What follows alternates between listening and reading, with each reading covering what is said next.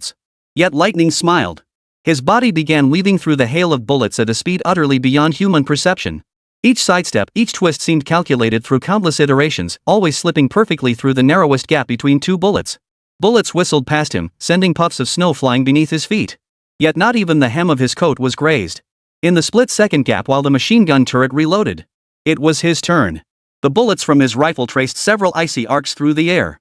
Coordinated with his teammates' fire, the two intelligent defense systems representing the pinnacle of Western technology were pierced by bullets, reduced to two piles of scrap metal. Inside the base, the alarm finally wailed shrilly. Hordes of second-rate soldiers and NATO advisors poured out of the barracks, their faces etched with terror and bewilderment. Awaiting them were 300 warriors descending from the sky. Team Black Rabbit had arrived. Boom! A BTR-80 armored personnel carrier attempted to block the invaders with its 14.5mm heavy machine gun. Yet one Black Rabbit member charged straight into the hail of bullets powerful enough to tear through steel plates, neither flinching nor dodging. Bullets struck his feathered armor, spattering sparks, yet failed to harm him in the slightest. Roar! He leapt upward, landing directly atop the armored vehicle.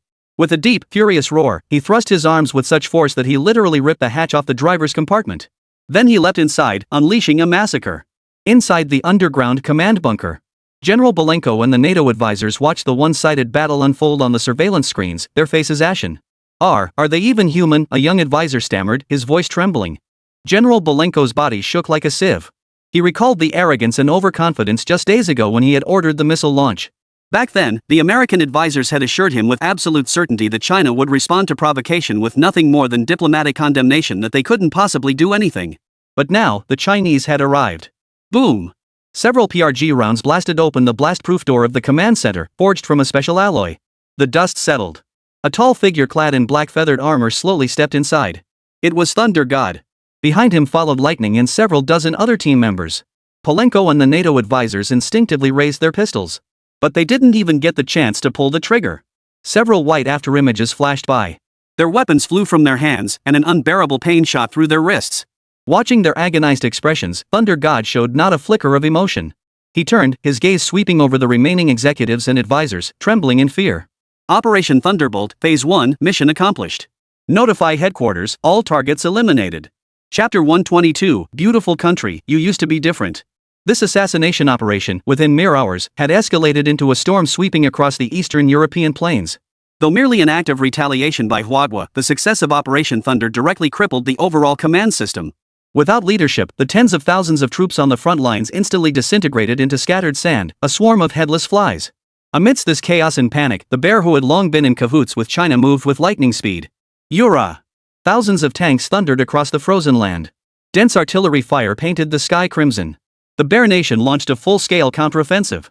The enemy's defeat came like a mountain collapsing. The second bear nation's defenses, deprived of unified command, crumbled like paper. Positions fell one after another, soldiers surrendered in full units. Across the snowy plains, discarded weapons littered the ground, while Manhwa soldiers knelt with hands raised high. Kiev, underground bunker. The leader of Urmao nation, Xiaozhe, stared at the relentless stream of battle reports, his face ashen. His voice trembled violently with fear. We can't hold them. We can't hold them at all. Our ace unit, the 93rd Mechanized Brigade, lost contact just 3 hours into the battle. The Dnieper River defense line was breached in a single charge. Mr. President, we can't hold them back much longer. The generals beside him wore expressions of utter despair. The nation they had pinned their hopes on, the one the entire Western world had armed to the teeth, was now hurtling toward ruin at an unstoppable pace. The strategic layout the United States had painstakingly cultivated here for decades was about to collapse entirely. Washington, D.C. President Ross sat in his wheelchair, silently watching the massive electronic screen. On the screen, red arrows representing the Russian military forces steadily spread toward the capital, Kiev. We must stop them. The Secretary of Defense, an old general, slammed his fist on the conference table. We cannot stand by and watch Ozawa's regime collapse. That would be America's most shameful defeat since the Vietnam War. Our credibility will be utterly destroyed before the eyes of the world. Many present couldn't comprehend why China's reaction was so intense this time. After all, the United States had frequently engaged in such provocations before, yet China had only ever responded with diplomatic condemnation, never daring to deploy troops. Even this time, it was merely a frontline commander acting on a whim, firing a missile at a Chinese transport ship out of boredom. Lockheed Martin CEO Davis, his face darkening, agreed grimly, the general is right. Not only will we lose a vital ally, but more crucially, our weapons will once again be exposed to the world as expensive junk. What will the nations that purchased our Patriot missiles and M1A2 tanks think? Therefore, we must deploy troops. Direct military intervention? Secretary of State Anthony's face turned ashen. Gentlemen, do you understand what that implies? It means our soldiers may find themselves facing those feather-clad Chinese soldiers head-on. The office fell into an oppressive silence. Yes. Feathered robe. The word hung like a mountain, weighing heavily on everyone's heart. They could ignore the incompetence of the Second Mao Army, they could ignore the ferocity of the Bear Army. But they could not ignore the mysterious technology emanating from the Eastern superpower. President Ross's gaze swept across every face in the room, his feet numb from illness seemed to tremble. Gentlemen, we have only two choices. A. We stand idly by and let the Second Mao nation collapse. We will lose credibility, lose markets, lose everything we have in Eastern Europe. But we can preserve our military and avoid a direct conflict with unpredictable consequences. B. We intervene directly with military force. We might preserve Ozawa's regime and uphold our reputation as the world's policeman. But our soldiers will face China's black technology head-on. Worse, we could ignite World War III. Now, tell me your choice. No one spoke. Whichever path we choose, we may become the nation's villains. After a long silence, President Ross nodded. It seems we have only one choice. That afternoon, at precisely 3 o'clock. White House, Rose Garden. President Ross, his legs supported by medical devices, appeared before the world's cameras. He could not appear before the public as a disabled man. No matter how agonizing it was, he had to stand up, for behind him stood the entire Western world. His speech, transmitted via satellite, reached every corner of the globe. My fellow Americans, and all peace-loving people around the world. Over the past 24 hours, a horrific humanitarian catastrophe has unfolded across the plains of Eastern Europe. A sovereign nation is suffering brutal and savage aggression from its neighbor. Countless innocent civilians are displaced by the flames of war, their cries of anguish echoing across the land. As the beacon of the free world and the guardian of international order, we cannot stand idly by. Rose's voice resonated with moral conviction and profound compassion. I hereby solemnly declare To uphold world peace and prevent the further escalation of this humanitarian catastrophe, the United States will unite with all our NATO allies to immediately deploy a joint peacekeeping force into the territory of the second-rate nation. Our purpose is not war. Rather, it is to establish a secure military buffer zone between the two sides, creating the necessary conditions for peace negotiations. Behind this lofty rhetoric lay a blatant, unapologetic direct military intervention. But Ross knew he had to say it.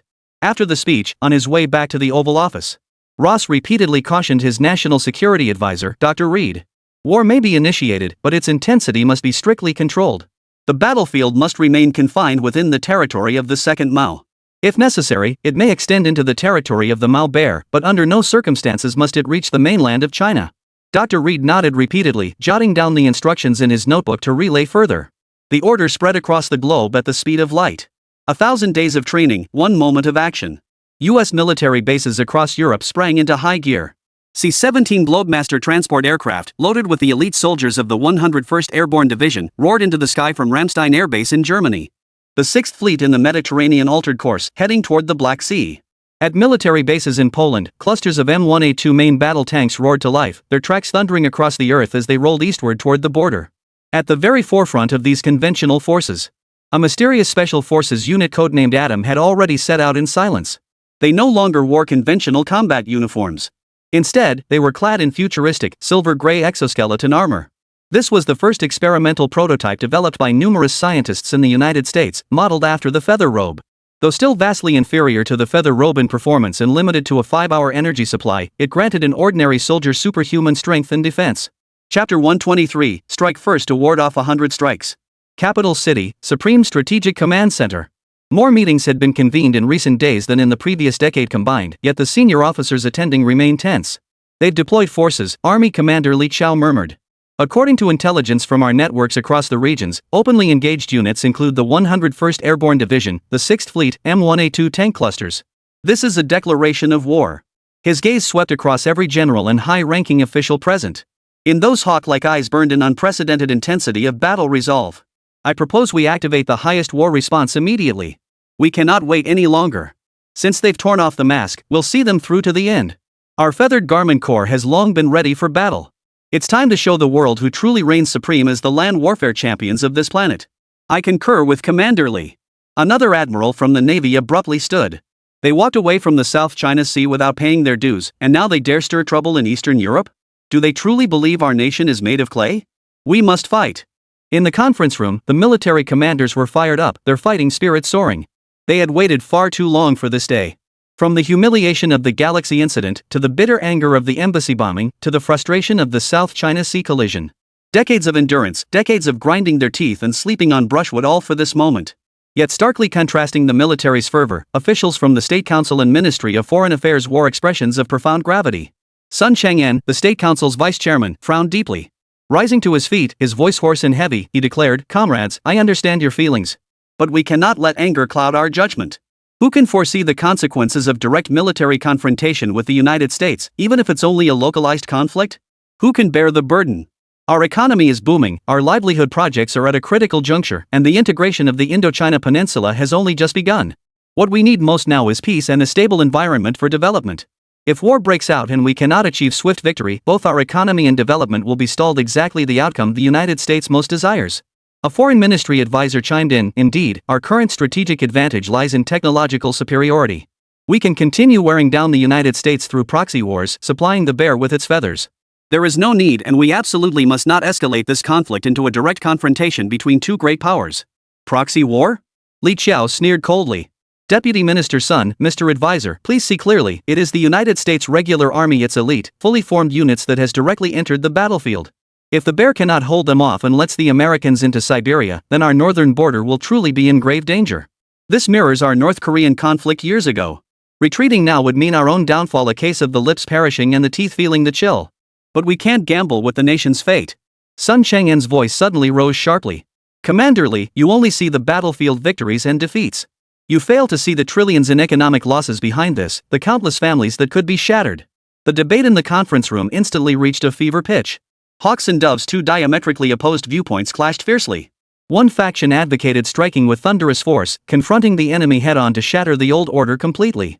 The other advocated strategic patience, indirect maneuvering, and buying time for peaceful national development. Neither side could sway the other, for they both understood that this decision would directly determine the fate of this nation and indeed the entire world for the next century. Time ticked away, second by second. The meeting reached an impasse. Beads of sweat formed on Sun Chang'en's forehead. He knew no resolution could be reached here.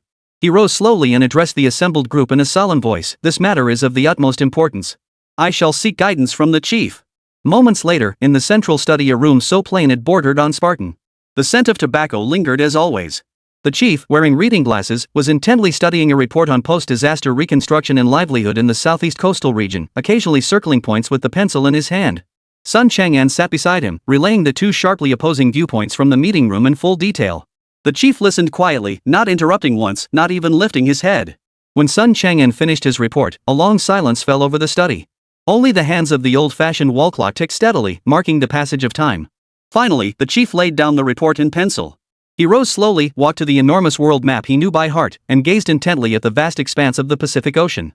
After a long while, he finally turned to face Sun Chang'en, his familiar Hunan accent ringing out once more. Chang'en, tell me, is this war with that beautiful country something we're bound to fight sooner or later? Sun Chang'en froze, then nodded instinctively. Yes, chief. If China wants to revive, a war with the United States is inevitable. Everyone agrees on that. Well then, that's settled. The chief smiled. Since we can't avoid it, we'll choose the most advantageous time and place for us and take the initiative to strike. He walked up to Sun Chang'en and patted him on the shoulder. Better to strike early than late. Better to fight elsewhere than on our own doorstep. They've chosen Eastern Europe as their battlefield far from our homeland. Isn't this a golden opportunity? We possess the feathered robe, technological superiority, and the united resolve of our people. They, however, lack a just cause, are riddled with internal conflicts, and face disloyal allies. As their strength wanes and ours grows, the elements of time, place, and people are all in our favor. This battle we must not only fight it. The chief's gaze sharpened instantly. We must win it so thoroughly that they feel the pain to their very bones, so thoroughly that they dare never again extend their claws into our sphere of influence. Strike first to prevent 100 strikes later. Sun Chang'en's heart skipped a beat. He finally understood. What the chief saw in his eyes was never the gain or loss of a single city or territory, but the fate of the entire nation for the next 100 years. But, chief. Sun Chang'en still harbored some apprehension. What if it spirals out of control and triggers a world war? That concern you raised is well-founded. The chief nodded, returning to the map. His finger traced a heavy circle over the vast lands of Ermao and the Bear. Informed the commanders on the front lines. The intensity of the war must be strictly controlled. The battlefield must be strictly confined within this circle. It must not spread to any other nation, and absolutely must not reach our homeland. What we seek is a limited war, one that delivers a decisive deterrent. Understood, chief. All doubts in Sun Chang'en's mind vanished in that instant. He straightened his back and rendered a crisp military salute to the chief. Chapter 124, Boycott Chinese Goods, Fight for Freedom. 1 hour later. Supreme Strategic Command Center. When Sun Chang'en conveyed the chief's decision to the conference room, the entire room fell deathly silent. Then came thunderous applause and a roar of fury. Yes, sir. Understood. The long-suppressed fighting spirit ignited completely in that instant. Sun Chang'en stepped to the command console and picked up the red telephone, the direct line to the highest command centers across all major war zones nationwide. His voice, steady and resolute, echoed through encrypted radio waves to every military corner of Huagua. Transmit my order. All forces, enter level 1 combat readiness. All active feathered robes are to be deployed to the battlefield immediately. As the second in command of the State Council, he placed great importance on the feathered armor. He knew exactly how many suits the nation possessed at this moment. Current stockpiles: 25,000 conventional feather armors, 15,000 stealth feather armors, 5,000 Shenlong feather armors, and 1,000 Mauto feather armors totaling 46,000 units. Add 10,000 VR goggles. Select the most elite feather armor warriors. Within 24 hours, assemble them and airlift them to the Eastern European battlefield. This operation's codename: East Wind. When the Chinese government announced the launch of Operation East Wind, it immediately sparked a storm across the global internet. CNN's red emergency headlines scrolled frantically across television screens worldwide. The roar of the Eastern Dragon, China deploys forces, World War III looms. BBC's star anchor faced the camera, his voice thick with Shakespearean pathos as he lamented. We witness a nation that once proclaimed peaceful rise finally tearing off its hypocritical mask to reveal its savage fangs to the world. This is not peacekeeping, it is naked aggression. X, Facebook, YouTube. All social media platforms controlled by Western nations were simultaneously flooded with sensational headlines and graphic images. Some were professionally edited propaganda photos of the Huagua military flexing its muscles. Others were heartbreaking scenes of war-torn Eastern European plains and displaced civilians sourced from unknown origins. All arrows pointed in one direction. China. They've finally stopped pretending. This is their true objective. To occupy Europe. God. Stop these yellow-skinned devils. Where is our army?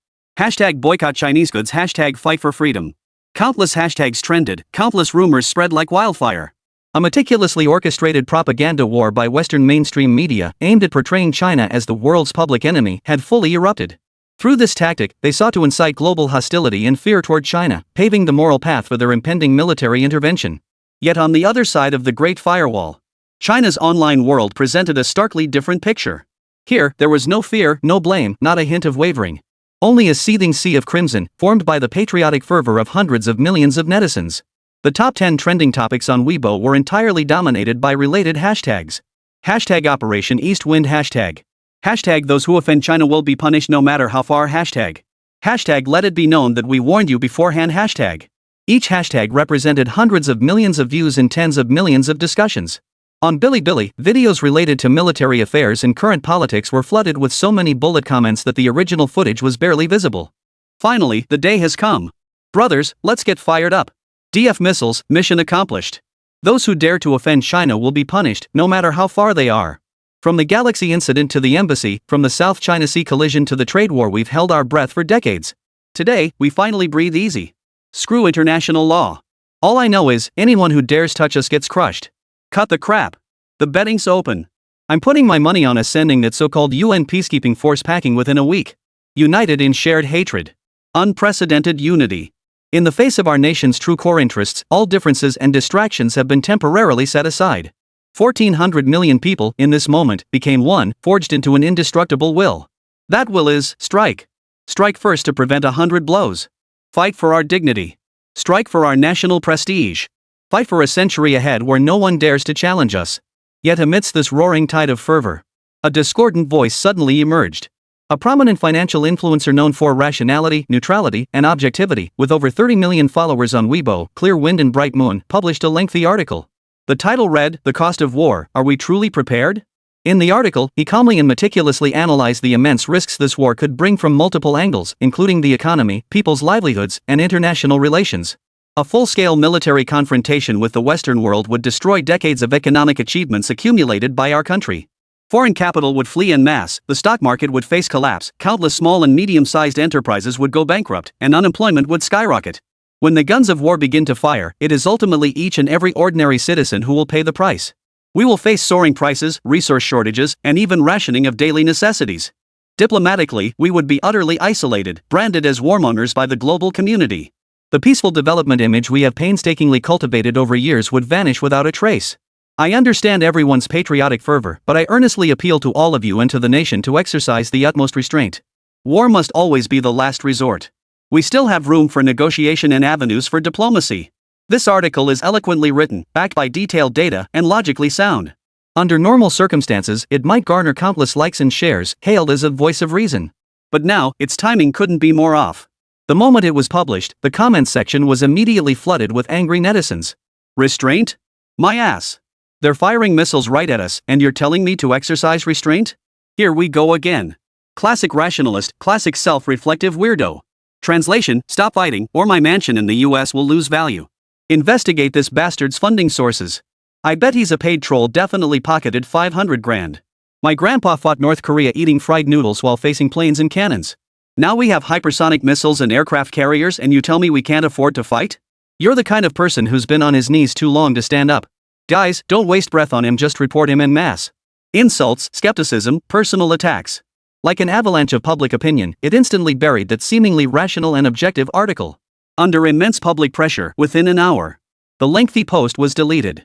The account Clear Wind, Bright Moon issued a brief apology, stating, "My words were inappropriate and ill-considered, hurting everyone's patriotic sentiments. I deeply apologize." Shortly thereafter, the platform permanently banned the account for posting inappropriate content that disrupts social order. This influential online figure, who once wielded immense power, proved as fragile as an ant in the face of overwhelming public sentiment. His downfall became a landmark event, sending a clear message to all. In the face of this war concerning the nation's destiny, any form of discordant noise will be utterly crushed. Chapter 125, Composure. Meanwhile, a black SUV bearing military license plates sped along the highway leading to Haicheng. Li Guosheng, the logistics director of the Southeast Theater Command, frowned deeply as he stared intently at the military tablet in his hands. His fingers tapped the edge of the screen repeatedly. A dense stream of messages scrolled relentlessly across the screen. It was the freshly consolidated intelligence summary from the Supreme Command Headquarters. The 7th Fleet and 3rd Fleet of the United States have completed combat readiness assembly and are advancing toward the South China Sea and East China Sea. Their NATO allies have dispatched over 5 carrier strike groups to provide support. Intelligence confirms the enemy has urgently deployed 3,000 units of a new type of soldier exoskeleton. Performance parameters are unknown, but assessments indicate they surpass previous combat versions. Logistical supply lines are frantically transporting resources from over 50 military bases worldwide to the Asia-Pacific region. Though he wouldn't be directly deployed to the battlefield as a soldier of China, every word and every fluctuating number weighed heavily on Li Guosheng. This represented one of the most severe and extensive military pressures China had faced since its founding. As the vehicle navigated a sharp curve, the tires screeched in a piercing shriek against the pavement. The driver's palms were already drenched in sweat. Li Guosheng remained utterly unresponsive, his gaze fixed unwaveringly on the suffocating battle report. Half an hour later, the off-road vehicle finally reached its destination. But it didn't drive straight in. Instead, it stopped 500 meters from the entrance. This was the silent factory. This place was no longer the dilapidated little workshop it once was. Although the expansion wasn't fully complete, the factory grounds were now entirely enclosed by towering walls. Visible arcs of electricity flickered across the walls, accompanied by a low, crackling hum. Guards were stationed every 3 steps, sentries every 5. All the soldiers on duty wore the latest model of feathered armor, their eyes sharp and alert. Dozens of patrol drones hovered overhead. Li Guosheng hurried inside, striding toward the 2-story building in the core area. He didn't knock, he simply pushed the door open. Lin Mo. Li Guosheng's voice carried a hint of urgency. Yet the scene inside the office left him frozen in place. In stark contrast to the tense atmosphere outside, where storm clouds gathered and winds howled. Here, it felt as leisurely as a retired official's convalescent suite. The air conditioning blasted cool air, and soft music flowed through the room. Lin Mo, the young man regarded by the entire military high command as their anchor of stability, was currently sprawled ungracefully on a plush sofa. He wore flashy boxer shorts and flip-flops, his entire demeanor utterly lacking in dignity. His left hand cradled a cup of bubbly soda. His right hand gripped the latest gaming console, his focus entirely on the game. Bang! Bang! A-da! The console blared with the sounds of intense combat. Director Li? Only when Li Guosheng stepped in front of him, blocking the TV's light, did Lin Mo notice someone had arrived and lifted his head. Seeing him like this, Li Guosheng opened his mouth but found himself at a loss for words. Lin Mo. What time is it now, and you still have the nerve to play games? Li Guosheng finally couldn't hold back. He snatched the game console from Lin Mo's hands, intending to smash it, but then remembered Lin Mo was just an arms dealer, war didn't seem to be pressing on him personally, so he gently set it down instead. He pulled out his tablet and placed it before Lin Mo. The United States and their lackeys are dead set on testing our resolve this time. Multiple carrier strike groups, hundreds of 5th-generation fighters, and their latest exoskeleton technology, they're throwing everything they've got at us. The pressure on the front lines is immense. The organization sent me to ask you about it. Li Guosheng's voice grew louder. Can you immediately crank up the feather armor production line to full capacity? Max out every ounce of output. We need gear, we need more feather armor to equip our soldiers. We can renegotiate the price. This isn't the time to be penny pinching. Every single feather armor could save the lives of dozens of our soldiers. Yet, faced with his urgency, Lin Mo merely picked up the cola on the table and took a long sip. Burp. He let out a satisfied burp before slowly waving his hand. Minister Li, please calm down. He leaned back into the sofa, crossed his legs, and let his flip-flops dangle. What's the rush? Li Guosheng nearly choked on his own breath at the man's attitude. How could I not be in a hurry? This is a burning issue. Ah. Lin Mo sighed, as if looking at an unreasonable child. Minister Li, let me ask you, how many pieces of feather robes, across all models, do we currently have in stock? Li Guosheng froze, answering instinctively, 46,000. That number was already etched into his memory. Well, there you go. Lin Mo spread his hands, his tone calm. Not to brag. 46,000 feathered robes? That's enough to send the United States back to the Stone Age. Li Guosheng was dumbfounded. But he tried to say more. Lin Mo cut him off immediately. More importantly, our new production line is still in the debugging phase. The core nanobots inside are incredibly precious. Forcing increased production now would only overload the entire line and cause massive damage to the robots. Then we really wouldn't be able to produce a single piece. This principle is called sharpening the axe doesn't delay the woodcutting. You should understand that, right? This wasn't just empty talk from Lin Mo. Although the nanorobots could self-replicate, their efficiency wasn't high. Most still had to be exchanged from the system by Lin Mo. Once damaged, no amount of money could buy replacements. Seeing Li Guoxing's still furrowed brow, Lin Mo paused, then simplified his explanation. Let me put it this way, Director Li. Right now, we're driving a Gundam to fight a bunch of primitive people wielding stone spears. Do you really think it's necessary to deploy every single Gundam in the world? Li Guoxing's body stiffened abruptly. He stared blankly at Lin Mo, the anxiety gradually fading from his bloodshot eyes. To be honest, he didn't quite believe Lin Mo's words. But as the inventor and creator of the feathered robe, no one in the world understood it better than Lin Mo. Half an hour later, Li Guoxing emerged from the office looking utterly dejected. He remained deeply troubled, yet the crushing weight of pressure that had nearly overwhelmed him had dissipated significantly in the face of Lin Mo's effortless composure. He sighed softly and left the mysterious factory. Quiet returned to the office. Suli entered carrying a tray of sliced fruit. Her face was etched with worry as she looked at Lin Mo sitting on the sofa. Lin Mo, aren't you worried at all? That's the United States we're talking about. They? Worried about what? Lin Mo smiled, avoiding a direct answer. He picked up the game console Li Guoxing had tossed aside and re-entered the game. To him, the virtual boss on the screen seemed far more challenging than the impending storm about to engulf the world outside. Suli watched his carefree demeanor, shook her head helplessly, and stuffed a slice of watermelon into his mouth. Chewing the watermelon, Lin Mo glanced out of the corner of his eye at a paper document casually tossed aside. Zodiac Project, Snake. Chapter 126, A Dog in the East China Sea.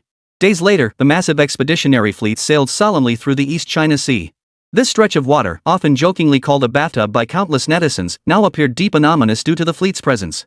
Grey hulls sliced through azure waves, leaving long lingering white wakes across the sea.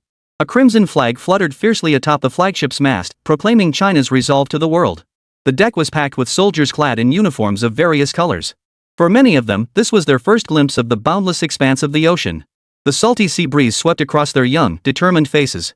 Their eyes held tension for the impending European battlefield, apprehension for the unknown fate ahead, but above all, a burning desire for victory and absolute loyalty to their nation. A young soldier leaned against the railing, gripping his steel rifle tightly. His feathered coat shimmered with a deep, steady black sheen in the sunlight. He turned his head, gazing at the massive Type 075 amphibious assault ship not far away.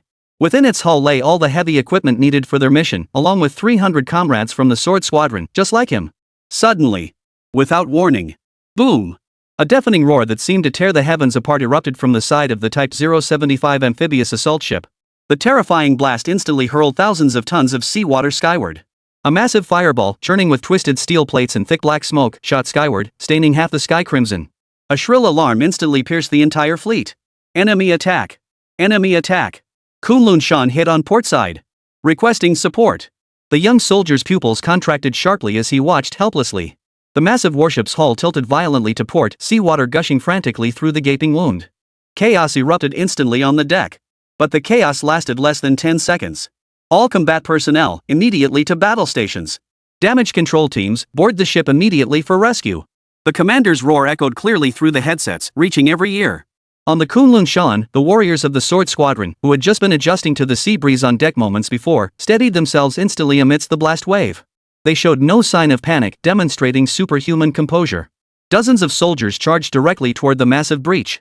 Their feather armor power boosters instantly activated at maximum capacity, and together, they used their flesh and blood to temporarily hold back the surging seawater and the tilting hull.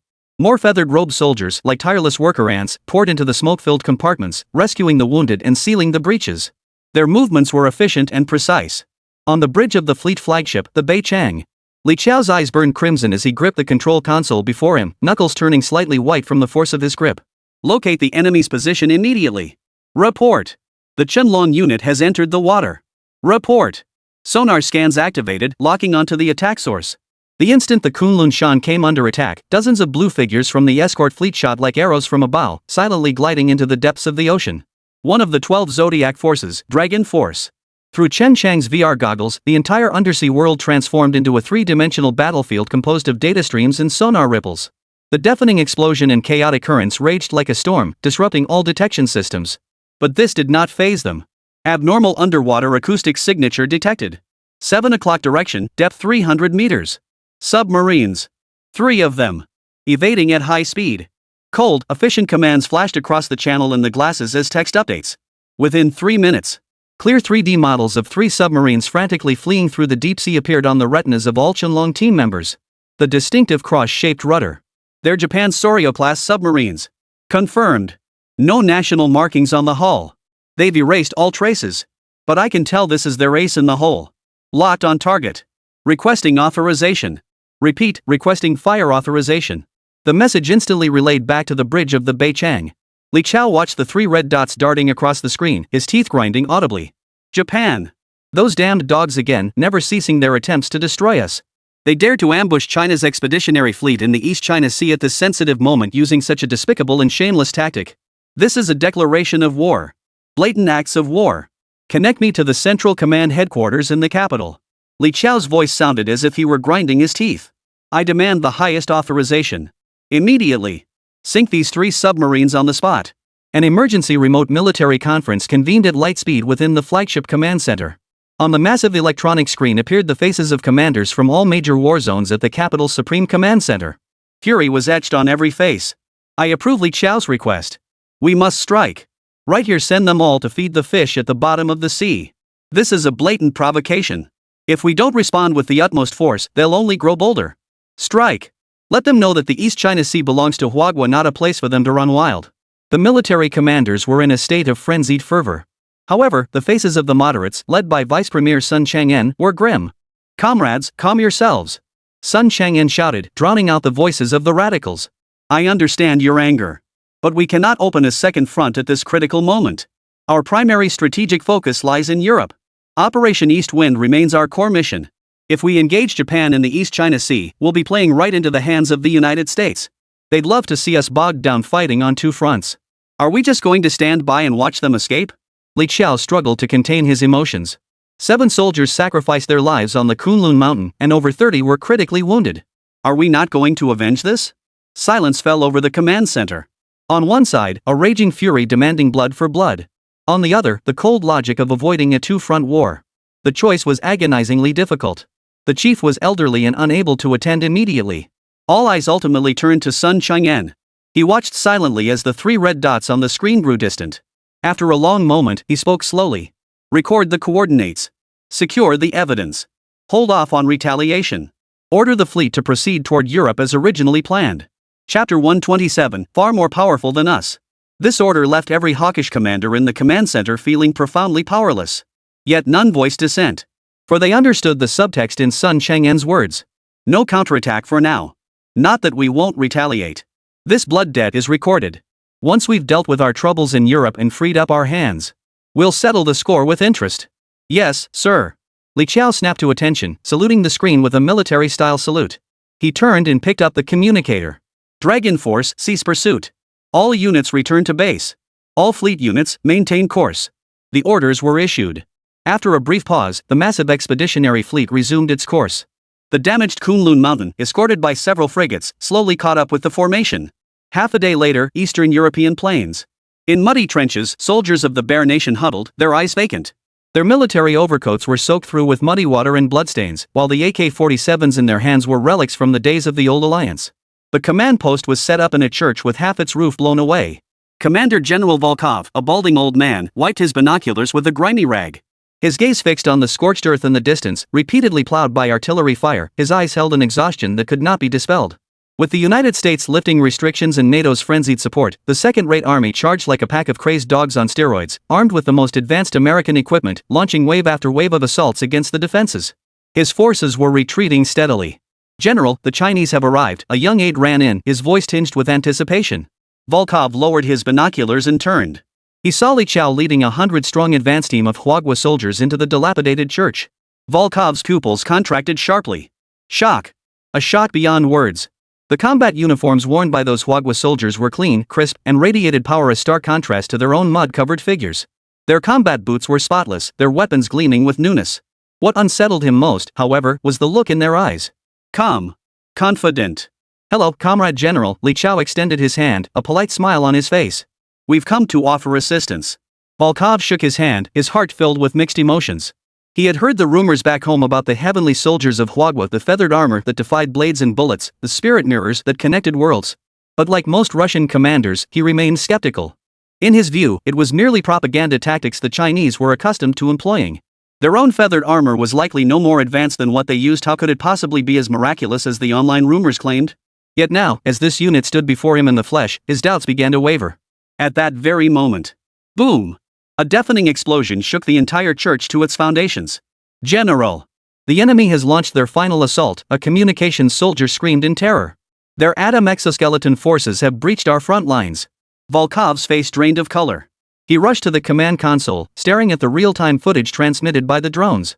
On the screen, a dozen silver-gray, mechanically sleek atom exoskeleton suits charged forward like a herd of steel beasts. Their rotary machine guns spat fire, effortlessly shredding the bare nation's fragile fire network. Behind them, waves of M1A2 main battle tanks and infantry fighting vehicles rolled forward. Hold them back! Hold them back! Volkov roared into his communicator. In that moment of utter despair, Li Qiao's voice sounded calmly in his ear. General, need some help? Volkov whipped his head around to see Li Qiao's solemn expression. Gritting his teeth, he forced out a few halting words in Chinese. I need it. Li Guosheng nodded. He picked up the communicator and issued the order. Sword 1 platoon, prepare for combat. Outside the church, 30 soldiers clad in black standard issue feathered robes adjusted their gear amid the deafening barrage of artillery fire. Advance! The command echoed.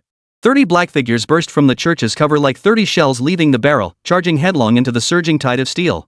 Volkov and all his officers held their breath, staring intently at the live feed from the front lines transmitted by the drone. They watched as an M1A2 main battle tank swiveled its turret, aiming directly at the lead member of the sword squad charging forward. Boom! A 120mm armor-piercing shell roared forth with devastating force. Volkov's heart leapt into his throat. However, the Black Rabbit soldier effortlessly leapt over the missile. The missile landed behind him, erupting in a burst of flames. He accelerated suddenly, charging straight toward the tank before everyone's horrified eyes. Roar! He let out a deep, furious roar as the muscles in his arms bulged instantly. Then, with both hands, he gripped the tank's hatch cover with all his might. Amid the terrified screams of the tank crew, he forcibly ripped open the tank's hatch, leaping inside to begin a rampage. And this was only the beginning.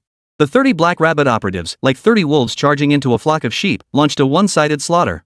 Machine gun fire from the atom exoskeletons struck their bodies, sparking only showers of sparks without causing any damage. Meanwhile, every shot from their rifles pierced precisely the most vulnerable joints of the atom armor. One Black Rabbit member even deemed guns too slow, discarding his weapon to take down an atom exoskeleton with his bare hands, extracting the operator and knocking him unconscious to take as a prisoner. The entire battlefield had transformed into a stage for the Chinese soldiers' performance. Behind them, an even swifter, deadlier force joined the fray.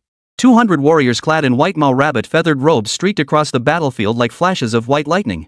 Their speed was beyond comprehension, leaving trails of afterimages in the dense hail of bullets. Before the enemy commander could issue a retreat order, a white figure descended from the sky, snapping his neck with pinpoint precision. The enemy artillery positions were rendered useless before they could fire a second volley, completely wiped out by a dozen ghostly white rabbit commandos who had infiltrated their ranks. In mere minutes, the once arrogant American-equipped armored unit was utterly crippled, rendered useless, and routed into a disorganized retreat, abandoning armor and helmets as they fled toward the rear. The battlefield fell silent once more. Only the smoldering wreckage of tanks and the scattered fragments of atom exoskeletons across the ground bore witness to the events that had just unfolded. Chapter 128, We Take Tai Chi Seriously. Inside the command center, General Volkov stared blankly at the screen, his binoculars long since fallen to the floor. Behind him, the faces of the Russian officers shifted from shock to ecstatic joy, and finally settled into a profound, soul-deep reverence. They watched the soldiers of Huagua calmly clearing the battlefield, even finding time to gather and smoke together, their hearts filled with mixed emotions. General! The aide's voice trembled violently with emotion. We won. Volkov did not respond. He spun around abruptly and rushed to the highest-level encrypted communications device. With trembling hands, he dialed the line to the Kremlin. He must report everything he had witnessed to Moscow immediately, right now. This is Volkov. I have a top-level emergency combat report. His voice brimmed with uncontrollable fervor. The Huagua people, their feathered armor is too powerful. I recommend no, I demand. Headquarters must acquire their equipment at any cost. It could change our entire nation, even the entire world. The bear also possesses feathered armor, but it's been so severely neutered it can barely touch the heels of ordinary feathered armor, let alone the Zodiac series variants. The triumphant report reached Moscow at the speed of light.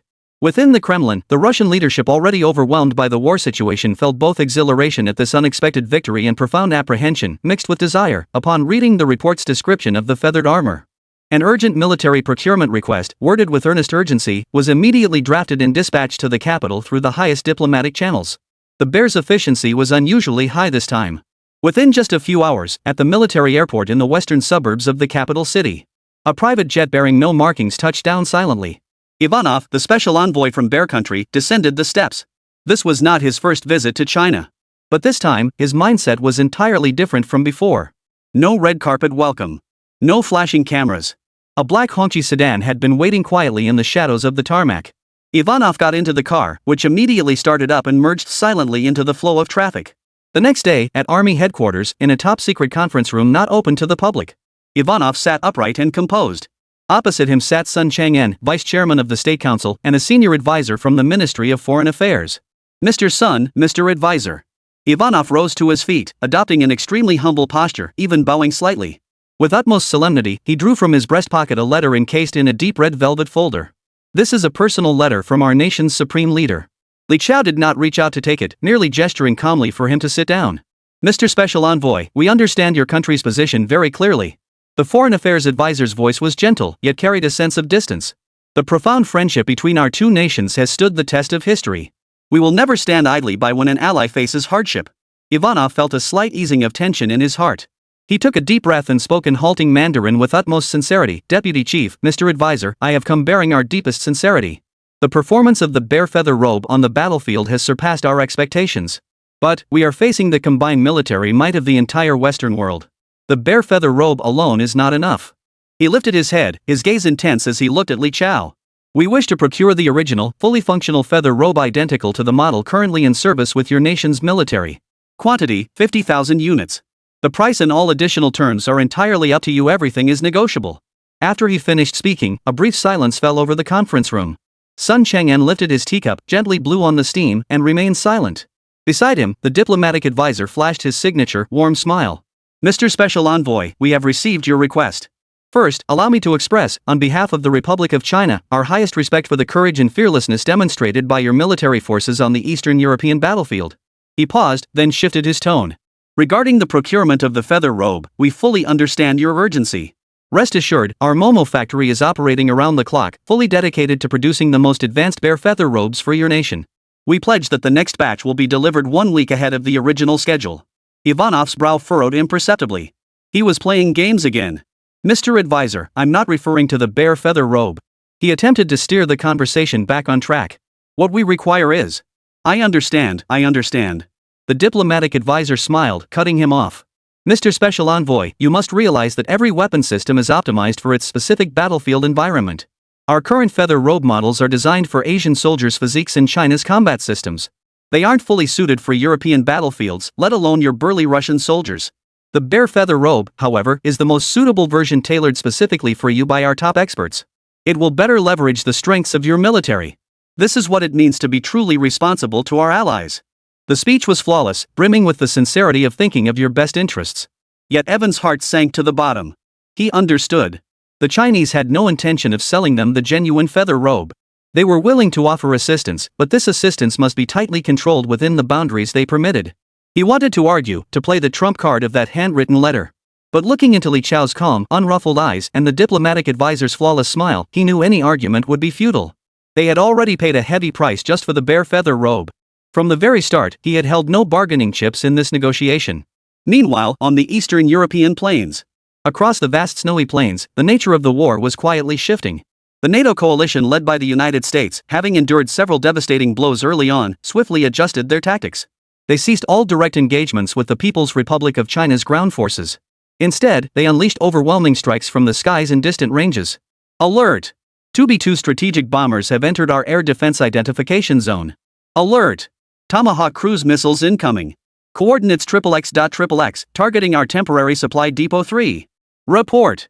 Sword transport convoy 7 intercepted by enemy F-35 fighters in sector C-13. Requesting air support. Chapter 129, if I can't fight you, I can still sanction you. Within Huagwa's temporary command center, alarms blared incessantly. Though the feathered warriors were invincible on the ground, they were not gods. They could not intercept missiles, much less shoot down fighter jets in the sky. The United States was employing its most proficient and most unscrupulous methods to drag this war into its most familiar rhythm. Systemic warfare. Attrition warfare. Their ubiquitous reconnaissance satellites and drones monitored the entire battlefield. With precision long-range firepower, they relentlessly pound the logistics supply lines of the Huaguo-Maoxiong alliance. With absolute air superiority, they segment the battlefield into isolated grids, rendering the formidable feathered warriors on the ground powerless to act.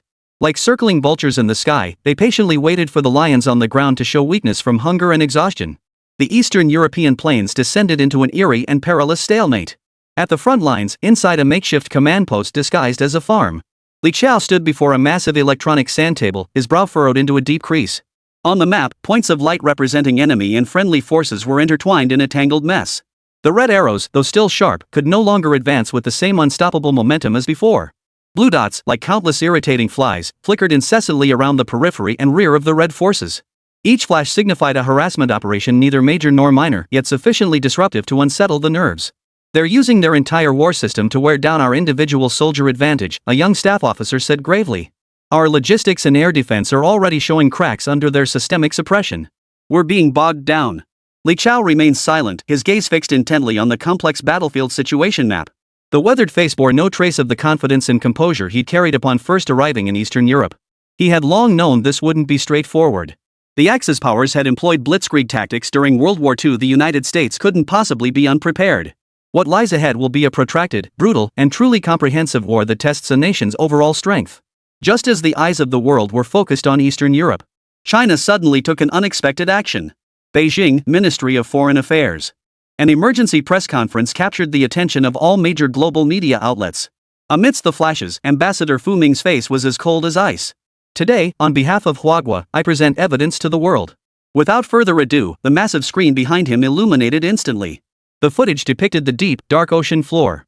A video recorded by the high-definition underwater camera of the Chunlong unit began to play. The outline of a submarine slowly emerged from the murky waters. It moved with extreme caution, its hull devoid of any national markings in an attempt to conceal its identity.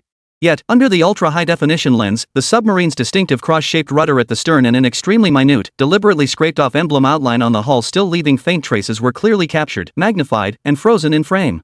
After repeated comparisons by our technical department, this submarine has been confirmed as the Japanese Maritime Self-Defense Force's Soryu-class attack submarine, the Soryu. Fu Ming's voice was devoid of emotion.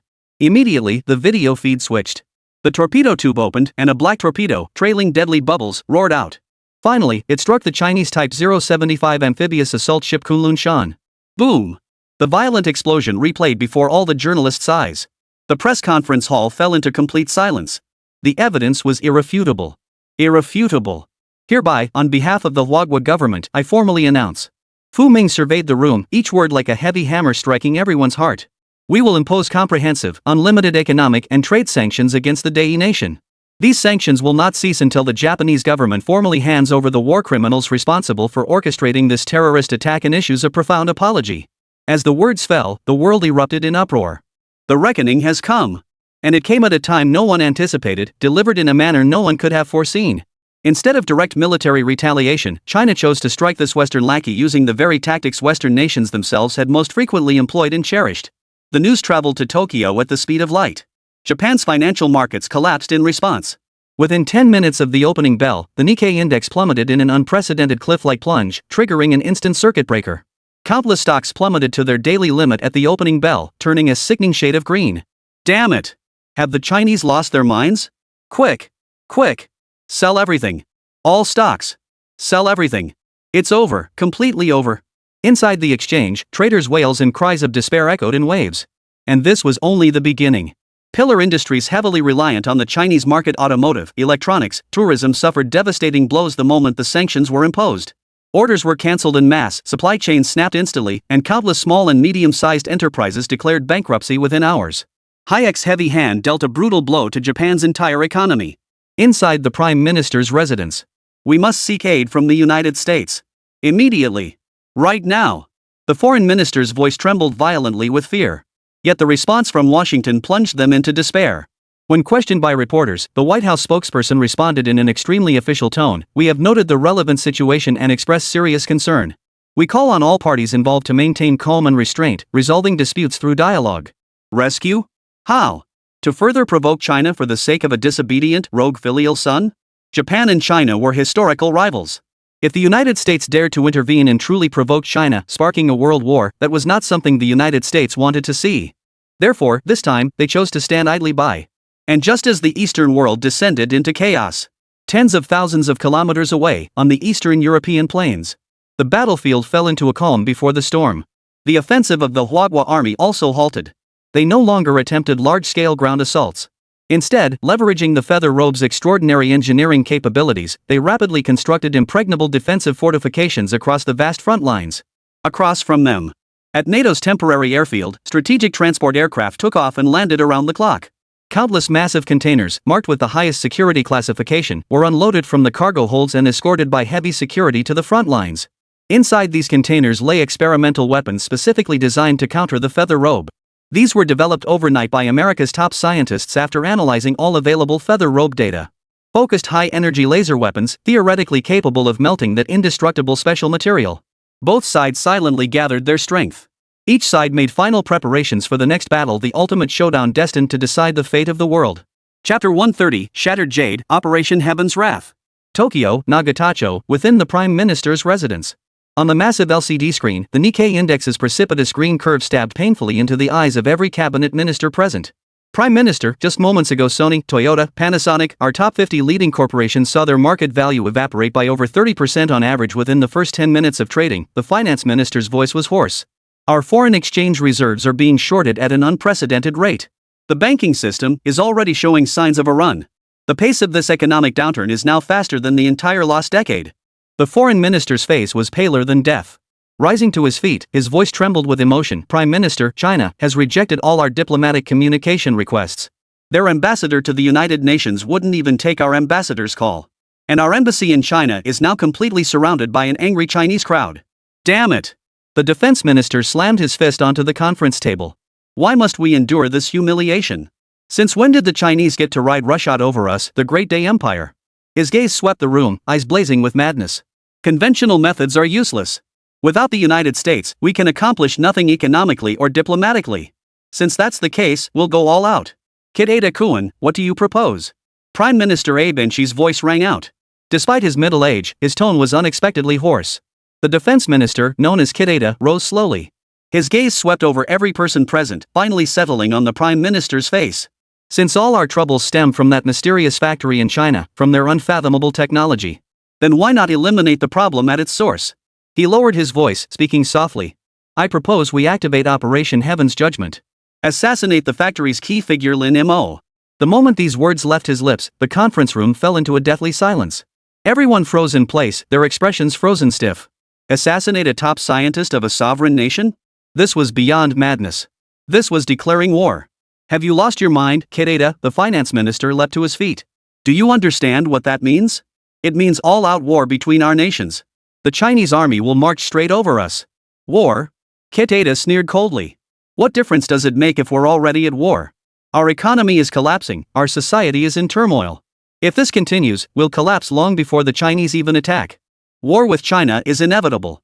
Do you think erasing that war from our textbooks means the Chinese have truly forgotten? Once Lin Mo is dead, he declared, eyes wide with fervor, China's technological edge could collapse, even regress. Only then can the United States reclaim its dominance, and we seize our chance to turn the tables. This is our sole, final opportunity. But? No buts about it. Kid-Ada cut him off harshly. Success means we're heroes who saved the nation. Failure means nothing more than seppuku to atone. Do you really want to stand by and watch this country sink under our watch? No one spoke. Only heavy breathing filled the conference room. Truthfully, they had no way out. War between Japan and China was inevitable. If the United States lost this Eastern European battlefield, China would truly dominate the world stage. Japan would have no escape. The Prime Minister slowly closed his eyes. Countless thoughts flashed through his mind. Ultimately, all those thoughts coalesced into a single decision. He opened his eyes and spoke calmly. I will personally take responsibility for this plan. It has nothing to do with the cabinet. It has nothing to do with the nation. Contact my personal guard immediately. Inform them it is time to prove their loyalty to the emperor. Half an hour later, a top-level encrypted email was dispatched from the Prime Minister's residence, transmitted through the most secretive channels to the Pentagon across the ocean. President Ross read the contents, his expression unreadable. The Japanese are preparing to court their own destruction, he remarked to Dr. Reed beside him. Dr. Reed pushed his glasses up. Mr. President, our assessment is that the likelihood of a successful assassination is extremely low. The security measures in place at the Chinese Central Committee are so stringent that even we couldn't infiltrate them. For reasons unknown, Japan's leadership had concealed the true target of the assassination attempt, claiming instead that it was aimed at high-ranking officials within China's central government. I'm well aware, President Ross nodded. I don't expect them to succeed, but with the battlefield situation uncertain, if the Japanese wish to disrupt China's rear, we must support them. Reply to them. Tell them we'll provide assistance to their warriors in support of their just cause. For instance, that newly developed super adrenaline serum capable of unleashing superhuman strength in ordinary individuals for a brief period. Also, make it clear this is entirely Japan's own decision from start to finish. It has absolutely nothing to do with our beautiful country. Yes, Mr. President. Late that night, Japan, at the foot of Mount Fuji, in a secret base closed to the public. Hundreds of men clad in black combat gear, their faces concealed by demon masks, knelt in the vast dojo, silently polishing their katana swords. They were the Prime Minister's privately bred loyal hounds. Each member was handpicked from elite special forces units and ancient ninja schools, masters of assassination, infiltration, intelligence gathering, and countless other skills. Their sole purpose existed to clear all obstacles for the Prime Minister. An elderly man clad in white kimono slowly approached them.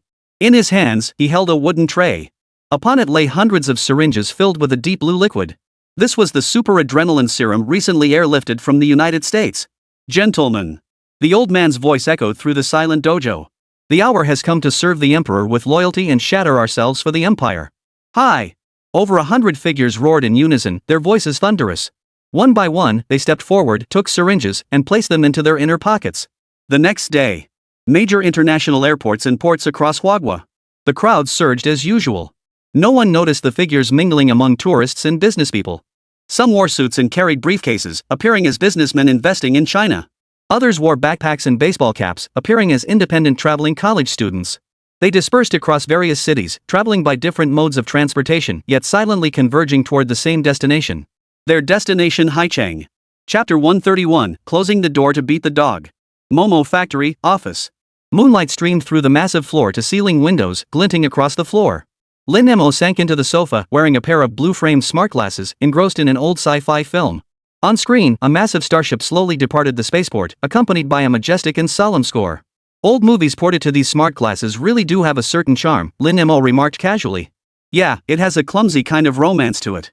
Suli sat cross-legged on the wool rug beside him, replying without looking up. Her pink smart glass mirrored the movie's visuals, yet her hands were busy. She was intently peeling an apple with a small fruit knife. The office was quiet, filled only by the soft rustling sound of the knife slicing through the flesh. Suddenly, amidst the film's majestic score, a jarringly high-pitched buzzing note abruptly intruded. Suli showed no reaction, remaining fully absorbed in the film and the apple in her hands. Lin Mo's eyebrow twitched almost imperceptibly. The next second, the movie screen before him violently distorted and flickered, then a blood-red diamond-shaped warning box replaced the image. Warning: multiple high-threat units detected approaching at high speed. What's wrong? Suli finally finished peeling the apple. Noticing Lin Mo's sudden silence, she removed her spirit mirror and looked at him questioningly. Lin Mo didn't respond immediately. The leisurely expression had vanished from his face, replaced by calm composure. With a flick of his thoughts, the warning vanished, replaced by a real-time rendered 3D map of the factory unfolding across his retinas. On the map, hundreds of blinding red dots silently converged toward the factory's core from the surrounding dense forests, highways, and abandoned pipelines. Their movements were perfectly synchronized. The distances between them, their advance speed, and their surveillance angles were all precise, clearly indicating a professional military force. Number of unidentified targets, 108. Current distance to factory perimeter, 4.8 kilometers. Individual physiological data analysis: average heart rate 140 bpm, core body temperature 38.5 C, abnormal lactate levels. Target confirmed to have been injected with military-grade combat stimulants. Weaponry scan: primary weapon 9mm custom silenced submachine gun, secondary weapon tactical throwing axe. Highly uniform equipment suggests elite special forces. We have a visitor. Lin Mo slowly removed his spirit mirror. Guests this late? Suli froze for a moment. Seeing Lin Mo didn't respond, her heart clenched sharply. Enemies? MHM. Lin Mo stood up, walked over to her, and ruffled her hair. Just another bunch of rats. Hide in the secret room. Don't come out until I call you. His finger pointed toward the hidden door in the corner of the office, seamlessly integrated into the wall. Beyond it lay an emergency safe house, hundreds of meters underground, forged from special steel and impregnable. Suli didn't fuss or ask questions. She simply nodded firmly, then pressed the cleanly peeled apple into Lin Mo's hand. Lin Mo had dealt with intrusions before, and with the factory's security guards present, there was no reason for trouble now. Then hurry up and take care of it. With that, she strode swiftly into the hidden door. The heavy alloy door slid silently back into place, accompanied by a faint click as the lock engaged. In the office, Lin Mo was now alone. The smile vanished instantly from his face. He casually placed the apple on the desk, then issued a series of commands through the encrypted communication channel within the factory via the spirit mirror. All personnel, be on high alert. We have a mole. Go to level 1 combat readiness. Security forces in Sector A, transition to silent stealth mode. Do not fire without my explicit order. Patrol teams in Sector B, abandon outer sentry towers.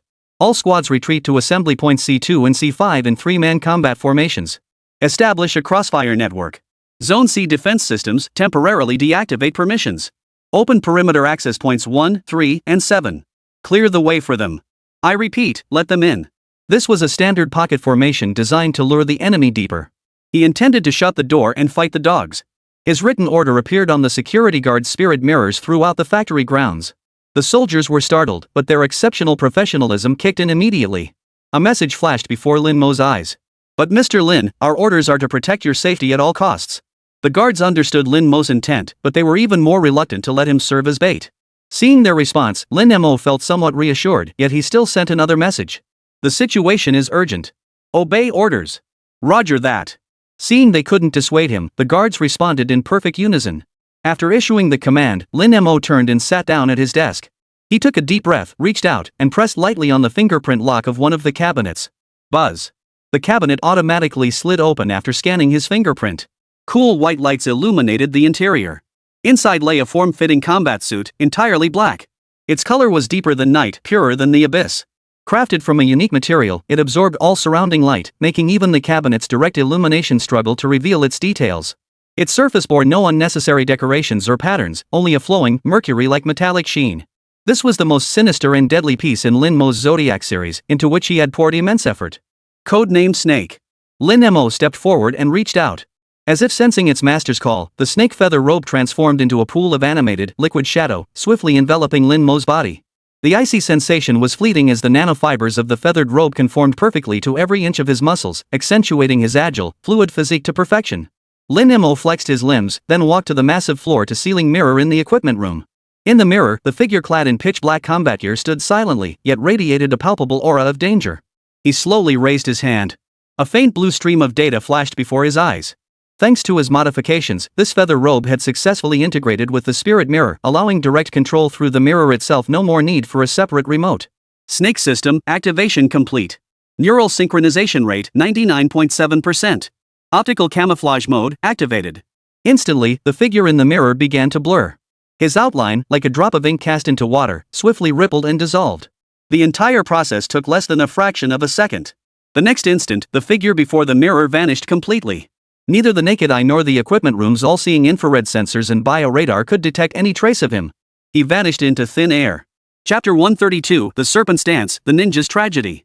Under the moonlight, 110 shadowy figures moved silently through the outskirts of the silent factory. Leading them was a Japanese man codenamed Anakiri. He gazed at the silent factory ahead, a cold curve forming at the corner of his mouth. Through his specialized night vision goggles, he could clearly see that the perimeter electric fence had ceased functioning. The watchtowers stood empty, and even the patrolling guards appeared lax and careless. Everything matched the intelligence reports exactly. After several major victories, the Huagua forces had grown arrogant and complacent. All teams, attention. Kitsune issued the command through his bone conduction earpiece. Target confirmed to be lax.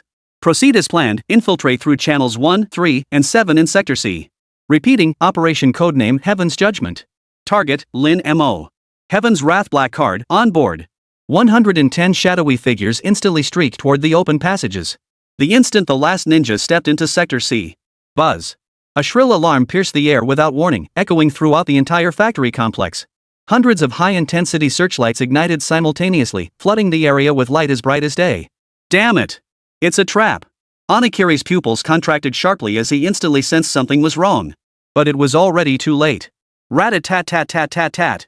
From all directions, the guards who had been lying in wait at their pre-designated positions pulled the triggers. Crossing streams of fire instantly engulfed all 108 intruders. Thud! Thud! Thud! The ninjas charging at the forefront were torn to shreds by the hail of bullets before they could even react. Take cover. Find cover. Return fire.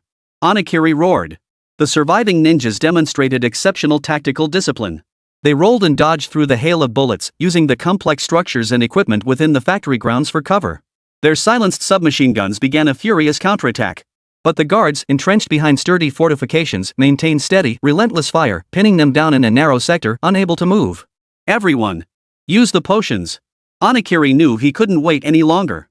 Even though he'd already injected one dose, another shot would be burning away their very lives. He pulled the syringe filled with ghostly blue liquid from his chest and plunged it into his own neck without hesitation. The icy liquid surged instantly into his veins. An indescribable burning sensation erupted from his heart, sweeping through his entire body. Anakiri felt his muscles tense and his blood boil. The entire world seemed to slow down before his eyes. He could clearly see the trajectory of every bullet in flight. Ha! He let out a low growl and charged headlong into the hail of bullets. The other ninjas followed suit, injecting themselves once more with that super adrenaline from the beautiful country. In an instant, the tide of battle turned. The ninjas' speed, strength, and reaction time surged several-fold in an unnatural way. Many soldiers within the guard had their feathered robes removed to support the war effort and sent to the front lines, leaving them powerless against these foes. Just as a guard peered out to fire, a dark figure swiftly closed in, its katana slicing through the air with a cold arc. Fortunately, the soldier ducked his head at the last moment, narrowly escaping the same fate as Louis XVI. Suppressing fire. Don't let them close in. The guard commander roared in frantic urgency. But it was too late. These ninjas, injected with drugs, seemed oblivious to pain, driven only by forward momentum. Gaps began appearing in the guard's defensive line. Though no casualties had been reported yet, the number of wounded was steadily rising. In the office, Lin Mo silently shut down all the surveillance feeds and stood up. He didn't exit through the front door. Instead, he walked to the floor-to-ceiling window, gently pushed it open, and leaped from the second floor. He landed silently on the lawn below. Then he vanished. On the battlefield, Anakiri was gaining momentum. He severed the arm of a guard soldier with a single stroke, preparing to close in for the kill. Suddenly, a chill swept over him from behind. He whipped his head around, only to find no one there. Splash! A faint sound echoed in his ear. He looked down and saw a hand clad in pitch-black gloves slowly withdrawing from his chest. In its grasp was his heart. How is this possible? Kitsune's eyes were filled with utter bewilderment. Even in death, he never saw his enemy's face. Lin Mo's figure slowly materialized beside Anakiri's corpse. The snake feather robe, one of the highest-grade zodiac robes Lin Mo had crafted specifically for himself. It did not merely enhance the cloaking function. Rather, it built upon invisibility to push the wearer's speed, reaction time, and explosive power to extreme specialization. When clad in it, Lin Mo's speed was no longer merely fast to ordinary eyes. It was teleportation. A ninja had just raised his submachine gun, preparing to unleash a hail of bullets at the guard's position.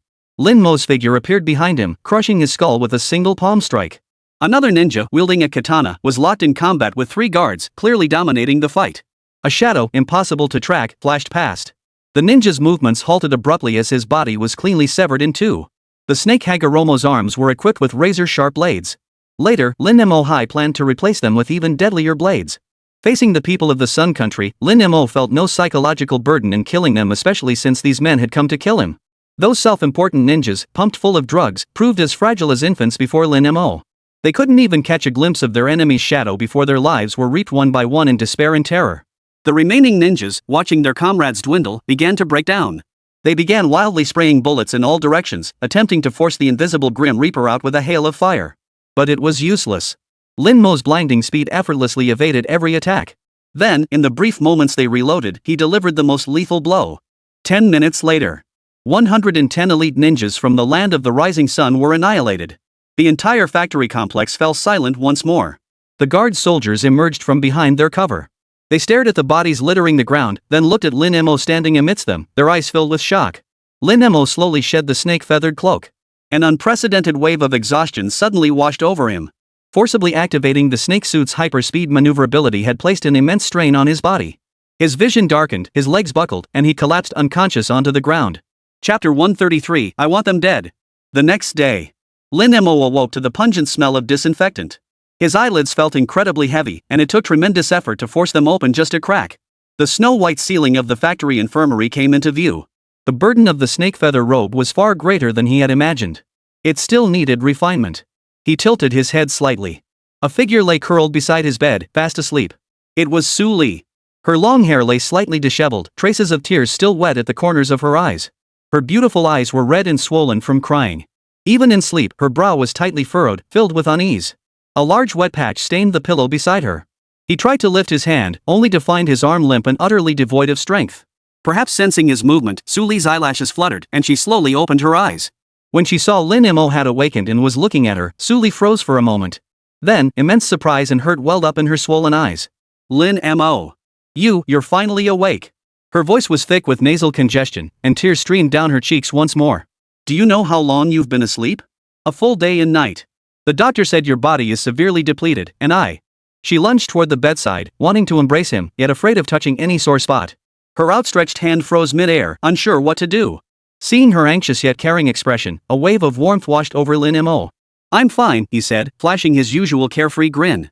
Fine my ass. You scared the hell out of me. Suli wiped her tears with the back of her hand while scolding him. You're not allowed to do anything reckless like that again. Got it? Fine. While giving a half-hearted response, Lin Mo's mind drifted back to his father's final words. As a man, protecting your family is your foremost duty. Just then, the office door swung open.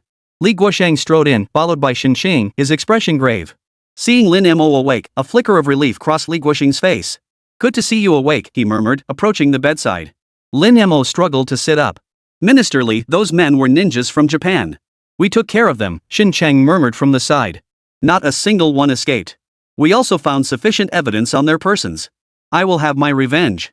Lin Mo's voice was quiet but laced with a hint of ferocity. I will make the land of the rising sun pay with their lives. Though he usually embraced a laid-back attitude, even his compassionate nature couldn't tolerate enemies who came knocking at his door. Yet Li Guosheng merely sighed deeply. Lin Mo, calm down first. We'll settle the score with the Dei Kingdom sooner or later. But right now. Li Guosheng pulled a chair over and sat beside the bed, his expression unusually grave.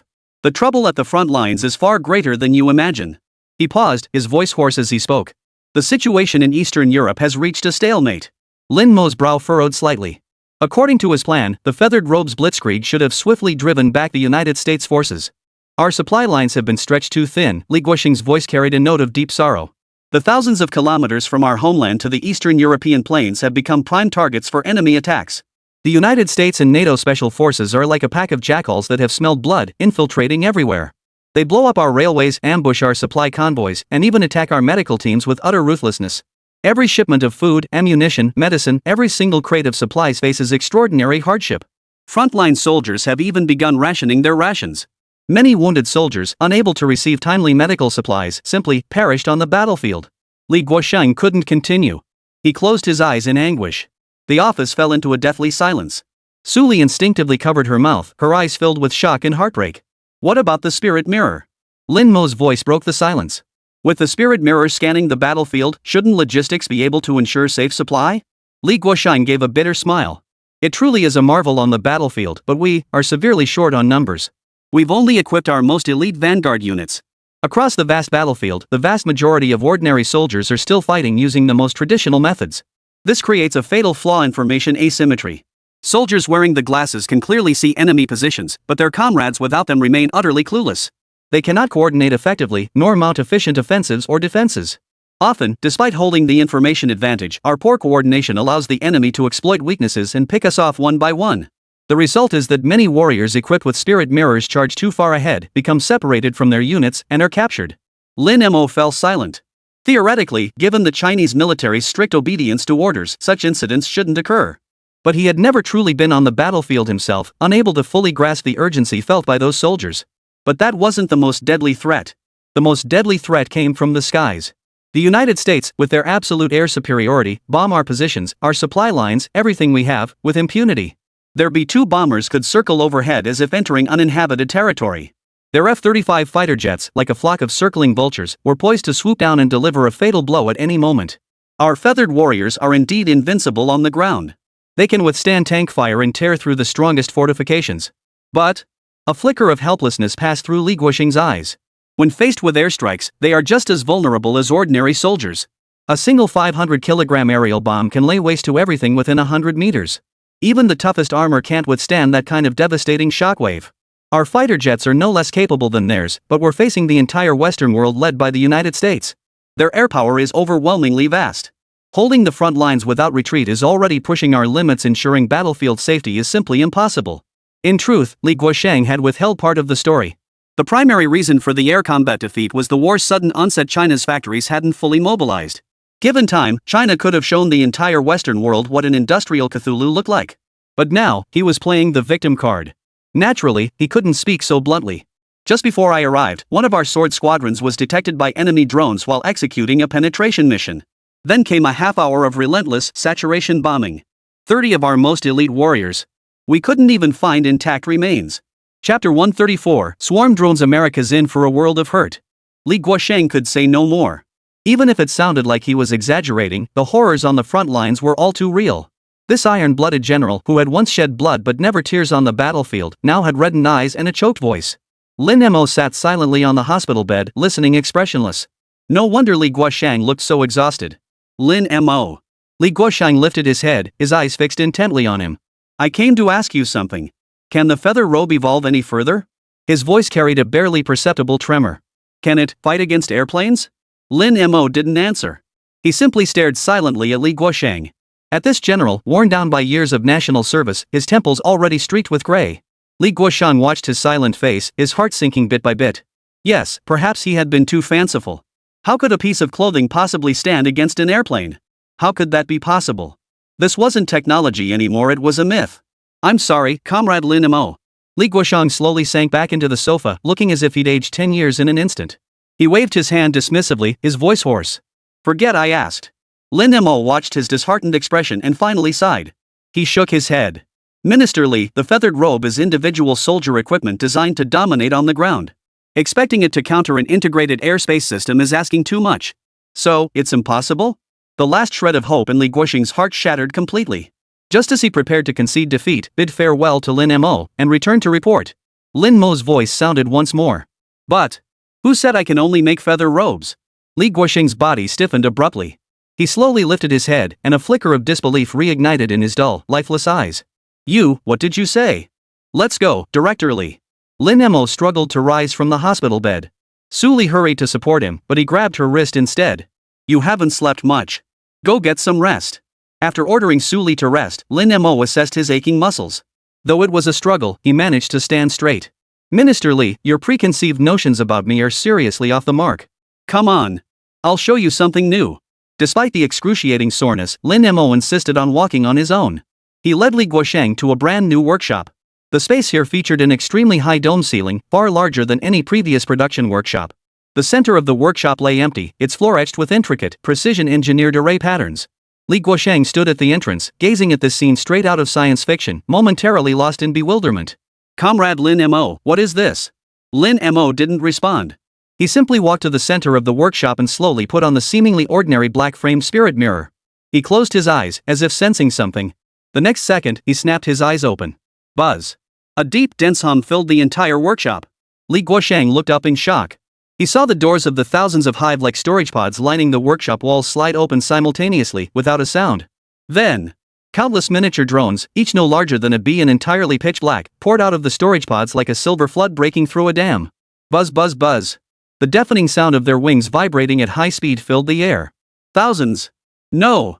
Tens of thousands. In mere seconds, the vast workshop was swarming with miniature drones.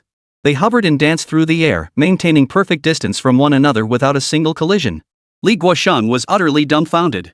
His mouth gaped open as he stared in awe at the scene before him, his mind going blank. What is this? Swarm drones.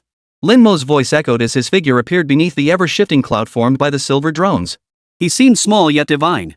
With a single thought, the vast white cloud began to twist and shift in the sky, forming intricate, unimaginable formations. At times, they coalesced into a massive, impenetrable shield. At other times, they instantly stretched out, transforming into a 100-meter-long spear, gleaming with a cold, menacing light. At other times, they transformed into whirlwinds swirling rapidly around Lin Mo, their turbulent currents causing even the hem of Li Guosheng's robe to flutter in the gusts. These little things, Lin Mo's voice reached Li Guosheng, who was numb with shock, are controlled through brainwaves via the spirit mirror. A single soldier can command tens of thousands simultaneously. Their individual attack power is weak, they can't even penetrate a soldier's standard body armor. But their strength lies in sheer numbers and their relentless, pervasive nature. Lin Mo's thoughts shifted once more. Tens of thousands of drones instantly coalesced into a vast, silver canopy that obscured the sky. They can swarm like locusts, clinging to enemy fighter cockpits to completely blot pilots' vision. They can also burrow into fighter jet engine intakes, using their bodies to disrupt the intricate turbine blades. The main drawback is the training required. After all, controlling so many drones simultaneously, even though I've adjusted it so you only need to control the perspective of one drone, is still a major undertaking. Lin Mo slowly turned to face Li Guosheng, whose face was etched with shock and ecstasy, and smiled. Minister Li, you're correct. In terms of numbers, our aircraft currently cannot match their vast NATO Air Force system. But our nation has never feared being outnumbered. These swarm drones cost only 3 yuan each when calculated per unit. Even if one person controls 5,000, it's just 15,000 yuan, far cheaper than building an aircraft. In fact, even $3 is a bit much. These swarm drones are essentially crafted from the scraps left over from manufacturing other creations. On average, the scraps from making one spirit mirror could produce 1,000 drones. Li Guosheng felt his breath nearly stop. As the logistics chief of a military district, he grasped the situation instantly. This was the quintessential asymmetric attack. Using low-cost means to cripple the enemy's expensive war machines. Your aircraft may be formidable. But if I toss a few silver coins into your propeller, let's see how you take off. He wasn't a scientist and didn't care how Lin Mo achieved such advanced creations at such low cost. All he knew was that the United States was in for a world of trouble this time. Good. Good. Good. Li Guosheng exclaimed 3 times, trembling with excitement. With this, air superiority is nothing but bull. Lin Mo merely waved his hand dismissively. Minister Li, don't get too excited just yet. Li Guosheng froze. There's more? Chapter 135, The Game Breaker Plan. Lin Mo pointed to a seemingly unremarkable 3D printer tucked away in another corner of the workshop. That one, he said, is the real key to solving our logistics issues. Li Guosheng followed his gesture and looked over, a puzzled expression spreading across his face. The machine looked like it had been salvaged from a scrapyard, its casing even sporting several dents. Could this thing really fix the thousands of kilometers long supply line the enemy had clamped down on? Lin Mo offered no explanation. He simply walked over and pressed the machine's power switch. A faint hum filled the air as the intake vent atop the machine began to rotate slowly, as if drawing something invisible from the surrounding atmosphere. This is a 3D molecular printer. It's still in the testing phase, so both its appearance and functionality are rather rudimentary. Lin Mo scratched his head awkwardly. After all, something still in testing was bound to be a bit rough around the edges. A few minutes later, under Li Guosheng's skeptical gaze, Lin Mo approached the machine's side outlet holding a cup. With a steady trickle, a cup filled with crystal clear purified water poured out. As the next drop fell, a second object dropped out, caught by Lin Mo. A steaming, plump, white bun that looked rather firm. Finally, using another outlet, Lin Mo produced a pair of military boots made from some composite material.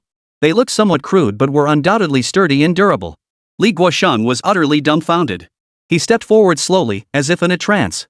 He picked up the cup of water. It was ice cold. He picked up the steamed bun. It was warm. He picked up the boots. Their soles were tough and resilient. He stared at Lin Mo, his mouth opening and closing, yet not a single word came out. He was utterly dumbfounded, completely immersed in shock, as if the world around him had vanished. It uses trace elements like nitrogen, oxygen, hydrogen, and carbon from the air as raw materials. Lin Mo's voice slowly entered his ears, and through high-energy laser molecular level and printing, it directly produces the most basic supplies like water, food, and clothing. Though efficiency remains low and the printed food isn't particularly palatable, this device has only one requirement. As long as there's electricity and air, our front lines will never run out of supplies. Li Guosheng could hold back no longer. For the first time, cloudy tears welled up in his weathered eyes. He remembered the wounded who perished from lack of medicine, the soldiers reduced to gnawing tree bark in the snow when food ran out, and the supply lines paved with countless lives and blood yet still fraught with peril. And now, the key to solving all this lay before him. So simple, yet so unreasonable. He lifted his head and looked at the young man standing before him, a bit of a slacker. What he saw was no longer an arms dealer, no longer a genius scientist. What he saw was this nation, this people, marching toward their great rebirth. Hope. Li Guosheng lunged forward, his hands clamping down on Lin Mo's arms with such force it sent a jolt of pain through the young man's already aching muscles. Comrade Lin Mo. I speak on behalf of the Huagua military and all the soldiers fighting on the front lines. Thank you. So many words he wanted to say ultimately condensed into just these 3. Lin Mo watched the general, well past 50 and worn down by a lifetime of service to his country, weeping before him. A complex wave of emotion surged within him. He smiled bitterly. Minister Li, please let go of my hand. It hurts. Li Guosheng quickly released his grip, scratching his head awkwardly before taking out his phone and stepping aside. Connect to Beijing. High Command Headquarters. Immediately. Right now. The call connected swiftly. On the screen appeared the solemn face of Sun Chang'an, the vice chairman of the State Council. Comrade Guosheng, what's the situation? Over there. Before he could finish, Li Guosheng cut him off abruptly. Deputy Chief. Li Guosheng's voice instantly echoed through the capital via the phone. The logistics issue is resolved. The aerial disadvantage has been eliminated too.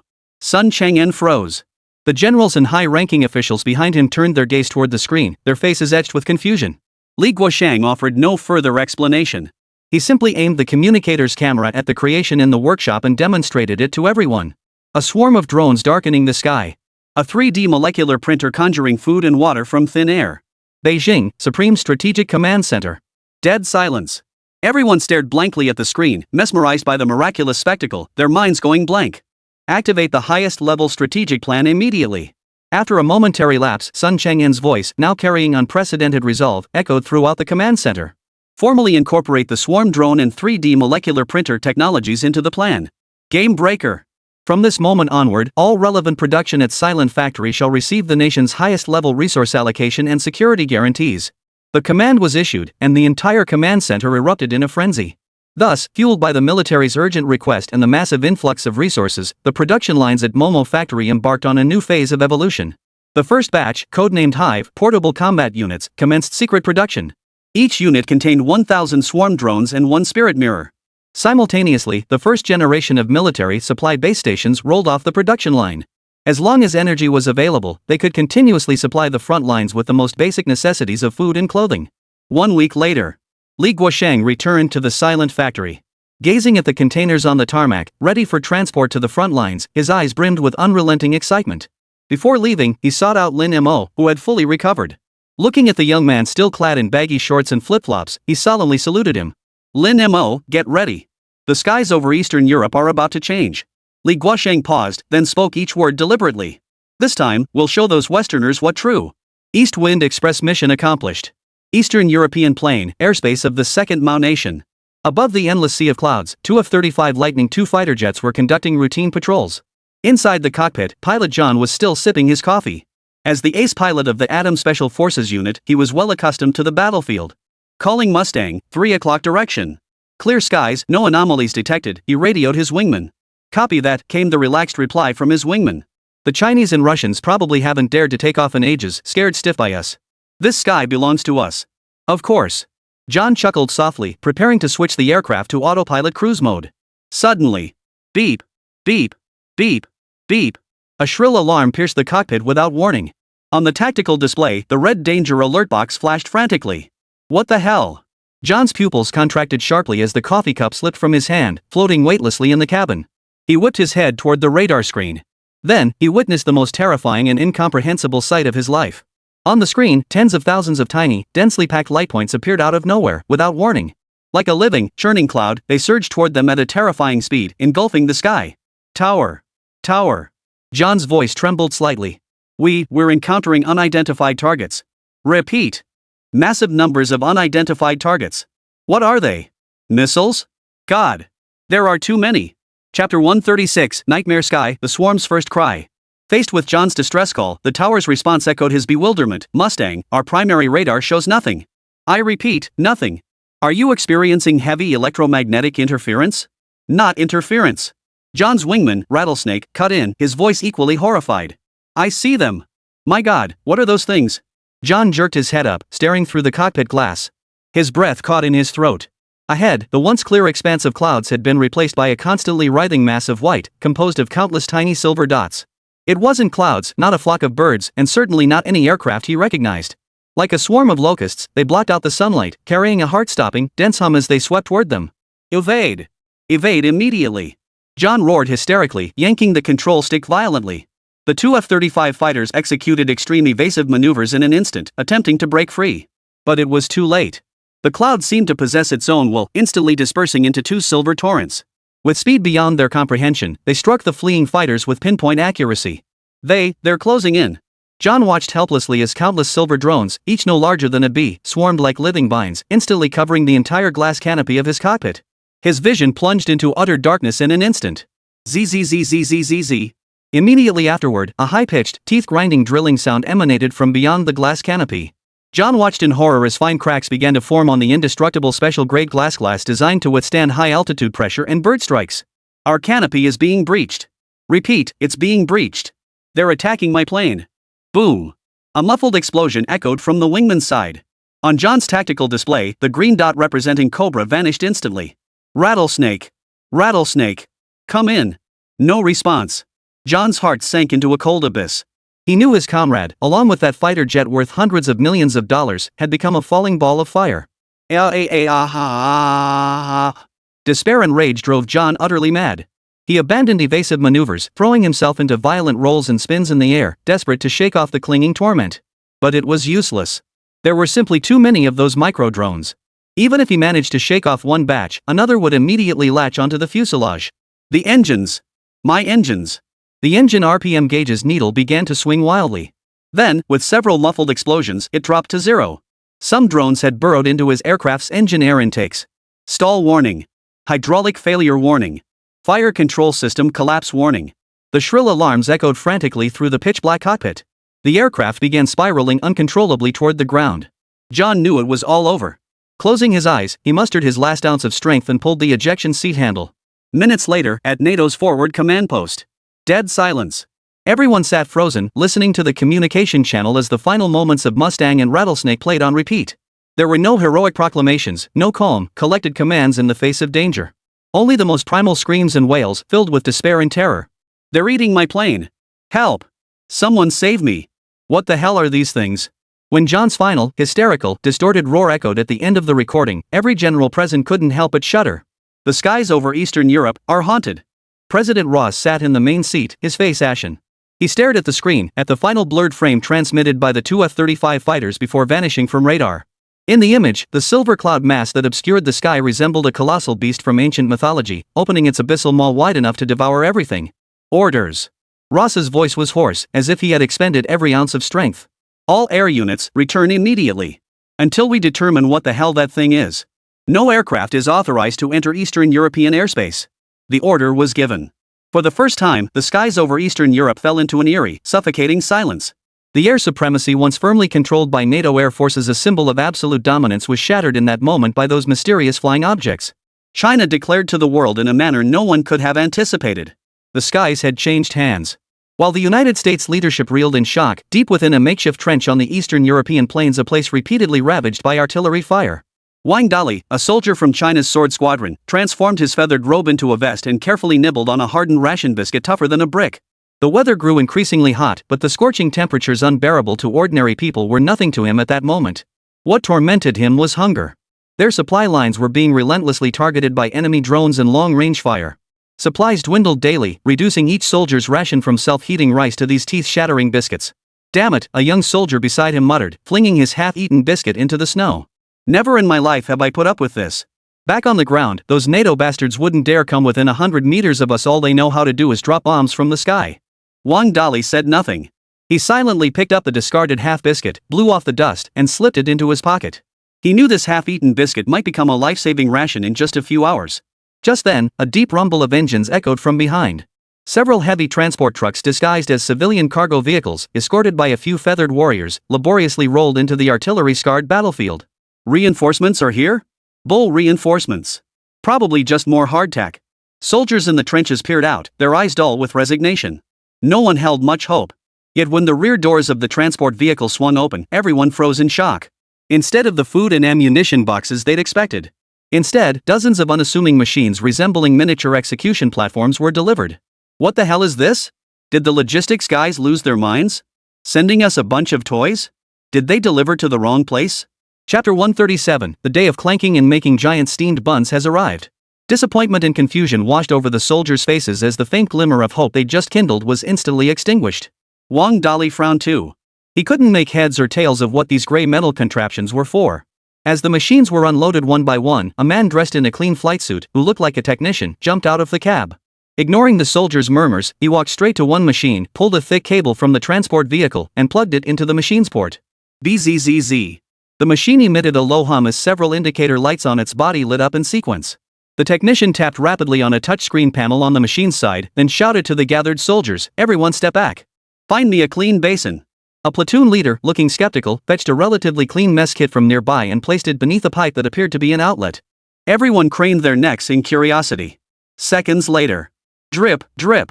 Clear liquid began dripping from the pipe opening. Soon, it formed a thin stream, splashing into the mess kit. Water? A soldier rubbed his eyes, utterly astonished. Where the hell did this water come from? This machine isn't even hooked up to a water pipe.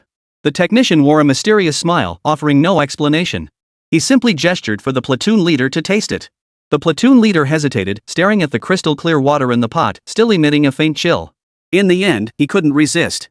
He scooped up a handful and tilted his head back to drink. Sweet. Icy cold.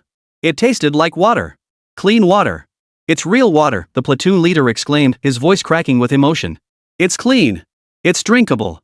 With a thunderous roar, the entire position erupted. Like madmen, all the soldiers burst from their trenches and swarmed toward the machine, steadily pouring out clear water. They pulled out their canteens, mess kits, even their helmets to catch the water. They hadn't tasted water this pure in far too long. Usually, they had to rely on river water or tap water from residential areas in the city, which always carried an unshakable earthy taste. Wang Dali filled his canteen to the brim. He greedily gulped down a large mouthful. The icy sensation slid down his throat and into his stomach, making him feel so good he almost moaned. But this was only the beginning. Once they had filled their containers, the technician made a few more adjustments on the screen. On the other side of the machine, a square opening slowly slid open. A rich, warm vapor carrying the scent of wheat wafted out. Immediately after, a plump, steaming white bun dropped out of the opening. Gulp! Someone swallowed hard. The entire area fell into an eerie silence at that moment. Every pair of eyes was fixed on that steamed bun, their gazes filled with a hunger and awe 10 times more intense than when they saw water. Clunk! Another steamed bun fell out. Then a third, a fourth. Like eggs being laid, they kept coming. I'm not dreaming, am I? A young soldier stammered, his voice trembling. Wang Dali, standing closest, was the first to rush forward. Ignoring the scorching heat, he grabbed a steamed bun and took a hearty bite. Soft and sweet. The most delicious steamed bun he'd ever tasted in his life. It's real. It's hot. It's a steamed bun. Wang Dali shouted incoherently, tears streaming down his face. Wah! It's a steamed bun. The soldiers behind him could no longer hold back. Their eyes gleamed like wolves starved for days, drooling uncontrollably, yet they all instinctively formed an orderly line before the machine. As they devoured the steaming buns, their mouths burning, many squatted on the ground, crying like children. Damn it! Finally, I don't have to chew on those damn hardtack biscuits anymore. So damn good. So damn good. This was more than just food. It was hope, warmth, the most direct comfort from their distant homeland. The technician watched the soldiers, overcome with emotion, laughing and crying, and his own eyes grew moist. He adjusted the machine's parameters once more. This time, the machine's third outlet began spewing something that left every soldier utterly speechless. Sealed in sterile packaging, pristine white bandages and cotton balls. And even pairs of brand new, sturdy, wear-resistant military boots. The air seemed to freeze solid in that moment. If conjuring water and food out of thin air could still be explained as magical, then, printing out medical supplies? This utterly defied their comprehension. This machine, is it even scientific? That single thought occupied Wang Dali's mind. The news spread like wildfire across the entire Eastern European front within mere hours. Initially, commanders at every position expressed deep skepticism. But when the first batch of 3D molecular printers were urgently deployed to their positions, and crystal-clear purified water and steaming hot buns began rolling out of those unassuming machines, all skepticism dissolved into a tidal wave of ecstatic joy. At that moment, morale across the entire Huagua front soared to unprecedented heights. Soldiers no longer worried about their next meal or were hamstrung by the depletion of medical supplies.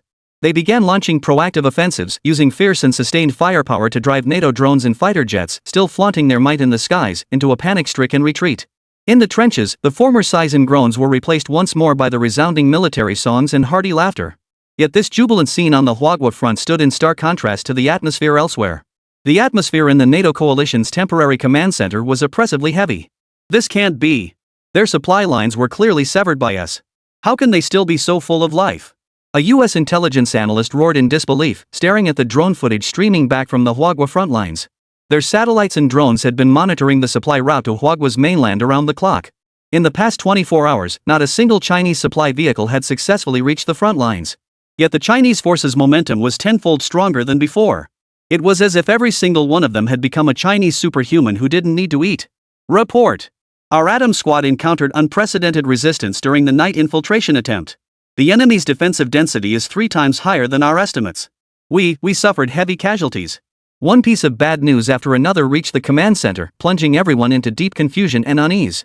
Chapter 138, the final card must be played. The chain reaction triggered by the 3D printer quickly reached Washington, tens of thousands of kilometers away. White House, Oval Office. President Ross sat in his wheelchair, silently studying the urgent battle report from the front lines of documents saturated with phrases like incomprehensible and defies logic. His fingers tapped unconsciously on the armrest of the wheelchair. Materializing supplies out of thin air. Indestructible logistics. These phrases from the report echoed relentlessly in Ross's mind. He knew conventional warfare tactics had utterly failed against China. With the feather robe and this logistical marvel, China's ground forces had transformed into an impenetrable war machine. While the feather robe's individual combat prowess was formidable, they had countermeasures as long as they could exhaust the wearers. But now, the longer the conflict dragged on, the more disadvantageous it became for them. Gentlemen. Ross slowly raised his head, his gaze sweeping over every restless high-ranking official and general present. It appears we must play our final trump card. Without seeking further input, he picked up the red telephone and dialed the Pentagon's highest-level military secure line. It's me. His voice was cold and resolute. Initiate Operation Predator. Airlift the first batch of serum to the front lines immediately. We can't win this conventional war. We must use monsters to fight their monsters.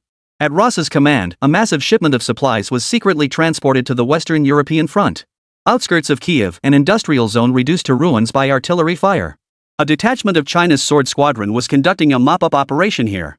Captain Chen Wei led his 9 team members through the rubble in a standard tactical formation, moving silently. Squad 2, 3 o'clock direction.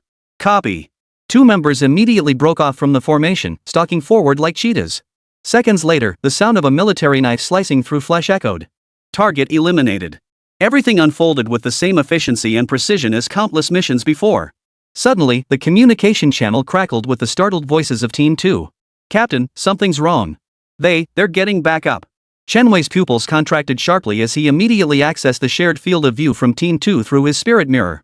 In the footage, the American soldiers who had just been struck precisely in the chest who should have been dead on the ground were now slowly rising from the earth in an extremely twisted and bizarre posture. Their combat uniforms were soaked in blood, wounds clearly visible, yet they seemed to feel no pain whatsoever.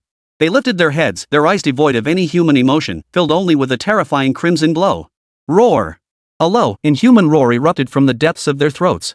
In the next instant, they discarded their rifles and lunged at the 2 members of Team 2 with a speed far exceeding that of ordinary men. Retreat! Assemble all personnel.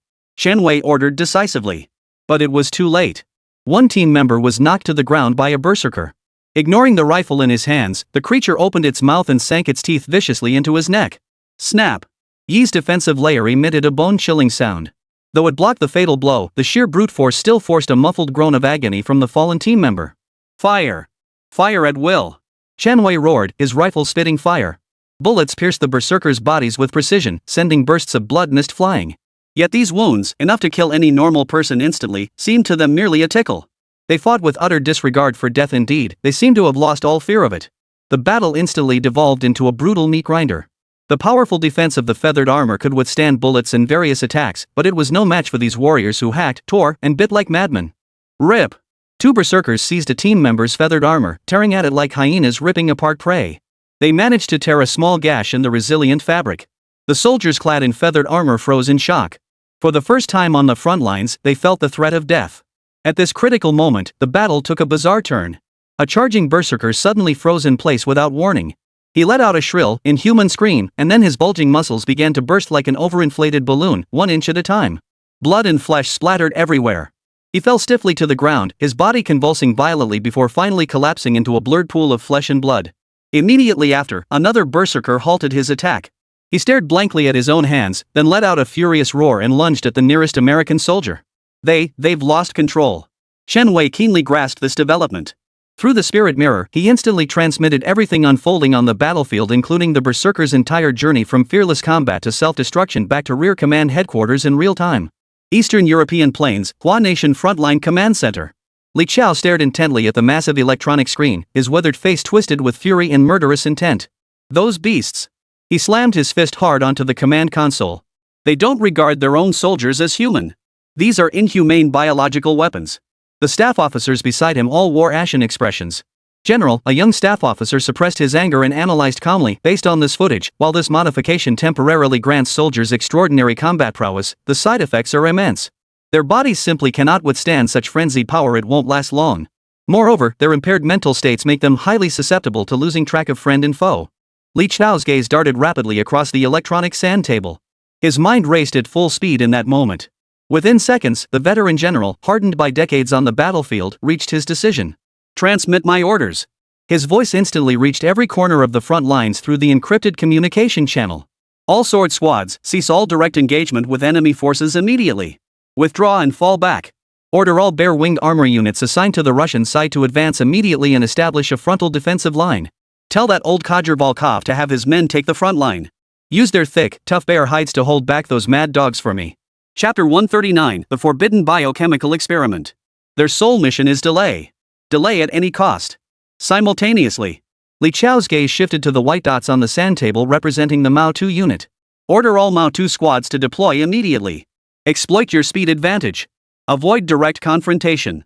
Attack like a pack of wolves, harassing them from the flanks. Wear them down with minimal losses. Exhaust them. The order was given. The entire Eastern European battlefield's tactics shifted instantly. Within the abandoned industrial zone. Upon receiving the order, Chen Wei's squad immediately provided alternating cover fire and swiftly withdrew from combat. As the bloodthirsty American soldiers prepared to pursue, several white flashes suddenly appeared on their flank. A soldier from the Rabbit Squad streaked past them at a speed barely perceptible to the naked eye. His rifle unleashed a series of short bursts, precisely kicking up rows of dust at their feet without harming a single one of them. Roar! The American soldiers were instantly enraged. Abandoning their pursuit of Chen Wei and the others, they turned and charged madly after that white shadow. But the shadow was too fast. It darted and weaved through the ruins, maintaining a safe yet taunting distance at all times. The American soldiers roared in frustration, chasing relentlessly, squandering their boundless stamina in this futile pursuit.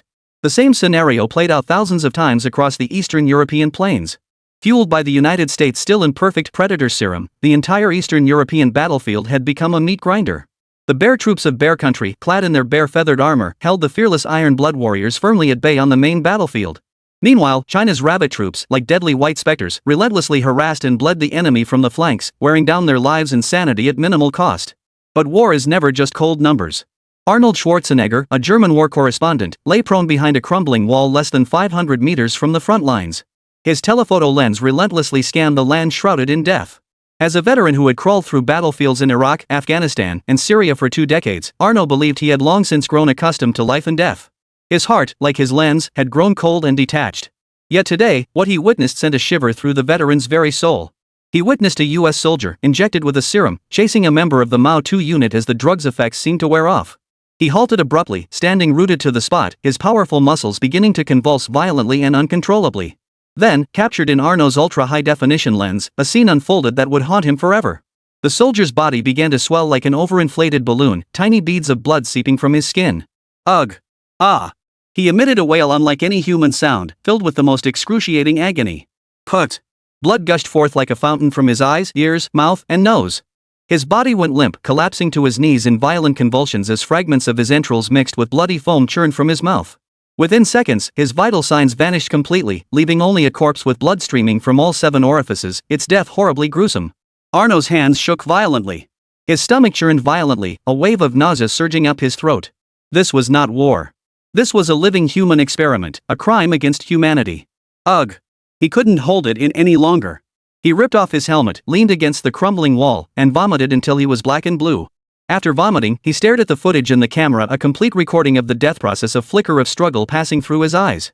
He knew exactly the kind of uproar this footage would cause in the Western world if it were ever released.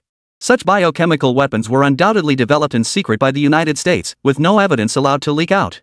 Even the modified soldiers likely had no idea what the cost would be. If the footage leaked, it would instantly shatter the US government's credibility and completely alter the war's public perception. But at the same time, he would become a thorn in the side of the CIA, FBI, and the entire Western intelligence apparatus. His career, and even his life, would face immense peril. Yet when he looked back at the camera and saw the soldier's eyes filled with agony and utter bewilderment as he drew his last breath, the last shred of hesitation in his heart was utterly crushed. As a journalist, if he lacked the courage to document the truth, how would he differ from the executioners who perpetrated such atrocities?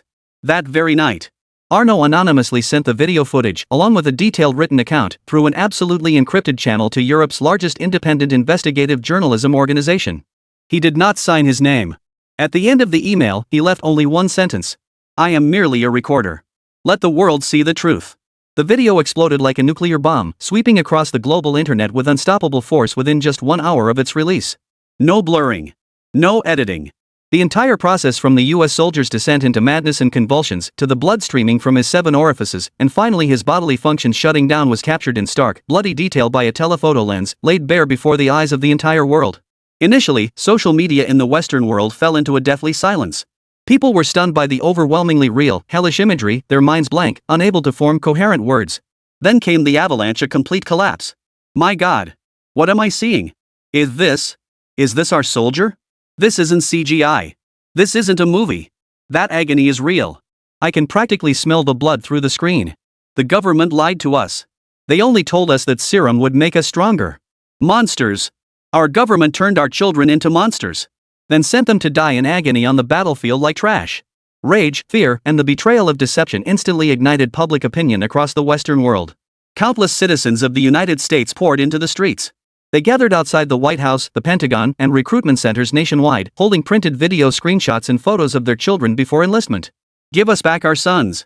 A white-haired mother knelt outside the iron fence of the White House, weeping with heart-wrenching anguish.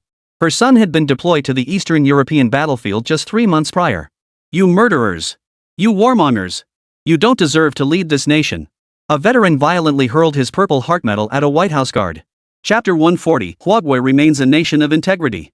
We absolutely refuse to accept this. Such inhumane weapons must never be allowed on European soil. The German-Italian chancellor's face turned ashen under the glare of countless camera flashes at an emergency press conference in Berlin. On the other side of the continent, President France swiftly followed with an equally firm statement: we demand the United States immediately cease using this inhumane weapon and provide the world a reasonable explanation for this matter. Even Xiao Pang, who had always been in lockstep with Russia, remained unusually silent this time. The Prime Minister's office issued only a vague statement urging all parties to exercise restraint, daring not to utter the word lies again. The global media went into a frenzy. From CNN to BBC, Al Jazeera to USA Today, every news channel broadcast the chilling video footage nonstop around the clock. In the footage, former American soldiers, injected with some unknown substance, had transformed into monsters oblivious to pain and death. They charged toward China's positions in twisted postures, torn apart by bullets yet still advancing madly, growling from their throats. The sheer brutality of the footage made even the most seasoned war correspondents physically ill. The world was thrown into uproar. Washington, D.C. The White House, Oval Office. Clang! A crystal glass was violently smashed onto the floor, sending shards flying everywhere. President Ross sat in his wheelchair, his eyes fixed intently on the video looping endlessly on the screen. In the office, a group of high-ranking officials in suits and generals adorned with stars on their shoulders sat in utter silence. Who can tell me what the hell is going on? President Ross roared, his usually expressionless face now icy cold. Anyone could tell he was furious. Why? Why did this video leak? Our intelligence agencies? Our cybersecurity forces? Are they all useless? He slammed his fist into the armrest of his wheelchair, the metal clanging hollowly. No one dared to answer. Mr. President. Secretary of State Anthony forced himself forward, breaking the suffocating silence. The issue now is no longer about assigning blame. The German Chancellor has just recalled their military representatives from the US, the French are threatening to withdraw from NATO's Joint Command, and our military bases across Europe are surrounded by protesting crowds. With each sentence, Ross's expression darkened further. Our credibility has been utterly destroyed. We must find another way, sir, Antony said gravely. Otherwise, before the Chinese even act, our own federation will collapse. Rose closed his eyes, drew a deep breath, and when he opened them again, only endless weariness remained in his gaze. Meanwhile, in China. Inside the Eastern European Front Command headquarters, the atmosphere stood in stark contrast to the White House's chaos and eerie calm prevailed. The same video played on the massive holographic screen. Li Chao stood with his hands behind his back, watching silently. His deep eyes betrayed no emotion, but his tightly pressed lips revealed the turmoil within. General, the beautiful country is on the verge of collapse. A young staff officer approached him, his voice brimming with suppressed excitement. Their internal conflicts have erupted completely. Intelligence indicates European nations have begun imposing diplomatic sanctions against them. This is our best chance to strike while the iron is hot and crush them utterly. Indeed, General. Strike while the iron is hot. We can push the front lines another 500 kilometers, another operations officer chimed in. The young officers in the command center were all itching to fight, their eyes burning with fervor. Young soldiers crave glory. Yet Li Chao slowly shook his head. He turned and walked to the massive electronic sand table. On the table, the red arrow representing the Huagua army had already deeply penetrated the heartland of Ermao Nation. This was already an unprecedented triumph. Yet a fleeting, barely perceptible weariness flashed in Li Chao's eyes. At this stage of the war, our objectives have been achieved. His voice was quiet, yet it reached every ear in the command center with crystal clarity. The excitement and exhilaration on the young officers' faces froze instantly. They looked at their commander in confusion. "General?" Li Chao extended a finger and gently tapped the vivid red front line on the sand table. "The chief once told me, war is the continuation of politics by other means." He surveyed his subordinates and spoke slowly. "What are the political objectives of this war?" "To shatter the myth of the United States' invincibility, to demonstrate to the world our resolve and capability to defend our national interests, and to secure a peaceful and stable external environment for our development. Now, these objectives have largely been achieved. What purpose does continuing to fight serve, other than to incur unnecessary casualties?" He paused, then pulled up another document and projected it onto the large screen. It was a report from the Frontline Forces Mental Health Assessment Center. "Take a look at this." Li Xiao's tone grew unusually somber. "After being injected with that drug, the soldiers of the beautiful nation can no longer be called human. They are monsters, walking corpses driven solely by the urge to kill. Our soldiers are human too. Making them face such monsters day after day, what immense psychological trauma does that inflict? After the war, you'll all eventually leave the service. I cannot let my men win the war only to lose their own lives." Silence fell over the command center. The young officers, whose spirits had been soaring moments before, now bowed their heads. Li Chao's assessment and decision coincided perfectly with the highest echelons of power in the distant capital. That very afternoon, as the battle report was being transmitted to the central government, a concise and unequivocal note was swiftly delivered through Switzerland's diplomatic channels to the desk of U.S. Secretary of State Anthony. The note contained only one sentence. "We are open to ceasefire negotiations, provided that the United States immediately ceases all inhumane military actions on the battlefield and destroys the relevant weapons." 3 days later. Washington. After 72 agonizing hours, President Ross found himself with no alternative. Externally, he faced the abandonment of all European allies and condemnation from the entire world. Internally, anti-war sentiment surged like waves crashing against the shore, the people's fury threatening to engulf the White House. If he did not compromise now, his presidency would come to an end. "Reply to them, we agree." Roosevelt silently signed his name on the document. His regret had never been about committing atrocities. His regret lay in the fact that these acts had been uncovered. Chapter 141, The Geneva Accords. Geneva, United Nations European Headquarters. Inside the conference hall of the Palais des Nations, journalists from around the world aimed their cameras at the massive circular conference table. The negotiations had entered their third day. A stalemate. The newly appointed chief negotiator from the United States was a seasoned politician named Harrison, another hawkish figure known for his aggressive stance. When dealing with China, the United States never wanted to send any dovish officials to the table. With his silver hair meticulously slicked back, he spoke with unyielding resolve. "We reiterate that China's military actions constitute the most brutal violation of a sovereign nation's sovereignty, severely undermining regional peace and stability. We demand China immediately and unconditionally withdraw all its forces from Eastern Europe." Across from him sat the chief representative of the Huagua delegation, still the same Maitreya Buddha-like figure, Ambassador Fu Ming, perpetually smiling. Without even glancing at Harrison, he leisurely picked up the thermos on the table and gently blew on the steam rising from it. "Mr. Harrison, I wish to correct one point." Fu Ming set down his teacup. His voice was not loud, yet it reached every ear with clarity. "First, our nation's entry into the Bear Nation region was primarily due to the unjustified sinking of one of our cargo ships. Our military forces went to punish the thugs who attacked our vessel, with no intention of participating in the war. Yet a certain nation interpreted our actions as direct involvement in the war and dispatched massive forces to encircle and annihilate our troops. It is not we who are disrupting regional peace, but this very nation. To spread the flames of war onto other countries' territories, they have even resorted to using weapons against humanity." His young aide gently slid a tablet computer toward the center of the conference table. "Before discussing withdrawal, I believe we should review something first." The tablet screen lit up. Silence filled the room as a chilling, soundless video played. In the snowy plains of Eastern Europe, a soldier clad in the uniform of the beautiful nation was swelling and convulsing in an utterly grotesque manner. Blood gushed from his 7 orifices. Finally, in a silent convulsion, he dissolved into a blurred pool of flesh and blood. Ugh! At the conference table, a female journalist from a small European nation could no longer contain herself. Covering her mouth, she rushed out of the room. Harrison's face instantly drained of color. Behind him, NATO allies who had witnessed this scene multiple times before now turned away, faces ashen, eyes filled with revulsion and terror. "Is this what your country calls fighting for freedom?" Fu Ming's voice remained calm, yet it cut like a cold knife, slicing through Harrison's last shred of pretense. "Is this the peace you've brought to the Eastern European plains? Turning your own soldiers into monsters to fight a war doomed to failure. Mr. Harrison, don't you find that utterly tragic?" Harrison's lips trembled, unable to utter a single word. The leak of the Predator footage had already bankrupted the United States morally. Even if he had 1,000 words, he couldn't possibly whitewash this into something good. "You don't need to say anything." Fu Ming waved his hand, signaling his deputy to push another document across the table. This is our draft ceasefire agreement. Our position is clear: either the United States signs it, or our forces will continue their advance until the war ends in another manner. Harrison's trembling hands grasped the document. He saw that every clause on it would practically nail the United States to the pillar of shame in history. Complete withdrawal of all forces. Permanent cessation of all military aid to the Bear and the Second Bear. Establishment of a vast, UN-supervised demilitarized buffer zone along both borders. He wanted to argue, to slam the table, to roar. But he couldn't. Because he knew full well he held no bargaining chips. Defeat on the battlefield, betrayal by allies, a domestic anti-war movement, and even global public opinion condemning the United States' crimes against humanity. All of this left him with no room for negotiation. The beautiful nation had become the enemy of all mankind. It must be said, Harrison still loved the United States. Faced with such a dilemma, even if he reluctantly agreed, he could pass the buck back to the domestic front, letting the president or other high-ranking officials sign it.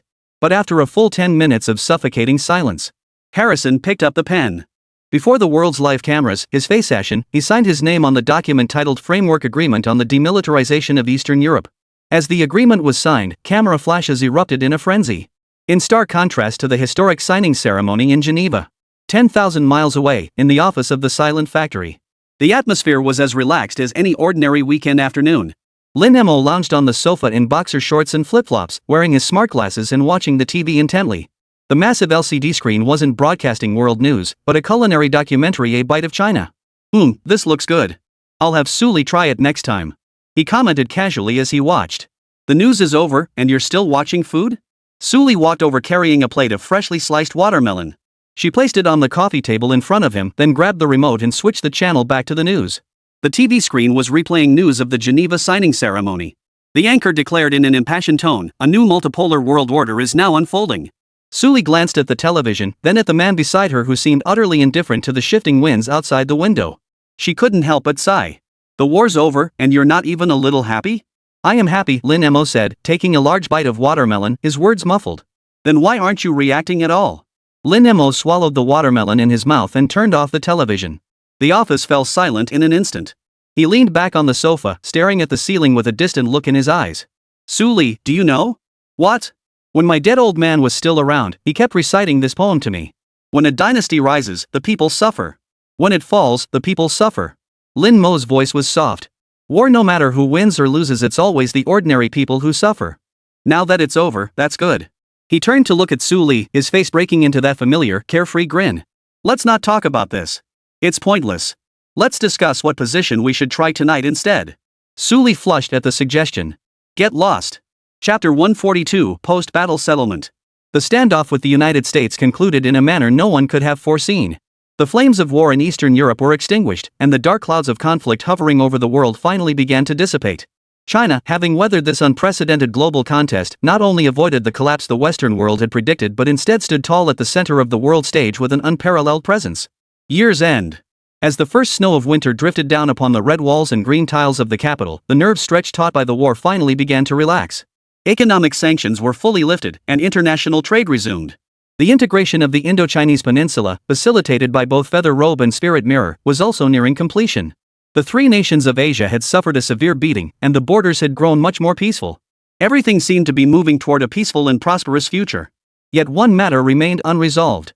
China's gaze crossed the no longer tranquil East China Sea, settling upon that neighboring country separated only by a narrow strip of water, yet bound by a blood feud. Japan. Capital city, supreme strategic conference room. Seated around the massive conference table remained the core of this nation. Hawkish military commanders sat with grim expressions, their eyes burning with the fire of vengeance. Meanwhile, the moderates led by Vice Premier Sun Cheng'en frowned deeply, their expressions grave. I propose we immediately launch Operation Eastward Advance. Army Commander Li Qiao was the first to break the silence. With thunderous force, we must completely annex the Land of Days. They thought they could hide behind the United States, believing China wouldn't dare retaliate. How dare they use submarines to openly ambush our ships, attempting to frame the United States? Thinking they could pledge loyalty without facing consequences? No such luck. If we do not avenge this insult, what honor remains for the soldiers of Huagua? More importantly, he swept his gaze across the room, his voice rising sharply. How can we tolerate a dog snoring beside our bed? Japan, this vicious dog the United States has bred right at our doorstep. How many calamities has it brought us over the centuries? In the past, our nation was weak, and we had no choice but to endure. But now, we possess the feathered robe, the spirit mirror, and the world's most formidable army. Why should we endure any longer? I propose we annex it directly as a province. Settle all East Sea issues once and for all. Pull out this thorn lodged in our heart. Li Chao's words instantly ignited the fervor of every military commander present. I agree. We must fight.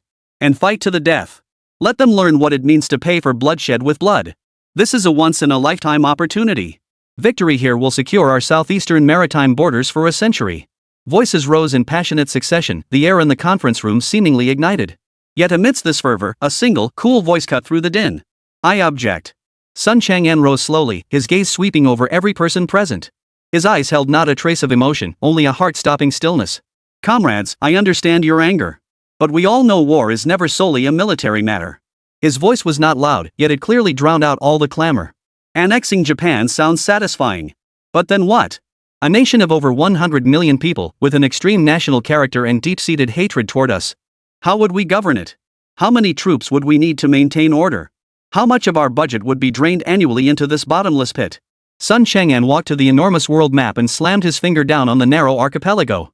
We've just integrated the Indo-Chinese peninsula, adding tens of millions to our population. Barely finished digesting that, and now we're facing a quagmire 100 times more complex than Indochina? We'll be mired in it, unable to extricate ourselves. Never mind the endless stability maintenance funds. International public opinion will never be on our side. We cannot repeat the mistakes of the United States in Afghanistan and Iraq. Sun Chang'an's words poured like a bucket of ice water over the heads of all the hawkish generals.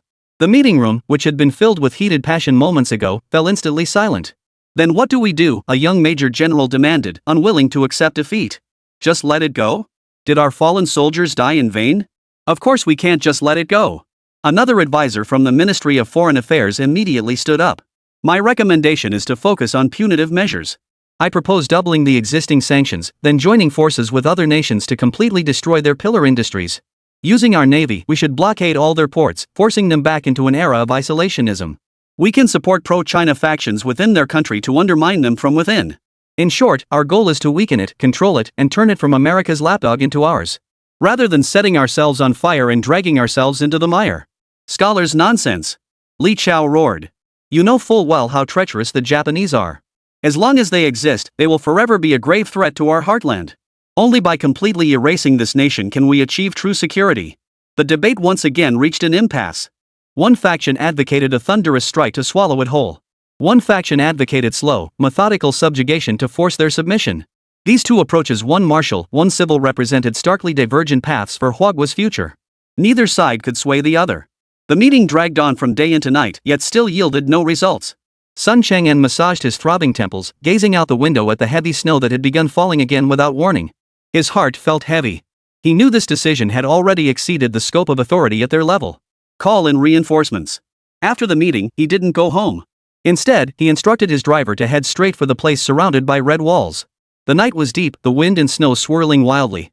The black Hongqi sedan glided along the empty Chang'an Avenue, its tires crunching softly through the snow. Sun Chang'an leaned back in the rear seat, his eyes closed.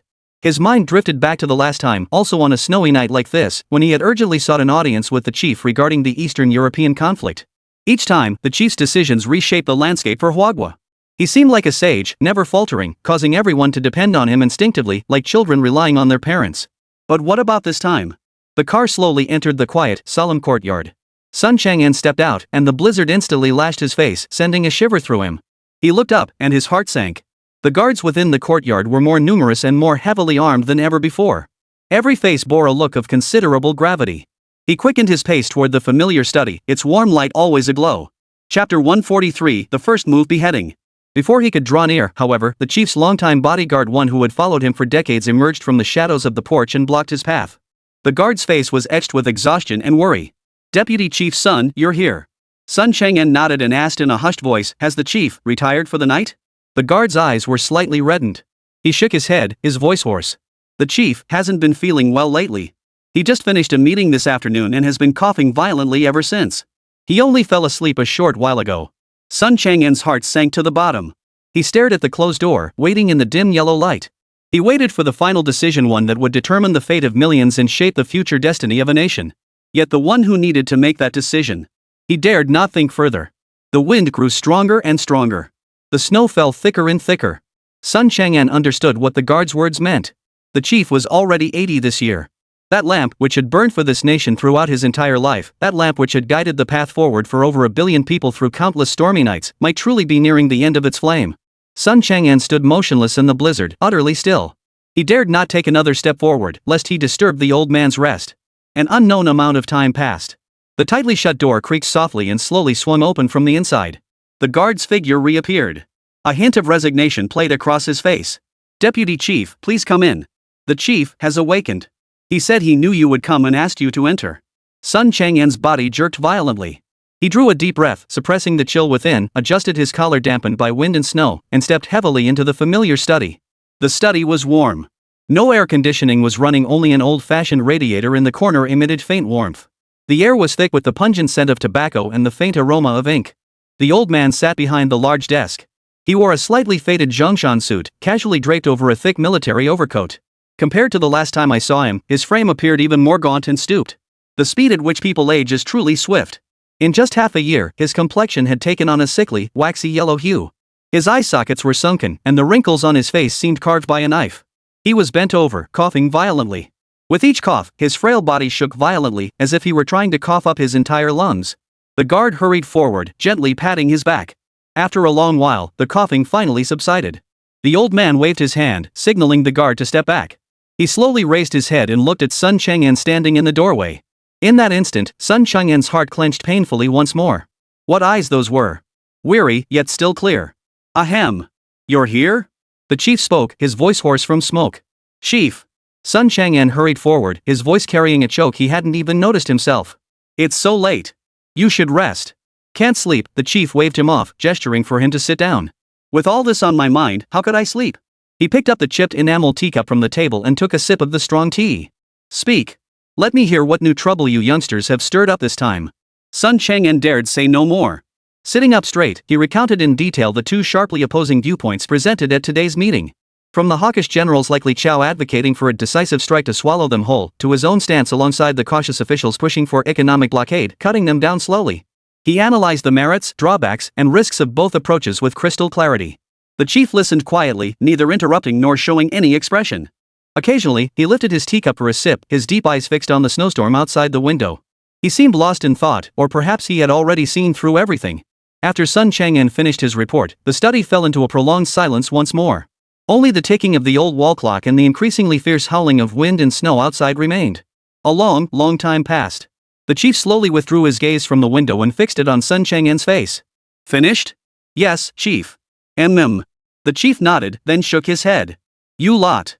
He sighed, a hint of disappointment in his voice. "Your vision remains too shallow."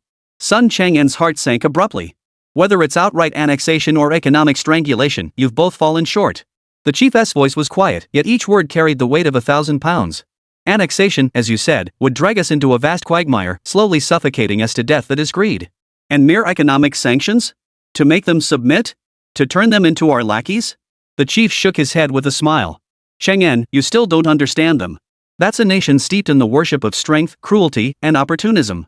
If you beat them into submission today, they'll kneel and lick your toes, more obedient than anyone. But the moment you show the slightest weakness, it will be the first to pounce without hesitation and bite through your throat. Would you dare keep such a dog by your side?" Sun Chang'an felt cold sweat instantly soak his back. "Then, chief, what you're saying is, true conquest has never been about occupying their land or destroying their economy." The chief slowly rose to his feet. Sun Chang'an reached out to support him but was brushed aside. He walked to the enormous world map, his gaze settling on those narrow, elongated islands. "But rather, strike at their very core. It's about severing their backbone at the root, crushing their pride, and transforming them from a self-righteous superior race into a normal nation that truly understands reverence. We want not only their land, but their hearts." He turned to face Sun Chang'an, and within those cloudy eyes, a piercing, heart-stopping sharpness suddenly flared.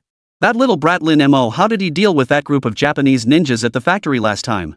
Sun Chang'an froze, then snapped to attention. It said he wore the newly developed snake feather armor." The chief nodded. "I have a plan, one that will make them hand over their own destinies to us, willingly." He extended a finger, thin and bony from age. Step 1, Decapitation. Chapter 144, Sell you a feather robe, trade for your silence. Order our snake unit to infiltrate the Kingdom of Days immediately. Tell Lin Mo to enhance the feather cloak's performance further. I want no signs of struggle, only results.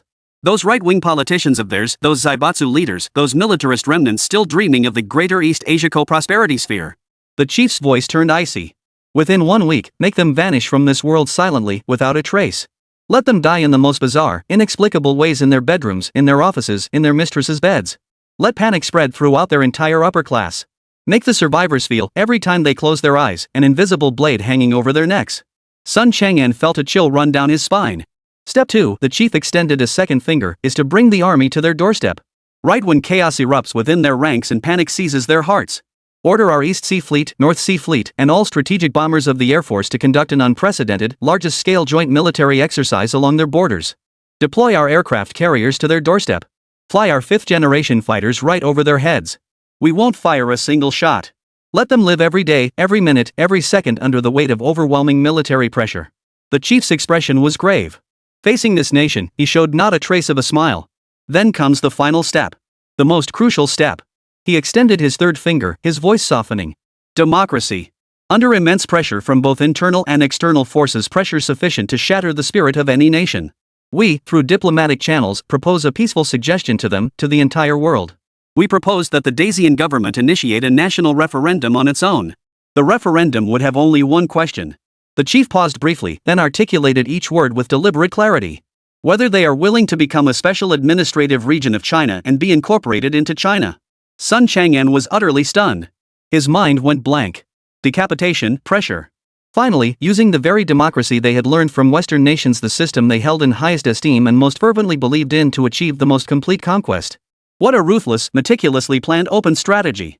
Gazing at the frail old man before him, like a candle flickering in the wind, he truly understood for the first time what it meant to laugh and talk while the enemy's ships are reduced to ashes. Go. A trace of weariness returned to the chief's face. He waved his hand, sat back down in his chair, and picked up the report on civil reconstruction from the table. Tell the comrades to proceed without restraint. The sky won't fall. Sun Chang'an listened, his heart stirred, but years of political experience immediately brought another, more pressing concern to mind. Chief, your plan is nothing short of a stroke of genius. But how should we handle the international reaction? After all, Japan is a sovereign nation and America's most vital ally in the Western Pacific. What we're doing amounts to openly annexing a sovereign state before the entire world. This. Sun Chang'an didn't finish his sentence, but the implication was clear. It would invite global intervention, especially a furious backlash from the Western world led by the United States.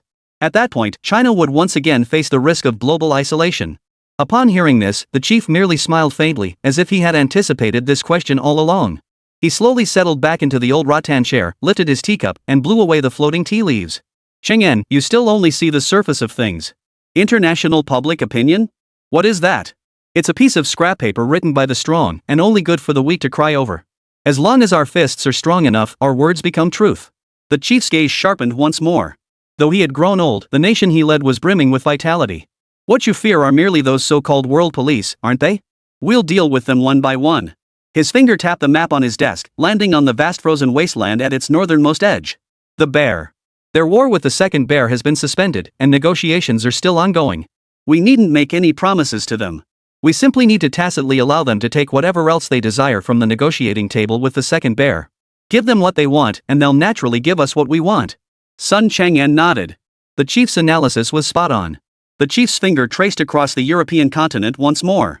As for those two old powers, France and Britain, they're no longer the sun never sets empire of a century ago. What interests do they have left in Japan besides a few failing banks and insignificant cultural exchange centers? As long as we guarantee their existing commercial interests remain intact or even promise them some of the low-end industries we'll phase out after integrating Japan, you'd be surprised how quickly they'd be the first to applaud our peaceful reunification. But they're more pragmatic than anyone. Sun Chang'an nodded again, his mind suddenly clear. Then, the most crucial factor remains the United States. He finally voiced the core question. Yes, the United States. The smile finally faded from the chief's face, and he fell into a prolonged silence. The study was filled only with the howling of wind and snow outside the window. Sun Chang'an's heart leapt into his throat. He knew this was the most difficult part of the entire plan. Diplomacy was like a gambling table, it required chips. Unfortunately, they held very few chips against the United States. At least, Sun Chang'an believed they lacked the leverage to make the United States tacitly accept China's annexation of Japan. After a long pause, the chief finally spoke. They are the real trouble. But it's not without solutions. A flicker of doubt stirred in Sun Chang'an's mind. A solution? Since they fear our technology, fear our feathered robes, then we should sell it to them. What? Sun Chang'an nearly leapt from his chair, his eyes wide with utter disbelief. Chief, this is absolutely unthinkable. It's aiding the enemy. It's nurturing a threat. How could we possibly sell the feather robe, a national treasure of the highest importance, to our greatest enemy? They'll copy it. They'll crack it. When that happens, our greatest technological advantage will be wiped out. If anyone else had uttered those words, Sun Chang'an would have suspected they were in the pay of the United States. Chapter 145, The Art of Diplomacy. Calm down, Chang'an. The chief waved his hand, gesturing for him to sit down. I'm not talking about the original feather robe we use ourselves, but a specially modified, stripped-down version that retains only the most basic defensive and strength-enhancing functions. Just like the one given to the Bear Nation, its core technology is locked with encryption, and we even deliberately embedded several flawed technical pathways within it. Sun Chang'an still couldn't grasp it, but Chief, even a stripped-down version far surpasses their current technological capabilities. The risk is too great. When we sold it to the Bear Nation before, we were certain they'd be too preoccupied to compete with us or resell it to the beautiful nation. But now, risk? The chief smiled, a hint of composure in his expression. It's not just risk, it's also opportunity. An opportunity, a golden opportunity to utterly shatter their will to fight, compelling them to willingly accept the reality of our annexation of Japan. He rose and walked to Sun Chang'an, speaking deliberately, enunciating each word. Think about it. What happens if we sell them this feathered robe? First, their military and defense contractors would be ecstatic. They'd get a coveted new toy, and the stock prices of those arms giants would skyrocket. This would temporarily ease their domestic economic pressures and the public's dissatisfaction with the government's technological backwardness. It's an offer they can't refuse. Second, once they get their hands on this neutered version of the feathered robe, they'll immediately pour all their manpower and resources into researching and cracking it. And cracking the feathered robe won't be easy, it'll consume massive amounts of their scientific resources and time. Third, and most crucially, the chief's gaze grew profoundly intense. When the beautiful nation government accepts our gift, it will be tacitly acknowledging a reality before the entire world. That they have abandoned the use of force to defend Japan. They traded the sovereignty of their most vital ally for a neutered weapon from their adversary. At that point, which of the small nations protected by the United States would dare remain under its command? Sun Chang'an froze. He stared blankly at the frail, elderly man before him.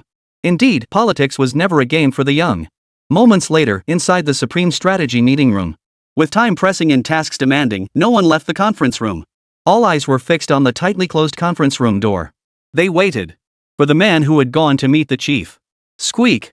The door opened. Sun Chang'an's figure appeared in the doorway. The anxiety and gravity that had previously clouded his face had vanished, replaced by calm. He walked slowly back to his seat and sat down. Throughout the entire process, he did not glance at anyone. Deputy Chairman Sun? Army Commander Li Chao finally couldn't hold back and broke the silence first. What did the chief say? Sun Chang'an slowly raised his head, his gaze sweeping over every person present. Instead of answering directly, he posed a counter-question. Comrades, what do you consider true conquest? The question left everyone present stunned. True conquest. Sun Chang'an didn't wait for their answers. He proceeded to lay out the chief's plan, word for word, in full detail. From the decapitation operation, to the military encirclement pressure tactic, culminating in the utterly preposterous democratic referendum. Each word, each step, detonated like a depth charge, unleashing a tidal wave of shock throughout the conference room. Isn't this utterly insane? A senior advisor from the Ministry of Foreign Affairs was the first to leap from his seat, his face etched with horror. Assassinating nearly the entire leadership of a sovereign nation? How is that any different from terrorists? This will completely destroy our moral standing internationally. I object. Li Chao also leapt to his feet, but his objection stemmed from a different angle. This plan is too convoluted. Too cumbersome. We have feather robes and the world's most powerful army. Why not just crush them outright? Once and for all. That would be true victory. The conference room erupted in an instant. This is playing with fire. Gambling with the nation's fate. We'll be isolated by the entire world. Cowards. A bunch of cowards who only dare to shoot their mouths off at the negotiating table. The heated arguments rose and fell in waves. The radicals felt the plan wasn't radical enough, young warriors craved glory. The conservatives thought the plan was too timid, why not just smother them with money? Two diametrically opposed voices nearly tore the roof off the conference room. Sun Chang'an sat quietly, letting them argue without uttering a word. Until the meeting room once again reached an impasse. He slowly pulled out the supplementary plan from the chief on how to persuade Western nations. When they heard that Europe could be divided through economic incentives and the bear could be coaxed with 2 cents worth of benefits, most faces softened slightly.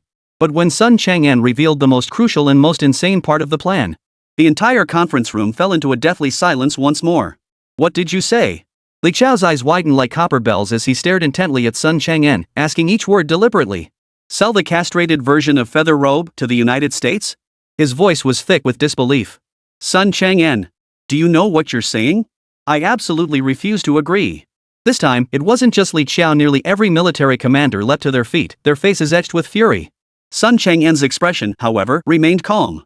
He rose to his feet and meticulously explained the chief's deeper strategic logic, the priority of undermining morale and the disintegration of alliances. When the United States abandons its most crucial ally to obtain a weapon from its adversary, the global hegemonic system they built, one that has endured for over half a century, will collapse from its very foundations. What we lose may be only a portion of our technological edge. But what we gain will be a renewed world order. And the United States will certainly not refuse such an enticing plan. Silence. A suffocating silence. In the conference room, all the generals and officials sat frozen in their seats. They were utterly stunned by this plan. Military, diplomatic, technological, psychological. The chief had factored in every possible element on both sides. After a long moment, Li Chao slowly sat back down. He looked at Sun Chang'en, his tone tinged with uncertainty. This plan. I approve. With the military representative's acquiescence, everything that followed fell into place naturally.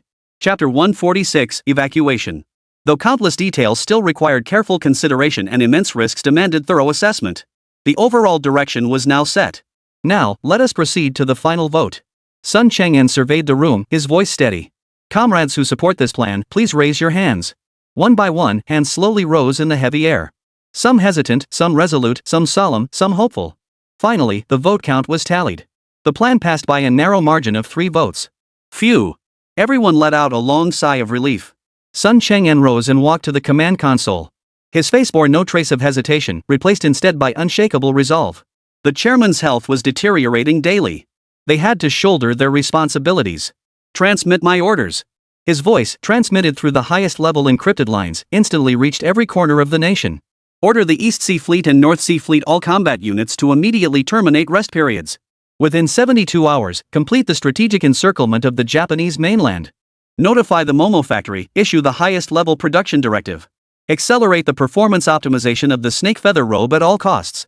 Notify the Ministry of Foreign Affairs to immediately establish contact with Moscow, Berlin, through secret channels. One directive after another emanated from this small conference room, spreading across the land in an instant.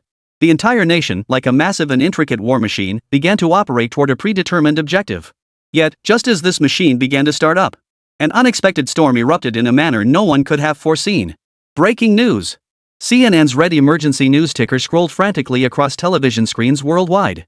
The Japanese government held an emergency press conference half an hour ago, announcing the mass deportation of Chinese nationals and overseas Chinese residing in Japan under the pretext of maintaining national security and eliminating potential threats.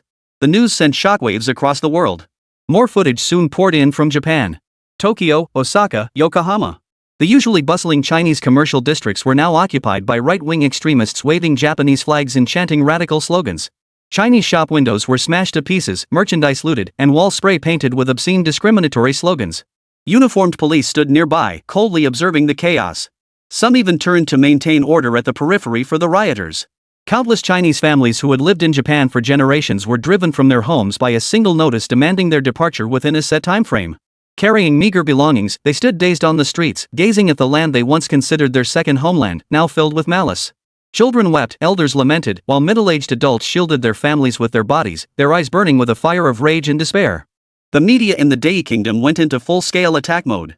Major television stations broadcast round-the-clock specials on the so-called China threat theory. On these programs, self-righteous experts and commentators used sensationalist language to paint Huawei as an evil empire poised to devour the world, portraying the unarmed Chinese residents in Japan as lurking spies and saboteurs. They are everywhere. They are stealing our technology, corrupting our culture. Expelling them is essential to protect the last vestiges of purity in our great Japanese empire. This inflammatory rhetoric spread through the airwaves to every corner of the archipelago, igniting the latent xenophobia already simmering among the populace. This was a premeditated, organized, top-down campaign of open persecution targeting millions of Chinese nationals. Behind it all lay the most insidious collusion between the Daisy Empire's high command and the hawks of the United States.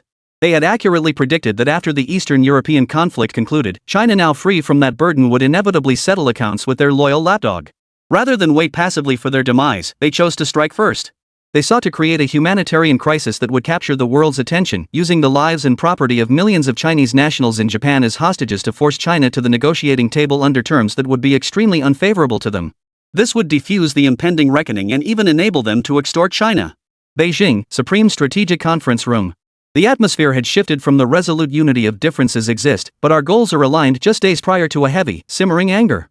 On the massive electronic screen, horrifying footage from Japan played on a loop. Operation Eastward had been paused. Battleships and aircraft carriers, fueled and ready to depart, now lay motionless in the East China Sea. They're forcing our hand. Army Commander Li Qiao slammed his fist onto the table, his eyes bloodshot. This is a blatant provocation.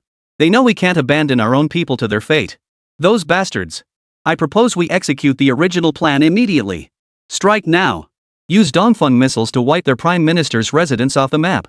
I object. Sun Chang'en's voice was quiet but crystal clear. Commander Li, calm down. If we fire now, we'll walk right into their trap. What about the lives of millions of our compatriots? They'll be the first casualties under our fire. Are we just going to stand by and watch them get bullied without lifting a finger? Of course not. Another foreign ministry official stood up. But military action must be the absolute last resort. We cannot fall into their trap and gamble our compatriots' lives on the outcome of a war. The meeting room erupted in heated debate once more. The hawks advocating immediate military strikes clashed head-on with the pragmatists insisting on prioritizing civilian safety. Every person bore immense pressure. They were filled with rage and humiliation, yet they had to make the most difficult decision between impulse and reason. Finally, when the screen froze on an image of an elderly Chinese woman kneeling silently before her destroyed shop, tears streaming down her face, all the arguments fell silent. A heavy, suffocating sorrow enveloped the entire conference room. Sun Chang'en rose slowly, his voice carrying an air of authority. Comrades, the safety and lives of the people are paramount. This painful consensus was finally reached. Transmit my orders. All military operations under the Eastward Advance Plan are to be suspended immediately. Immediately initiate the highest-level diplomatic procedures to expose the atrocities of the DayZ nation to the entire world. Simultaneously, announce that our nation will immediately dispatch ships and aircraft to the Day Kingdom for the peaceful evacuation of our citizens. Chapter 147, The Day Country's Hypocrisy. The day after consensus was reached at the highest decision-making level, China's Ministry of Foreign Affairs, Blue Hall. A globally watched press conference was underway here. The spokesperson stood behind the podium, his expression solemn. Facing hundreds of domestic and international media cameras, his voice carried clearly through the microphone, filling the entire hall. We have noted that in recent days, a series of serious violent acts targeting our compatriots and enterprises in Japan have occurred within Japan. Furthermore, under the guise of official authority, an extremely irresponsible expulsion notice has been issued. Such actions gravely violate fundamental principles of international relations and severely infringe upon the basic human rights, lives, and property security of our citizens. We express our strongest protest and condemnation. The spokesperson's voice rang out with force and conviction. However, China has always been a responsible major power, consistently advocating for the resolution of disputes through peaceful dialogue. His tone softened slightly as he shifted gears. To prevent further humanitarian catastrophe, we have decided to immediately initiate the evacuation of our overseas citizens. We will dispatch chartered flights and passenger ships to repatriate all Chinese nationals in Japan who wish to return. We urge the Japanese side to cease all improper actions immediately and provide necessary facilitation and security guarantees for our peaceful evacuation operation. This statement was measured and reasoned, combining firmness with flexibility. It demonstrated China's resolve to fight if necessary while showcasing the magnanimity of a major power willing to resolve issues peacefully. Almost simultaneously, across the ocean. At the United Nations headquarters in New York, Fu Ming, China's ambassador extraordinary and plenipotentiary to the United Nations, was calmly mediating with representatives from various nations, his signature thermos flask filled with goji berries in hand. Days later, at the UN General Assembly, it was the turn of the Day nation's representative to speak. A white-haired, stooped elderly man shakily made his way to the podium. No sooner had he taken his place than his eyes welled up with tears even before he spoke. Then, before the world's live cameras, the ambassador of Day Nation spoke through tears. I denounce. His voice was hoarse, filled with grief and injustice. I denounce the military hegemony of Huagua. Their massive fleet is stationed right at our doorstep. Their fighter jets fly so low they nearly scrape our rooftops. Our people live every day under the shadow of war. Living in fear. He pulled a handkerchief from his pocket, wiped away tears that weren't there, and wailed with heart-wrenching grief. We expel overseas Chinese not out of hatred. It's for self-preservation. We are merely a small nation that cherishes peace. Faced with such overwhelming military pressure, what else can we do but resort to this clumsy method to protect ourselves? His twisted rhetoric, paired with Oscar-worthy acting, successfully won the sympathy of many Western representatives present. The rotating president of the UN General Assembly even offered him a glass of water at just the right moment, patting him gently on the back in consolation. But the ambassador of Daisy Nation abruptly straightened his posture, his expression shifting to one of magnanimous tolerance. Even after enduring such unjust treatment, we still choose to believe in peace. We agree to China's request for evacuation. We will open our borders and assist our Chinese friends in leaving safely and orderly. For we believe that love and peace will ultimately triumph over all strife. This performance was flawless, hypocrisy taken to its extreme. Even Fu Ming couldn't find a single point to counter. He thought to himself, as long as the expatriates can return home safely, let the countrymen play the victim role for now. Yet reality painted a starkly different picture. Tokyo, Narita International Airport. Hundreds of Chinese nationals, families in tow, formed long queues awaiting departure procedures. But at every counter, Japanese customs officials deliberately stalled proceedings with all manner of absurd excuses. I'm sorry, but this document requires a new stamp from the office in Zone C. Sorry, under the latest quarantine regulations, you must undergo a 6-hour health observation period here. Sorry, our system seems to have a minor glitch. Outside the airport, hundreds of right-wing extremists waved flags and chanted "Get out" as they completely surrounded the airport. They hurled insults and shoved every Chinese person attempting to enter the airport, with some even resorting to physical violence. Chinese nationals, unwilling to provoke these crazed mobs and prioritizing their own safety, could only endure the abuse. Meanwhile, the Japanese police stood by like blind men, turning a blind eye to the chaos, even assisting in maintaining order at the perimeter. At the port, the same scene was unfolding. The next day, the first batch of evacuation passenger ships and planes dispatched by Huagua finally arrived at the territorial waters of Rizoku. The Chinese nationals aboard could now see the outline of the mainland across the sea, their faces lighting up with the joy of returning home. However, what awaited them was not permission to enter the port. Instead, they received a cold, impersonal announcement from the Japan Coast Guard. Warning! Due to congested internal port channels, all foreign vessels are temporarily prohibited from entering the harbor for safety reasons. Please anchor in designated waters and await further instructions. This is a repeat. Above, passenger aircraft circling overhead received equally absurd instructions from air traffic control. Air route safety requires reassessment. Please circle and wait in the designated airspace. Repeat. The evacuation operation had reached a stalemate. Tens of thousands of Chinese nationals in Japan found themselves trapped on this hostile land. The path home was completely blocked, and their situation grew increasingly dire. News of the situation spread back to China through various channels. After a brief moment of silence, the entire Chinese internet exploded. Port congestion? Route safety? Yeah, right. What a ridiculous excuse. They're holding our compatriots hostage. We can't wait any longer. Where's our fleet? Where's our aircraft carrier? Just sail straight over there. Still trying diplomacy? Still pushing for peaceful talks? They're ting all over us. And you're still trying to reason with them? I'm a bit disappointed in the government. The surging tide of public opinion, like a bursting dam, shifted from overwhelming fury toward the Dai nation to mounting criticism of the domestic government's perceived weakness. Yet regardless of the torrent of online outrage in China, the Japanese people persist relentlessly in persecuting the Chinese, as if such actions could somehow maintain their perceived superiority over China. Having been subjugated by China for over 1,000 years, centuries of oppression had bred a twisted fixation among the people of this nation toward China. Chapter 148, The Final Madness. Japan, Tokyo. Ikebukuro's Chinatown, usually bustling with activity, now lay desolate and eerily quiet. Most shops had lowered their rolling shutters, their doors spray-painted with obscene, discriminatory slogans, "Go back. Pests." Wang Fula's fortune tower was one of the few establishments still illuminated on the street. It wasn't that he didn't want to leave, he simply couldn't. He stared at the text message from the Chinese embassy on his phone, sent 3 days ago. To all Chinese nationals in Japan, please remain calm. We are actively coordinating with Japanese authorities on evacuation arrangements. Stay at home and await further notice. Wang Fulai sighed and tucked his phone back into his pocket. He walked to the tightly shut shop door and peered through the slats of the rolling shutter at the young men outside. They wore black tactical gear and sported moon-shaped shaved heads. They prowled the street like a pack of idle hyenas, occasionally flipping off the closed shopfronts and hurling the foulest curses. "Dad, when are they going to leave?" His daughter's timid voice came from the inner room, tinged with a hint of tears. "Soon, sweetie. Don't be afraid."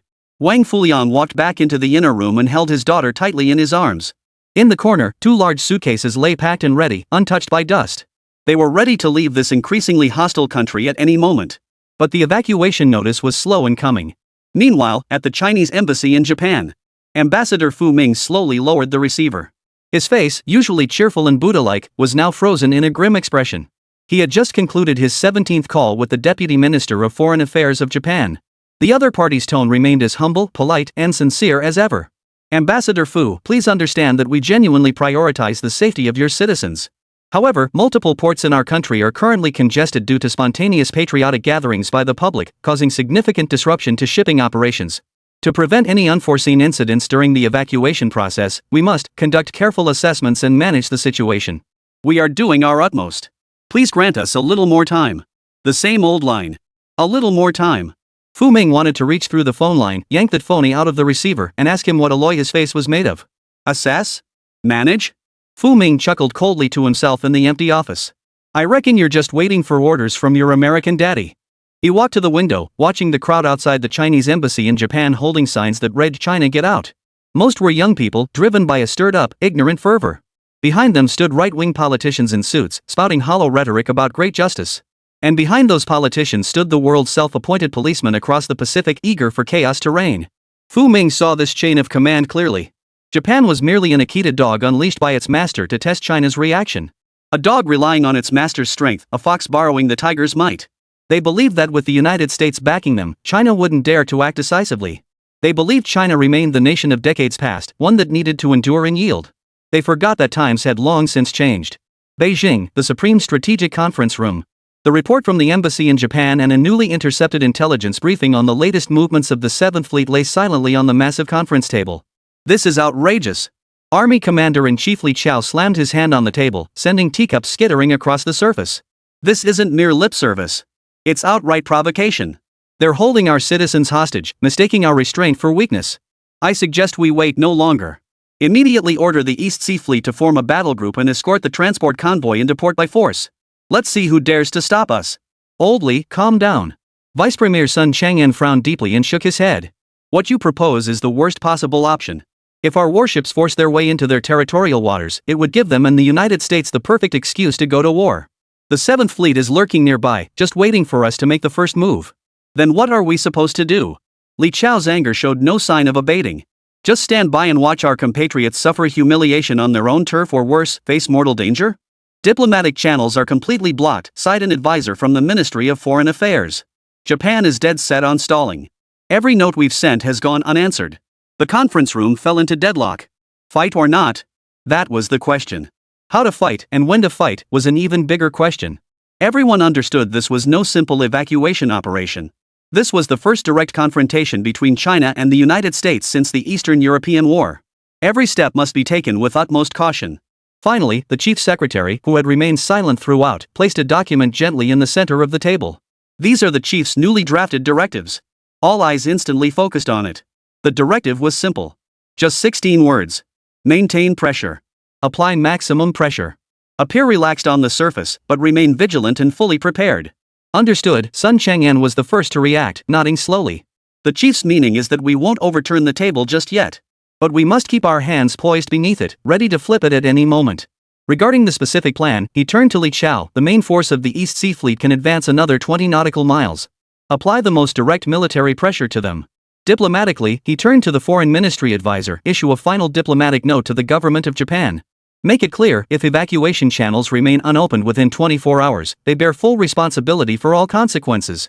Simultaneously, Sun Chang'an's gaze swept the room. Order all relevant units in the Southeast and Northern Theater Commands to immediately enter Level 1 combat readiness.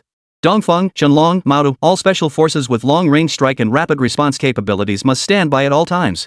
We're giving them their final dignity. If they refuse it, we will help them find it.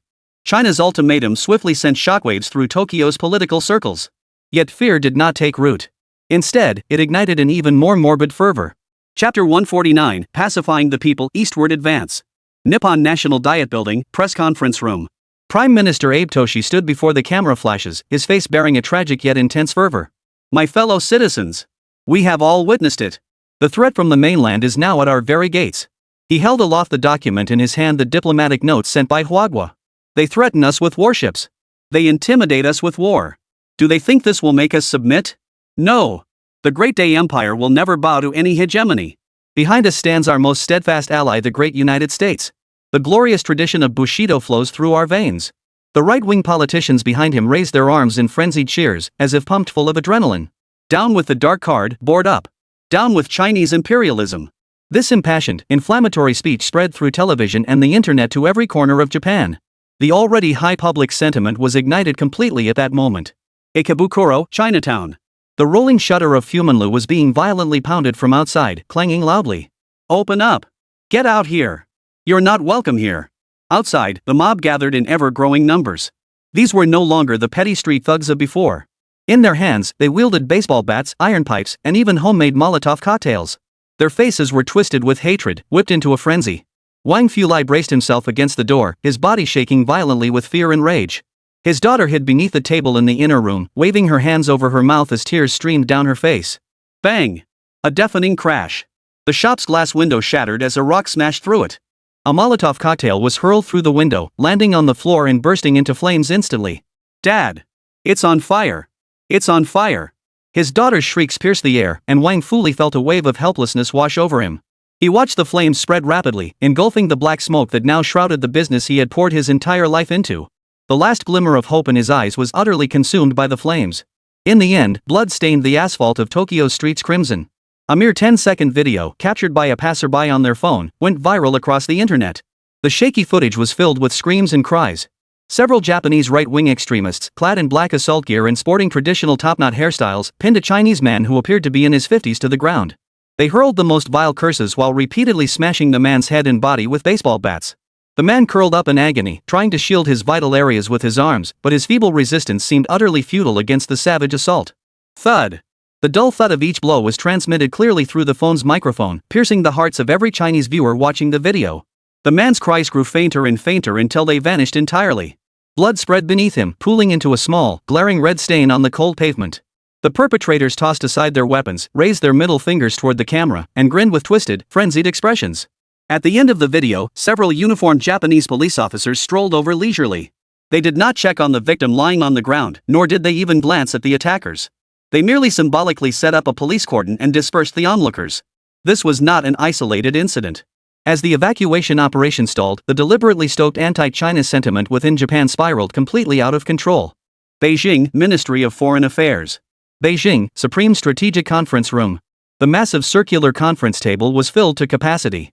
But unlike any previous meeting, this time, no one spoke. Only a deathly silence hung in the air. Before each person lay a document. On the documents were screenshots from the viral video circulating online, the one showing a Chinese man beaten to death in broad daylight. The glaring pool of blood, the maniacal grins of the attackers, and the indifferent profiles of the Japanese police officers. The last shred of hope for a peaceful resolution was shattered completely in that moment.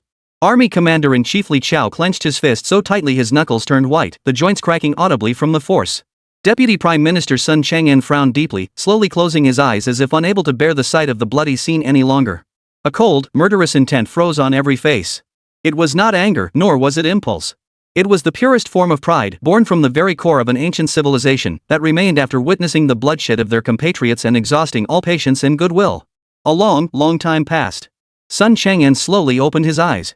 His gaze swept over every person present, his voice hoarse yet unwavering. "Comrades! There's no need to discuss this further." He rose and walked to the massive electronic screen displaying the military deployment map of all East Asia. "I propose we immediately initiate 2 top-level military operations." No one objected. Sun Chang'an's voice echoed through the silent conference room, each word resonating with the weight of steel. Operation 1, codenamed Secure the People. His finger tapped heavily on the area where the Huagua Combined Fleet was deployed in the East China Sea. Order, all combat units of the East Sea Fleet and North Sea Fleet are to immediately form a joint task force. Escort all evacuation fleets and forcibly enter the territorial waters of the Daisy Nation. En route, any military force daring to obstruct, be it the Japanese Maritime Self-Defense Force or any other entity, authorized to sink them on the spot. We will use the most direct and forceful means to carve a path through blood for our compatriots. A path home. In the conference room, every military commander abruptly straightened their posture, their eyes blazing with intense resolve. Sun Chang'an paused not a moment. His finger fell once more upon the narrow strip of map representing the Japanese mainland. Operation 2, codenamed Eastward Advance. I recommend activating Snake immediately. This time, the target is no longer military commanders on the battlefield, but those who lurk in the shadows, the masterminds who orchestrated and incited all of this. The right-wing politicians, cabinet ministers, and Zaibatsu leaders of the Daisy Empire. Compile a list of their names. Eliminate them. If Operation Pacify the People was a thunderous, overt strategy, a declaration to the world of Huagua's resolve to fight if necessary, then Operation Eastward is the blade concealed in the shadows, a precise purge targeting the very roots of this nation's corruption. One open, one covert. One forceful, one subtle. This was no longer mere military retaliation. It was a campaign to shatter the backbone of this neighboring nation both physically and spiritually. Finally, when the chief's directive containing only 8 words was delivered to the conference room, everyone rose to their feet. When patience has reached its limit, there is no need to endure further. The order was formally issued. No further words were spoken. Before the massive circular conference table, all decision-makers slowly removed their military caps. They turned toward the east and observed a collective moment of silence for those innocent compatriots who perished in a foreign land. Chapter 150, Safeguarding the Nation and its People. In the East Sea before dawn, the boundary between sky and sea dissolved into a profound indigo. The once tranquil waters, colloquially known as the bathtub, were now churned by several massive steel warships. No longer were these probing maneuvers under exercise flags, nor patrols cloaked in diplomatic rhetoric. The East Sea and North Sea fleets of Huagua had formed a combined combat group of unprecedented scale so vast it would shock any satellite imagery.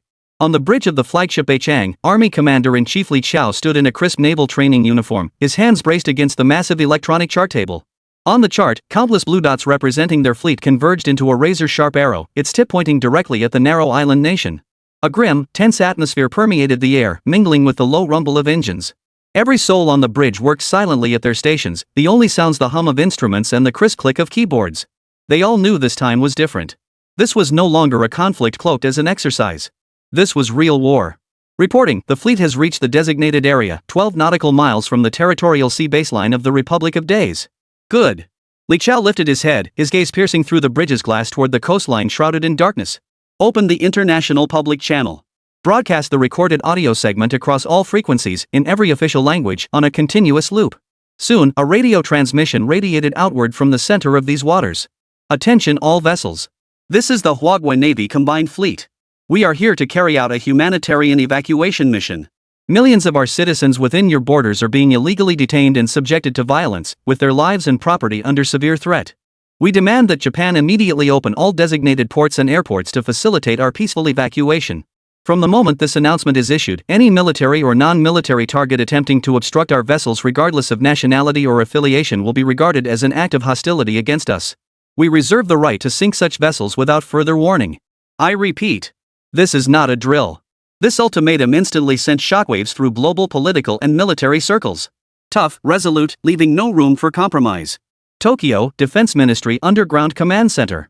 The shrill wail of alarms mingled with the rising roar of voices. Damn it! How dare they? This is outright aggression. Request immediate assistance from the 7th Fleet of the United States. After a brief moment of chaos and panic, the distant verbal encouragement from the U.S. 7th Fleet restored a false sense of courage. Order the Izumo, Kongo, Atago. Form an intercept formation immediately. Warn them this is the territorial waters of the great Japanese Empire. Soon, several mainstay destroyers of the Japanese Maritime Self-Defense Force spewed black smoke as they hastily emerged from the naval port. They deployed a seemingly tight intercept formation ahead of the Huagua Combined Fleet, issuing hollow warnings over the public channel. This is Japanese territorial waters. Your fleet must cease advance immediately. Otherwise, we will take all necessary measures. On the bridge of the Beichang, Li Chao stared at the radar screen displaying those futile red dots like a mantis trying to stop a cart. His expression remained icy. He issued no orders to open fire. He simply watched silently, observing this group standing on the edge of a precipice, utterly unaware. On the Japanese destroyer, the captain watched the silent yet steadily advancing massive fleet closing in, a fine sheen of cold sweat forming on his brow. Just as he hesitated over whether to order a warning shot, a change occurred, silently unfolding in a place invisible to all. Beneath the deep, dark sea, dozens of Huagua soldiers clad in deep blue Chunlong special underwater combat suits had already silently approached the undersides of those GZ Kingdom destroyers. Move out. With Captain Chun Chang's command echoing through the encrypted channel, all Chunlong members simultaneously retrieved 2 tools from their back equipment modules. One was an underwater flame cutter. The other was a spherical electromagnetic interference device, independently developed by China's civilian sector. It could temporarily jam all electronic commands on the vessel, rendering it uncontrollable. Its drawback was that it had to be attached directly to the hull and only lasted 5 minutes. Zzzzzzz. The cutter pressed against the base of the massive propeller, emitting a loud noise that was drowned out by the surrounding seawater. In under 30 seconds, an entire propeller blade was silently severed, sinking slowly into the deeper ocean floor. Simultaneously, another team member secured the electromagnetic interference device firmly onto the rudder's connecting shaft. 3, 2, 1. Buzz. The moment the device activated, the helmsman on the bridge panicked as the control panel before him suddenly lost all responsiveness. The same scenario unfolded simultaneously on every Japanese interceptor vessel within mere minutes. Almost simultaneously with the completion of the underwater assault. Boom! On the deck of the Hwagwa carrier strike group, dozens of J-35 carrier-based fighters roared to life with deafening noise as they catapulted into the air. They did not attack, merely displaying their might in the sky like eagles surveying their territory. They had lost power, lost direction, and even lost control. Those main destroyers that had so recently flaunted their might now lay adrift like colossal steel coffins floating upon the sea. The sea breeze swept through, billowing several brand new Hinomara flags. The vast combined fleet of Hwagwas sailed past them with unhurried composure. The shadow cast by the massive hulls completely engulfed the warships of the Sun Nation. On the deck of the Bei Chang, countless Hwagwa sailors stepped forward, silently observing the motionless objects floating on the sea. Their faces showed neither wild joy nor cheers. For they knew that more important tasks awaited them ahead. The passage had been cleared. Under the escort of the combined fleet, dozens of evacuation passenger ships and cargo vessels flying red flags sailed unimpeded into Tokyo Bay and Osaka Bay. Sunlight pierced the darkness before dawn. When the majestic form of the first Type 055 destroyer appeared at the docks of Tokyo port, the right-wing thugs who had been gathered on the shore, shouting Chinese, "Get out," were utterly dumbfounded. They stared blankly at the black muzzles of the massive guns, each over 100 millimeters in diameter, as if aimed directly at their own foreheads.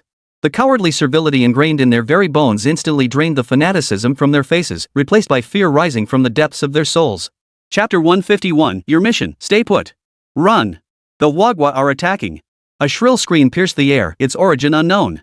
The crowd instantly scattered like birds and beasts. They dropped their flags and clubs, scrambling and crawling as if wishing their parents had given them 2 extra legs. The evacuation operation had officially begun. On the pier, the Chinese nationals trapped for days, their faces etched with exhaustion and terror, could no longer contain their emotions upon seeing the familiar red flag. Tears streamed down their faces. We're going home. We're going home. Wang Fulai clasped his daughter's small hand even tighter. The little girl's body still trembled slightly from lingering fear. Behind them lay Chinatown, once a familiar place, now reduced to crumbling ruins and utter devastation. Before them stood an impenetrable great wall, built of steel and flesh. Chinese soldiers, transformed from feathered robes into deep navy blue combat uniforms, stood in groups of 3, back to back, forming an impenetrable human wall. Silent as guardian deities, they kept all chaos and danger locked behind them. At their feet, discarded Hinomara flags lay trampled in the mud beneath countless feet eager to return home. Beyond the human wall stood the towering Type 055 destroyer, looming over the harbor like a mountain. Its black muzzles warned any remaining troublemakers. Don't be afraid, sweetheart. We're going home, Wang Fuliang whispered to his daughter, his own eyes already brimming with tears. A young soldier passed by the formation. He glanced at the terrified little girl, hesitated, then pulled a piece of fruit candy wrapped in foil from his pocket. Bending down, he handed it to her. Before coming, the squad leader had mentioned there might be crying children, so he'd brought some alone. The little girl timidly looked at her father. Wang Fuli just smiled and nodded at her. She reached out her small hand and took the candy. Thank you, uncle. The soldier said nothing, merely using his tactical gloved hand to gently pat her head before turning and merging back into the steel torrent. Woo! A long, muffled horn echoed across the harbor. The massive evacuation passenger ship slowly pulled away from the dock. Wang Fulai stood on the deck, holding his daughter, and looked back. He gazed at the land where he had lived half his life, at the city awakening in the morning light. In his heart, there remained no lingering attachment. Meanwhile, 100 nautical miles away, inside the operations center of the USS Ronald Reagan, flagship of the 7th Fleet of the United States, Admiral Harrison, commander of the fleet, stared intently at the massive tactical display. On the screen, the red arrow representing the Chinese United Fleet had already boldly entered the blue zone marking the territorial waters of Japan. General, the Chinese fleet has completed its deployment in Tokyo Bay and Osaka Bay. Their evacuation ships are now docking one after another. An intelligence officer's voice broke the silence. Japan has sent a 12th emergency communication, requesting we invoke the US-Japan Security Treaty to intervene militarily against China's aggressive actions. Harrison's temples throbbed violently. Intervene? With what? He growled, slamming his coffee cup onto the console. Are we supposed to fight another Eastern European war with China? The Predator scandal still stung like a thorn lodged deep in the heart of every American service member. At that moment, a top-secret communication request came through directly from the Pentagon. On the screen appeared a stern-faced man wearing the insignia of a 4-star general. Harrison. Chairman of the Joint Chiefs, Harrison snapped to attention. Your mission is singular. The general's voice on the screen was icy. Observe. Record. Then, stay put. Don't move. Harrison's pupils contracted sharply. Sir, are you implying? What I mean is, Washington and the Capitol have reached certain agreements that our level need not concern itself with. The Daisy Kingdom has been put up for sale. And we have tacitly approved this transaction. The communication was abruptly cut off. Harrison sank silently back into his chair, an unprecedented wave of humiliation washing over him. Once, the United States had been so powerful, maintaining a hegemonic system across the Western Pacific for over half a century. But now, Tokyo, Nagatacho, Prime Minister's official residence. A massive crystal ashtray crashed to the floor, shattering into pieces. Prime Minister Abenchi's face no longer bore the impassioned, tragic resolve seen at press conferences. Only a hideous grimace remained, twisted by extreme rage and fear. Useless. A bunch of useless fools. He pointed at the cabinet ministers before him, frozen in terror, and roared. Where is our proud maritime self-defense force? Where is the unsinkable aircraft carrier we built with countless taxpayer dollars? Why? Why didn't you fire a single shot, letting the Chinese warships sail right to our doorstep? Defense Minister Kidada, drenched in sweat and hunched over, his voice trembling, replied. Prime Minister, our warships, when the Chinese fleet approached, all propulsion and steering systems mysteriously failed simultaneously. We don't even know how they did it. This. Abenchi shook his head repeatedly, then collapsed into the leather chair symbolizing the pinnacle of power, nearly fainting. Just then, the foreign minister scrambled into the room, his face ashen. Prime Minister. Your Excellency. The United States. 7th Fleet. They've rejected all our requests for assistance. Their spokesperson just issued a statement, urging us to exercise restraint and resolve the issue through dialogue. Boom. Abenchi felt as though his world had collapsed. Abandoned. Completely and utterly discarded by their American masters, treated like a stray dog. Without the protection of the United States, Japan would now have to face that powerful red nation head-on. And this time, that nation truly had no intention of engaging in any further negotiations. Night deepened. In a nondescript business hotel room in downtown Tokyo. The curtains were drawn tight, completely shutting out the neon lights and clamor of the city outside. 3 dark figures stood silently within the room. They were the Snake Squad, the sharpest blade currently wielded by Huagua. The leader, codenamed Candle Dragon, felt the mirror in his eye silently glow with a faint, eerie blue light. A private message, relayed through the flagship Beichang from the highest command headquarters in the capital, arrived silently. He opened it with his mind. A list slowly unfolded across his retinal display. Chapter 152, Abe UNC, Death by Overwork. At the very top was a name he knew all too well, accompanied by a face that had just been passionately speaking on television. Primary target, Abe UNC. Position, Prime Minister. Crimes, inciting anti-Chinese violence, orchestrating the East China Sea terrorist attack, abducting millions of Chinese nationals in Japan. Below the list lay a string of names: Defense Minister Kidada, Finance Minister, the head of the largest right-wing media conglomerate. Each name was accompanied by detailed records and a verdict personally drafted by the highest authority. Candle Dragon's gaze lingered on that list for a full 10 seconds. His expression remained unchanged, his heartbeat showing no sign of acceleration. Then, through the spirit mirror, he issued his first and final command to his 2 teammates. Operation East Exit commence. Decapitation, commence. 3 shadows slipped silently into the darkness. As if they had never existed. The scene shifts back to the Prime Minister's residence. Outside the residence, security personnel in black suits patrolled every 3 steps, every 5 steps, their vigilant eyes scanning every corner. Inside the residence, surveillance cameras with 360-degree coverage, infrared sensors, gravity-detecting floor tiles, temperature monitors, every security system representing the pinnacle of modern technology operated silently. In theory, not even a living person, let alone a fly, could possibly slip inside without triggering an alarm. Yet, theory was quietly shattered at this very moment. On the security center's monitoring wall, dozens of screens displayed images that appeared perfectly normal. The infrared grid in the courtyard continued to emit its invisible beams with unwavering stability. The pressure-sensitive floor tiles at the end of the corridor showed readings steady at 0. A security guard monitoring the screens yawned, lifting his coffee cup for a sip. He did not see that on the screen before him, within the empty corridor feed, an imperceptible ripple like a wave rippling across water was silently gliding by at a constant speed. It seemed weightless, temperatureless, even formless. Study. Prime Minister Abenchi no longer possessed the impassioned fervor he displayed during his daytime parliamentary address, nor the tragic composure he maintained before the media. His well-groomed face was now etched with unmistakable anxiety and fear.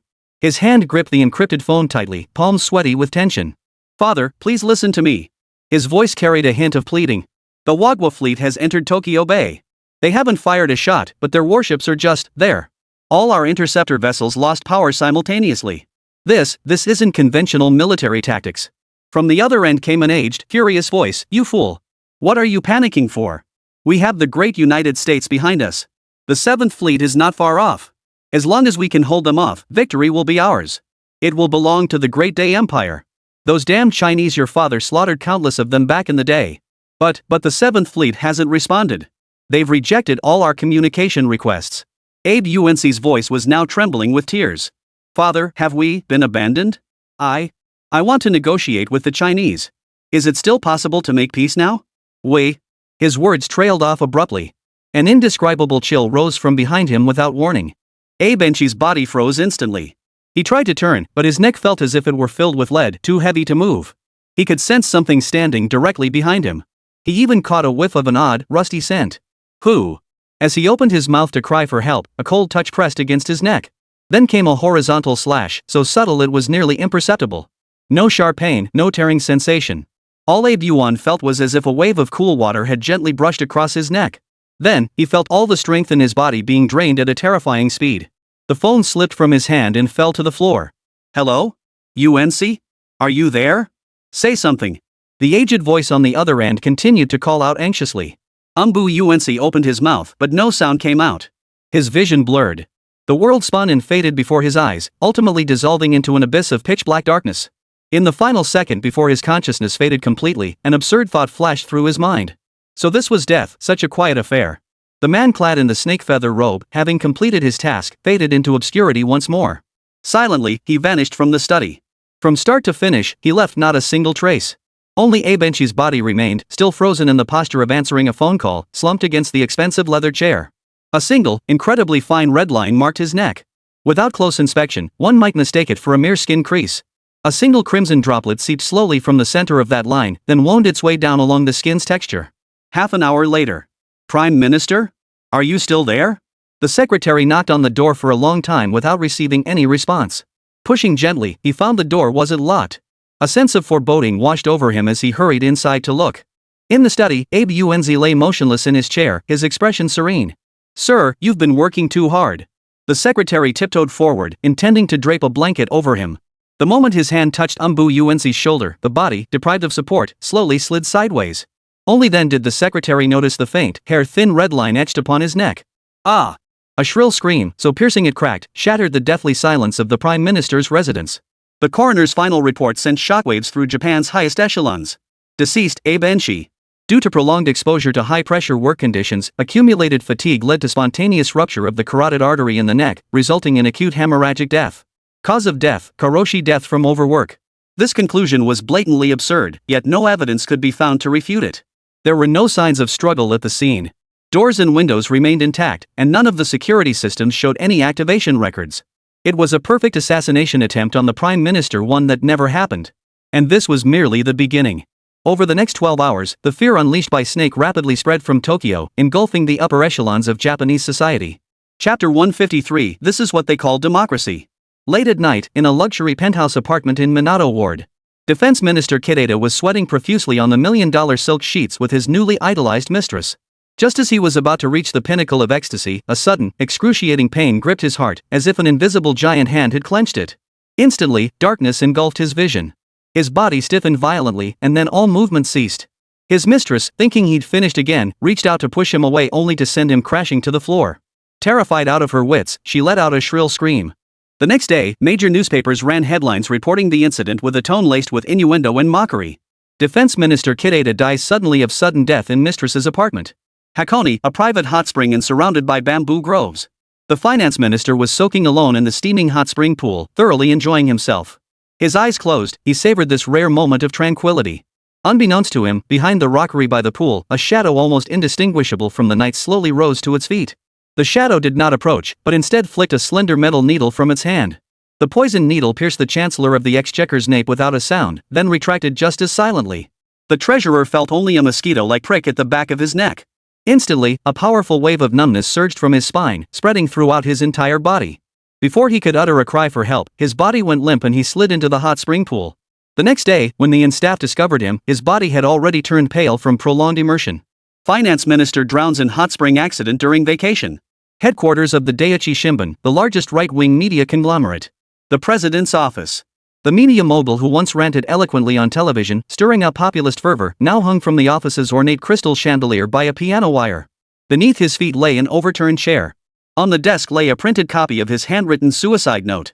In it, he deeply repented his crimes of inciting hatred and undermining bilateral relations for the sake of traffic, declaring, "My sins are grave, only death can atone to the nation." Media mogul commits suicide out of guilt, leaves confession letter before death. A series of plausible yet eerily coincidental deaths unfolded within a mere 12 hours. The entire Dayu Kingdom's leadership plunged into unprecedented panic. Coincidence? This coincidence? This is a massacre. An invisible, unstoppable massacre. It's the Huagua people. They must be behind this. They possess that ghostly, elusive technology. What do? Call the police? The surviving politicians and tycoons huddled in their secret meeting rooms like frightened rabbits, trembling with fear. The nation's entire command and decision-making system collapsed into complete paralysis in an instant. The night grew deeper. Chief Cabinet Secretary Tanaka locked himself inside the deepest part of the official residence, an emergency shelter reputed to withstand nuclear attacks. The meter-thick alloy door blocked out all sound from the outside world. Clutching a glass of whiskey, his body still trembled violently from sheer terror. Only when he saw the dozens of loyal, heavily armed guards inside the shelter did he feel a slight sense of security. Here, he should be safe. Absolutely safe. Suddenly. Zzz. The shelter's independent power system, designed to sustain operations for 72 hours, flickered without warning. All the lights went out simultaneously. Darkness engulfed everything like a tidal wave. What's happening? Where's the backup power? Don't panic. Stay put. Protect the commander. The guard's frantic shouts echoed hollowly in the darkness. Tanaka curled up in the corner, his teeth chattering violently. In the pitch-black darkness, he suddenly felt a cold breath gently brush against his earlobe. Then, a clear, standard Mandarin voice murmured softly in his ear. "Next is you." Dead silence. After that soft Mandarin whisper, his body's trembling reached its peak. Snap. A faint sound. Without warning, the lights inside the shelter flickered back on. The blinding glare made everyone instinctively squint. After a momentary blindness, the guards immediately raised their guns, scanning the surroundings warily. Nothing. No enemies, no intruders, not even the slightest abnormal air movement could be detected. It was as if everything that had just happened had been nothing more than a collective hallucination. But Tanaka knew it wasn't. He looked down at the whiskey glass in his hand, its contents spilled over half the cup due to his uncontrollable trembling. Slowly, mustering every ounce of strength, he pulled himself up from the corner. "Sir!" The security captain approached, his face etched with confusion and lingering fear. Tanaka ignored him.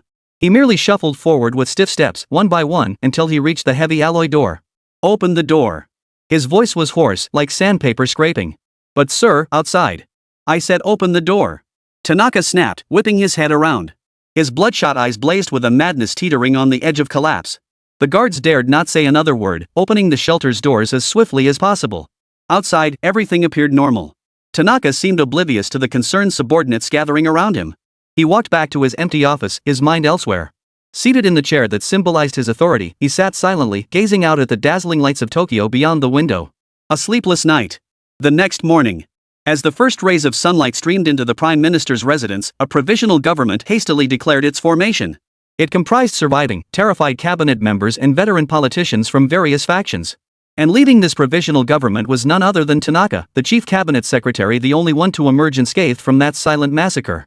No one knew why he had survived. But everyone knew he might be the only one capable of striking a deal with those invisible reapers. The conference room was thick with smoke. The surviving politicians bore none of their former vigor. Their faces were ashen, their eyes sunken, as if they hadn't slept for days. Tanaka-kun, a senior Zaibatsu representative, stammered, his voice trembling, What should we do now? The Huagua fleet is still anchored in Tokyo Bay, and their soldiers have already landed.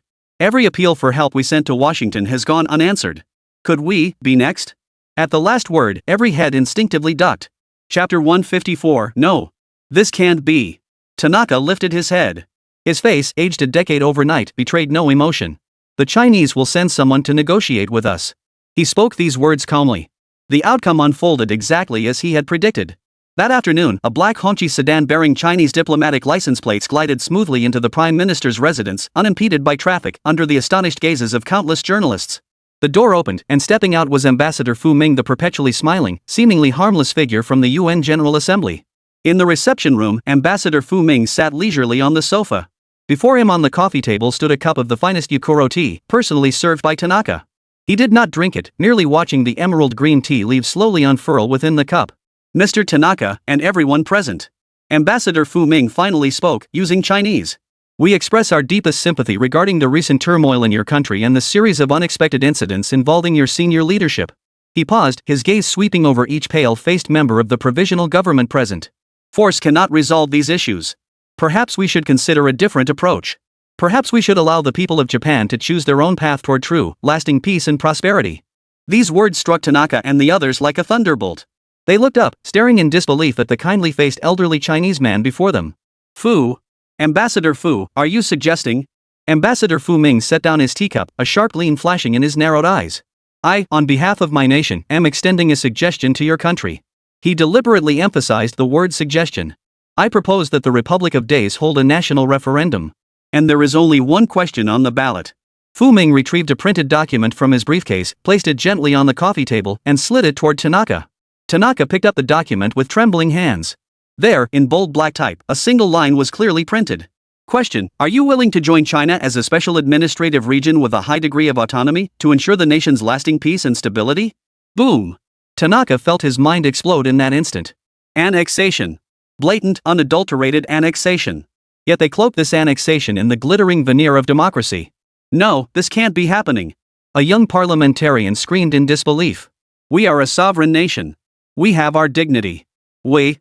His words were cut short by Ambassador Fu Ming raising his hand. Dignity? Fu Ming smiled, his expression as gentle as ever. Dignity is built upon peace and prosperity. When your people don't even know where tomorrow's bread will come from, when your society could plunge into an irreparable civil war at any moment over the slightest conflict, where, then, is your dignity? We have come to offer you peace. Whether you accept this goodwill is your choice, and that choice rests in the hands of the 120 million people of the Republic of Life. With that, Ambassador Fu Ming rose to his feet, adjusted his collar, and bowed slightly to the stunned assembly. My proposal has been delivered. I give you, and your government, 24 hours to consider. Goodbye. He turned and departed with composed ease, leaving behind a room filled with the elites of the provisional government of the Deus Kingdom plunged into utter despair and deathly silence. At the very moment Ambassador Fu Ming extended that irresistible olive branch to the provisional government of the Republic of Days. An unprecedented behind-the-scenes deal, revolving around this high-stakes table, was unfolding worldwide with an eerie, tacit understanding. Washington, D.C. Pentagon, inside a top-secret laboratory. The Secretary of Defense and several high-ranking Joint Chiefs of Staff officers held their breath, staring at the temperature and pressure-controlled display case crafted from a special alloy. Inside lay a form-fitting combat suit, its entire surface a muted gray, radiating raw power. Gentlemen, this is the gift provided to us by the Republic of China through secret channels. A technical analyst's voice carried a hint of unchecked excitement. According to their accompanying notes, this is a U.S.-specific version of the feathered robe. While its capabilities have been significantly reduced, no optical camouflage, no hyperspeed mobility, it retains its two core functions, exceptional physical defense and strength amplification at least 5 times that of an ordinary human. Our preliminary tests indicate this suit could allow an ordinary soldier to withstand a direct hit from a 7.62mm rifle round and effortlessly lift a military Hummer vehicle. A collective gasp echoed through the laboratory. Most crucially, the technical officer's eyes gleamed with fervor. The Chinese didn't just provide us with a sample. They also included a portion of incomplete, yet undeniably authentic design schematics. What do they mean by this? The defense minister frowned. Have the Chinese lost their minds, offering up high-tech like it's going out of style? Their diplomatic envoy left only one message when presenting this gift. A dignified farewell is always preferable to a humiliating defeat. The entire laboratory fell silent. Everyone understood the subtext. It implied that China was tacitly allowing them to gracefully exit the Western Pacific stage. And this American-style feathered robe was their severance payment. Accept it. After a long pause, the defense minister ground out the 3 words through clenched teeth. Kremlin. The supreme leader of the Bear Nation had just concluded a secret call with the chief of China. His face bore a complex expression, yet one that could not conceal a hint of satisfaction. China had pledged full support for Russia's core demands in the upcoming negotiations over the eastern Ukraine issue. In exchange, they needed to do only one thing: remain silent about anything that was about to unfold in East Asia. Paris, Berlin, London. At the same moment, leaders of Europe's major powers also received tempting economic cooperation proposals from the East. From new energy technologies to artificial intelligence, to massive infrastructure development plans. Each offered an irresistible slice of the economic pie, large enough to revitalize their national economies. Within a mere 24 hours, every major global power with a seat at the table reached an unspoken understanding on the matter. Silence. Chapter 155, Annexation. 24 hours later. The provisional government of Nichiri announced tearfully via national television its decision to hold a referendum on the incorporation of the special administrative region. At the Prime Minister's residence, Tanaka sat alone in the study that had once belonged to Abenshi. He watched his own haggard face on the television screen, a faint smile of relief curling at the corners of his mouth. At that moment, the entire nation fell into a deathly silence. Trains halted, factories fell silent, and people on the street stopped in their tracks, staring blankly at the enormous electronic screens displaying the weary face of Tanaka, the head of the provisional government. It was as if a century-long illusion about the rise of a great nation had been shattered by reality in that instant. Tokyo, Adachi Ward, in a small, old apartment barely 6 tatami mats in size. 75-year-old Kazuo Yamada turned off the pitifully small television broadcasting the news. He sat cross-legged on the tatami mat, a bottle of cheap sake and an empty cup resting on the small square table before him. He didn't drink, merely staring silently at the yellowed black and white photograph on the wall. In the photograph, a young man in a navy uniform gazed defiantly. That was his father, an imperial soldier who had piloted a Zero fighter plane in the 1940s and perished in the depths of the Pacific Ocean. Father. Yamada Kazuo slowly poured himself a cup of sake. He recalled his childhood, scavenging moldy rice balls amid post-war ruins while listening to adults around him recount the glory of the Greater East Asia co-prosperity sphere with near fanatical fervor. He recalled his youth during Japan's economic boom, working overtime until he vomited blood as a Toyota factory worker, yet still feeling unparalleled pride in the Made in Japan emblem on the hood. He recalled his middle age, when the Plaza Accord burst the bubble economy, watching his life savings vanish before his eyes, plunging him into 3 decades of stagnant despair. And now, he was old. This country, it seemed, had grown old too. He raised his glass and drank it dry. The fiery liquid burned his throat, yet tears stubbornly streamed down his face. We lost. He murmurs to himself. On the other side of the Great Firewall, China's online world was already in an uproar. Weibo's trending topics were dominated by a single phrase. #Japan to hold referendum on joining China #. Beneath the hashtag lay hundreds of millions of comments, brimming with revelry and playful banter. We're witnessing history, brothers. I declare it's time to update my atlas. Congrats on the new Fuso province, Tokyo City. I've got a suggestion. From now on, their textbooks should start the very first history lesson with the First Sino-Japanese War and the Nanjing Massacre. Seconded. Let them remember for generations what despicable deeds their ancestors committed. Calm down, calm down. All I want to know is, will shipping be included when buying figures online from Akihabara? I just want to see the red flag raised atop Mount Fuji. That image alone is thrilling. Countless jokes and memes spread like wildfire across the internet. A complex mix of humiliation, rage, and longing pent up across generations finally found an outlet in this moment. Yet beneath this sea of revelry, a quiet undercurrent flowed. In Beijing, within a history department office at a university, 65-year-old Professor Zhang Jingji set down the newspaper in his hands. The front page headline featured an in-depth report on the referendum. Unlike the young teaching assistants in the office, who were excitedly discussing the future plans for Fusang province, he simply walked to the window and pushed it open. Outside, rare winter sunshine bathed the capital city. Watching the energetic young students below, running and laughing, a hint of melancholy flickered in his eyes. He thought of his mentor, an elderly scholar of modern history who had personally lived through that catastrophe. He recalled how, on his deathbed, the mentor had clasped his hand and murmured those words over and over in a faint voice. Jingji. Never forget the national humiliation. Never forget. Zhang Jingji slowly closed his eyes. What he felt was neither the ecstasy of victory nor the thrill of revenge. Instead, he felt a heavy sense of historical destiny, as if spanning a century of time. Master. Did you see it? This era has become as you wished. On the day of the referendum, the sky over Tokyo hung heavy, as if it might rain at any moment. No parades, no slogans, no banners. The entire city was shrouded in an eerie, oppressive silence. From fishing villages in Hokkaido to remote islands in Okinawa. From bustling Ginza to dilapidated slums. Long, silent lines formed outside countless makeshift polling stations. They wore diverse attire and came from different walks of life. There were white-haired elders in kimonos, walking with a stoop. Young mothers pushing strollers, faces etched with exhaustion. There were office workers in suits and ties, their eyes vacant. Trendy-dressed youths kept their heads bowed, saying nothing. Silently, they formed a queue. No one spoke, no one cut in line. The order was so perfect it resembled a grand state funeral. Yamada Kazuo was among them. He had changed into a worn but immaculately clean suit, the one he wore to his son's wedding years ago. When his turn came, he stepped into the small booth separated by a blue curtain and picked up the thin ballot paper that held the fate of a nation. His hands trembled violently. On the ballot, there were only 2 options. Agree.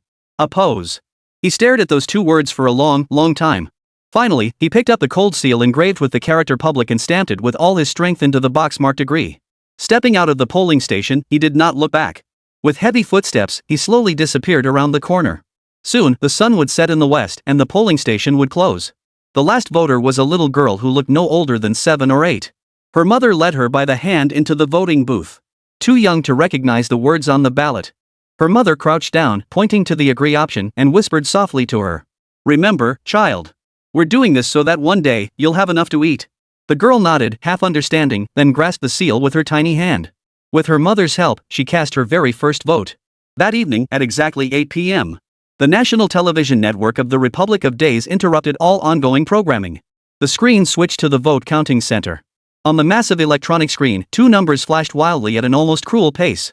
Votes in favor, 51,457,890. Opposing votes, 18,976,543. An overwhelming, indisputable majority. The moment the final tally froze on the screen, the entire studio fell into dead silence. The host stared at the result, his mouth opening but no words coming out. Finally, he bowed deeply, deeply to the camera. An era had come to an end. Chapter 156, Cherry Blossoms Fall in Tokyo, Sun Rises Over Fusan. Tokyo, former Prime Minister's residence. The sky hung heavy and gloomy, mirroring the mood of the thousands of former Japanese citizens gathered in the square. All eyes were fixed upon that bare flagpole. 8 o'clock sharp. Amidst muffled, barely audible sobs, a tattered rising sun flag was slowly lowered before the world's live cameras. No national anthem. No cheers. Only deathly silence, and the flag's slightly desolate rustling in the wind. Surrounding the square stood hundreds of soldiers in dark green uniforms. Like towering pines, they stood rigidly upright, not a muscle moving, their steel rifles gleaming coldly beneath the overcast sky. Their gazes were sharp and serene. It was a composure unique to victors. The rising sun flag fell. A soldier of Huagua folded it expressionlessly, placed it into a wooden box, and carefully stored this relic of a bygone era. Then, a vivid, blinding red rose into everyone's field of vision. Braving the cold wind blowing in from the East Sea, it unfurled abruptly. The dazzling golden star, against the gray, overcast sky, appeared utterly unrivaled. Before countless lenses, history froze in this moment. Half an hour later, in the mansion's press conference hall, flashbulbs lit the room like daylight. Zhao Lisan, the inaugural chief executive of Huagua's Fusang province, stepped onto the podium. He was young, appearing barely over 30, dressed in a well-tailored dark suit and gold-rimmed glasses. He carried none of the stern military demeanor, resembling instead a Wall Street financial elite. Yet not a single reporter present dared to underestimate him. "Ladies and gentlemen, members of the media." Zhao Lisan's voice, amplified through the microphone, carried clearly to every corner of the world. Since Mandarin Chinese had not yet been formally adopted, he spoke in Japanese, his pronunciation astonishingly precise. "I hereby formally announce. Effective today, the Fusan province of Huagua is formally established. All past turmoil and instability shall now become history. I pledge to all residents of Fuso province that your livelihoods will be safeguarded, your property protected, and every hard-working individual will receive the respect and rewards they deserve." His words carried a soothing power. But then, his tone shifted abruptly, his gaze instantly sharpening. "At the same time, I also hope you will clearly understand. From this day forward, the laws of Huagua shall be the sole and supreme authority governing this land. Any attempt to challenge the new order, incite division, or undermine stability will be met with the harshest sanctions. Furthermore, to promote cultural exchange and integration between our peoples, Fuso province will fully implement a new educational curriculum starting next semester. Huagua will be formally incorporated as the first official language into the required curriculum of all schools." As the words fell, the entire press conference hall fell into dead silence. Zhao Lisan's speech was transmitted back to Huagua via live broadcast. At that very moment, the entire Huagua internet erupted. It wasn't mere joy, but a complex and profound emotional release pent up for over a century. Within minutes, Weibo's trending topics were dominated by the phrase "establishment of Fusang province." Witness history. Brothers, we did it. Over a century of humiliation today, we've repaid it with interest. If only my grandfather could have seen this day. He witnessed those beasts with his own eyes outside Jinling City back then. Beneath this comment, a long row of candle and hug emojis stretched out. Never forget national humiliation, revive China. Today, we can finally say to our forebears, we have not failed you. The online celebration quickly translated into real-world action. Beijing, Tiananmen Square. No one knew who started it first, but more and more people spontaneously gathered before the monument to the people's heroes. No slogans. No banners. Among the crowd stood a veteran with snow-white hair, his chest adorned with medals. His trembling right hand raised in a perfect military salute toward the monument, while cloudy tears silently rolled down his deeply lined cheeks. There were students in school uniforms, their youthful innocence still intact, who gently placed bouquets of pure white chrysanthemums on the monument's base before bowing deeply. Young parents held their children close, their voices choked with emotion as they softly recounted the weighty history etched into the monument's inscription. The crowd grew larger, yet an eerie silence hung over them. Only suppressed sobs echoed intermittently in the cold air.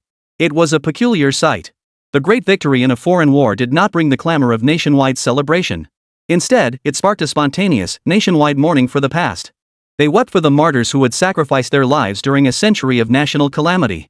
They honored the blood shed by this nation and the wounds etched into its very bones. Tokyo, inside a cramped apartment. University student Kenji Sato stared blankly at the live stream on his phone. Zhao Lisan's youthful, confident face sent waves of disorientation through him. Is this the new leader? He was nothing like the bloated bureaucrats or menacing tyrants Kenji had imagined. He closed the news app and instinctively opened the official Community 4 Spirit Mirror. Inside, it was already a sea of fervor. Countless players from Hwagwa were enthusiastically welcoming their compatriots from the Tokyo province news server. Welcome, friends from Fusang province. Let's tackle Black Myth together. I'll lead you through Black Wind Mountain. Guys, don't scare them, keep it civil. Oh, and hey, do you still have to queue up to buy figures over there? Kenji stared at the barrage of comments, a mix of teasing, curiosity, and goodwill, his emotions running wildly. He lifted his head and glanced at the spirit mirror on his desk, the one he'd scrimped and saved for, spending over 100,000 yen to buy from scalpers. This artifact, representing the world's most advanced technology, came from China, the nation that had conquered their own country. What would the future hold? Kenji didn't know. His heart brimmed with humiliation and confusion, yet fatally intertwined with a longing for that powerful, prosperous world, a desire he himself refused to acknowledge. On the other side of the city, in an even more dilapidated Japanese-style bungalow, 50-something Tanaka sat kneeling on the tatami mat, drinking the cheapest sake while nibbling on a dish of pickled radish. Outside the window, a squad of Hwagwa soldiers marched past in perfect step. Their military boots struck the ground with a dull, rhythmic clatter. Chapter 157, Pack of Wolves. Just a month ago, he had been a senior technician on Toyota's production line, earning a generous salary and living a respectable middle-class life. But a single economic sanction order from Hwagwa sent Japan's entire automotive industry crashing down overnight. The factory shut down, and he lost his job. He recalled his father, who had described to him more than once after the war the scenes of American soldiers driving jeeps through the streets of Tokyo, flaunting their power. His father's eyes had always brimmed with humiliation and resentment. Today, that very scene was reenacted upon him in an even more complete manner. Only now, the jeeps had been replaced by infantry fighting vehicles emblazoned with the red flag. Ha! Tanaka downed the sake in his cup in one gulp, letting out a dry, self-mocking chuckle. History truly is a circle. At that very moment, global public opinion erupted. In the CNN studio, the anchor connected with a reporter on location, his expression grave. Yes, we see that Hwagwa has completed its full takeover of Tokyo. Currently, order is maintained, and no large-scale resistance has occurred. But our concern is whether this signals the rise of a new, more formidable Eastern Empire? BBC's special program featured a so-called China expert. We must soberly recognize that the post-war Asia-Pacific security framework dominated by the United States for 70 years no longer exists. Europe must redefine its position between China and the United States. Meanwhile, on X, a hawkish US senator posted an angry tweet. This is a disgrace to the free world. We cannot stand idly by while China swallows our allies. I demand the president immediately deploy the 7th Fleet to defend democracy. Within minutes, the tweet garnered tens of thousands of retweets. Yet the most upvoted comment beneath it read, "Well said, sir. But may I ask, does our fleet still require China's tugboat services?" This is an era where everyone who sees the United States can't help but ask, oh, it's America again? Haven't seen you this desperate in years. This season, Tokyo's cherry blossoms had yet to fade, but the era belonging to the old Japan had already come to an end. The upheaval in the world order unfolded faster and more violently than anyone had anticipated. Kremlin. Seated around the massive conference table were the highest-ranking decision-makers of the Bear Nation. The man at the head, the Tsar, remained silent, gazing out at the December blizzard over Moscow without uttering a word. Mr. President. Defense Minister Shagalov, the bald man, rose slowly. His voice boomed, tinged with unchecked excitement. The Chinese have proven one thing to us. The United States and the old order it established are not invincible. This is a once-in-a-lifetime strategic opportunity. While we cannot touch the second mount for now, other nations are fair game. He strode to the massive world map and slammed his finger down on an inconspicuous little country along the western border of the Bear Nation. Our intelligence confirms this nation holds vast reserves of rare earth minerals, and its current government has been secretly courting NATO. More importantly, over 30% of their population is ethnic Russian, and they have consistently faced unfair treatment. Shogui turned, his eyes burning as he fixed them on the emperor. I recommend immediately activating Operation North Wind. Under the pretext of protecting overseas compatriots and maintaining regional stability, deploy an additional army corps to their border. Simultaneously, provide full support to pro-Russian factions within the country. When necessary, assist them in establishing a new government that truly aligns with our interests. In the conference room, the eyes of all the military commanders flashed with determination. The emperor slowly withdrew his gaze from the snowstorm outside the window. Without looking at anyone, he calmly uttered 2 words. Approved. Berlin, Chancellery. Flashbulbs burst in rapid succession, blindingly bright. German-Italian Chancellor Schmitz and French President Mark stood side by side at the podium. Their faces radiated an unprecedented confidence. Ladies and gentlemen, members of the press. Schmidt cleared his throat and addressed the global cameras. To address the increasingly complex challenges to international security and to safeguard the enduring peace and independence of the European continent, I hereby announce, together with President Mark, Germany and France will spearhead the formation of a new, entirely independent force outside the NATO framework, the European United Strategic Force. President Mark immediately added. Simultaneously, to safeguard Europe's future energy security and break dependence on unstable regions, we will jointly launch the African Energy Security Assurance Program. We will deploy joint forces alongside our African partners to maintain local stability and ensure the absolute security of energy transport routes. As the words fell, the entire press conference hall fell into dead silence. Every journalist present understood the unmistakable subtext behind these 2 statements. Europe was breaking free from the United States' control, and Africa would become their new backyard. The entire Western world heard the sound of that decades-long father-son relationship shatter. Ankara, a secret reception room not open to the public. The air was thick with the aroma of Turkish coffee. The leader of Turkey, a man who always carried an air of a cunning strategist, was engaged in lively conversation with several heads of state from Central Asian nations. Brothers, his voice carried infectious warmth. We share the same blood, we have the same great ancestors. For centuries, we were forced apart, enslaved by different empires. But today, our chance has come. The beautiful nation has grown old, while the flower nation and the bear nation are preoccupied with their rivalry in Eastern Europe and East Asia. No one can stop us now from restoring our ancestors' glory. He raised his wine glass, his eyes blazing with ambition. I propose the establishment of a brand new pan-Turkic economic and security alliance. From the Caspian Sea to the Great Wall, we shall forge a new economic corridor and a mighty military alliance. We shall set the rules together and share the benefits together. For the Great Tehran. For Tehran. Glasses clinked with a crisp sound, and many faces in the room broke into joyful smiles. A document titled Memorandum of Strategic Cooperation for the Pan-Turkic Community was quietly signed. Chapter 158, Carrot and Stick, the Re-Education of Fusang Province. At that moment, the streets of Tokyo remained bustling with noise. Chiyoda Ward, once the gathering place of global financial giants and century-old zaibatsu conglomerates. Now, the familiar nameplates bearing the names of Mitsubishi, Mitsui, Sony, and others had been quietly removed. In their place stood gleaming, metallic new signs. Huaxing Group Asia Pacific Headquarters. DJI Innovation Donghai Province or D-Center. Massive capital from Huagwa surged into this newly conquered territory like a tsunami sweeping everything in its path. With tacit approval, even support from Huagwa, they acquired, restructured, and swallowed up the once dominant pillars of the former days nation with near barbaric intensity. From automobiles to electronics, from finance to manufacturing. The economic industries of the Republic of Days, once hailed as one of Asia's 4 little dragons, were being voraciously devoured. Yet this was not mere plunder.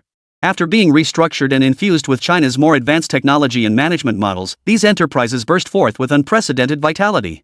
Countless new jobs were created. Due to the new enterprises' urgent need for labor, wages under this intense competition far exceed those of the old Japanese era.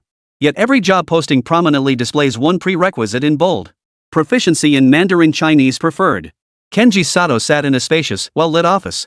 The air was filled with the aroma of premium coffee, and beyond the floor-to-ceiling windows lay the bustling streetscape of Tokyo.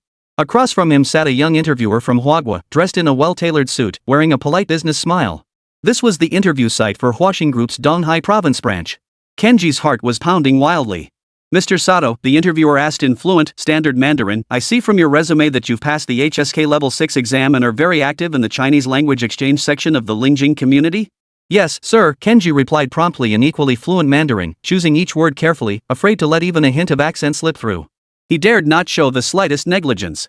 He understood what this job, with its monthly salary of 800,000 yen, meant for him now. It meant escaping that cramped, dilapidated apartment. It meant no longer worrying about his next meal. It meant he could survive in this new world and live with dignity. The interviewer nodded approvingly. Excellent. Our company needs precisely someone like you, someone who understands local culture and can communicate seamlessly with us. He paused, then shifted his tone. One final question, Mr. Sato. What is your perspective on the current relationship between China and Japan? It was an incredibly sharp and incredibly deadly question. Companies might tolerate inadequate skills or poor work ethic. But Chinese companies absolutely cannot tolerate employees with nationalist tendencies. When it comes to matters of principle, these company owners see things clearly. They wouldn't let something like this get in the way of my profits, would they? Cold sweat instantly drenched Kenji's back.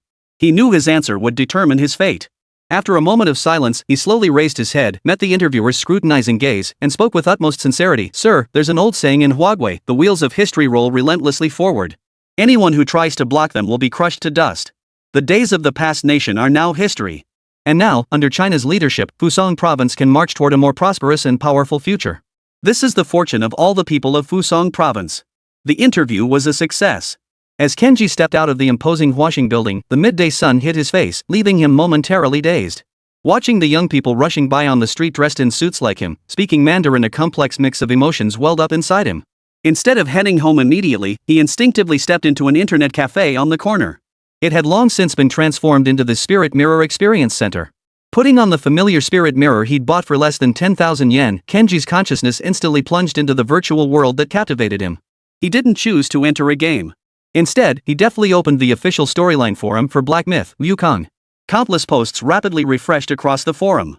Chinese in-depth analysis of the hidden storyline in Black Wind Mountain. Behind the Black Bear Demon lies a 1,000-year secret of the Buddhist-Taoist conflict. Chinese research enthusiasts rejoice.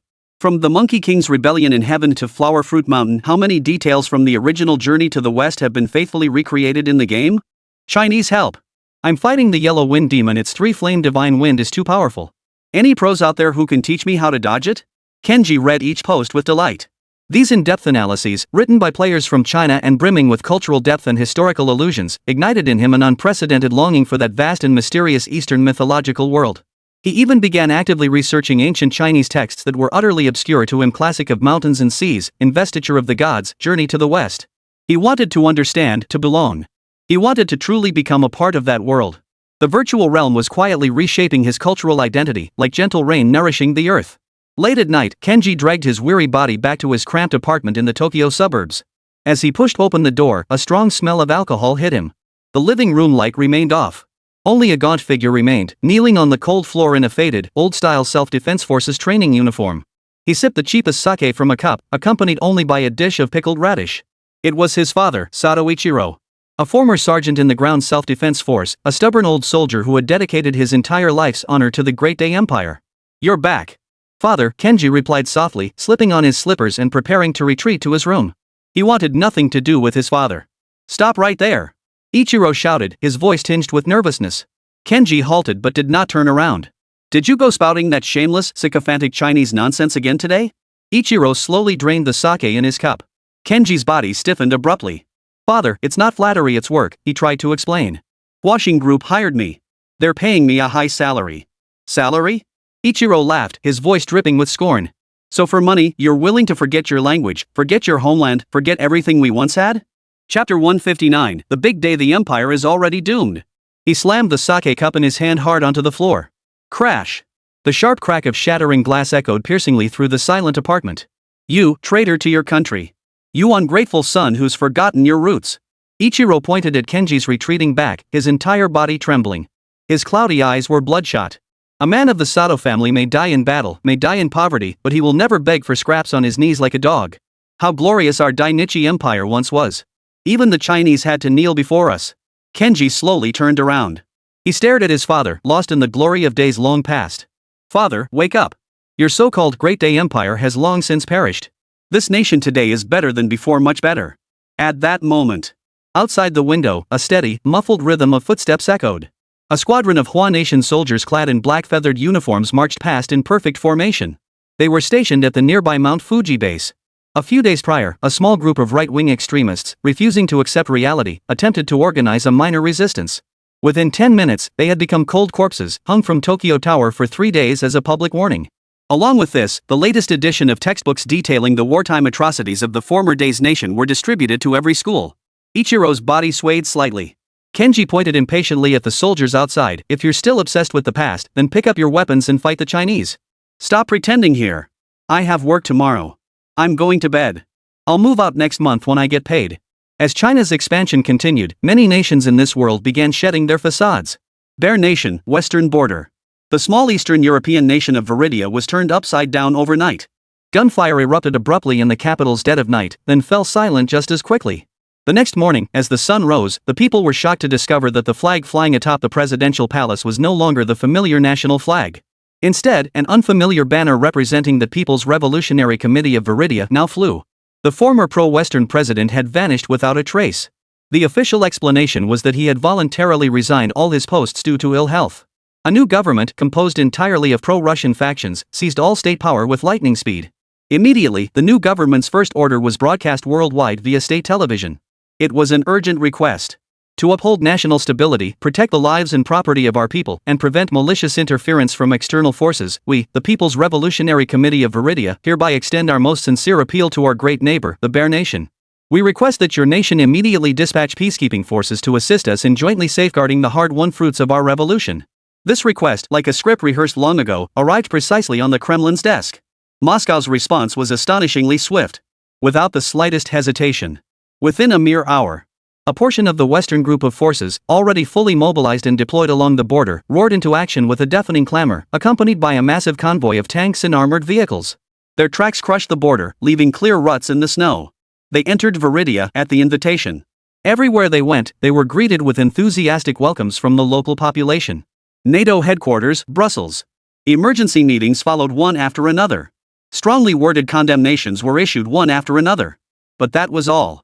The smaller nations lacked the courage, while the major powers were too preoccupied to confront the bear that had struck a deal with China over the feathers of a pheasant, all for an insignificant Eastern European country.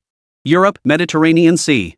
The first expeditionary fleet of the European Joint Strategic Force, spearheaded by the German-Italian Federation and the French Republic, finally bared its fangs. Their target was not some notorious terrorist organization.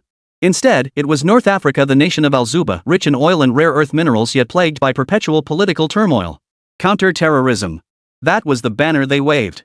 They claimed that an extremist group known as the Desert Fox was rampaging within Alzuba, posing a grave threat to regional peace and the security of energy supply routes. However, upon arriving in Alzuba, this joint fleet comprising several amphibious assault ships and destroyers bypassed the so-called terrorist hotspots. Their marines, under the cover of armed helicopters, precisely landed at the nation's most critical oil fields and mining areas. A blue flag bearing 12 gold stars representing the European Union soon rose silently atop the towering drilling rigs and mines. They declared to the world. Europe no longer wished to be America's son, it too needed its own backyard. And Africa was the land they had chosen. While the world's gaze was fixed on the flames and smoke of war in Eastern Europe and North Africa. Washington, D.C. A televised address capable of reshaping the future world order was being broadcast via satellite to every corner of the planet. In the Oval Office, President Ross sat in a wheelchair, facing the cold lens. Behind him hung the Stars and Stripes, symbol of liberty. On Ross's face was an unprecedented look of profound exhaustion. My fellow Americans. His voice, relayed through simultaneous interpretation, echoed across the globe. In recent times, the world has undergone profound changes. The values we hold dear are being challenged. The order we have built is facing collapse. As your president, I must acknowledge that we have made mistakes. We have shouldered responsibilities that were not ours to bear, and we have become entangled in conflicts that have little to do with our own interests. He paused, took a deep breath, as if gathering resolve. Therefore, starting today, everything will change. I hereby announce that we will undertake a comprehensive, global strategic retrenchment.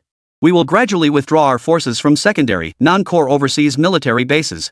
Let our children return to their homelands, back to their loved ones. We will channel more resources and manpower into domestic development, into endeavors that will truly make us great again. Of course, he added, shifting his tone, this does not mean we will abandon our allies. Chapter 160, God bless the beautiful country.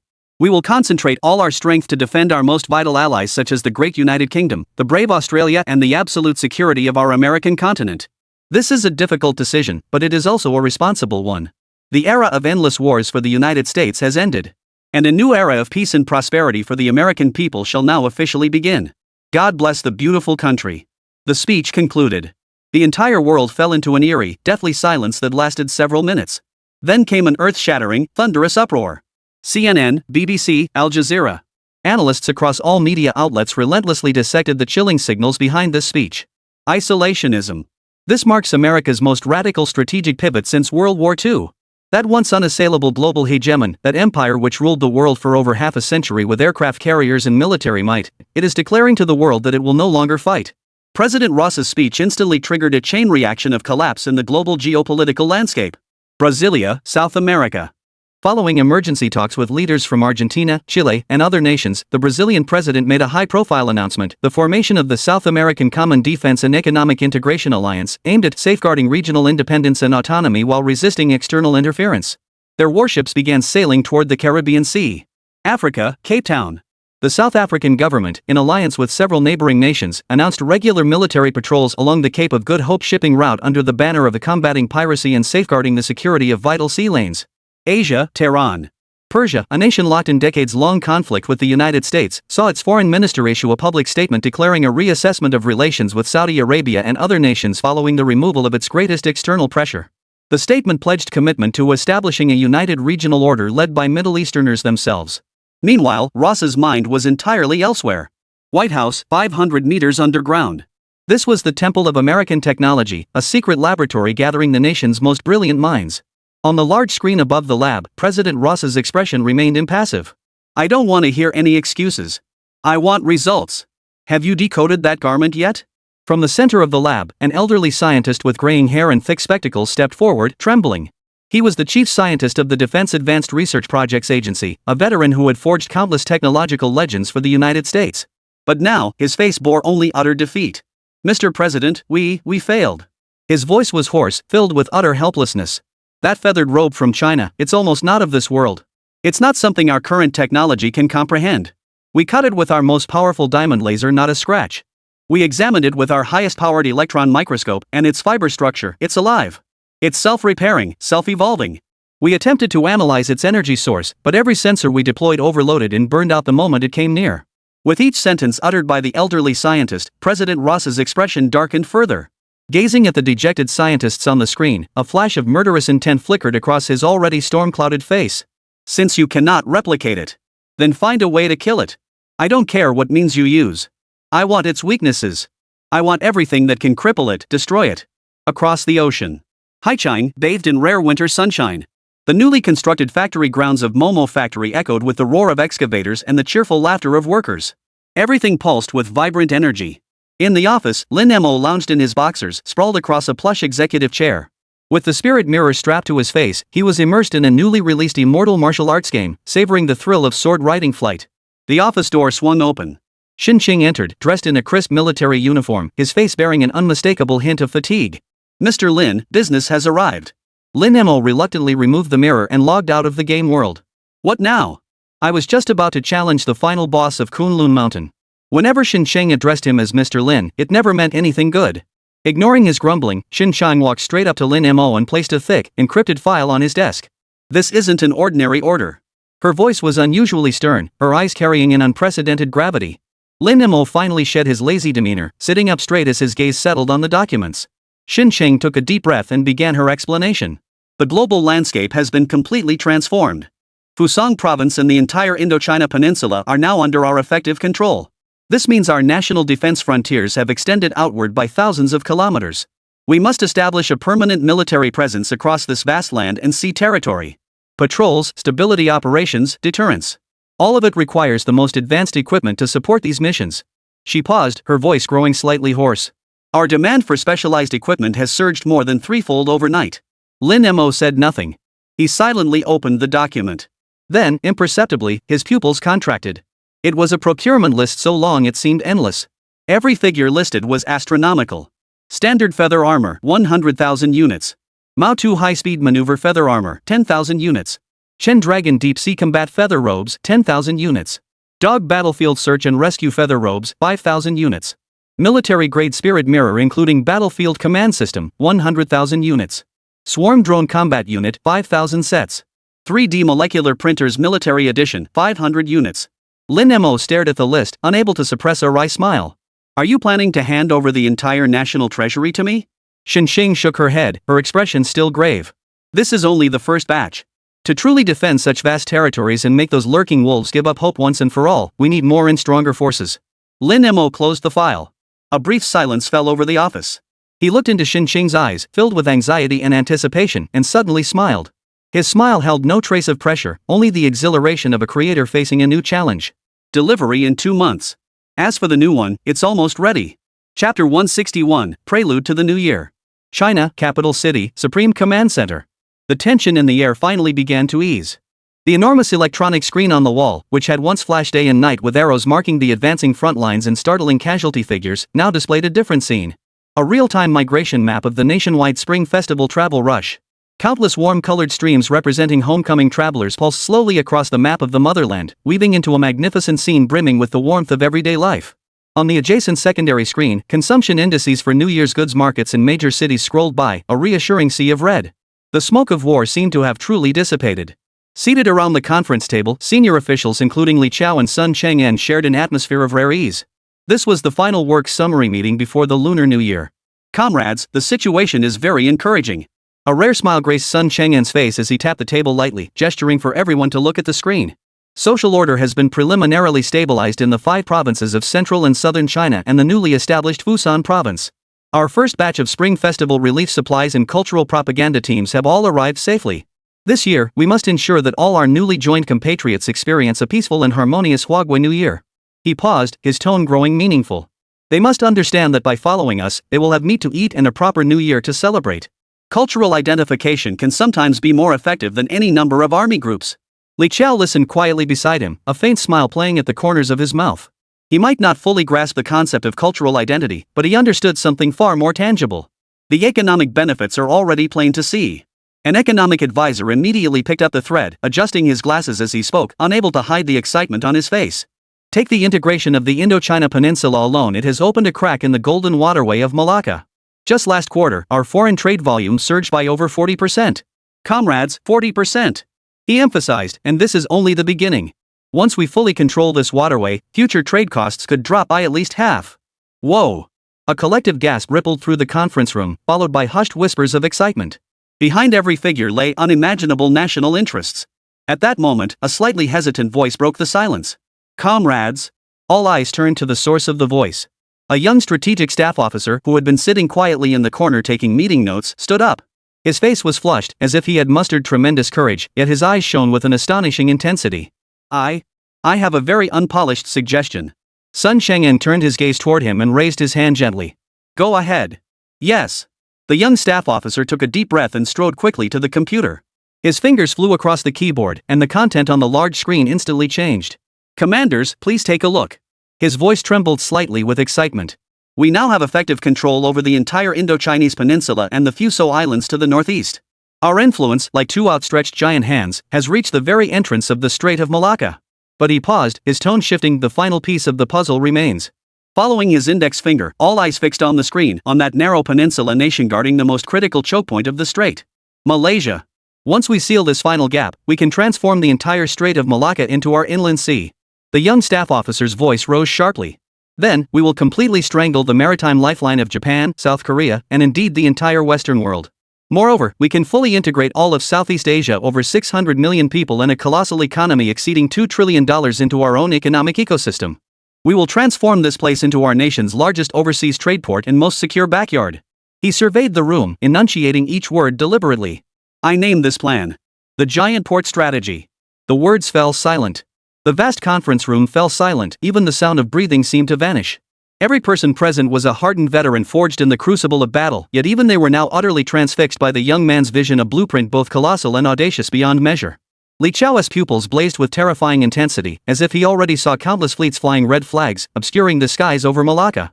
Sun Chang'an, however, remained silent, his gaze fixed on the sand table as he sank into alone, profound contemplation. Meanwhile, thousands of kilometers away in Tokyo, Japan. Snow still lingered on the streets, the air carrying a bone-chilling dampness from melting snow. Yet, a few incongruous splashes of warm color were quietly spreading through this bleak cityscape. Strings of red lanterns hung from streetlight poles along the main thoroughfares, standing out starkly against the gray-white sky.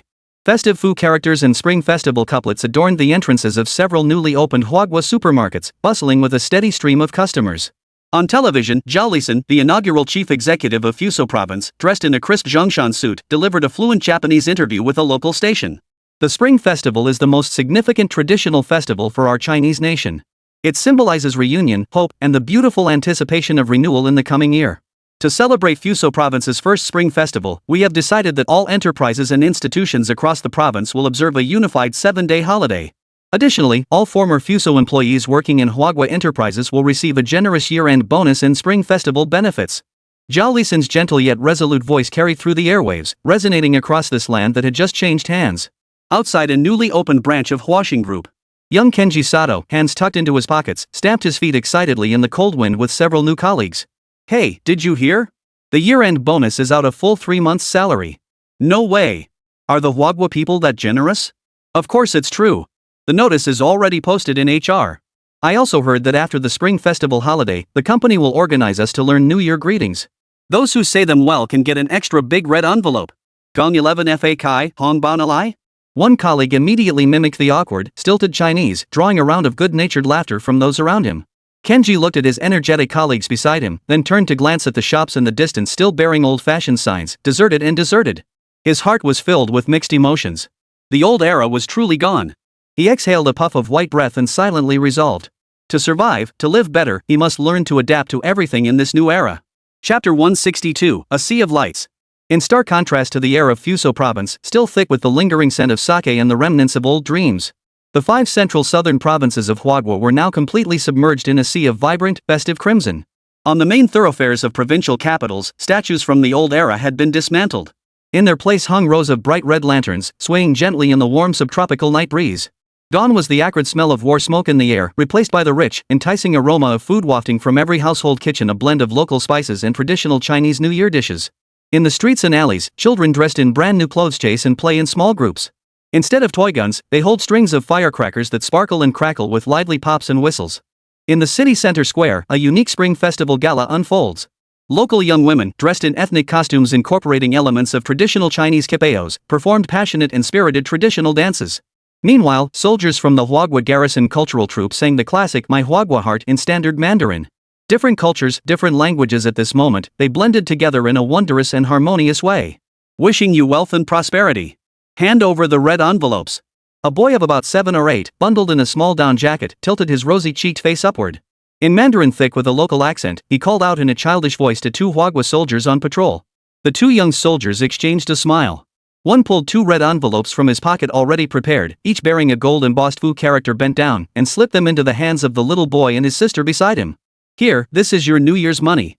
Happy New Year, and study hard." "Thank you, Uncle Soldiers." The boy's father, a dark-skinned middle-aged man, stood nearby watching the scene unfold, a simple smile spreading across his face. His name was Ruan Xiong. He had once been a tricycle driver in this city, working dawn to dusk every day, yet his earnings barely scraped by. After the war ended, large-scale construction companies from Huagua flooded in, transforming the city beyond recognition. Leveraging his skilled driving abilities, he became an excavator operator on construction sites, tripling his income. A few days ago, he used his first month's salary to buy a brand new 75-inch LCD TV for his family. Then, gritting his teeth, he bought a pair of spirit glasses for each of his 2 children. He didn't understand the concept of national strategy or geopolitics. All he knew was that since the Huagua people arrived, roads were paved, buildings rose higher, and his wallet grew fatter. Most importantly, the smiles on his children's faces had grown more frequent and brighter than ever before. As night fell, lights flickered in every household. The Ruan Xiong family gathered around their brand new large television. The television broadcasts China's grandest annual gala, the Spring Festival Gala. Though many of the linguistic jokes and cultural references still eluded them, the lavish stage, festive music, and the radiant smiles on every performer's face captivated them nonetheless. As the clock struck midnight and the hosts on screen shouted in unison, "Happy New Year!" Ruan Xiong gazed at his children, nestled in his wife's arms and fast asleep, then looked out at the dazzling lights beyond the window. For the first time, he felt a solid sense of something called hope for the future. Meanwhile, across the ocean, Washington, D.C., White House, deep underground in the Situation Room. The air here remained cold and heavy, a stark contrast to the festive cheer unfolding tens of thousands of kilometers away. Seated around the massive circular conference table sat the most powerful group of people in the nation. President Ross sat in his specially designed wheelchair, his expression serene, yet his deep eyes flashed with a chilling glint that sent shivers down the spine. Beside him sat Dr. Reed, the newly appointed CIA director and national security advisor, along with a group of high-ranking military officers adorned with stars. "Gentlemen, the latest intelligence from the Indian Ocean." The CIA director rose, his voice breaking the dead silence in the conference room. Behind him, a massive electronic screen instantly displayed a high-resolution satellite image. The image showed a massive cargo ship, tightly boxed in by several vessels clearly identified as warships within a narrow channel. Clearly visible on the freighter's hull was the emblem of a kangaroo. It was an Australian vessel. Just 3 hours ago, the G Navy openly seized one of our ally AUS village's cargo ships loaded with iron ore, citing suspected illegal entry into disputed waters as justification. They severed all external communications and detained the entire crew. To this day, we remain unable to establish contact with the vessel. The CIA director paused, then pulled up another document. According to analysis from our intelligence network in New Delhi, this operation was orchestrated behind the scenes by the newly appointed government of CCC. Since their crushing defeat along the southern Tibet border, nationalist sentiment within the three nations has surged to unprecedented levels, while social tensions have grown increasingly acute. To divert domestic attention, the new governments urgently require a decisive foreign victory to restore their credibility. Therefore, they chose us. More accurately, they chose our allies to test our limits. They believe we've been severely weakened by our series of confrontations with China and no longer possess our former strength. They believe we are no longer capable of maintaining the global hegemonic order. Through this maneuver, they aim to demonstrate to the world that the Triad nations remain vibrant and vigorous, while we have grown decrepit and senile. The intelligence briefing concluded. The conference room fell into a suffocating silence. A surge of anger quietly spread through the air. This is outrageous. A 4-star admiral from the Marine Corps slammed his fist on the table and leapt to his feet. A bunch of defeated losers, a bunch of useless trash who can't even beat the Chinese, and they dare to mess with us? I propose we immediately dispatch a fleet to blockade the Indian Ocean. Let them see what we're made of. Calm down, General. Dr. Reed, the National Security Advisor, shook her head. Her voice was cool and sharp. We cannot act on impulse. The Triad is not Iraq, nor is it Afghanistan. They possess a massive military force and even nuclear weapons. Once hostilities begin, it could easily escalate into a full-scale war beyond our control. So we just stand by and watch them humiliate us? Of course not. President Ross, who had remained silent, finally spoke slowly. Chapter 163, make an example of them. There was no anger, no roar. Not a flicker of emotion stirred in those deep, piercing eyes. He knew the provocation from the three nations was foolish and arrogant. Yet behind this foolishness lay an opportunity, a once-in-a-lifetime, golden chance for him and for the entire United States. An opportunity to wash away all the shame and restore the United States' prestige. In the eyes of the entire world, the beautiful nation now appeared utterly pathetic. He desperately needed a victory. An indisputable, overwhelming victory.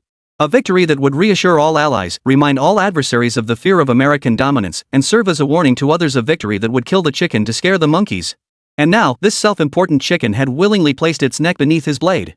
Ladies and gentlemen. President Ross's gaze swept across every person present. This is an opportunity. An opportunity to show the world that even a starved camel remains larger than a horse. Without seeking further input, he picked up the phone on the desk, the symbol of Supreme Military Command Authority. His voice instantly transmitted through the encrypted line to the Pentagon's highest operational command center. It's me. Transmit my orders. Initiate Operation Spear of Retribution immediately. I don't care what means you use, carriers, bombers, whatever. I want one result. Within 72 hours, I want to see the navies of the three nations utterly wiped off the face of the earth. I will make those self-important fools in New Delhi kneel before us, begging for our forgiveness. And let the entire world witness the price any nation outside of China pays for provoking the United States. China, Haicheng, Momo Factory. More than a factory, this place now resembled a private estate under the highest security clearance. On the top floor of the 2-story building, what had once been merely Lin Mo's temporary office had now been completely transformed into a warm and comfortable home. Beyond the massive floor-to-ceiling windows lay the expanded, orderly factory grounds. Further in the distance stretched the dazzling nightscape of Haicheng, its myriad lights twinkling like stars. Tonight was New Year's Eve. The air carried the aroma of food and the familiar, lazy atmosphere. A large LCD screen broadcast the annual Spring Festival Gala. On stage, hosts dressed in festive attire delivered their New Year's greetings with clear, resonant voices.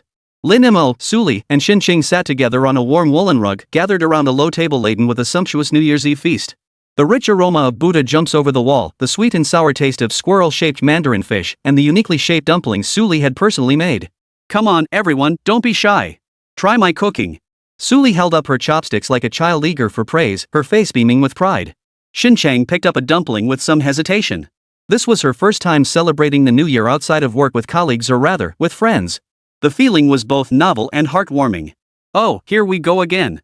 Lin Mo leaned back on the sofa, pointing at the TV screen as he delivered his annual New Year's Eve rant. Why do these skits always have to involve making dumplings during the emotional climax? Can't they be a little more creative? Like, say, rolling a giant spiral ball together or something. Ha! Suli and Xinshang both burst out laughing at his joke. Just then, the skit actor on TV, dressed in an outrageously flashy, multicolored outfit, shouted at the audience, "Folks! Check out my latest feathered robe. Not only does it automatically regulate temperature, but it also connects to Bluetooth so you can listen to music. Next, I'm going to add a navigation feature. A wave of obligatory laughter rippled through the audience. Lin Mo and the others exchanged glances, each seeing a knowing smile in the other's eyes. Suddenly, another performer charged onto the stage wearing comical goggles with propeller fans attached. That's nothing. Check out my magic mirror. Put this on, and I can see exactly how much money is left in every wallet in this room. Lin Mo watched in stunned silence. Just then, his phone vibrated on the sofa. Buzz, buzz. Lin Mo picked up his phone to find a New Year's greeting from Li Guoshun, accompanied by a large red envelope. Comrade Lin Mo, Happy New Year. On behalf of all officers and soldiers of the Southeast Military District, I wish you and your family a joyous spring festival and all the best. In the new year, you'd better step up your game. Our brothers in the Chunlong unit are all waiting for your new treasure. Li Guoshun. Ugh, nagging for orders even during the holidays. Lin Mo grumbled aloud, but his fingers were honest enough to tap open the red envelope. Almost immediately, his phone buzzed several more times. Chief Engineer Lin, Happy New Year.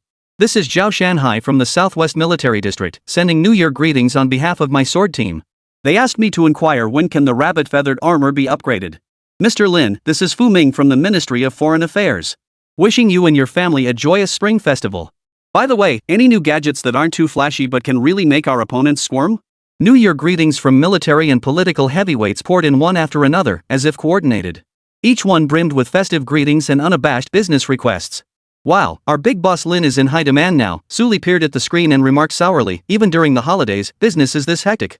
Lin Mo chuckled softly, tucking his phone back into his pocket. What can you do? With great power comes great responsibility. Outside the window, the clock struck midnight. Whoosh bang. A dazzling firework suddenly bloomed in the pitch-black night sky, illuminating the entire night sky over Haicheng as bright as day. Followed by thousands upon thousands more. Lin Mo walked to the window, gazing at the dazzling starry sky and the peaceful, tranquil lights of countless homes below. A satisfied smile spread across his face. Meanwhile, on the other side of the globe, Indian Ocean, Diego Garcia Air Force Base. Here, there were no New Year's bells, no dazzling fireworks. Only the biting sea wind and the roar of engines filled the air. 2B-2 Spirit strategic bombers, entirely black and bat-like in shape, silently glided out of the hangar under the cover of night and took to the skies. Without activating any transponders or emitting unnecessary lights, they blended seamlessly into the deep night sky, heading toward the western coast of the A country thousands of kilometers away. 1 hour later. Kabul Naval Base, A3. This was the most modern port of the Indian Navy, home to their pride and joy, the aircraft carrier Vikramaditya, alongside dozens of destroyers and frigates. Inside the radar control center, several officers on duty huddled together, sipping steaming masala tea while sharing derogatory jokes about China circulating on their phones. Chapter 164, India, the Chinese are attacking again? Ha! Those Chinese monkeys still have the nerve to talk tough. Our last war loss was all because of the corrupt, incompetent government. If we'd been on the battlefield, we would have won and won big. Above their heads, the massive radar screen remained calm, displaying only a few green dots representing civilian airliners moving slowly across the screen. They had no idea that high above, tens of thousands of meters up, death was drawing near. 2B-2 bombers silently opened their bomb bays beneath their fuselages. Dozens of JDAM Joint Direct Attack munitions, equipped with GPS guidance modules, detached from the bays and were precisely deployed toward the brightly lit port below. 5 seconds later. Boom! Boom! Boom! Boom! A series of earth-shattering explosions erupted without warning in the heart of the cavern naval base. Gigantic fireballs, mixed with twisted steel plates and thick black smoke, shot skyward, staining the entire night sky orange-red. Fuel depots, ammunition magazines, command centers, communications towers. All critical strategic facilities were instantly engulfed in a sea of flames during the first wave of saturation strikes. The aircraft carrier Vikramaditya, moored in the harbor, had its flight deck pierced by multiple bunker-busting bombs. Violent explosions erupted from within the hull, splitting the once proud symbol of national glory clean in two. With a shrill crack of fractured metal, it slowly sank into the ICC. One after another, the escort ships and destroyers were reduced to piles of burning scrap metal in a chain of explosions. The entire naval base was rendered completely paralyzed in less than a minute. Only now did the wailing sirens pierce the air. Countless Indian soldiers were jolted awake from their sleep. Rushing out of their barracks in disarray, they were met with a hellish scene. Enemy attack! Enemy attack! It's the Chinese! The Chinese are attacking! Panic spread like a plague in an instant. Amidst the chaos within the base, the second wave of attack came from the sea. The USS Abraham Lincoln Carrier Strike Group deployed in the Indian Ocean. Dozens of F-35C Lightning II fighters had already taken off under cover of night. Like ghosts in the night, their exceptional stealth capabilities allowed them to effortlessly bypass India's outdated air defense network. On the tarmac of Cavar Air Base, dozens of Su-30 MKI fighters that had just received takeoff orders were struck by precision-delivered cluster bombs before they could even taxi down the runway. Boom! Amidst the deafening explosions, these once proud ace fighters of the Indian Air Force, along with their pilots, were reduced to burning wreckage. Air superiority was utterly seized within the first 5 minutes of the conflict. It was a one-sided slaughter, utterly without suspense. Battlefield Bridge, USS Lincoln. President Ross watched the war he had personally launched through an encrypted video feed, his expression utterly unreadable. General, the operation is proceeding smoothly. The 7th Fleet Commander reported. Phase 1 objectives achieved. Indian naval and air forces have been neutralized. We anticipate complete paralysis of all coastal military installations within 12 hours. Very good. Ross nodded slowly, his gaze fixed on the screen showing the coastline glowing red with fire. His voice was low and commanding. Continue.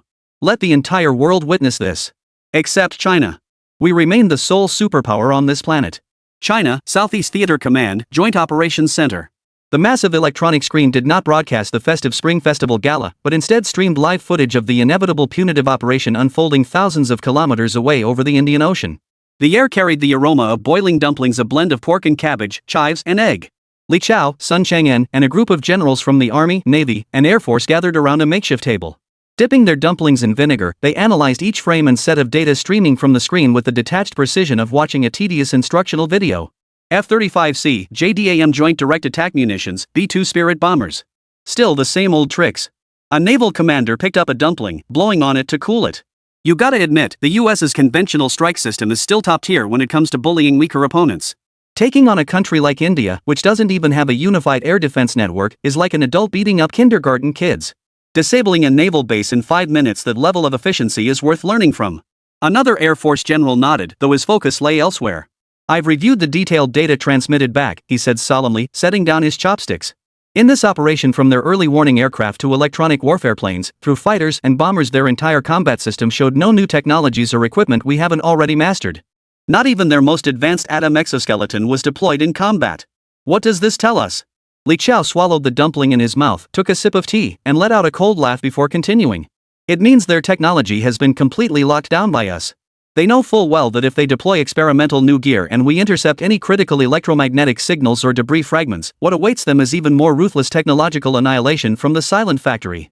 So they dare not use it, dare not gamble on it, and dare not expose any of their latest technology. Sun Chang'an added from the side, his gaze piercing as if he could see through the screen to the discomfort of those in the White House across the ocean. Their technological backwardness has already robbed them of their technical confidence. This so-called conflict may appear fierce and threatening, meant to make an example of others. But at its core, it's nothing more than the fury of the incompetent. They seek to prove to the world that their influence still holds sway. Ridiculous and pathetic. A suppressed chuckle, tinged with disdain, rippled through the conference room. They once viewed the United States as an insurmountable mountain, studying its tactics, mimicking its equipment, and gazing up at its technology. Now, the tables had turned. In that case, Li Chao rose and walked to the massive electronic screen. His fingers glided lightly across the screen, shifting the focus from the chaotic Indian Ocean to the narrow Strait of Malacca, the throat of the world. Shouldn't our strategy be put on the agenda as well? His gaze swept across every general seated before him. The United States is currently bogged down by all manner of messy situations. Their resources are stretched thin. And Malaysia, the final piece of our Port of Jakarta plan, awaits us. I believe now is the optimal moment to resolve the Malacca issue once and for all. Li Chao's voice was not loud, but it carried weight. Sun Chang'an stared at the flickering light on the sand table and slowly nodded. Submit this battle analysis, along with our latest intelligence on Malaysia, to headquarters immediately. Chapter 165, The Port of Jakarta Plan. Meanwhile, thousands of kilometers away in Tokyo, Fuso Province. Yasukuni Shrine. This place, once a symbol of militarist ghosts, enshrining Class A war criminals, and a site that had repeatedly wounded the nerves of people across Asia, now presented an incredibly bizarre scene where old and new intertwined. On New Year's Day, as tradition dictated, a handful of elderly Fuso citizens still arrived here dressed in traditional kimonos and wooden clogs to perform the Hatsumoji, the first shrine visit of the year. But at the shrine's entrance, the fierce stone lions were no longer there. Instead, two brand new, pure white marble sculptures of doves of peace now stand in their place. Along the path leading to the main hall, armed soldiers of Huagua, clad in dark green combat fatigues, stood guard at intervals of 3 steps and 5 steps. Their sharp gazes calmly swept over every visitor, silently declaring that this place had long since changed hands. The central worship hall itself had undergone a complete transformation. The bloodstained tablets of war criminals once enshrined in the altar niches had long been burned to ashes. In their place stood rows of brand new spirit tablets. In neat regular script, unfamiliar names were carved upon them. Among them were scholars and thinkers who had made outstanding contributions to advancing Japan's modernization in recent times. Others were pacifists who courageously opposed the war of aggression during World War II, ultimately persecuted to death. Among them were even several Japanese nationals' international friends who sacrificed their lives to aid the Chinese people during the War of Resistance against Japan. An elderly man in a kimono shuffled unsteadily to the front of the memorial hall. He gazed at the unfamiliar spirit tablets, then glanced at the Chinese soldiers standing at attention beside them. His eyes held a complex mix of emotions, and in the end, he could only let out a deep, heavy sigh. He knew that their era, the era when one could freely worship war criminals and distort history, was gone forever. In one corner of the shrine, the walls hung thick with Emma wish plaques inscribed by visitors seeking blessings.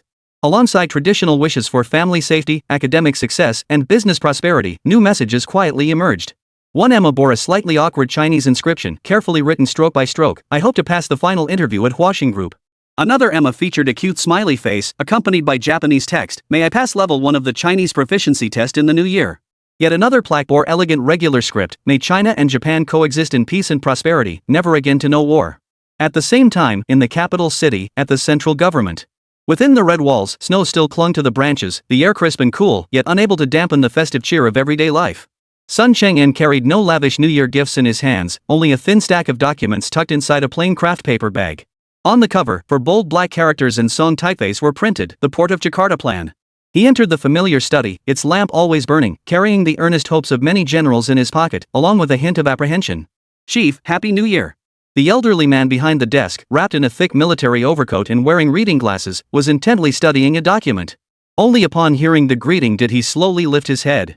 "Ah, Chang'an," the chief's face softened into a familiar smile, his Hunan accent ringing out once more. Sit down, sit down." His voice sounded weary, tinged with the hoarseness from years of smoking. Sun Chang'an stepped forward briskly and placed a pre-prepared gift of local specialties on the corner of the desk. "I brought some cured pork and tea from my hometown for you to try." "How thoughtful." The chief nodded, rubbing the corners of his eyes before rising with some effort and stretching his stiff limbs. He walked to the window, gazing out at the gray, overcast sky, and suddenly spoke. "Chang'an, accompany me for a walk outside." Sun Chang'an paused, taken aback. "Let's go for a walk. I hear this year's temple fair is quite lively. We can sample some of those snacks. It's been ages since I last had any." The chief's tone carried a rare, childlike longing. Yet, as Sun Chang'an's gaze fell upon the chief's slightly stooped figure and the legs trembling faintly from standing too long, his heart clenched sharply. "Chief, it's windy and cold outside." He hesitated, searching for an excuse. "Your health comes first. Why don't I have someone bring the snacks back for you?" The chief turned, his eyes resting quietly on him. He smiled. "This old body of mine isn't that delicate. You came all this way on New Year's Day. It can't just be to deliver a couple pieces of cured pork, can it?" The chief sat back down behind his large desk, his gaze settling on the brown paper bag Sun Chang'an had been clutching tightly. "Spill it. What grand scheme has you youngsters so cocky after a few victories?" Sun Chang'an knew the secret couldn't be hidden any longer. He promptly handed over the documents for the giant port project with respectful deference. Instead of launching into his report, he walked over to the enormous world map on the wall and picked up the familiar, worn smooth pointer. "Chief, please look." His baton pointed steadily at the azure-colored strategic chokepoint connecting the eastern and western worlds. Ma Liu Jia. Since the incorporation of the 5 provinces of central and southern China and Fusang province into the territory of Huaghua, the geopolitical landscape of the entire Southeast Asian region has undergone a fundamental transformation. Sun Chang'an's voice brimmed with unrestrained passion. "Our influence has now fully penetrated this golden waterway. But it is not enough." His pointer moved slowly, finally settling on the narrow peninsula nation. "Malaysia. Once we secure this final piece of the puzzle, the entire South China Sea will become our inland sea. Then, whether it's the economic lifelines of Japan and South Korea or the oil shipping routes vital to the Western world, we will hold them firmly in our grasp. This will be a decisive blow. The crucial step to completely dismantle the United States' hegemony in the Western Pacific." More importantly, Sun Chang'an's voice grew increasingly passionate. "Our intelligence indicates that since the Eastern European conflict and the South China Sea standoff, the United States has been overwhelmed and unable to focus on anything else. Their military presence in Southeast Asia has reached its lowest point in decades. Malaysia's domestic political turmoil has demoralized its military. Now is the optimal moment for our forces to strike. The military command's position is to strike with overwhelming force, seize the entire territory in the shortest possible time, and achieve a complete blockade of Malaysia." Report concluded. The study fell silent, broken only by Sun Chang'an's slightly hurried breathing. Chapter 166, The Chief Has Aged. He gazed at the chief, awaiting the approval he had long anticipated. However, The chief did not rise abruptly from his seat as he had anticipated, nor did he offer a look of approval. The old man merely put on his reading glasses, picked up the proposal, and began turning the pages slowly, meticulously. Time ticked away, second by second. Outside the window, the sky gradually darkened. The chief finally reached the last line of text. He gently closed the document and placed it on the corner of the desk. Then he looked up at Sun Chang'an and slowly shook his head. This plan won't work. Those 6 words felt like a bucket of ice water dumped over Sun Chang'an's head. Chief? Sun Chang'an's face was etched with disbelief. Why? This is a once-in-a-lifetime opportunity. Opportunity? The chief smiled. He picked up the cigarette box from the table, lit another one, and took a deep drag. Let me ask you something, Chang'an. Suppose we send troops right now and swallow up that so-called Malaysia whole. How would that make us any different from that American in a wheelchair, or those foreigners who occupied our land in the past? Sun Chang'an froze. The biggest difference between us and them isn't just that our feathered armor is superior to their iron junk, nor that our warriors are more capable than their pampered soldiers. The chief's cigarette butt tapped against the ashtray, sending ash trickling down. The greatest difference lies in the hearts of men. In which side we stand. We fight for the suffering people of the world, while they fight for Wall Street capitalists to seize territory. We wage a war of liberation, they wage a war of colonization. We follow the righteous path, they follow the path of tyranny. If we fail to grasp this distinction, our guns will become no different from theirs black guns that will stab us in the back. These words instantly drenched Sun Chang'an's back in cold sweat. He had focused solely on immediate gains, overlooking the deeper struggle behind it, the battle for national prestige and moral high ground. Morality has always been an elusive concept. Yet throughout history, how many nations have stumbled precisely because of this elusive concept? You swallow him whole today, feeling satisfied. But how will other nations view us? Those Southeast Asian brothers of ours, might they not be frightened back into the Americans' arms? He who wins the hearts of the people wins the world. We've worked hard to build many friends and few enemies.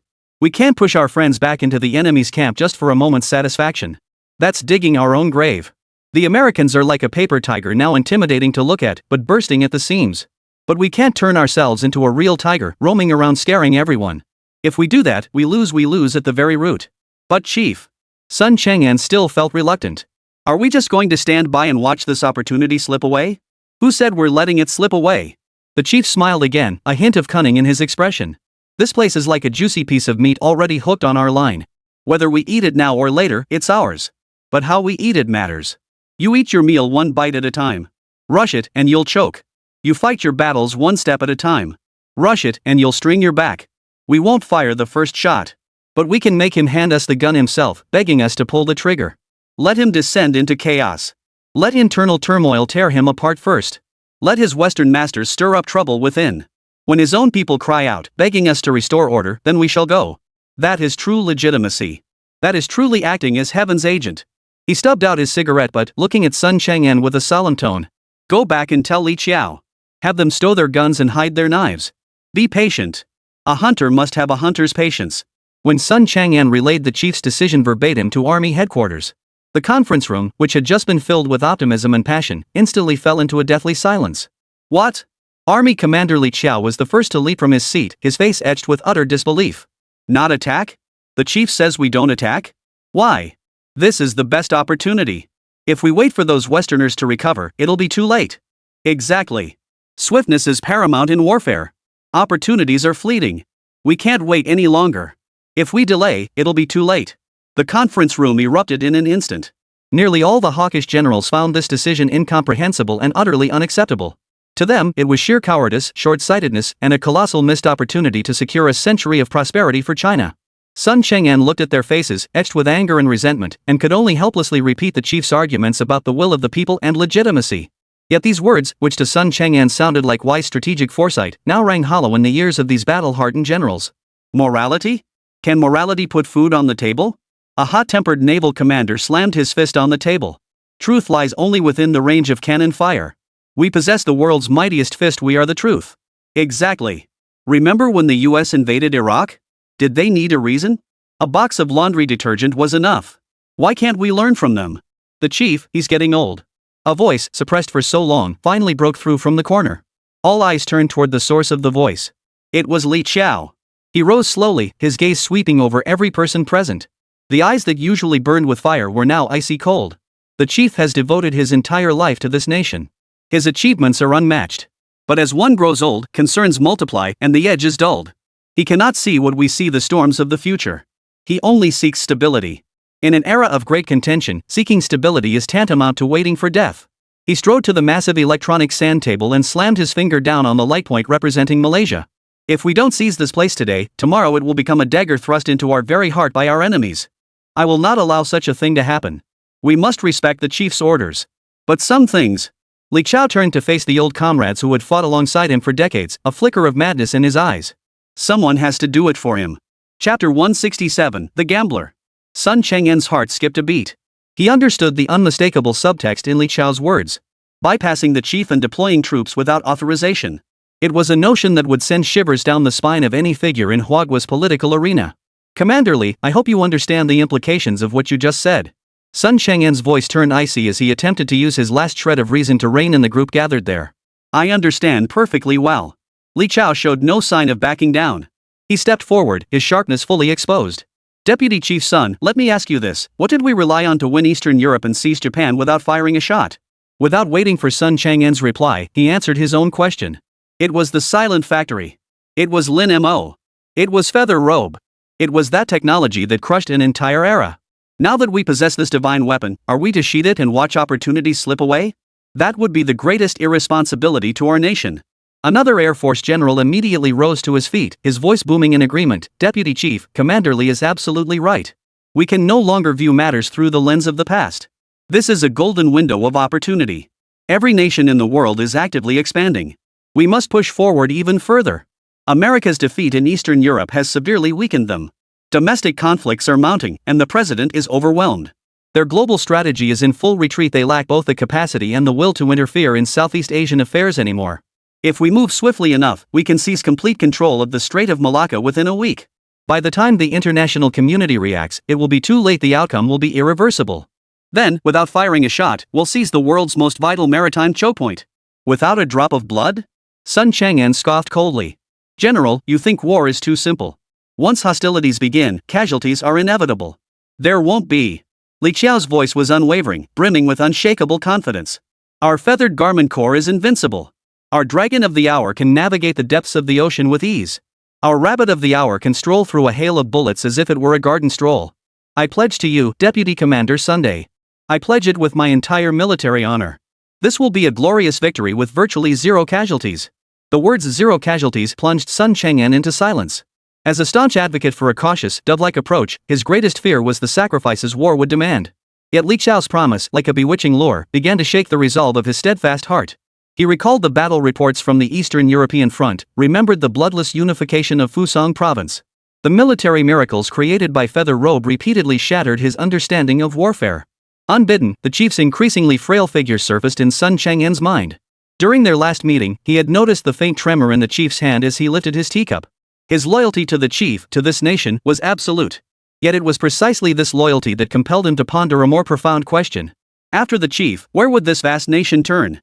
Every major decision relied on the chief's sole authority, a fact that itself posed a tremendous risk. What if the chief's health? Shouldn't they, while the chief was still with them, attempt to delegate some decision-making authority to a more efficient, decisive mechanism? Perhaps. Perhaps this time, it could truly be done? Observing the subtle shift in expression on Sun Chang'en's face, Li Qiao knew the timing was nearly right. He stepped forward, leaned close to Sun Chang'en's ear, and in a voice audible only to them, played his final and most lethal card. Deputy Chairman, we certainly cannot appear as aggressors. That would leave us completely at a political disadvantage. But we can use a reason they cannot refuse, one the entire world cannot condemn. Sun Chang'en's eyebrows arched slightly. Pirates. Li Qiao's voice carried a hint of cunning. The Strait of Malacca has been a hotbed of piracy since ancient times. The Malaysian government is corrupt and incompetent, utterly incapable of ensuring the safety of this vital international waterway. Just last month, our Huaguo Ocean Shipping Group's cargo ship, the Dongfeng, was attacked by unidentified armed militants in those waters, leaving one crew member seriously injured. We lodged a formal protest with the Malaysian authorities, yet to this day, we've received no substantive response. Therefore, we can fully justify dispatching a joint counter-terrorism task force under the pretext of responding to requests from the cruise families and the shipping company, safeguarding regional navigation security, and entering the relevant waters to combat piracy. We will not declare war, nor will we invade. We are going there solely to eliminate pirates. Li Qiao looked at Sun Chang'en and spoke slowly. We are going to do good deeds, to fulfill the international responsibilities of a major power. We are going to eliminate pirates. If the Malaysian government welcomes and cooperates with our goodwill counter-terrorism peacekeeping operation, that would naturally be ideal. But if they attempt to obstruct our fleet by force, or even fire upon our peacekeeping forces, that would be their own problem. At that point, our counterattack in self-defense will be justified and legitimate. Sun Chang'an's pupils suddenly contracted. This justification was too perfect. So flawless that he couldn't find a single loophole to refute it. Advance, and we can attack. Retreat, and we can defend. A blatant military expansion was packaged as an impeccable international peacekeeping operation. Sun Chang'an stared at Li Chao, seeing the burning ambition and madness in his eyes. He glanced around the conference room at the generals, their eyes equally bloodshot, brimming with battle fervor. He knew there was no turning back. The torrent of history had pushed him to this critical juncture. He recalled the oath he had sworn before the chief, before the entire nation of over 100 million people, when he first assumed office to make Huagua truly stand at the pinnacle of the world within his generation. And now, this opportunity lay before him. A colossal gamble that could immortalize his name in history and establish an unparalleled legacy. Win, and he would be a legendary statesman who expanded the nation's borders. Lose, he dared not imagine the consequences. Yet the near-miraculous victories brought by the feathered robe ultimately tipped the scales in his mind. Agreed. Sun Chang'an uttered the single word slowly. He rose, walked to the command console, and picked up the encrypted phone line to the Southwest Theater. His voice was steady, yet carried a barely perceptible tremor. Transmit my orders. Under the pretext of maintaining regional maritime safety and combating piracy, authorize a limited military operation in Malaysian waters. Operation Codename Port Klang. Chapter 168, Nightmare in the South China Sea. The night air over Malacca was cool as water. China's Kuala Lumpur Expeditionary Fleet silently approached Malaysia's coastline. Within the command center of the flagship Jinggangshan, lights burned brightly. On the massive electronic sand table, countless red dots representing Malaysia's coastal military deployments were laid bare under China's Spirit Mirror-based scanning system. Li Chao personally commanded the operation. Standing with his hands behind his back before the sand table, his weathered face bore not a trace of the hesitation seen just days earlier in the Beijing conference room. Now, his eyes burned only with the ambition and desire of a soldier. Young soldiers craved glory, but were the old any different? Reporting to the commander-in-chief. The voice of a communications officer broke the silence in the command center. The Dragon and Rabbit advance teams have both reached their designated combat positions. Good. Li Chao slammed his hand on the command console. Transmit my orders. His voice, transmitted through encrypted channels, instantly reached the depths of the ocean and the heart of the forest, 100 kilometers away. Operation commences. The moment the order was issued. Malaysia, Langkawi Naval Base. This military stronghold guarding the northern entrance of the Strait of Malacca lay peaceful in the dead of night. Within the harbor, dozens of patrol vessels and frigates lay quietly at anchor, with only a few dim lights glowing at the sentry posts. Inside the radar control center, the soldier on duty yawned, staring listlessly at the screen where several green dots representing civilian merchant ships moved slowly across the display. They were completely unaware. 300 meters below the base's outer perimeter, hundreds of shadowy blue figures had already silently taken their positions. The Chenlong Unit. Every structural weakness of every vessel in the harbor, the location of every ammunition depot, and the route of every undersea cable had been clearly marked by the Spirit Mirror. Squadrons 1 through 5, target the propulsion systems of all vessels within the harbor. Squad 6 through 10, target munitions depots and fuel storage facilities. Execute. The cold command flashed across every Dragon of the Hour member's mirror channel. Hundreds of figures silently closed in from all directions upon the defenseless steel giants.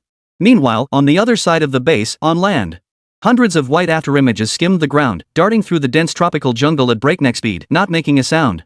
The Mao 2 unit. Their targets, the base's communications center, radar stations, and barracks. Boom! Boom! Boom! Almost simultaneously, dozens of thunderous explosions erupted from both the harbor and the landward approaches. Gigantic fireballs lit up the night sky over the entire Langkawi naval base as bright as day. Within the harbor, dozens of warships had their hulls precisely ripped open. Accompanied by shrill alarms and the screech of metal tearing, they sank slowly into the sea amid desperate screams. On land, radar antennas were severed at their bases, and communication towers collapsed with a thunderous crash under targeted demolition. Within the first minute of the attack, the base's entire command and surveillance systems were completely crippled. The battle, from start to finish, lasted less than 15 minutes. As the first rays of dawn touched the sea, the Langkawi naval base lay in smoldering ruins. Over the next few hours, the same scene played out repeatedly at several military ports along the Malaysian coastline. China's feathered garment corps effortlessly sliced through Malaysia's coastal defenses. Command Center, Jinggangshan. Victory reports poured in like snowflakes. Report. Langkawi Port has been neutralized. Report. The radar station at Kuantan Air Base has been destroyed. Report.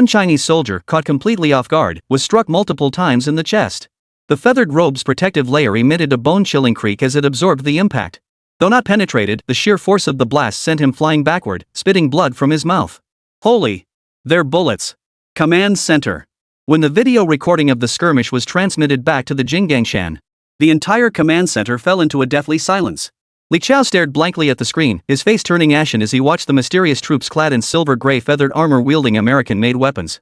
Contact Beijing immediately. I need to know what the hell those things are. Chapter 169, Ross, who sees through everything. Half an hour later. A document encrypted by the capital's highest intelligence agency was placed before Li Chao. The contents were straightforward. Confirmed, the enemy force is a joint intervention force led by the United States, in alliance with Britain, France, Germany, Italy, and others. The silver feather robe they wield is a stripped-down version of our feather robe sold to the United States. Meanwhile, across the ocean. Washington, D.C. The Oval Office, White House. The atmosphere finally eased from its earlier tension. President Ross sat in his wheelchair, calmly observing the massive screen before him. The screen displayed a real-time live feed of the complex battlefield situation in Malaysia. Countless red dots representing the ground forces of the Republic of China had entered the dark green rainforest region, where their advance had visibly slowed and become sluggish. His expression betrayed no surprise, even carrying a hint of a knowing smile. Mr. President. Dr. Reed, the National Security Technology Advisor, entered carrying a cup of coffee, her eyes reflecting both confusion and awe. I still cannot comprehend it. How did you so precisely predict that the Chinese military would be so reckless, launching an immediate offensive upon entering Malaysian territory in an attempt to end the battle with a blitzkrieg? Dr. Reed's tone brimmed with awe for the president. She had been deeply involved in the strategic planning against China, witnessing President Ross defy overwhelming skepticism to push through the deployment of America's most elite joint intervention force and the newly produced, stripped-down feathered robe units all quietly positioned in Malaysia ahead of schedule. President Ross took the coffee, sipped it lightly, his gaze still fixed on the screen. Dr. Reed, war has never been merely a contest of weapons and technology. It is a contest of wills, character, and desires between individuals. China's supreme leader, that chief, I've studied him for decades. He is a great strategist, yet also an elder of extreme caution. His governing style resembles Go, he plans meticulously before acting, advances cautiously step by step, pursuing long-term, stable victory. Ross's index finger tapped lightly on the armrest of his wheelchair. The annexation of Japan, the integration of the Indo-Chinese peninsula, dealing with India. Over the past year, Guagua has devoured too much, too quickly. Given the chief's temperament, what he needs most now isn't to launch a new war, but to spend several years slowly digesting these fruits of victory and stabilizing the internal situation. That's why I concluded from the outset that attacking Malaysia could never be his idea. In fact, he'd likely be the first to oppose such a plan. A flicker of realization crossed Dr. Reed's eyes, only to be replaced by deeper confusion. But, if it wasn't the chief's order, then who? It was them. A cold smile curled at Ross's lips. It was those hawkish generals who tasted success and gained immense prestige in the previous wars. The feathered robe has given them unprecedented confidence, but it has also bred unprecedented ambition. They crave victory after victory to forge their own myth of invincibility and cement their positions within the military. They aspire to become the Huatsubing of Huagua's history. Ross's smile grew more pronounced, tinged with mockery. They were so desperate to seize Malacca, so eager to achieve everything in one decisive blow, that they bypassed the highest command and chose this military gamble a rebellion against their superiors. Thus, they needed an indisputable, lightning-fast victory to silence all dissenters and turn this gamble into an established fact. And this very eagerness for instant success is their greatest and most fatal flaw. At that moment, aboard the Jinggangshan Joint Command Center, the fervor once ignited by the promise of swift victory had now vanished entirely. On the massive electronic sand table, the red arrow representing the ground forces of Huagua had ground to a halt. Surrounding them, countless silver dots representing unidentified armed forces emerged from all directions within the tropical rainforest. They encircled the red arrows but held their fire. Report. Armored Regiment 3 ambushed in Sector B7. Enemy fire, exceptionally fierce. They're wearing feathered armor too. Report. Task Force 5 has lost contact with headquarters. Final footage shows them surrounded by a squad equipped with full American weaponry. Report. Team 7 of Sword requests backup. They're pinned down in a river valley, outnumbered at least 3-1. Ammunition, running critically low. One urgent battle report after another tore the victorious smile from Li Chao's face. Upon receiving the intelligence, it was virtually confirmed this was a joint force composed of the United States and multiple European nations, specifically deployed to target the Chinese military. Thud. A young staff officer's legs buckled and he collapsed onto the floor. The entire command center fell deathly silent. Every heartbeat echoed in their ears. It was a trap. Ross, the man in the wheelchair, had calculated their move perfectly. He knew they would bypass the chief, he knew their eagerness for quick success, he knew they would plunge headlong into this tropical rainforest. He had even used the very weapons they had sold to turn against them. Commander Li. A general's voice cracked as he looked at the old comrade beside him, drained of all vitality, his gaze filled with complexity. If they didn't find a way out soon, this expeditionary force bearing the ambitions and glory of countless soldiers would be utterly lost in this foreign jungle. We haven't lost yet. Li Chao slowly rose to his feet, a determined gleam reigniting in his eyes. Tell Sun Chang'an to get Li Guosheng to find Lin Mo immediately. 3 hours later. A state-of-the-art military transport aircraft touched down on the runway at Momo Factory. The cargo doors swung open. Li Guosheng, the logistics director of the Southeast Military District, his eyes bloodshot, didn't even wait for the boarding stairs to fully deploy. He leaped directly from the several-meter-high cabin. Lin Mo. Where is Lin Mo? His voice cracked with urgency. Xin Shang, who had already been notified, hurried forward. Seeing his distraught state, her heart sank. Director Li, what happened? Don't ask. Li Guosheng shoved her aside, darting around the empty factory grounds like a headless fly. Get me to Lin Mo. It's an absolute emergency. In the office. Lin Mo was sprawled on the sofa in his boxers, wearing his spirit mirror and playing the latest Xianxia game online with Su Li. Chapter 170, Lin Mo's decision. A thunderous crash echoed. Li Guosheng kicked open the office door, forged from special alloy. Lin Mo. Li Guosheng's voice thundered through the quiet office like a bolt of lightning. Lin Mo and Su Li both startled, quickly removing their spirit mirrors. Seeing Li Guosheng's frantic and disheveled state, Lin Mo's brow subtly furrowed. Director Li? He set down his game controller, his tone still level. What's got you so worked up? Comrade Lin Mo. Mr. Lin. Li Guosheng rushed toward him in 3 strides, his hand reaching out to grab Lin Mo's shoulder but trembling violently mid-air. Finally, he let his arms fall limply to his sides, his voice tinged with desperation. Save us. Save the soldiers on the front lines. He poured out the rapidly deteriorating situation at the front lines, the mysterious Joint Intervention Force, the neutered version of the feathered robe, and the desperate plight facing tens of thousands of soldiers all in the most urgent language. His words became incoherent. By the end, this iron-blooded general who bled on the battlefield but never shed tears had eyes reddened with tears. Su Li listened beside him, her heart pounding in terror, her face drained of color. Only Lin Mo. From start to finish, he sat there silently, listening with an expressionless face. Only when Li Guosheng finished speaking, only when the office fell silent once more. Only then did he slowly lift his head. His eyes, usually lazy and unfocused, now held a piercing coldness. Minister Li, I have only one question for you. Sending troops to Malaysia. Was that the chief's order? Li Guosheng's body stiffened abruptly. He opened his mouth, but no words came out. Seeing his expression, Lin Mo smiled. That smile held no pity, no anger, only disappointment. Though he knew little of politics, his understanding of the current world told him that invading Malaysia without just cause was an absolute blunder. The chief would never approve. Understood. He stood up and walked to the floor to ceiling windows of the office, turning his back to Li Guosheng. You may go, Minister Li. I can't help you. Li Guosheng's heart sank to the bottom. Why, he demanded, unwilling to accept defeat. Is it a lack of equipment? Or is it money? Just ask, and the state. The nation? Lin Mo cut him off, a hint of scorn in his voice. Minister Li, please don't use that word to cover up for the greed and arrogance of a few individuals. This isn't the nation's war. This is an unjustified invasion launched arbitrarily by you generals, driven by your thirst for glory. You've turned the soldiers of Huagui into chips on your gambling table. You started this war, yet expect young men to die for it. Every word from Lin Mo struck like a nail, driving deep into Li Guosheng's heart, turning his face increasingly pale. But the soldiers on the front lines are innocent. That's precisely why we cannot give you new weapons. Lin Mo slowly turned, his gaze icy as he fixed it on Li Guosheng. If we gave you sharper blades, you'd only escalate this misguided war, sending more soldiers to die on soil that doesn't belong to us. He paused, his tone becoming unquestionable. It's not that I want to help you. First, all new models of feather armor are still in the development phase. The technology is extremely unstable. I cannot risk soldiers' lives as guinea pigs. Second, every production line is running at full capacity for Operation East Wind and subsequent stabilization missions. I have no spare capacity to produce a single part for an illegal military venture. Third, and most crucially, Lin Mo stepped before Li Guosheng, enunciating each word deliberately. I, Lin Mo, owner of Momo Factory. I refuse to provide any form of technical support for any unjust war of aggression. This is my bottom line. These words stood like an impenetrable ice wall, completely shattering all of Li Guosheng's hopes. He stared blankly at the young man before him, whose calm face bore an unshakable resolve. He knew he had failed. Go back and tell. I don't know who started this war, but tell those people at the top. Lin Mo's voice echoed through the empty office.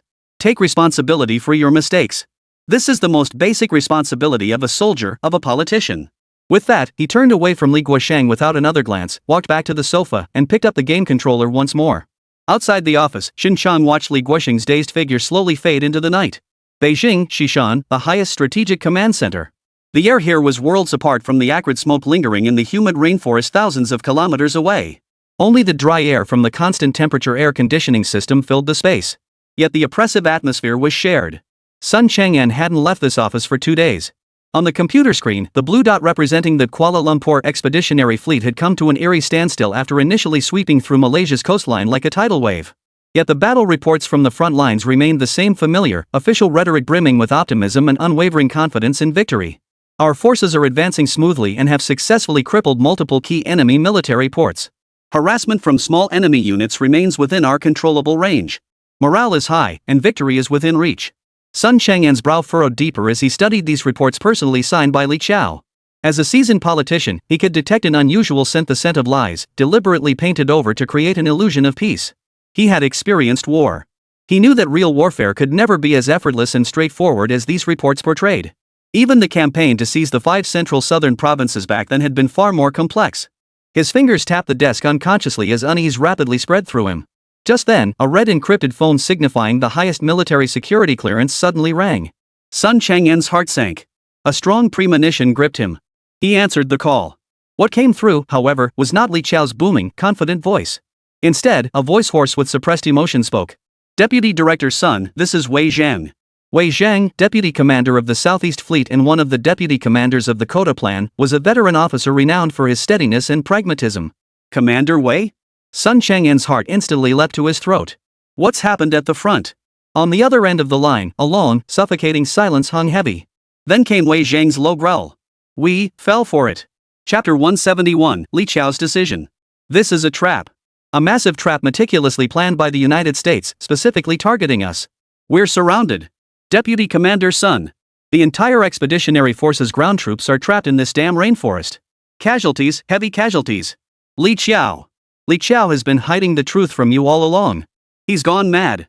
For his military glory, he's gambled away the lives of tens of thousands of soldiers. Boom. Sun Chang'an's mind went blank, and the phone receiver nearly slipped from his grasp. A trap? Surrounded? Heavy casualties? What did you say? Sun Chang'an's voice trembled violently with shock. Li Qiao's battle report said. The report? Wei Zheng's voice was filled with grief and fury. It was all lies. Our men are sacrificing their lives to plug the holes in his lies. Deputy Chief Sun, I swear on my 40 years of military service every word I speak is absolutely true. Only you can stop him now. One moment too late and this expeditionary force will truly be annihilated. The call ended abruptly. Sun Chang'an stood frozen in place, his body numb with cold. He felt his blood freeze in that instant. He recalled the chief's warning, remembered his own wavering when Li Qiao had ultimately persuaded him at that meeting. It was he who had personally initiated this plan. He was the one who had pushed the lives of tens of thousands of soldiers into this unknown abyss. Endless regret washed over him, gnawing at his heart. He snatched up another phone line connected to the frontline command headquarters and dialed Li Qiao's direct line. Deputy Chief, you requested me? Li Qiao's tone remained unruffled, as if utterly unaware of the situation. Li Qiao! Sun Chang'an's voice was thick with uncontrollable fury. I ask you, what the hell happened on the front lines? Li Qiao's expression changed instantly at the sound of Sun Chang'an's roar. Yet he forced himself to remain composed, attempting to deflect blame. Reporting to the deputy commander, we encountered a minor setback, some guerrilla forces funded by the United States, but everything is under. Enough! Sun Chang'an cut him off abruptly, repeating Wei Zheng's words verbatim. Traps. Ambushes. Heavy casualties. Li Qiao! How long do you plan to deceive me? Are you waiting until everyone is dead before sending me a heroic martyrdom victory report?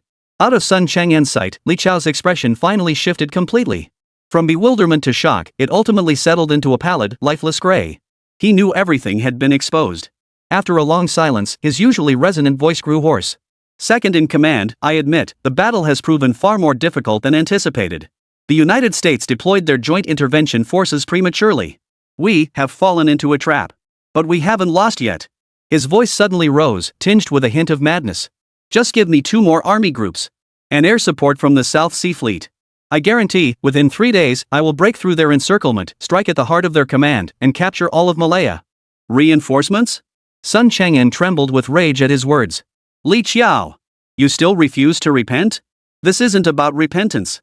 It's about national honor. Li Qiao roared back. We've sacrificed so many soldiers. Their blood cannot be spilled in vain. The pride of our Huagua army cannot be left tarnished on foreign soil. I command you. Sun Chang'an's voice was icy cold, each word ground out through clenched teeth. Immediately, withdraw along the entire front. Abandon all non-essential positions. Withdraw the troops at the lowest possible cost. This is an order. I refuse. Li Qiao's reply was as firm as a nail. What? Sun Chang'an could scarcely believe his ears. I said I refuse to retreat. Li Qiao's eyes blazed crimson as he fixed Sun Chang'an with a deathly stare. Deputy Chief Sun, you're a politician, you know nothing of war. When the general is in the field, he need not obey every command from the throne. I am now the supreme commander on the front lines. I have the authority to make the most correct judgment based on the battlefield situation. The most correct judgment? Sun Chang'an laughed bitterly in rage. Your correct judgment means burying tens of thousands of soldiers with you? It's a necessary sacrifice. Li Qiao's voice carried a hint of madness. For the century-long destiny of Huagua, for complete control of Malacca, any sacrifice is worthwhile. As long as we win, I, Li Qiao, will bear the scorn of history for all eternity. I don't care. Just as the two men argued fiercely, bringing the command system to a complete standstill, the communications officer, his face ashen, handed over an urgent encrypted message just received from the Ministry of Foreign Affairs. Sun Chang'an took it with trembling hands. A single glance sent his body reeling violently, nearly toppling him from his feet. The message's content was succinct. The United States, in alliance with Britain, France, Germany, Italy, and all other major Western nations, had formally submitted an emergency resolution to the United Nations Security Council. The resolution strongly condemned China's aggressive actions in Malaysia and demanded China's immediate and unconditional withdrawal of troops. Failure to comply would trigger Chapter 7 of the UN Charter, imposing the most severe collective security sanctions on China, including military means. This was no longer a simple diplomatic encirclement. This was an ultimatum. Look at this, Li Qiao. Sun Chang'an relayed the contents of the secret telegram to Li Qiao. Look at what we've done. Diplomatically, we've been completely pushed into a defensive position. Militarily, we're mired in a quagmire, caught between a rock and a hard place. The people at home are beginning to question this war of unclear purpose. Your so-called achievements are dragging the entire nation into an abyss of no return. Li Qiao listened blankly as Sun Chang'an delivered the harshly worded indictment. The madness and confidence that had consumed his face slowly faded, replaced by endless pallor and bewilderment. He knew he had lost. From the moment he chose to bypass the chief, he had already lost. I. His mouth opened, but no words came out. Sun Chang'an did not spare him another glance. He waved his hand weakly, cutting off the communication. The office fell once more into a suffocating silence. Sun Chang'an slowly sank back into the large chair. He felt as though every ounce of strength had been drained from his body in an instant. He had never felt so helpless and hopeless. Power had spiraled out of control. The military had fractured. The nation was sliding toward the abyss. And he, the decision-maker who should have turned the tide, had become an accomplice to this catastrophe. He slowly raised his head, his gaze settling on the enormous portrait of the leader hanging on the wall. Those deep, wise eyes seemed to gaze calmly at him, at the mess he had personally created. Chief! Sun Chang'an's lips moved silently. He knew there was no turning back. Now, the only one who could save this situation, who could pull this spiraling nation back from the brink, was the very elder he had deliberately avoided. He rose slowly, smoothing his suit jacket, now soaked through with cold sweat. Each movement carried a deliberate, ceremonial slowness. He did not glance at anyone else, nor did he issue any further orders. Alone, he walked out of the oppressive command center with heavy yet unwavering steps, heading toward the vehicle that would take him inside the red wall. He knew what awaited him, the chief's thunderous wrath and the final judgment that would decide the nation's fate. But he must go. For the warriors bleeding on the front lines. And for the unforgivable mistake he himself had committed. Chapter 172, The End of Lies and the Thunderous Wrath. Zongnanhai, Study. The radiator emitted a faint warmth. Sun Chang'an stood before the desk, head bowed like a child who had done wrong, awaiting judgment. He dared not even lift his eyes to meet the chief's gaze, for that calm stare felt more agonizing than any tangible pressure. Chief! His voice was hoarse, filled with remorse. I made a grave mistake. He made no attempt to defend himself or shift blame, instead recounting in meticulous detail the message delivered by Li Guosheng and the entire process leading to his final approval of the Port of Singapore plan. From his initial gamble on zero casualties, to being swept along by the hawkish general's bold rhetoric, to the hidden yearning deep within his own heart for the glory of conquering new territories. The chief listened silently, not interrupting once, his expression utterly unreadable. Only when Sun Chang'an finished his report and the urgent encrypted telegram from the front lines sent directly to the chief by Deputy Commander Wei Zhang, bypassing his superiors, was placed before him, did the air in the study seem to freeze solid. The contents of that message were even more shocking than Sun Chang'an had anticipated. Our unit is now deeply encircled. The United States Joint Intervention Force vastly exceeds our estimates. Though their castrated version feathered robe units are far inferior in performance to ours, their sheer numbers, combined with their mature guerrilla and special operations systems, have dealt devastating blows to our logistics and armored forces. Commander-in-Chief Li Chao, utterly intoxicated by delusions of victory, has refused all withdrawal orders. He has commanded all units to break through inland at all costs, regardless of casualties, attempting to gamble away the entire campaign. Casualty figures are now escalating at an alarming rate, with multiple regimental units having lost contact with headquarters. Unless halted immediately, the expeditionary force faces imminent peril. Wei Zhang, reporting with blood-stained tears. Sun Chang'an stared at the urgent dispatch, feeling a chill run through his entire body. He knew he had committed a colossal blunder, one deserving to be nailed to history's pillar of shame. Li Qiao. The chief finally spoke, his voice eerily calm. He slowly picked up the encrypted message, his cloudy eyes showing no ripple of emotion. He simply stared, reading line after line of the shocking text. Then, he shook his head. When the general is in the field, he need not obey every command from the sovereign. He murmured these ancient words, heavy with the scent of iron and blood. Well said, a general in the field need not obey every command from the throne. Boom! Before the words had even faded, the chief slammed his hand down on the table. The massive desk, crafted from century-old redwood, bore a distinct crack from the blow delivered by this 80-year-old man. Sun Chang'an's body jerked violently as he looked up in shock. He saw that the chief's face, which usually bore a hint of weariness, was now flushed with an unhealthy crimson. Those eyes, usually as still as an ancient well, now blazed with a thunderous fury he had never witnessed before. What is this? This is factionalism. This is warlordism. The chief's voice, no longer the gentle Siang accent of daily life, thundered like a bolt of lightning in the silent study. Does Li Chao regard the People's Liberation Army of our nation as his personal private army? Does he treat the lives of tens of thousands of soldiers as a gamble for his own glory? Does he even care about the nation anymore? About the organization? About discipline? I entrusted him with our most advanced weapons to defend our homeland, to project our national prestige. Not to indulge in some ridiculous rebellion against superiors to satisfy his pathetic, vain desire for glory. The old man began coughing violently, each hack accompanied by a deep, rasping sound that alone conveyed the agony in his lungs. Truth be told, he genuinely wanted to relinquish control and let his subordinates make their own decisions. Otherwise, given his position, how could Li Chao possibly have launched an attack without his knowledge? The guard rushed forward to pat his back and help him catch his breath, but he pushed him away. I'm not dead yet. He fixed a piercing stare on Sun Chang'en, who dared not meet his gaze. And you, Sun Chang'en. You're the vice chairman of the State Council. I assigned you to oversee and maintain checks and balances. Is this how you oversee? Is this how you maintain checks and balances? You let yourself be swayed by their empty rhetoric and joined them in their madness. You treated the power entrusted to you by the party and the people as a mere game. How have you fulfilled your duties as vice chairman? Sun Chang'en bowed his head so low his forehead nearly touched the floor. Chairman. I was wrong. I have betrayed your trust. It's not mine you've betrayed, it's the people's trust. What good does it do to say this now? The chief's fury seemed to finally subside somewhat, replaced by weariness and disappointment. With the guard's support, he slowly hunched back into his chair and picked up the red telephone once more. This time, his voice had regained its usual calm. Connect me to the frontline command headquarters. Have Wei Zhang take the call. Seconds later, the line connected. Comrade Wei Zhang. Chief. Wei Zhang's excited voice came through the line. I order you to assume full command of the Kota Kinabalu Expeditionary Force effective immediately. Cease all military adventurism immediately. Withdraw to defensive positions across the entire front. At all costs, bring our soldiers back safely. As for Li Qiao, the chief paused. Relieve him of all duties. Confiscate his service weapon and command privileges. Assign a guard company to escort him back to the capital. Yes. Mission accomplished. Wei Zhang's voice was unwavering. Hanging up the phone, the chief's gaze fell once more upon Sun Chang'en. You, Sun Chang'en. Yes. Sun Chang'en's body tensed once more. Effective immediately, establish an aftermath handling task force. You will serve as its leader.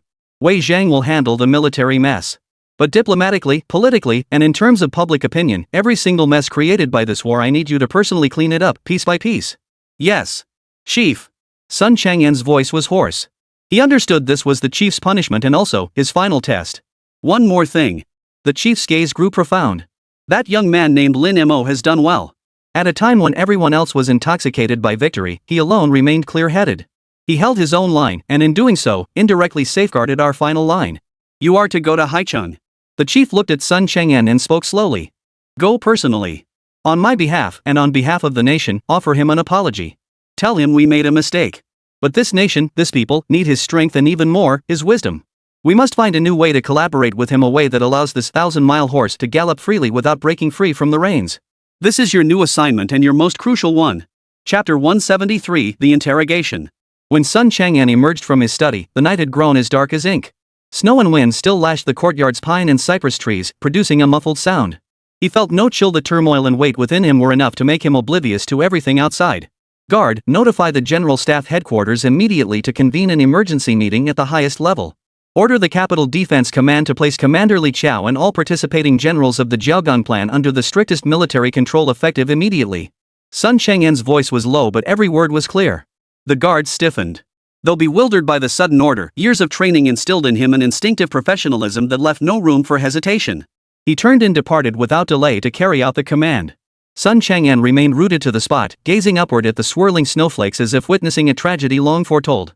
Li Qiao, once a comrade in arms and a distinguished hero, would now pay a terrible price for his arrogance and missteps.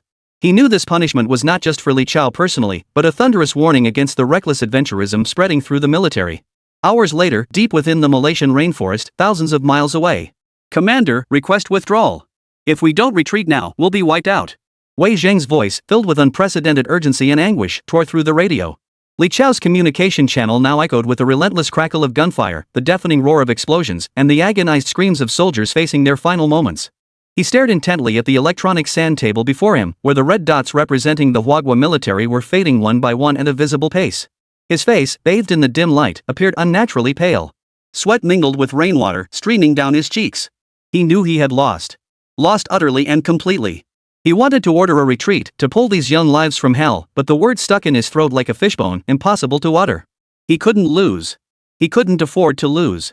Li Qiao fought for his legacy, staked his ambitions on this battle. Just then, a cold, commanding voice erupted from the radio like thunderclaps in everyone's ears. Li Qiao! You are relieved of all duties. Surrender command immediately. Li Qiao's body jerked violently. His pupils contracted sharply. That voice, he knew it all too well. It came from the highest echelons of the party. Wei Zhang, assume all command authority effective immediately. Cease all military operations immediately. Fall back to defensive positions across the entire front. At all costs, bring our soldiers back safely. As the orders were issued, Wei Zhang's voice rang out with unwavering resolve, yes. Mission accomplished. Li Chao stood frozen in place, the baton in his hand slipping limply to the ground with a sharp clatter. He glanced to his side. 2 guards in combat fatigue stood expressionless beside him, their rifles pointed downward, yet radiating an unquestionable authority. Commander, please come with us. Li Chao offered no resistance, uttering not a word. He simply closed his eyes slowly, feeling the cold rain of the jungle fall drop by drop onto his face, as if washing away all his ambition and glory. He knew his military career had come to an end. Half a day later, in the capital city, at the military tribunal. There were no solemn judges, no gavel striking. Only several generals in uniform, their chests adorned with seniority medals, sat stern-faced at a long table. Li Chao sat in the defendant's chair. His uniform remained crisp and sharp, though his face bore traces of exhaustion. Yet his eyes still burned with an unyielding flame. Comrade Li Chao, a gray-haired general demanded in a deep voice, his tone carrying an authority that brooked no argument, explain why you bypassed the highest command and launched Operation Giant Port without authorization. Li Chao showed no sign of retreat. He lifted his head, his gaze sweeping over every person present, his words ringing out with unwavering conviction. I admit I disobeyed military orders and bypassed the chief. I, Li Chao, take full responsibility.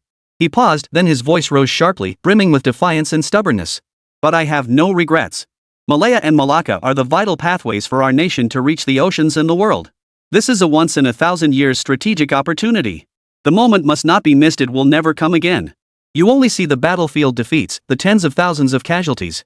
But have you considered that if we squander this chance, we'll be trapped within the first island chain for decades, even centuries, forever living in the shadow of the United States?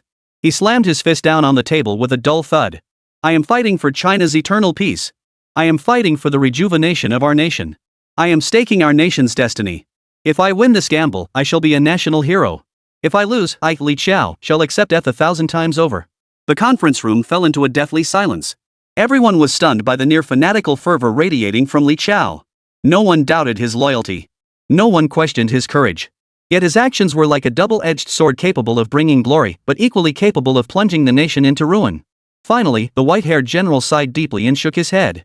Take him away. Await the final judgment. Li Chao's trial and his adventurous rhetoric sent shockwaves through the military high command. Many young commanders, confronted by Li Chao's heroic rhetoric, began to reflect on their own adventurous tendencies. They recognized that Li Chao's downfall stemmed not merely from tactical errors, but from reckless strategic overreach and disregard for the nation's overarching interests. The hand of power must never be freed from its reins, an old general declared solemnly at an internal meeting. The military is the nation's sharpest weapon, but its blade must remain in the hands of the people, not be wielded by personal ambition. The fervent adventurism within the military, once fueled by the feathered robe, began to rapidly cool and return to reason in the wake of this profound lesson. Capital City, Supreme Strategic Conference Room. Sun Chang'an stood before a massive screen, flanked by key members from various ministries. Their expressions bore weariness, yet also a hint of relief after narrowly escaping disaster. The conflict in Malaysia has largely subsided. Sun Chang'an's voice, though slightly hoarse, was resolute. Comrade Wei Zhang, taking command in the hour of crisis, decisively adjusted tactics. With minimal casualties, he successfully withdrew the main force of our expeditionary army from the battlefield. Currently, both sides have established a new standoff within Malaysia. This stability has been bought at a tremendous cost. He paused, his gaze sweeping over every person present, every corps member. What lies before us now is a mess. International condemnation, collective pressure from Western nations, and rising nationalist sentiment within Malaysia. All these require our swiftest action and most professional approach to address. Everyone understood that the consequences of this war, sparked by adventurism, were far more complex and intractable than mere military defeat. Deputy Chief Sun, rest assured, declared a young official from the Ministry of Foreign Affairs with unwavering resolve. We will immediately launch crisis communications to clarify the facts to the international community and secure the greatest possible understanding and support.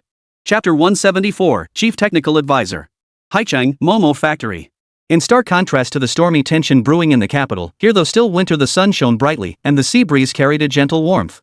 Before the floor-to-ceiling windows, Lin Mo lounged in boxer shorts on a plush sofa, wearing his spirit mirror as he played a newly released fantasy game online with Su Li. Hey, get on it. Heal me. I'm dying.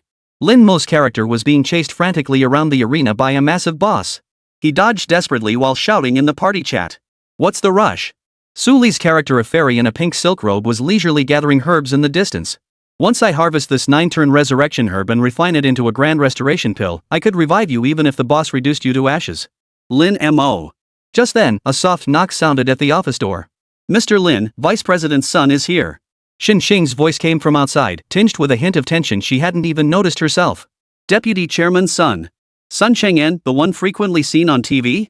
Lin Mo and Su Li exchanged glances, both seeing a hint of surprise in each other's eyes. They simultaneously removed their spirit mirrors and logged out of the game.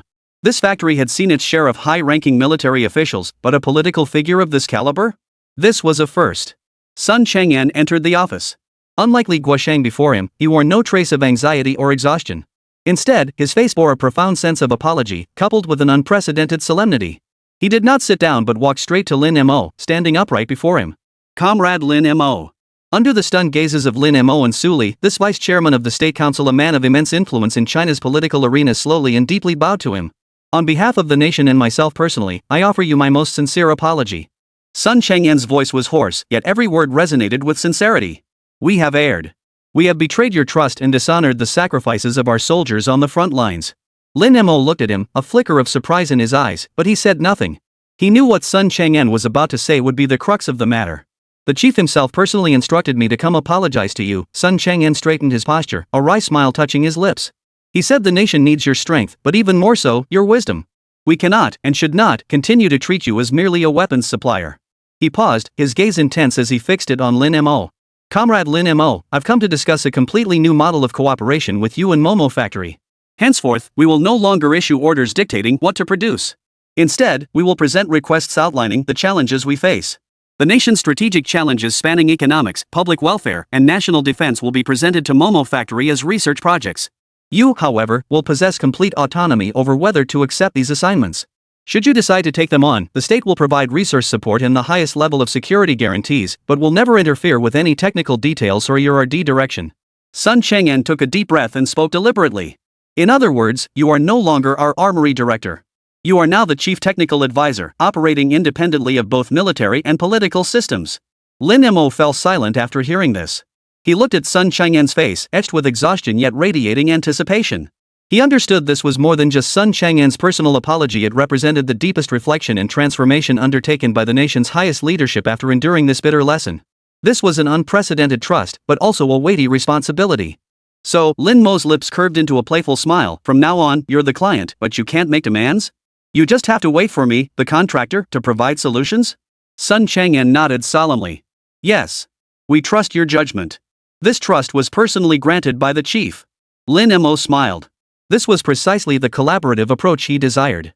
Unfettered by anyone's will, creating solely to solve problems. It's a deal. He extended his hand. Sun Chang'an clasped his hand tightly, the weight that had hung heavy on his heart for days finally settling back into place. United Nations headquarters. The atmosphere here remained as tense as ever. Led by the United States, the Western nations delegation launched a fierce barrage of public criticism and diplomatic pressure against China. China's aggressive actions constitute the most ruthless trampling of the United Nations Charter. We demand the Security Council immediately pass a resolution imposing the harshest sanctions on China. Ambassador Fu Ming sat stiffly upright, beads of sweat forming on his forehead. Faced with ironclad evidence, all his defenses crumbled, leaving him reeling back step by step. He knew he was losing a battle that would define his nation's dignity. Just as the Western delegations prepared to jointly submit the harshly worded sanctions draft, aiming to permanently brand China with infamy, Ambassador Fu Ming's phone suddenly vibrated. He glanced at the message. A flicker of disbelief crossed his eyes, which usually held a trace of a smile. Instantly, all traces of panic and defensiveness vanished. In their place came a serene calm. He adjusted his collar and, without haste, interrupted the passionate speech of the United States representative. Gentlemen. His voice was not loud, yet it instantly captured the attention of the entire hall. Before the world's cameras, Fu Ming announced a decision that left everyone speechless, his tone calm yet unquestionable. To uphold regional peace and stability, and prevent the further escalation of humanitarian disaster. I hereby formally declare, on behalf of the Huaguo government, effective immediately, our side will unilaterally and unconditionally withdraw all armed forces from Malaysia. The room erupted in uproar. The countless lines of attack prepared by the Western delegation instantly lost their target, falling flat. They stared blankly at Fu Ming, utterly dumbfounded.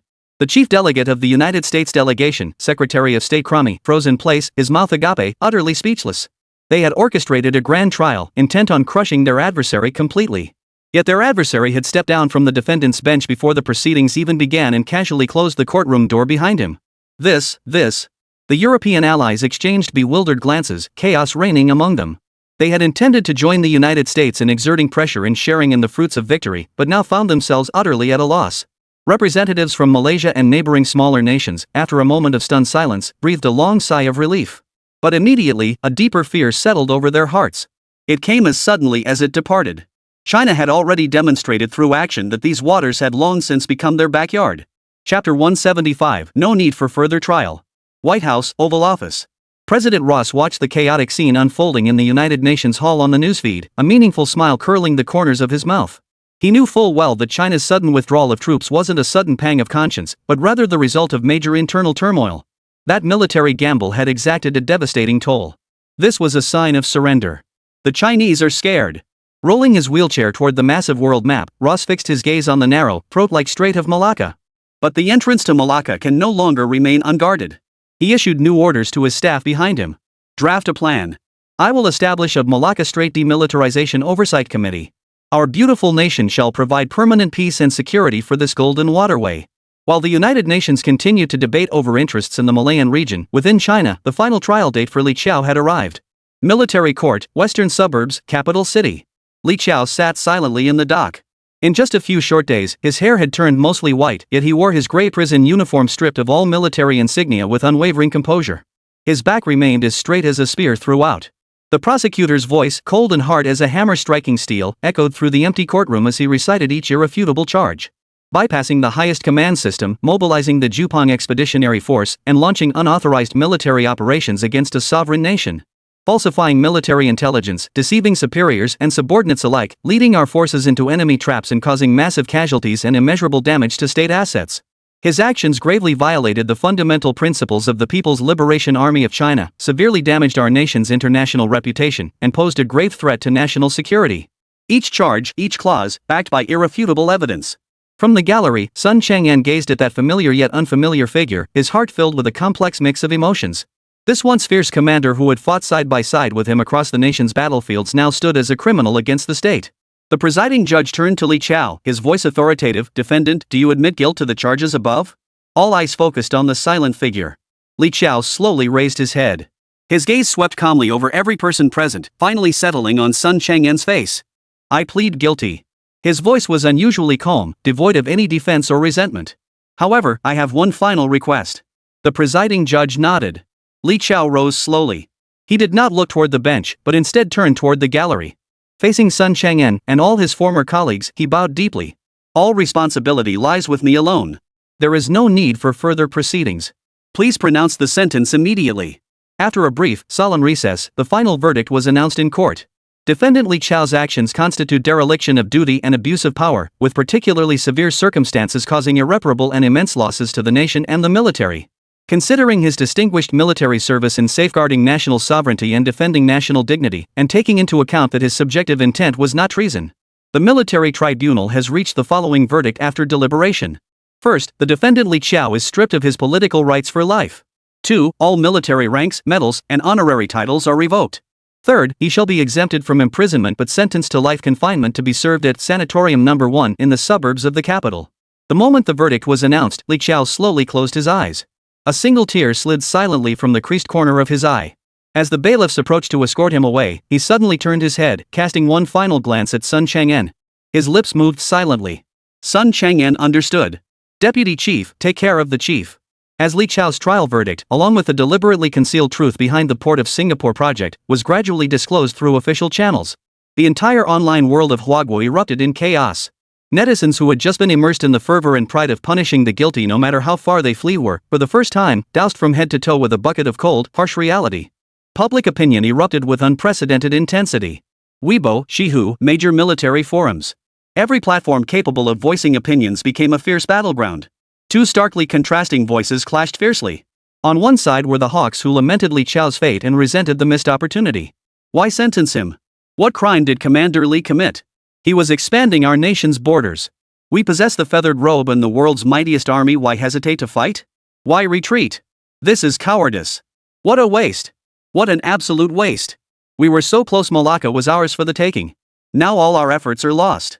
For the next century, we'll pay the price for this retreat. The fault lies not with Commander Li, but with this era.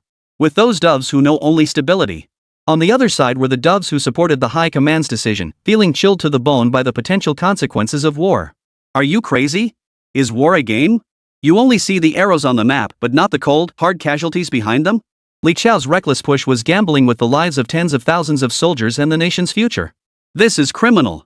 Thankfully the nation corrected this mistake in time, otherwise the consequences would have been unimaginable. We cannot become a new imperialist power, nor follow the old path of the United States. Wake up! Peace and development are the only real principles. Our goal is the stars and the seas, not a few scraps of land on Earth. The debate quickly spread from online forums to offline spaces. In university classrooms, company break rooms, and family dinner tables. A major debate about the nation's future direction raged fiercely in every corner.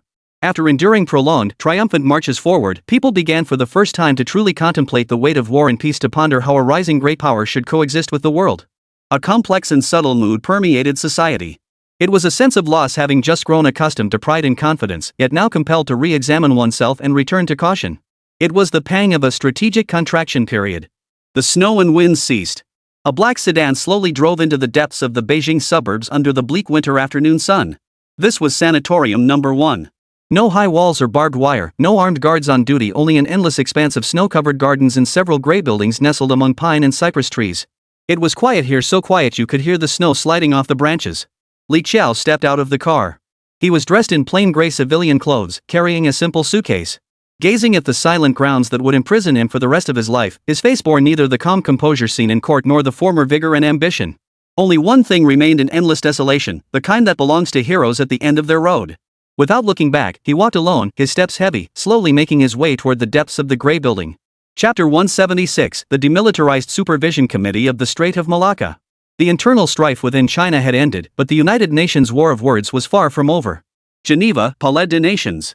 The Security Council chamber was packed to the rafters with journalists from around the world, their cameras trained on the massive circular conference table. China's lightning-fast withdrawal from Malaysia not only failed to ease tensions but instead left the long-simmering Western world feeling stifled and unable to vent its pent-up frustration. Now, they had finally found a new outlet for their frustration. The newly inaugurated President Ross of the United States, though confined to a wheelchair, had already made his forceful governing style known worldwide through a strongly worded open letter. At this moment, representing his will was still that same foreign minister, Cromie, who had been so enraged by Fu Ming at the UN General Assembly that he had fainted. His silver hair was meticulously slicked back, his expression haughty as his gaze swept the room with the satisfaction of a vengeful avenger. Gentlemen. Without waiting for the rotating chair to open the session, Cromie strode directly to the center of the podium. His voice boomed through the microphone, filling the chamber. In light of the recent series of incidents in the Strait of Malacca that gravely threaten the freedom and safety of international navigation, I hereby formally submit a proposal to the Security Council on behalf of the United States. He paused, raising the document high in his hand. We propose the establishment of a United Nations-led Malacca Strait Demilitarization Oversight Committee. This commission will be composed of our United States and all our peace-loving Western allies, dedicated to ensuring this vital global waterway remains forever peaceful, neutral, and demilitarized. As soon as he finished speaking, the representatives from the United Kingdom, France, Germany, and Italy immediately led the applause. Representatives from smaller nations under American influence followed suit. Under the guise of peace, the true intent was control. Once this Western-dominated commission was established, it would be like installing a lock controlled by them on China's southern gateway. At that point, any Chinese warship or merchant vessel seeking passage through the Strait of Malacca would be subject to their supervision and permission. This was absolutely unacceptable to China. All eyes instinctively turned toward China's representative seat. They waited. They waited to see how that perpetually smiling, portly man, the man who always seemed to pull miracles out of thin air, would respond to this inescapable encirclement. Everyone assumed China would, as always, argue its case forcefully and then, at the most critical moment, wield that precious veto power. However, Ambassador Fu Ming simply sat there quietly. He didn't even glance at Cromie. Slowly, deliberately, he unscrewed the lid of his signature thermos, filled with red goji berries soaking in hot water. When it was China's turn to speak, Fu Ming rose slowly. He did not walk to the podium but merely adjusted the microphone in front of him. Our delegation, in principle, supports this resolution. Buzz. The entire conference hall erupted in an instant. Approval? The confident smile on Cromie's face froze solid. He stared at Fu Ming as if he'd seen a ghost, his mind going completely blank. This defies logic. They're giving up resistance? Wait, in principle? Just as everyone was caught off guard by this sudden turn of events, Fu Ming's voice rang out once more. As a responsible major power, China has always welcomed and supported all initiatives conducive to regional peace. However, he shifted his tone, his gaze sweeping across the room before settling on the representatives from Southeast Asian nations. We also believe that peace in the Malacca Strait should be jointly safeguarded by all nations bordering it, rather than becoming a tool for a few external powers to manipulate geopolitics. Therefore, our delegation, in conjunction with all ASEAN member states, hereby submits an amendment to this proposal. His deputy immediately distributed a document to every representative present. Our amendment is straightforward. Fu Ming's voice resonated clearly throughout the conference hall. First, the permanent seats on the Malacca Strait Demilitarization Oversight Committee must be held jointly by the 10 ASEAN nations and China. Second, any resolution passed by this committee must be approved by more than 2/3 of the regional member states, including China, to be adopted. As for our friends who have traveled from across the ocean, a gentle smile finally graced Fu Ming's face as he turned to look at Cromie and spoke slowly. We warmly welcome your nation to attend our meetings as a special observer and offer valuable suggestions for regional peace and stability. The room fell deathly silent at these words. Cromie felt a surge of blood rush to his head, his vision darkening in waves, nearly causing him to faint once more. The Huadwa delegation had used their own proposed resolution to completely sideline them, reducing them to mere observers able to watch but not speak. But if they opposed this amendment, it would amount to admitting to the world that their so-called peacekeeping was merely a pretext, and their true objective was to control the Strait of Malacca. That would strip them of any moral high ground.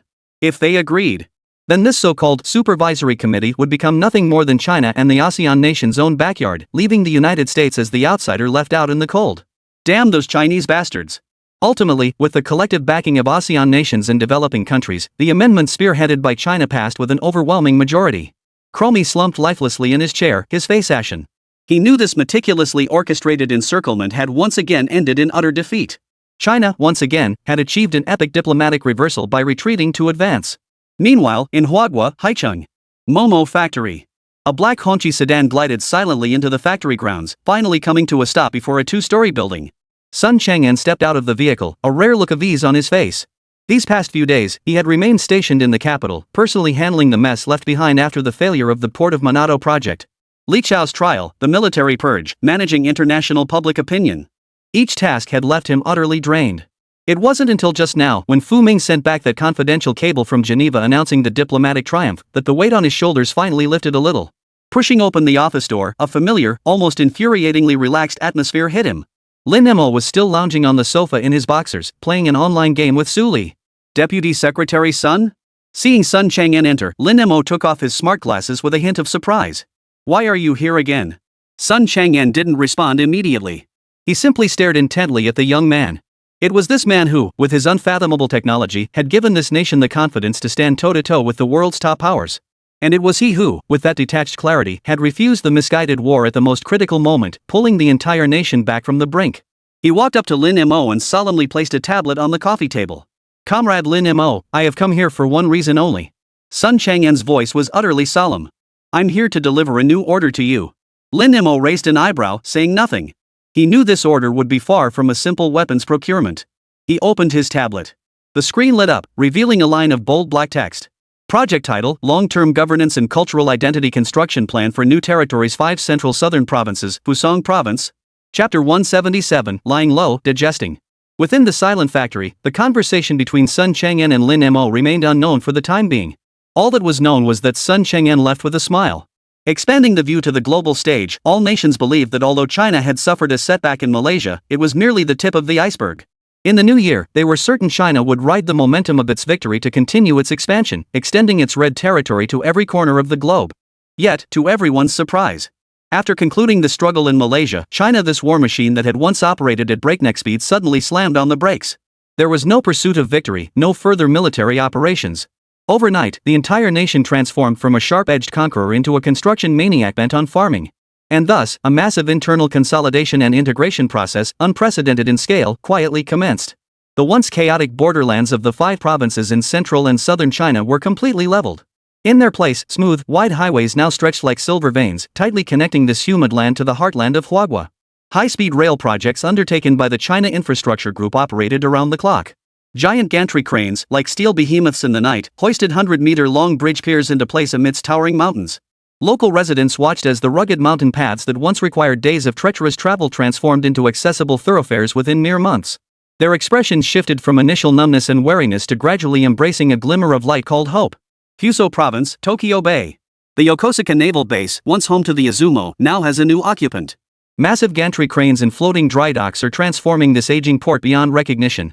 Not far away, a brand new artificial island was taking shape through land reclamation. Planned for its future was the largest offshore settlement center for the Chinese yuan in the entire Asia-Pacific region. Cultural integration, meanwhile, unfolds with quiet, pervasive influence. In remote mountain villages across 5 central and southern provinces, bright and clean Ho primary schools have sprung up. The children's lively reading voices are intertwined with the clear and precise pronunciation of Mandarin Chinese. The Spirit Mirror platform spread like wildfire across all newly incorporated territories. Chinese language education is no longer confined to dry textbooks. Instead, it immerses students in the grand mythical worlds of Chinese games and the awkward yet heartfelt exchanges with fellow Chinese players in social hubs. In streets and alleys, statues once symbolizing the authority of the old era had long been toppled, replaced by the simple yet elegant eaves and brackets of Confucius institutes and cultural exchange centers. Field forces stationed across the land have fulfilled their historical mission and begun phased withdrawals. Taking their place are newly formed armed security forces composed of Huawei officers and outstanding local youth. Local security is no longer maintained by soldiers, but by ordinary police officers. China's sudden withdrawal plunged the entire world into an eerie calm and profound bewilderment. Washington, D.C. President Ross sat in his wheelchair, quietly reviewing an intelligence summary on China's latest activities in the Indochina Peninsula and Fujian Province. They're building roads, ports, schools. National Security Advisor Dr. Reed stood beside him, his voice tinged with puzzlement. All intelligence indicates their military operations have ceased entirely, with their focus now entirely on internal development. This defies logic. President Ross did not respond immediately. Instead, he maneuvered his wheelchair toward the massive world map. His gaze settled on the rooster-shaped territory representing Huagua, his eyes deep and contemplative. "No, Dr. Reed," he said slowly. "This is precisely the most logical choice. If China hadn't learned its lesson from the Malaysia incident and still didn't know when to stop, it wouldn't deserve to walk all over us. His current actions are the most troublesome for us." He paused, his voice growing solemn. "All right, let it be. We need time too." Ross lifted his gaze from the map and let it fall upon his own legs, long since numb. "Transmit my orders, we're launching our own infrastructure projects." Kremlin, shrouded in smoke. The intervention of the great powers had turned the Eastern European campaign into a war that started strong but ended weakly, plunging the entire Bear Nation into deep anxiety and resentment. Defense Minister Shog, the bald man, slammed a casualty report onto the conference table and roared at the dejected generals gathered around. "Look! All of you, look! The Chinese used one war to seize 2 major provinces, gain de facto control over all of Southeast Asia, and even force the American president to resign. Their biggest loss? A few dozen casualties, yet they gained real influence over Malaysia. And us? What have we gained? We've squandered the nation's last reserves of strength, we've lost all face before the world and we've gained nothing." He pointed at the gloomy sky outside the window, his voice brimming with resentment. "We also obtained that game-changing weapon from China. But what was the result? They used feather robe to forge a new world. And we're stuck muddling through with our bare feather robe, locked in a bitter stalemate with a bunch of Western lackeys." A young commander couldn't hold back. "Minister, our bare feather robe is far inferior in performance to the one the Huagua people developed themselves." "I know that," Xiaogu roared. "But that's no excuse. The real gap lies not in equipment, but in ideology. In resolve. We hesitate and second-guess ourselves. The Chinese dare to fight, dare to struggle." His gaze swept the room, eyes blazing with fury. "We cannot continue like this. We must emulate China. Break this deadlock with an indisputable, resounding victory." The entire world was gathering strength in this eerie calm. And Huagua was digesting the fruits of its victories at an astonishing pace. Beijing, Supreme Command Center. Sun Chang'an hadn't felt this relaxed in a long time. He even found the leisure to set up a kung fu tea set in his office, mimicking the chief's manner as he slowly savored a cup of newly arrived Wui Mountain de Hong Pao. The dark clouds of war seemed to have truly receded. Every cog in the machinery of the state was turning smoothly and efficiently. Infrastructure development across the 5 provinces of central and southern China was in full swing. The economic integration of Fujian Province was beginning to show tangible results. Everything was progressing in the best possible direction. At that very moment. "Report!" A sharp voice shattered the office's tranquility. Chapter 178, The Power of the Bear. A young confidential staff officer burst in without even knocking, his face ashen. In his hands, he held aloft an urgent intelligence report in a red folder marked with the highest security classification. Sun Chang'an frowned and set down his teacup. "What's the urgency?" "Deputy Chief, you must see this for yourself." The young officer's voice trembled violently with tension as he thrust the file forward with both hands. Sun Chang'an took it with a puzzled look. He opened the folder. One glance was enough to make him feel as if the sky had fallen. The teacup in his hand slipped limply from his grasp. Clang! A sharp crack echoed as the valuable purple clay teapot shattered into pieces on the polished floor. The intelligence report contained only a single line. Urgent military intelligence from northern border. Joint confirmation from our frontline reconnaissance satellites and undercover agents indicates a large-scale abnormal troop buildup in the western military district of Bear Nation. The scale exceeds 3 army groups, far surpassing routine rotation deployments. There had been no warning. Even the most well-connected Western intelligence agencies had assured their respective governments the night before. The situation along the Russia-Ukraine border remains under control, with an extremely low risk of large-scale conflict. Yet, in the dead of this ordinary dawn, one expected to pass as usual amid endless border skirmishes. The Bear Nation launched a full-scale military operation codenamed Icebreaker against the second Bear Nation without warning. This was a long-planned, all-out blitzkrieg mobilizing the nation's full might aimed at utterly crushing its adversary. Within the first hour of the war's outbreak, the news spread to every corner of the globe via CNN's Red Emergency headlines. Breaking! Bear Nation forces invade Chu-Mao Nation territory from 3 directions. War erupts. Washington, D.C. The Oval Office, White House. President Ross had just concluded a lengthy meeting on domestic infrastructure legislation, a trace of fatigue still visible on his face. When National Security Advisor Dr. Reed, his face ashen, placed the urgent war report just delivered from the Pentagon before him, Ross froze for a moment. They've moved? Yes, Mr. President, Dr. Reed's voice was dry. Much faster than we anticipated, and far more aggressive. Behind her, a massive electronic screen displayed real-time imagery from military reconnaissance satellites. On the screen, red arrows representing the Bear Army's forces plunged viciously into the territory of the second Bear Nation from the north, east, and south. A steel torrent of thousands of T-90 main battle tanks and BMP-3 infantry fighting vehicles crushed across the frozen land, leaving 3 endless trails of dust across the vast eastern European plains.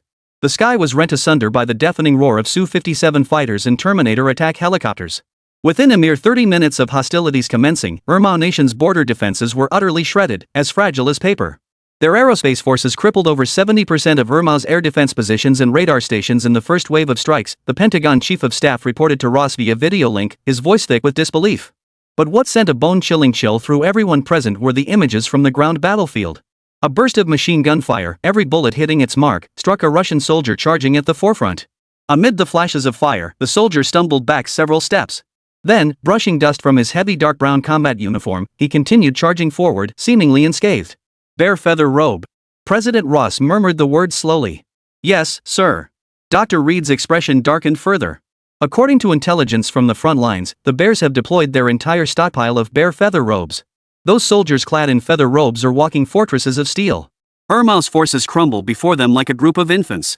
On screen, Mao bear soldiers clad in bear feather robes resembled true brown bears, overturning Chu-Mao's armored vehicles with their bare hands and tearing through every fortified stronghold with the most brutal simplicity.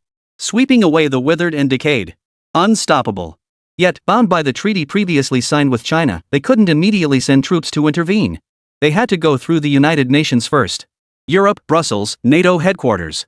German-Italian Chancellor Schmitz, the Iron Lady who had just been gloating over shaking off American control, was now deathly pale. Madmen. Those Russians are all madmen. How dare they? We must impose the harshest economic sanctions on the Russians immediately. President Macron of France's voice, usually so elegant, was now filled with anxiety. Freeze all their overseas assets. Cut off all their connections to the SWIFT system. Sanctions? Can sanctions stop their tanks? Poland's representative nearly leapt from his seat. Their forces are less than 500 kilometers from Warsaw. What we need is troops. NATO's rapid reaction force. The conference room erupted into chaos. They were accustomed to lecturing the bear under the protection of the United States, accustomed to suppressing opponents with economics and public opinion. But when the Russians actually arrived, they realized with horror that they held no trump cards to counter them. All eyes ultimately turned to the American representative. We need Washington's help. Yet Washington's response plunged them into deeper despair. Direct military intervention? Gentlemen, are you joking? During the White House video conference, President Ross wore a perfectly measured expression of surprise and reluctance. We will certainly fulfill our obligations as allies. Our Sixth Fleet is already on high alert, and our air bases in Europe are prepared. But according to the Geneva Accords we signed with Huagua, deploying troops to intervene in the conflict between Chu-Mao and Mao Zedong requires prior approval from the United Nations. A deathly silence fell over the conference room. No one dared risk provoking China over this matter. While the Western world was mired in endless bickering and wrangling, Beijing, Ministry of Foreign Affairs. Facing hundreds of media outlets from around the world with their cameras and microphones, the spokesperson responded with standard diplomatic language that was neither here nor there. We have noted the relevant situation. We call upon all parties concerned to exercise maximum restraint, resolve disputes through peaceful dialogue, and avoid further escalation of the situation. Frankly, these words amounted to nothing more than empty rhetoric. Yet the signal it conveyed sent a chill down the spines of every astute politician. China was tacitly approving. Chapter 179, Is nuclear war about to break out? 48 hours into the war, the Bear's armored forces had once again reached the gates of Kiev. 72 hours after the war began, CNN's red emergency news alert once again reverberated across the globe. On television screens, the once beautiful Eastern European city of Kiev lay in ruins. At that moment, the blue and yellow flag of the second Maoist state had long vanished from the dome of the presidential palace. In its place now fluttered a massive tricolor flag of white, blue, and red, whipping in the bitter wind. In the live broadcast studio, the anchor struggled to deliver the news in a voice nearly choked with shock and fear. We have just confirmed. The Ministry of Defense of the Bear Nation officially announced 10 minutes ago. Kiev has fallen. The entire territory of the Bear Nation has been overrun. The words fell silent. The entire world fell into a deathly silence. The collapse of the Second Bear Nation sent shockwaves rippling across the globe. The shadow of World War III loomed over every person with unprecedented, palpable certainty. Within mere hours, the panic of impending war swept across the entire globe. Previously, China had annexed multiple nations because it possessed the feather robe, and those nations had either provoked China or harbored deep-seated grudges against it. But this time, the Bear, armed with feather robes purchased from China, openly invaded and annexed a sovereign nation. Having set this precedent, would other nations follow suit? Smaller nations dared not take that gamble. New York, Wall Street.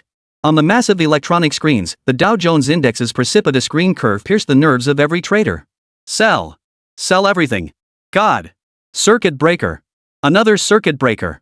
Heart-wrenching wails mingled with the shrill ringing of phones.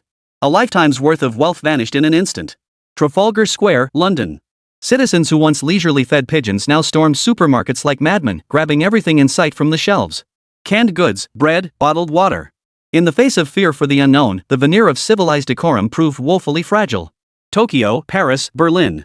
The same scenes unfolded in every corner of the world. Overnight, global gold prices skyrocketed more than threefold, while national currencies plummeted like free-falling objects. Human society was sliding into the abyss of panic. Washington, D.C., White House, underground war room. Mr. President. The Secretary of Defense leapt to his feet, his face usually etched with arrogance now consumed by fury and anxiety. We can't wait any longer. The Bear's tanks are already on the streets of Kiev. We absolutely cannot let this precedent set. I recommend immediately deploying the 7th and 3rd Fleets to form a combined carrier strike group and enter the Black Sea. I concur. The chairman of the Joint Chiefs of Staff immediately echoed, NATO must immediately enter full combat readiness. We must make it clear to the Bear that he faces the wrath of the entire world. President Ross sat in his wheelchair, silent, his gaze fixed on the screen showing the blue-white-red flag fluttering above the presidential palace in Kiev. His fingers tapped unconsciously on the armrest of his wheelchair. After a long moment, he slowly raised his head. Order the Lincoln and Ford carrier strike groups to depart immediately for the Black Sea. The order spread across the globe at the speed of light. The Kremlin's response was astonishingly swift. Within the same hour, the American carriers departed port. The Russian Ministry of Defense issued a brief yet chilling statement to the world through official media channels. In response to military provocations by certain nations and to safeguard our strategic security, effective immediately, our strategic missile submarine force will enter relevant Atlantic waters for routine combat readiness patrols.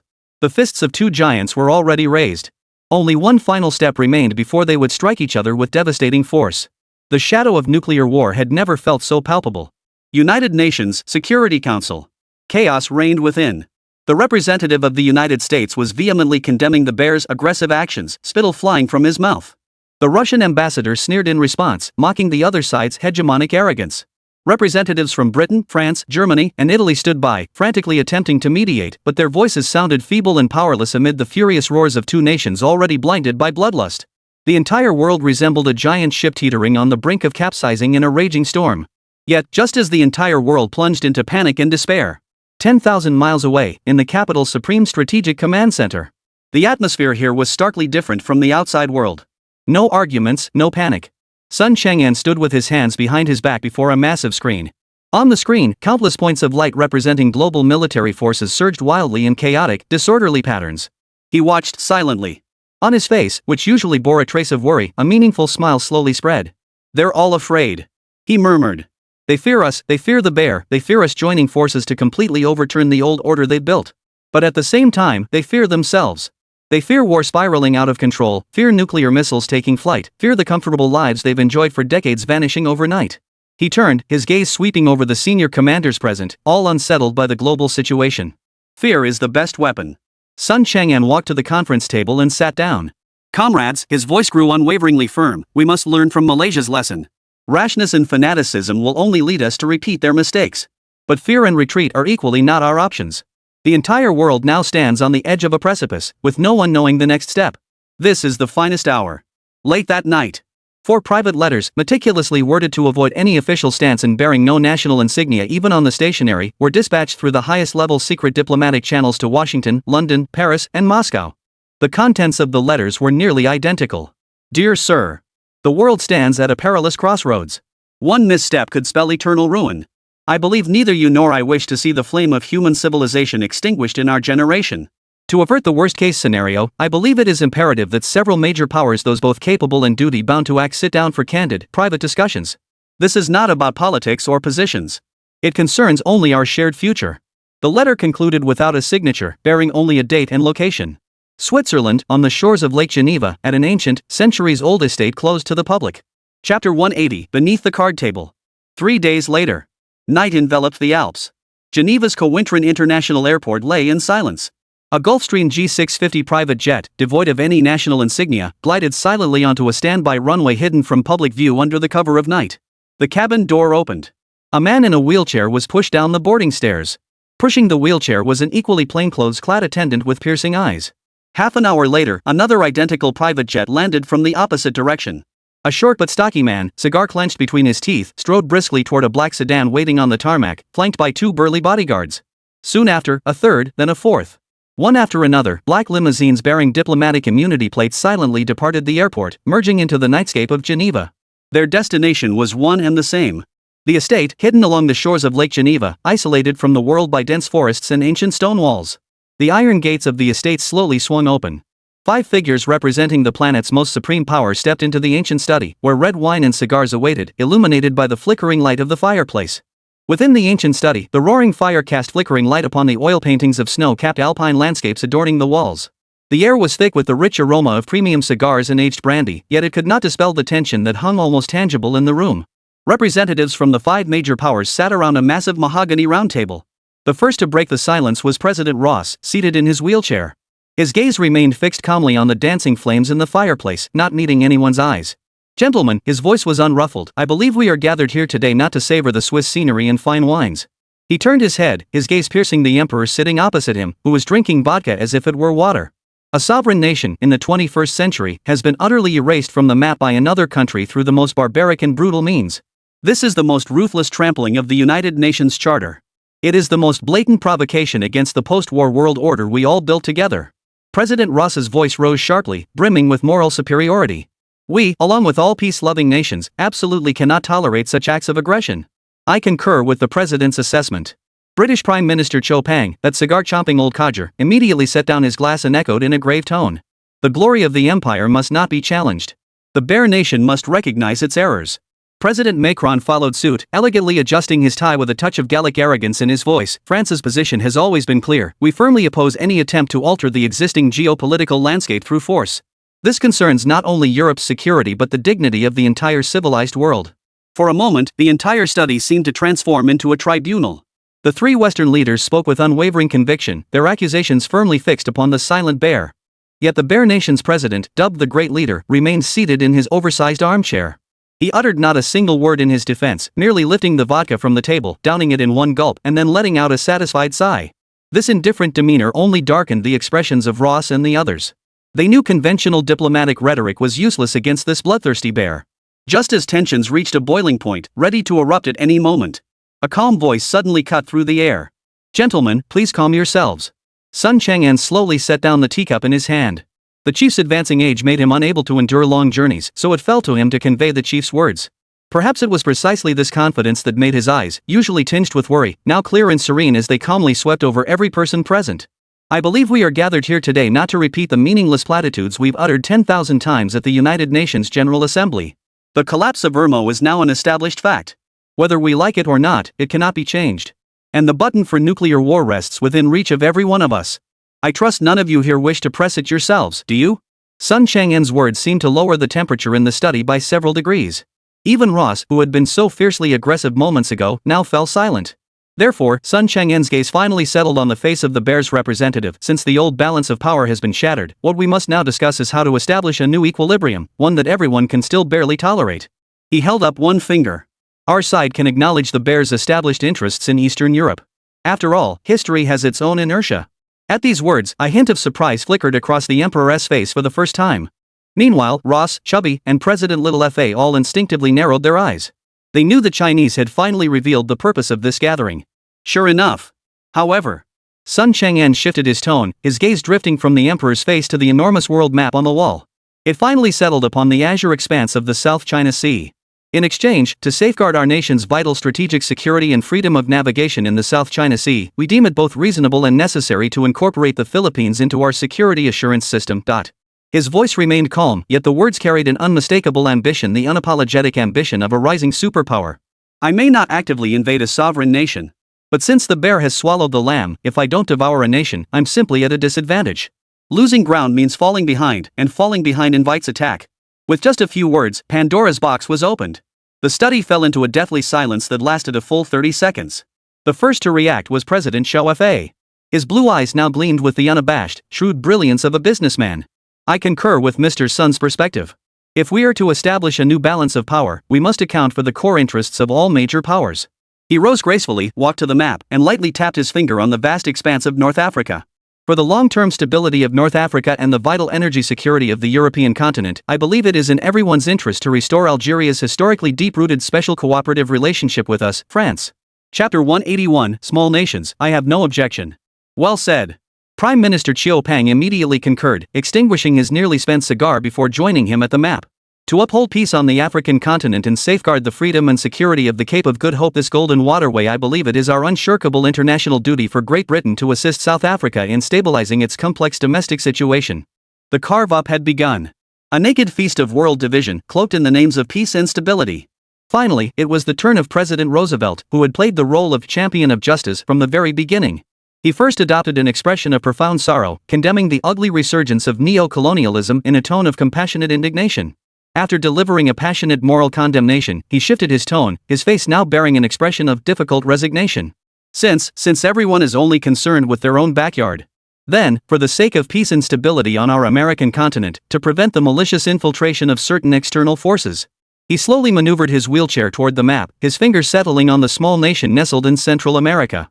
We, too, can only reluctantly intensify our comprehensive strategic partnership with Costa Rica. The hypocritical performance ended there. The fragile veil of pretense in the study was completely shattered. The tense atmosphere dissipated in an instant. In its place emerged an unspoken understanding. 5 men representing the planet's most supreme powers exchanged knowing smiles, words rendered unnecessary. They picked up their glasses from the table once more, gently clinking them together. No toasts were offered, nor were any unnecessary words spoken. Amid the crisp clinking, an unsigned secret agreement, one destined to determine the fate of hundreds of millions and reshape the world map, was quietly sealed. Outside the window, Lake Geneva lay calm as a mirror, reflecting the timeless snow-capped peaks of the Alps, as if nothing had ever happened. The world remained utterly unaware. Ordinary people continued to struggle for their livelihoods, grumbling about rising oil prices, and going wild over the $30 million jackpot in the virtual world of Mirror. Yet, the very next day after the conference concluded, at the United Nations headquarters in New York, subtle yet world-altering shifts began to unfold. The Security Council suddenly became unusually efficient. One emergency meeting after another was convened. Resolutions that once required weeks or even months of intense negotiation were now passed unanimously at a jaw-dropping pace. China Standard Time, 9 a.m. The UN Security Council passed Resolution 2857 on maintaining the security of international shipping routes in the Strait of Malacca. Given the recent surge in piracy activities in the Strait of Malacca and surrounding waters, which has seriously threatened international trade and freedom of navigation, the Security Council authorizes China, in response to the sincere request of the Philippine government, to dispatch a joint naval task force into the relevant waters to conduct a one-year joint anti-piracy patrol mission. The moment the resolution passed, the Chinese fleet, already fully prepared in the South China Sea, weighed anchor and set sail. The massive carrier strike group, flanked by dozens of destroyers and frigates, set sail majestically toward the South China Sea. Paris time, 2 p.m. The United Nations Security Council convened another emergency meeting, addressing the response to the escalating humanitarian crisis and terrorist threat in North Africa. According to reliable intelligence, an extremist armed group known as Desert Fox is rapidly expanding within Algeria. Its activities pose a grave threat to the safety of local civilians and to energy supplies across the European continent. The Security Council authorizes, at the request of Algeria's interim caretaker government, the formation of a multinational peacekeeping force led by France. This force shall immediately enter Algeria to assist in combating terrorism and restoring regional stability. The ink on the resolution was barely dry. On the French Navy's Mistral-class amphibious assault ship deployed in the Mediterranean, dozens of Tiger attack helicopters began rotating their rotors, stirring up massive air currents. Beneath them stood thousands of French Foreign Legion soldiers, their blue berets gleaming, equipped with state-of-the-art gear. Their target lay directly ahead, the vast Algerian desert, rich with black gold.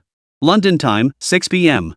The British representative addressed the Security Council with deep sorrow, detailing the escalating racial conflicts and social unrest in its former colony, South Africa.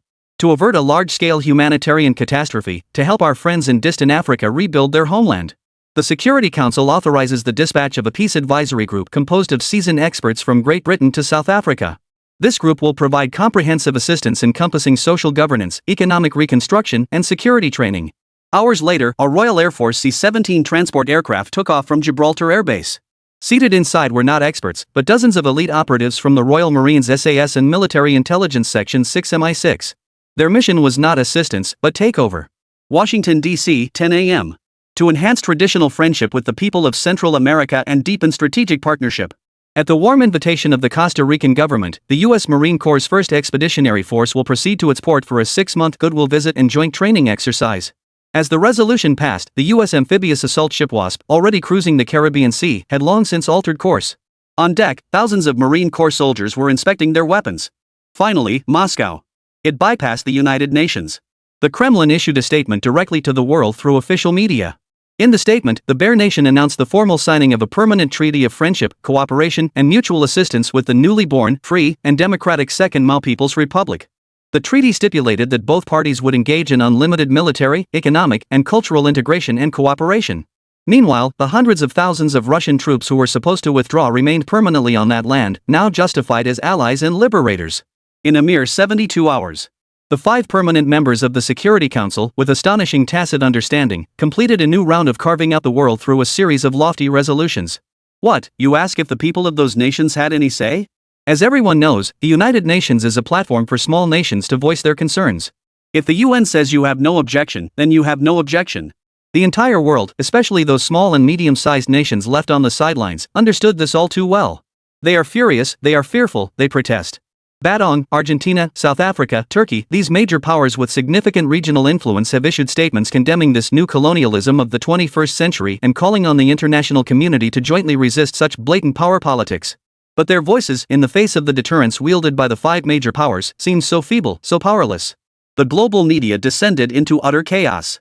In the CNN studio, the anchor, his face heavy with solemnity, interviewed a so-called international relations expert. Doctor, how do you interpret everything that has unfolded in these past 3 days? Is this the darkest day since the founding of the United Nations? The expert shook his head, his face etched with grief and indignation. Dark? No, this is no longer darkness, it is the apocalypse. We have witnessed the complete demise of international law. We have returned to the jungle era where the weak are preyed upon by the strong. This is a tragedy for all small nations and a disgrace for the entire civilized world. Meanwhile, on another Wall Street-aligned financial media outlet, a commentator offered a starkly different perspective.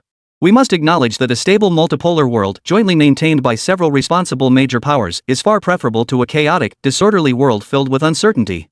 This may not align with some people's idealized notions of morality, but it serves the interests of all. At the very least, we no longer need to fear waking up tomorrow to find the world plunged into nuclear war. A more stable world order has arrived. Investors should learn to adapt to it and seek new opportunities within it. Chapter 182, How could the Chinese annex it so easily? The secret feast of spoils in Geneva was now reverberating across the globe in entirely new forms. The old order collapsed with a thunderous crash under the tacit agreement of the 5 superpowers, while the new order laboriously took shape amid the agonizing pains of blood and fire. Paris, France, Élysée Palace. Defense Minister Le Pen's expression was darker than the gloomy sky outside the window. Across from him, on the massive video conference screen, was the face of General de Villepin, commander of the French peacekeeping forces in Algeria, etched with exhaustion and agitation.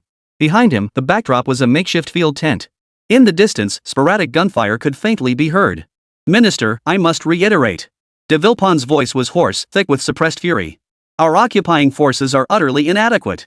In this damned desert, we can't even tell the shepherds from the terrorists. The gas pipeline we just repaired was blown to smithereens the very next day. The candy we handed out to local children turned into rocks hurled at our armored vehicles in the blink of an eye. Locals greet us with smiles by day, then take up arms at night, planting bombs along our patrol routes. How is this any different from the old days of the beautiful country? Le Pen pinched his temples in frustration. General, I need solutions, not complaints. The president has ordered us to secure complete control over Algeria's energy production zones within 3 months. This is a deadline order. Solutions? De Villepin reacted as if hearing the biggest joke ever, slamming his fist on the table. Unless you send me 5 more foreign legions to wipe out every breathing thing in this desert, we'll never stabilize this place. The communication cut off in dead silence. Le Pen slumped back in his chair, already envisioning tomorrow's headlines: France mired in North African quagmire and the wave of anti-war protests sweeping the nation. Meanwhile, in Cape Town, South Africa. In a safe house disguised as an antique shop, 2 seasoned agents from MI6 sighed heavily over a complex tribal power map. Damn it, the Zulus and Xhosa are at each other's throats over some goddamn well again. Over 30 dead. Agent Fox took a swig of whiskey. And the so-called moderate leader we backed? Got speared by his own cousin last night. The bastard thought he was pocketing our aid money. His partner, codenamed Watchmaker, shook his head with a bitter smile. The political landscape here is more opaque than London fog.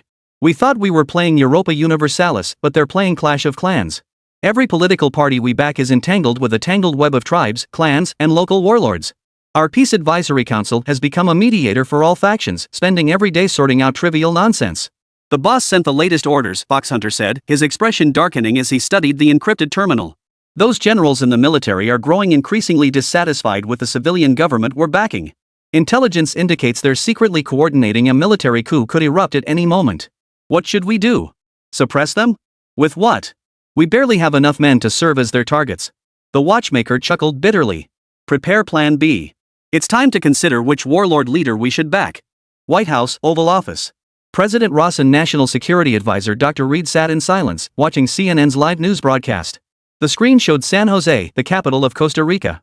Thousands of citizens, clad in white and holding flowers, sat quietly on the streets, completely surrounding the U.S. Marine Corps barracks and government buildings. They chanted no slogans, threw no stones, they simply sat in silent protest. This was a massive non-violent civil disobedience movement. Mr. President, the non-violent non-cooperation movement has spread to every city in Costa Rica. Ports, railways, factories, nearly everything has ground to a halt. Dr. Reed's voice carried a hint of helplessness. Our military controls their government, but cannot control their people. The international community, especially Latin American nations, is raising its voice in condemnation. The media is calling this Latin America's Vietnam. Vietnam was a military failure, Ross replied calmly. Here, it is a failure of will. We underestimated their resolve to resist. With overwhelming military might and years of cultivated influence in Latin America, forcibly swallowing Costa Rica was not difficult. The challenge lay in assimilation. The only consolation was that compared to Xiao Fa and Dying Lai, their progress was far better. Our backyard is now overgrown with thorny roses. Ross turned his wheelchair, his gaze shifting to the other side of the world map. What about China? How are they faring in the Philippines? Kremlin. Defense Minister Shogao listened to the latest report on the situation in the Second Mao region. Comrade Minister, military resistance has been largely suppressed. However, civilian resistance activities are intensifying, a general stated gravely, pointing to the vast expanse on the map. Railways have been sabotaged, bridges blown up. Our supply lines face daily guerrilla attacks. Though we control the territory, every city demands heavy troop deployments to maintain order. These lands are relentlessly draining our already strained national resources. Fortunately, those ridiculous Western economic sanctions have been lifted. Otherwise, we truly would have been dragged down. Shogu remained silent, downing the vodka in his glass in one gulp. He had won the war, only to discover he had saddled the nation with an unbearably heavy, indigestible burden. At this moment, the leaders of these nations couldn't help but ponder a question. How could the Chinese annex other nations so effortlessly? In stark contrast to the global chaos and quagmire, the newly incorporated Luzon province of Huaguo thrived. Here, prosperity flourished. In Manila Bay, dozens of massive gantry cranes operated around the clock. A brand new deep water port capable of accommodating 200,000-ton cargo ships was rising visibly before the eyes of onlookers. Giant billboards for Huaguo Infrastructure Group towered over every corner of the city. World wonder, the undersea high-speed rail. Connecting Manila to Mindanao, turning impassable barriers into smooth passage. Chapter 183, Southeast Asian Nations Come Calling. In the suburbs of Manila, a man named Jose excitedly showed his wife his first weekly paycheck. Honey, look at this. A full 5,000 pesos. That's what I earn operating an excavator at the Chinese company's construction site. It's more than I ever made in a month as a dockworker at the port. His wife took the stack of crisp bills, tears of joy welling in her eyes. Their 2 children, wearing brand new smart glasses, were shouting with excitement. Look, big brother. This game called Infinite Mech is so much fun. The data beasts, they're all gathering together. Yeah. I even signed up for free online Chinese lessons. I heard if you pass level 1, you can apply at Huaxing Group. The pay is really good. Jose gazed at the long-lost smiles on his children's faces, then looked out the window at the buildings rising skyward. His heart was filled with mixed emotions. The slogans in the newspapers about loss of sovereignty and national tragedy seemed so pale and distant in the face of jobs that could fill bellies and the promise of a new future. Meanwhile, at the Provincial Interim Administrative Committee of Luzon, a group of local elites, supported by the Chinese government and willing to cooperate, convened a meeting. Gentlemen, let us cease clinging to those ethereal political slogans, urged the committee chairman, a former mayor of Manila, in earnest tones. Observe other mandated territories: war, chaos, destitution. Whereas we possess employment, investment, and stable order. What China seeks is mutual benefit through cooperation. The Americans, however, only want to turn us into cannon fodder and colonies. I believe each of you has your own scale to weigh which path to choose. These words plunged the committee members, who had harbored lingering doubts, into a prolonged silence. Beijing, Supreme Command Center. Sun Chang'an sat quietly reviewing the latest report from Luzon Province. Infrastructure development is progressing smoothly, public sentiment remains stable, and over 70% of local residents express support for the China model. The cultural outreach impact of the Spirit Mirror platform has far exceeded expectations, becoming the most crucial tool for stabilizing local society and establishing cultural identity. A faint smile touched Sun Chang'an's lips. He recalled that young man, always clad in baggy shorts, his face perpetually lazy. Conquering hearts through entertainment and a better life, that is the true path to sovereignty, he murmured to himself. Just then, a confidential secretary entered with an odd expression, his face a mix of tension and unmistakable excitement. Deputy Director, there's an emergency. Speak. Downstairs, an unannounced, secret delegation has arrived. The secretary's voice was hushed, as if afraid of being overheard. They claim to represent multiple ASEAN nations, including Indonesia, Brunei, and Malaysia. Sun Chang'an's eyebrows arched slightly. The confidential secretary swallowed hard, then uttered words that would send shockwaves through the world if made public, his voice sounding almost like a whisper. They say they feel profound fear witnessing how major powers devour smaller nations. They wish to discuss with us the establishment of a deeper strategic security partnership and seek our protection. Moments later, in the capital's Supreme Command Center, Conference Room 1. Secret envoys from Indonesia, Brunei, Malaysia, and other Southeast Asian nations sat stiffly upright. Their expensive suits could not conceal the faces etched with anxiety and dread. These political heavyweights who commanded respect in their own countries now resembled a group of obedient students. Their gazes instinctively turned toward the man seated at the head of the table, Sun Chang'an, with a mixture of reverence and apprehension. Over the past 72 hours, they had witnessed the thunderous collapse of the old world order. French legions marched into the Algerian desert, British agents took control of South Africa's politics, American aircraft carriers docked in Costa Rican ports, and Russian tanks permanently crushed the soil of the second Maoist nation. The 5 superpowers had declared the law of the jungle in the new era to the entire world in the most brutal manner. They were afraid. They feared becoming the next lamb to be devoured. And so, they came. Your Excellency, Vice Chairman Sunday. Finally, it was the envoy from Indonesia, a gray-haired elder, who mustered the courage to break the silence. His voice trembled slightly. We, representing all peace-loving nations of Southeast Asia, have come seeking refuge under China's protection. We have seen the greedy faces of the Western world. Their so-called peacekeeping and aid are nothing but a new round of colonization and plunder. We do not wish to repeat history, nor become sacrificial pawns in the great powers games. We hope to establish a genuine military security alliance with China, founded on mutual respect. Only under your nation's protection can we survive this new storm. His words were heartfelt, filled with the pleading of the weak. Yet Sun Chang'an listened in silence, his expression unchanged. He did not immediately express welcome or propose any conditions, as the envoys had anticipated. He merely set down his teacup slowly. Protection? He repeated the word softly, a meaningful curve lifting the corners of his mouth. Gentlemen, military alliances have always been double-edged swords. They can protect you, but equally, they can bind you to a runaway chariot of war. Our nation of Hua has always adhered to the principle of non-interference in the internal affairs of other countries. We will not become the protective umbrella for any nation, nor will we become the new world police. These words sent a chill through every envoy's heart. A refusal? Just as despair washed over them, Sun Chang'an shifted his tone. However, we are willing to offer you a better alternative. He pressed a button before him. The massive mahogany table at the center of the conference room silently slid apart, revealing a huge electronic screen glowing with blue light that slowly rose into view. Displayed on the screen was an incredibly detailed 3D map of the entire Southeast Asian region. Please take a look, everyone. Sun Chang'an rose, walked to the screen, and picked up a laser pointer. In the past, we discussed a plan called Kuala Lumpur. Its core objective is to control the Strait of Malacca using military force to safeguard our vital maritime lifeline. He paused, his tone sharpening. But it has proven to be a narrow-minded, arrogant, and short-sighted mistake. It would only drag us into the same quagmire of occupation and resistance as the Western world. Chapter 184, The Port of Singapore 2.0 Plan. Therefore, we have proposed an entirely new, refined version of the plan. His laser pointer traced a path across the screen. Brilliant bands of light instantly illuminated the screen, linking the entire Southeast Asian region into an inseparable whole. Port Monado 2.0. Sun Chang'an's voice carried an unquestionable confidence and grandeur. We will no longer fixate on any single narrow strait. Because when all of Southeast Asia becomes part of our economic cycle, the ownership of straits will become utterly meaningless. His laser pointer now focused on the heartland of the Indochinese Peninsula. Step 1, Land Routes. We will construct 3 ultra-high-speed rail networks traversing the Indochina Peninsula. Starting from Kunming in the north and reaching Neo Jiape in the south. By then, traveling by high-speed rail from your respective capitals to the capital city will take less than 10 hours. The envoys let out a collective gasp of astonishment. Sun Chang'an ignored their astonishment as the laser pointer moved on, highlighting the deep blue ports along the coastline. Step 2, Maritime Routes. We will invest in and assist you in upgrading all deep water ports, establishing a fully automated port network managed by a remote system. The entire South China Sea will become a 24/7 super logistics hub. Finally, his laser pointer pointed toward the sky. Step 3, and the most crucial one, the sky route.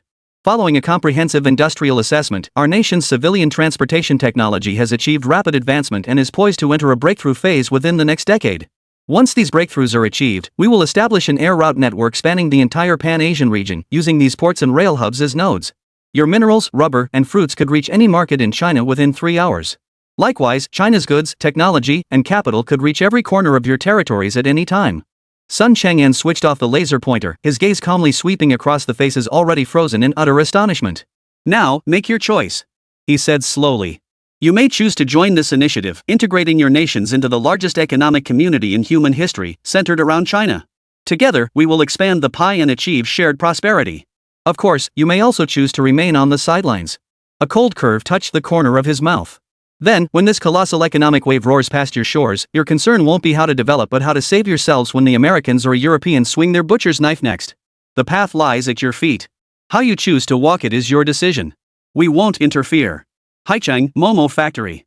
In stark contrast to the meeting in the capital that determined the fate of hundreds of millions, the air here remained as lazy and unambitious as ever. Lin Mo, clad only in boxer shorts, sprawled on the sofa, playing a newly released fantasy game online with Su Li. Hey, wait, you're messing up again. Heal me quick. My health bar's almost empty.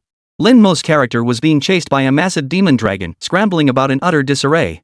What's the rush? Su Li's character, an ethereal white-robed female sword immortal, sat meditating leisurely on a nearby cliff. Once I master this heaven and earth share eternal life technique and one-shot him, won't that save you? Just then, a knock sounded at the office door. Xin Shang walked in, her face bearing a peculiar expression, a mix of awe and pity. Something up? Lin Mo removed his spirit mirror and asked casually. We just received the latest update from Vice Chairman Sun, Xin Shang replied, his tone tinged with complexity. Oh? Lin Mo perked up. So how did those Southeast Asian nations ultimately vote? They unanimously approved the Palembang 2.0 plan. Xin Shang paused before adding, reportedly, the discussion didn't even last 10 minutes. That's a no-brainer. Lin Mo curled his lip and put the spirit mirror back on. Did they even have a choice? Just as he was about to resume the game, something occurred to him, and he casually asked. By the way, Li Guoshang. Minister Li. Why hasn't he been around lately? At the mention of that name, Xin Shang's expression grew even more complicated. After a moment of silence, she murmured. After the Malaysia incident, the higher-ups conducted a thorough purge within the military. Minister Li, as the younger brother of Commander Li Qiao, submitted his resignation voluntarily to the organization, both to avoid any appearance of impropriety and to completely eliminate the potential influence of factionism within the military. He's no longer part of the military system. Currently, he's been reassigned to a local state-owned enterprise in Fusang province, holding a deputy position. He's been distanced from the centers of power. Xin Shang's voice carried a hint of regret. This was an unavoidable decision made by the higher-ups to stabilize the situation. It was also the best choice for Minister Li to protect himself and to protect you, the chief technical advisor. Lin Mo removed the spirit mirror and fell silent. He understood. Politics was like this. Deputy Director Sun asked me to relay a message to you. Shin Qing's voice snapped Lin Mo out of his thoughts.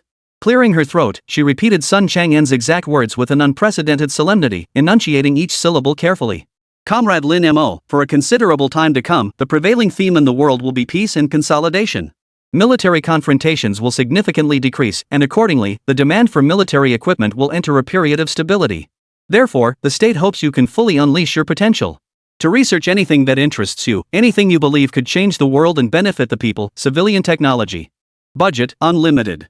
The direction is yours to set. The nation will always stand as your most steadfast support. A long silence fell over the office. Lin Mo sat there, dazed. For the first time, he felt a profound, unrestrained freedom. From the initial launch of Feathered Robe to the start of actual combat. Every new technology he developed was meant to help the nation solve its current challenges. But this time, there was no imminent external threat, no urgent military orders requiring immediate response, no hypothetical adversary confined to a wheelchair. He was like a sailor accustomed to battling storms at sea, suddenly told that the ocean would remain calm for the foreseeable future. Strangely, he suddenly found himself at a loss for what to do. Suli watched him from the side, observing his rare, somewhat flustered and silly expression, and couldn't help but let out a soft chuckle. She retrieved a dartboard from the corner, one she'd found somewhere, hung up ages ago but never used, and mounted it on the wall. Then, she pressed a dart into Lin Mo's hand. "Hey, Mr. Advisor," she said with a grin. "How about we play darts to decide our next project?" Chapter 185, The Dart That Decides the World's Future. The dart's tail fin fluttered lightly between Lin Mo's fingers, like a flustered butterfly. "Hey, big advisor." Suli's face, brimming with anticipation, leaned in close. Her bright eyes sparkled with mischief. "Stop spacing out. The country gave you unlimited freedom and budget. You can't just lie around playing games forever. For your next great project, throw this sacred dart." Lin Mo lazily lifted his eyelids, glancing at the brand new dartboard on the wall before turning his gaze back to Suli. Shin Cheng stood nearby, feeling an uneasy sense that this whole thing smacked of unreliability. Whatever new technology Silent Factory developed now would shape the future course of the entire world. Such a monumental decision, and they were settling it with darts? How about we just discuss it directly? No way. Suli shot back, her tone unwavering. Discussions are boring. This is fate's guidance. We must use darts. That's how you create a sense of ceremony. With that, she pulled Lin Mo off the sofa without a second thought, shoving him several meters away. Then, like presenting a treasure, she dragged over a massive mobile whiteboard from the side. The board was densely covered in colorful markers, brimming with wildly imaginative ideas.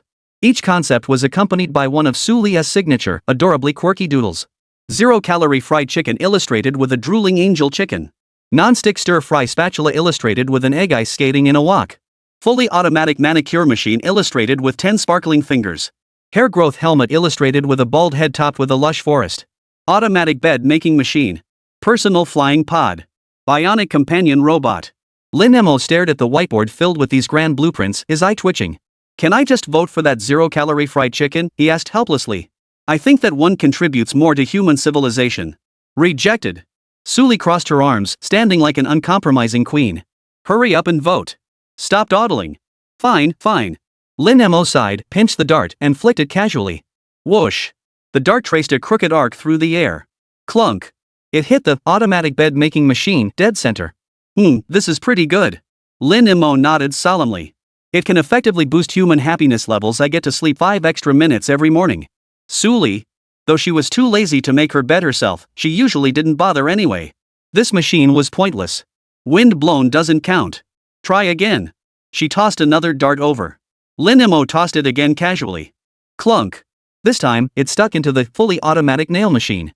"This is perfect." Suli clapped her hands in delight. "My nails are saved. This is the one." No, Lin Mo shook his head immediately. "This project's target audience is too narrow, the scope too small. It doesn't match my status as chief technical advisor. Even though Suli liked it, he had to make this sacrifice. Suli was so annoyed by his attitude she could bite her teeth to dust. "Last chance," she declared, shoving the final dart into Lin Mo's hand. "If you miss again, you're fending for yourself at dinner tonight." Fine. Lin Mo responded half-heartedly. Closing his eyes, he didn't even bother to look. With a casual flick of his wrist, he tossed the dart out. Whoosh. This time, the dart's trajectory was straight and steady. Thud. A dull thud, a sound entirely different from the previous 2 attempts. The office fell instantly silent. Lin Mo and Suli both instinctively turned their gaze toward the sound.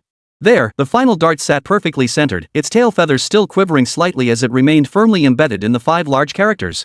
Single-person aircraft. Suli watched, nodding repeatedly with satisfaction. Though he didn't know what exactly she was satisfied with, it was best to just go with it. Lin Mo opened his eyes. Seeing the result, he paused for a moment, then let out a faint smile. Single-person flying device? It sounded rather intriguing. Countless classic scenes from sci-fi movies instantly flashed through his mind. Strapping on a jetpack and soaring skyward like Iron Man. Or gliding freely between skyscrapers on an anti-gravity skateboard like the Wildfire Gang. Well, I suppose it's not impossible. He stroked his chin, muttering to himself. But the very next second, as he began to analyze the feasibility, the playful expression on Lin Mo's face quickly faded, replaced instead by an immersive focus. The relaxed, slightly playful atmosphere in the office vanished. He walked over to his desk and casually opened a design software program. Suli held her breath, quietly edging closer to steal a glance. On the screen, Lin Mo's fingers danced like phantoms, swiftly sketching one design after another, only to swiftly discard them. The first sketch was a backpack-mounted jetpack, intricate in structure and sleek in lines. No good. Lin Mo shook his head and deleted it immediately. Too noisy, pitifully low energy conversion efficiency, and spewing a high-temperature exhaust plume thousands of degrees hot out the back. This isn't a flying machine, it's a mobile crematorium. Ridiculous. The second sketch depicted a manned platform resembling a large drone, powered by 4 duct fans. Rotors? Even more ridiculous. He dismissed it again. In an urban environment, the safety is too poor. What if it cuts through flowers and plants? What if it cuts through people? And trying to lift people with just a few blades? The energy density is simply insufficient. The endurance would barely last 10 minutes. Suli watched from the side, holding her breath. She noticed Lin Mo's expression had grown more serious than ever before. His hands froze mid-air as he fell into deep contemplation. In the office, only his unconscious, dreamlike mutterings remained. Thrust, reverse thrust, forces act reciprocally. To break free from the ground, one must counteract gravity. No, why counteract? Gravity is also a field that can be harnessed. Gravitational field perturbations, spatial folds, directional energy fields. One by one, physics terms decades, even centuries ahead of the current world spilled from his lips. Suli listened in utter confusion, yet she sensed that Lin Mo's train of thought had entered a realm of physics she could not begin to comprehend. Suddenly, Lin Mo's eyes flashed with sudden brilliance. His fingers danced across the screen once more. This time, he sketched a sleek, sci-fi-inspired flying motorcycle. It had no wheels, no exhaust ports, the entire body seemed sculpted from a single piece of liquid metal, suspended mid-air and emitting a faint glow. Chapter 186, This thing isn't cool enough. Flying motorcycle. What do you think? Lin Mo pointed at the sketch on the screen and lifted his head proudly. Suli tilted her head, circling the 3D model as she examined it. Her slender fingers pressed against her chin as she scrutinized it for a long moment. Xin Qing's eyes already sparkled with awe. As a rigorously trained soldier, she instantly recognized the terrifying tactical value behind this vehicle. Yet after a long silence, Suli pursed her lips. It's kinda cool, I guess. She drew out the last syllable. But somehow, it feels like something's missing. Missing something? Lin Mo froze. Yeah, Suli nodded as if it were obvious. Just picture it, someone riding this thing, helmet on, zooming around in a concrete jungle. It just doesn't feel cool enough. Not cool enough? Lin Mo's mouth twitched. Though it sounded a bit ridiculous, it hit Lin Mo's sore spot. His own standards for his designs demanded both practicality and aesthetics. Staring at the screen displaying his pride and joy, a design he'd stayed up all night perfecting, the more Lin Mo looked at it, the more he realized Suli was right. To be precise, it wasn't that it wasn't cool enough. It was too industrial.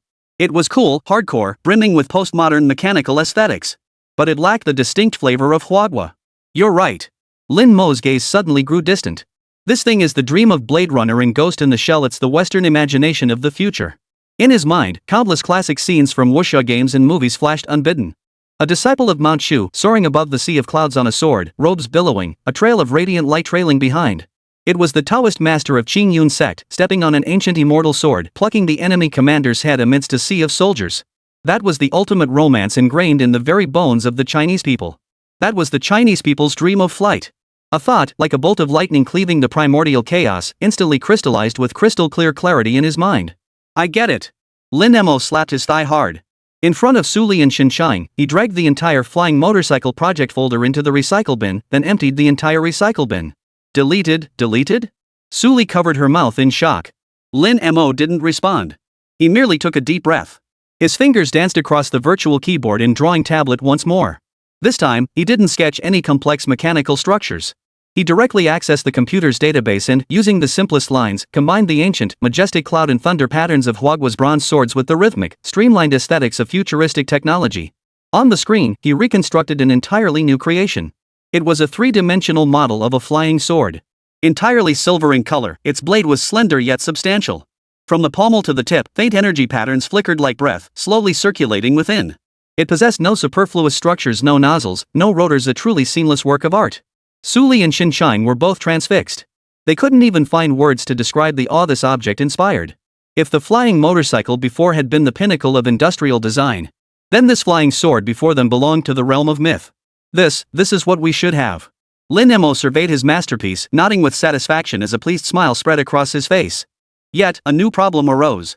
How could such an artifact, resembling a work of art, possibly take flight? System, Lin Mo silently commanded, search for solutions, miniaturized, high-efficiency, anti-gravity engines. Command confirmed. Matching database entries. Optimal solution generated, controllable spacetime singularity engine design blueprint and manufacturing process detailed explanation. Almost instantly, a complex blueprint so intricate it made one's scalp tingle, comprising tens of thousands of modules, appeared in Lin Mo's mind. It was a miniature engine, no larger than a fist, yet capable of generating thrust by warping the gravitational field of localized space. I'll call you Sword Heart, Lin Mo named it with satisfaction. With the power issue resolved, the next challenge was materials. System, analyze the extreme operating conditions of the Sword Heart engine and match corresponding materials. Analysis complete. During full power operation, the Sword Heart engine's core temperature will exceed 10,000 degrees Celsius and generate intense spatial ripples. Recommended material, ultra-tough alloy star steel. Stellar steel molecular formula and complete synthesis equipment parameters unlocked. Note, through specialized programming, the machine can generate a controllable spatial stabilization field around the blade during high-speed flight. This field counteracts the effects of high-altitude airflow on the pilot, forming an invisible protective shield. Additionally, due to the material's properties, the Sword Heart engine cannot accommodate an infinite energy module and requires external charging. Standard household 220V power sources are sufficient for charging. Rechargeable? Lin Mo stroked his chin. Well, that makes it marketable as a consumer product. If it had unlimited energy, this thing wouldn't be a consumer product, it'd be a strategic weapon again. Finally, control. System, select the Brainwave Direct Link plus Spirit Mirror Authentication Mind Control System. Generate the code. Supporting underlying driver code generated. Less than 10 minutes. Power, materials, control. All three core challenges resolved. Lin Mo let out a long sigh of relief. Let's go try it. Ha? Test what? He then led Su Li and Xinsheng, who were still dazed, to the factory's brand new production line, one that had just been completed but hadn't yet been assigned a specific product to manufacture. Lin Mo pulled up the system interface, staring at the lengthy list of material exchange requirements and the astronomical popularity points required behind the exchange button. Even someone as deep-pocketed as him couldn't help but wince. Whoa! Damn, that's expensive. Exchange 4 stellar steel atomic cluster synthesis, popularity points required, 500 million. Exchange 4 Sword Heart engine core component, 800 million popularity points required. Good thing I built up a decent stash from all that fighting and streaming lately. Lin Mo glanced at his popularity balance, a number stretching over 10 digits and still climbing rapidly, and felt a little calmer. Looks like I'll have to price this product higher this time. He silently resolved. With a click, Lin Mo pressed the massive Confirm Exchange button on the system interface. He then approached the machine tool's control console and input the command code for the nanobots. Buzz.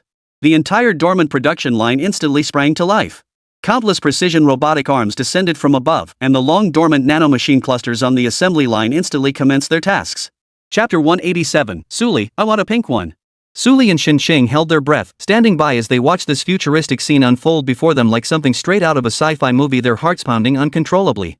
They knew Lin Mo was brilliant at inventing things, but they never imagined he could do it this fast. Su Li understood this best. Back when Lin Mo first designed the feathered robe, it took him years. Now, designing a flying vehicle took merely minutes. The speed of his growth was downright terrifying. Initiate atomic synthesis matrix. Lin Mo's voice echoed through the empty workshop. The command was issued. At the starting end of the assembly line, within a vacuum chamber, several types of powder and gas shimmering with different metallic sheens materialized out of thin air. These were the purest rare elements exchanged by the system, intended for synthesizing star steel. Boom! A white beam brighter than the sun's core shot down from the chamber's ceiling, striking the pile of raw materials with pinpoint accuracy. There was no violent explosion, no piercing sound. Under temperatures high enough to instantly melt anything, all matter was decomposed and vaporized in an instant, reverting to its most primordial atomic state. Immediately afterward, an invisible, powerful magnetic field began spinning at an incredibly complex frequency, rapidly shaping the fiery plasma into an ancient, slender sword form. Layer upon layer. A flying sword, entirely silver in hue, slowly coalesced from nothingness within this invisible furnace of magnetic fields and energy, formed with atomic-level precision. As the final layer of atoms was flawlessly remolded, the blinding light and magnetic field vanished instantly. A flawless stellar steel sword blank, bearing not a single trace of welding or assembly, now floated motionless at the center of the vacuum chamber. Whoosh! Suli instinctively sucked in a sharp breath, her beautiful eyes already filled with awe and fascination. Shencheng unconsciously clenched his fists. Her mind, driven by the instincts of a professional soldier, frantically calculated the terrifying military impact this blade could unleash. The sword blank was carefully retrieved by nanobots and transported to the next assembly line. Lin Mo's feathered robe had transformed into a thick, silver-white protective suit as he stood before the control console. As the world's first flying sword, Lin Mo decided to give it a touch of ceremony. A swarm of nanobots delivered a spherical engine, no larger than a fist and constantly spewing blue arcs of electricity, to his hands. Sword Core. This miniature anti-gravity engine, a distillation of countless marvels of technology, caused the surrounding space to visibly warp with energy even in its dormant state. Lin Mo took a deep breath. He carefully cradled the sword core in his hands and slowly aligned it with the reserved core slot on the sword blank. Click.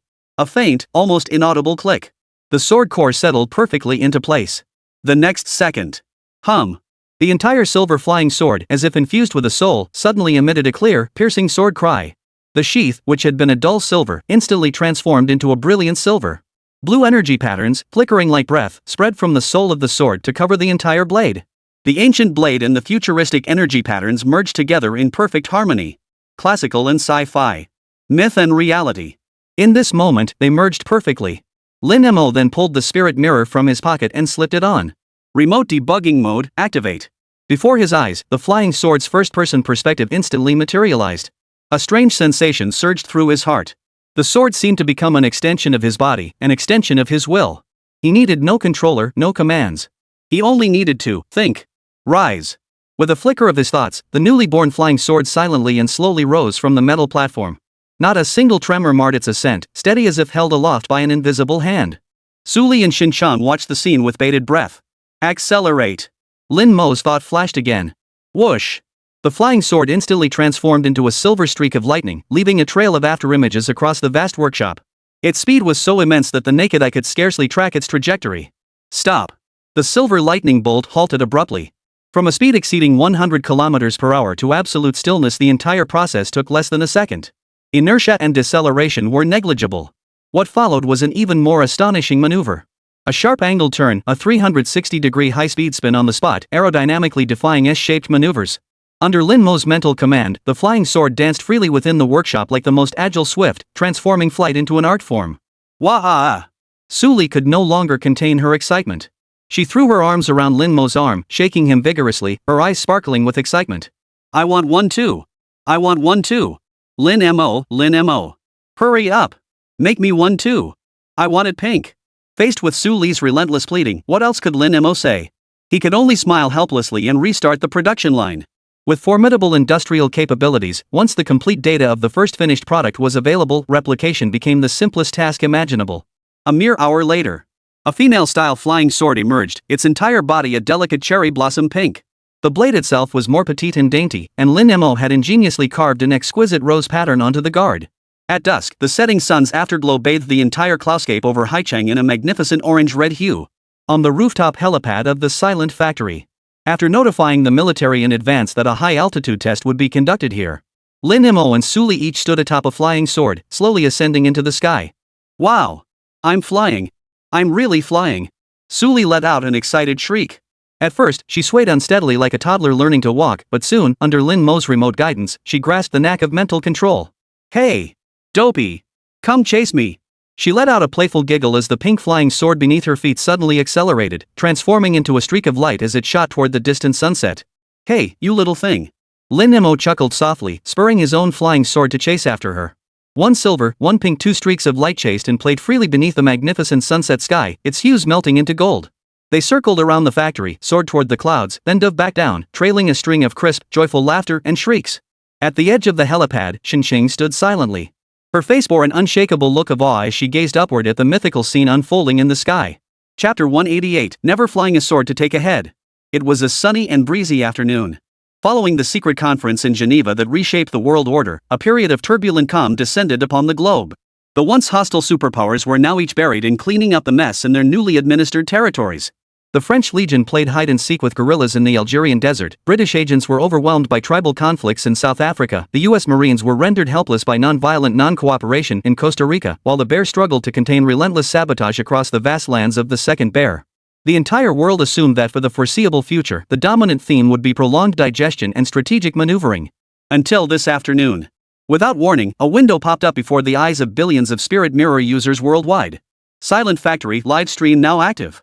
That long-dormant account whose fate had been the subject of countless speculations, with many wondering if it had been shelved for overstepping its bounds suddenly and abruptly began streaming. No announcement. No promotion.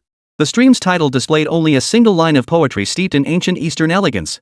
8 centuries since Enlightenment's dawn, never once did I wield flying blades to claim a head. In an instant, the entire Lingjing platform felt like it had been hit by a nuclear bomb. Holy? Is this a fake comeback? Am I seeing this right? What does this title mean? 800 years of enlightenment? Flying swords? Has Silent Factory switched to making games? Driven by curiosity about that man, the live stream's viewership exploded exponentially within mere seconds, surging from a few hundred to staggering numbers. 1 million. 10 million. 100 million. 500 million. Ultimately, after countless users flooded in, this figure shattered every record in the history of all live streaming platforms. CNN, BBC, NHK. News outlets worldwide immediately cut to the live feed. In countless news studios, anchors and guests stared wide-eyed at the screen relayed by the Spirit Mirror, taking deep breaths repeatedly. At that moment, the eyes of the entire world converged on that tiny live stream window.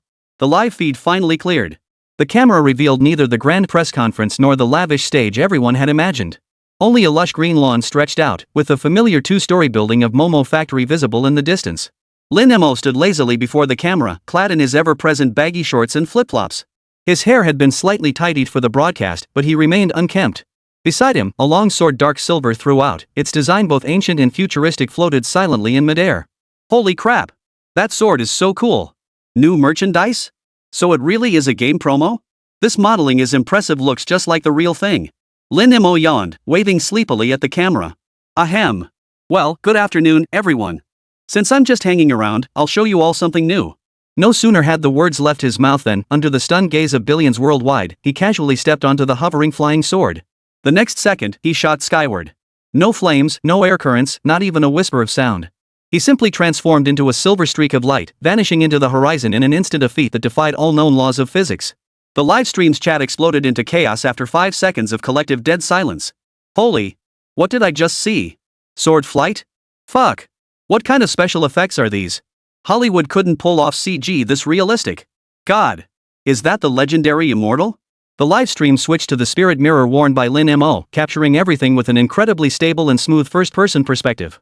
Lin Mo, standing atop his flying sword, glided freely through Haicheng City among the skyscrapers erected within a single year thanks to the existence of the Momo Factory. His figure streaked across the sky like a bolt of lightning tearing through the heavens one moment, then hovered like a feather above the endless stream of traffic below the next, silently observing the drivers stuck in gridlock. Lin Mo seemed to glance at the comment stream on his Spirit Mirror. Family asking if this thing's fast? He chuckled. That depends on how you define fast. The moment the words left his mouth, the flying sword beneath his feet surged forward. Hum. A hum so faint it was almost inaudible.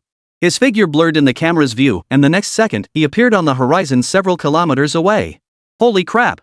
What just happened? Teleportation? My physics PhD diploma just spontaneously combusted. Newton's grave is rattling. Einstein tore up his theory of relativity overnight. What's the principle behind this? Anti-gravity? A space engine? Please enlighten us, experts. The entire sequence felt less like a serious tech demonstration and more like a leisurely flight show brimming with everyday charm. Still think it's CGI? Lin Mo's voice carried a hint of amusement as he piloted the flying sword, slowly descending to hover above an intersection. Then let's add some live interaction that can't be pre-recorded. His gaze swept across the ground, finally settling on a roadside stall. Amidst the stall owner's utterly horrified expression, Lin Mo piloted the flying sword to a smooth landing right in front of the stall. Holy crap! He actually landed. I'm here live. That guy filming with his phone behind me is me. Stall owner, I'm just a grilled squid vendor. What did I ever do to deserve this? Oh no, tomorrow this stall will be designated a Grade A protected cultural relic.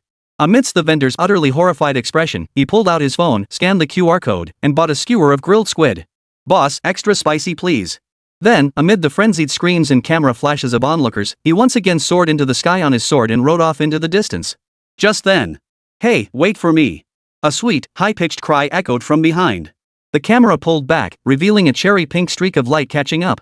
Suli, dressed in a beautiful dress and standing on the pink flying sword custom made for her, walked side by side with Lin Mo, her smile as radiant as a flower. Aha! It's the boss's wife. A pink flying sword. My inner girl is exploding.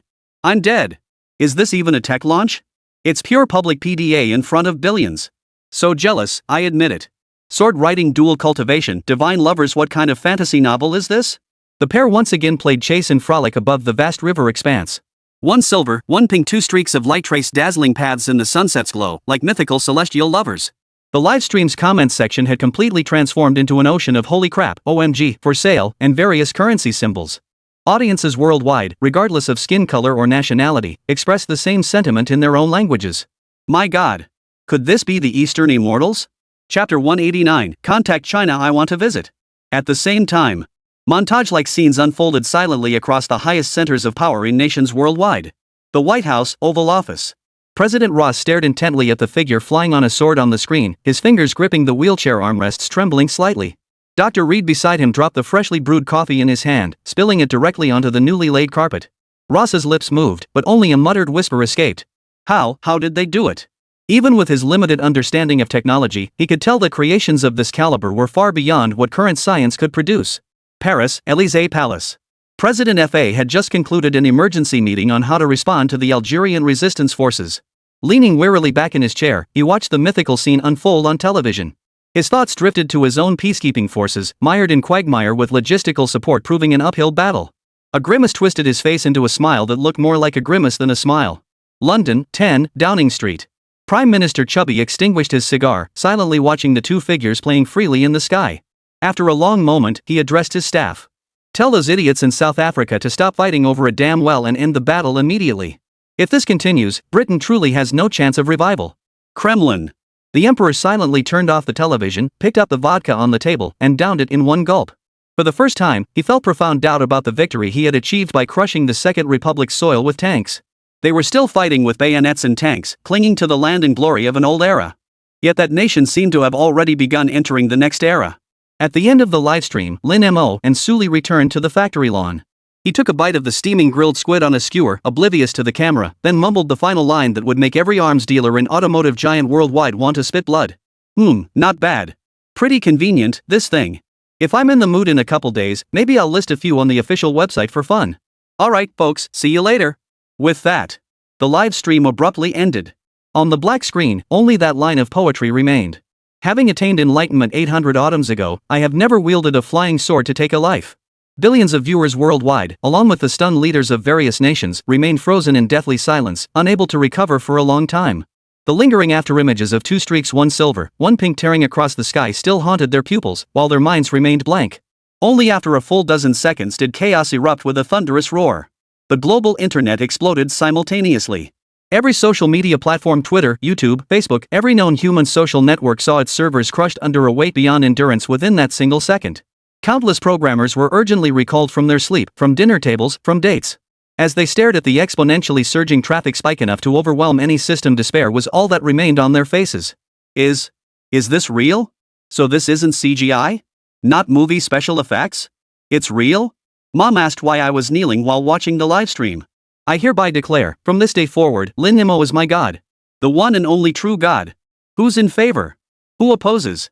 I trade my damn 300-pound body for a pink flying sword. If I could just fly, I'd eat salad every day. Dude, your weight isn't the problem, your bank account is.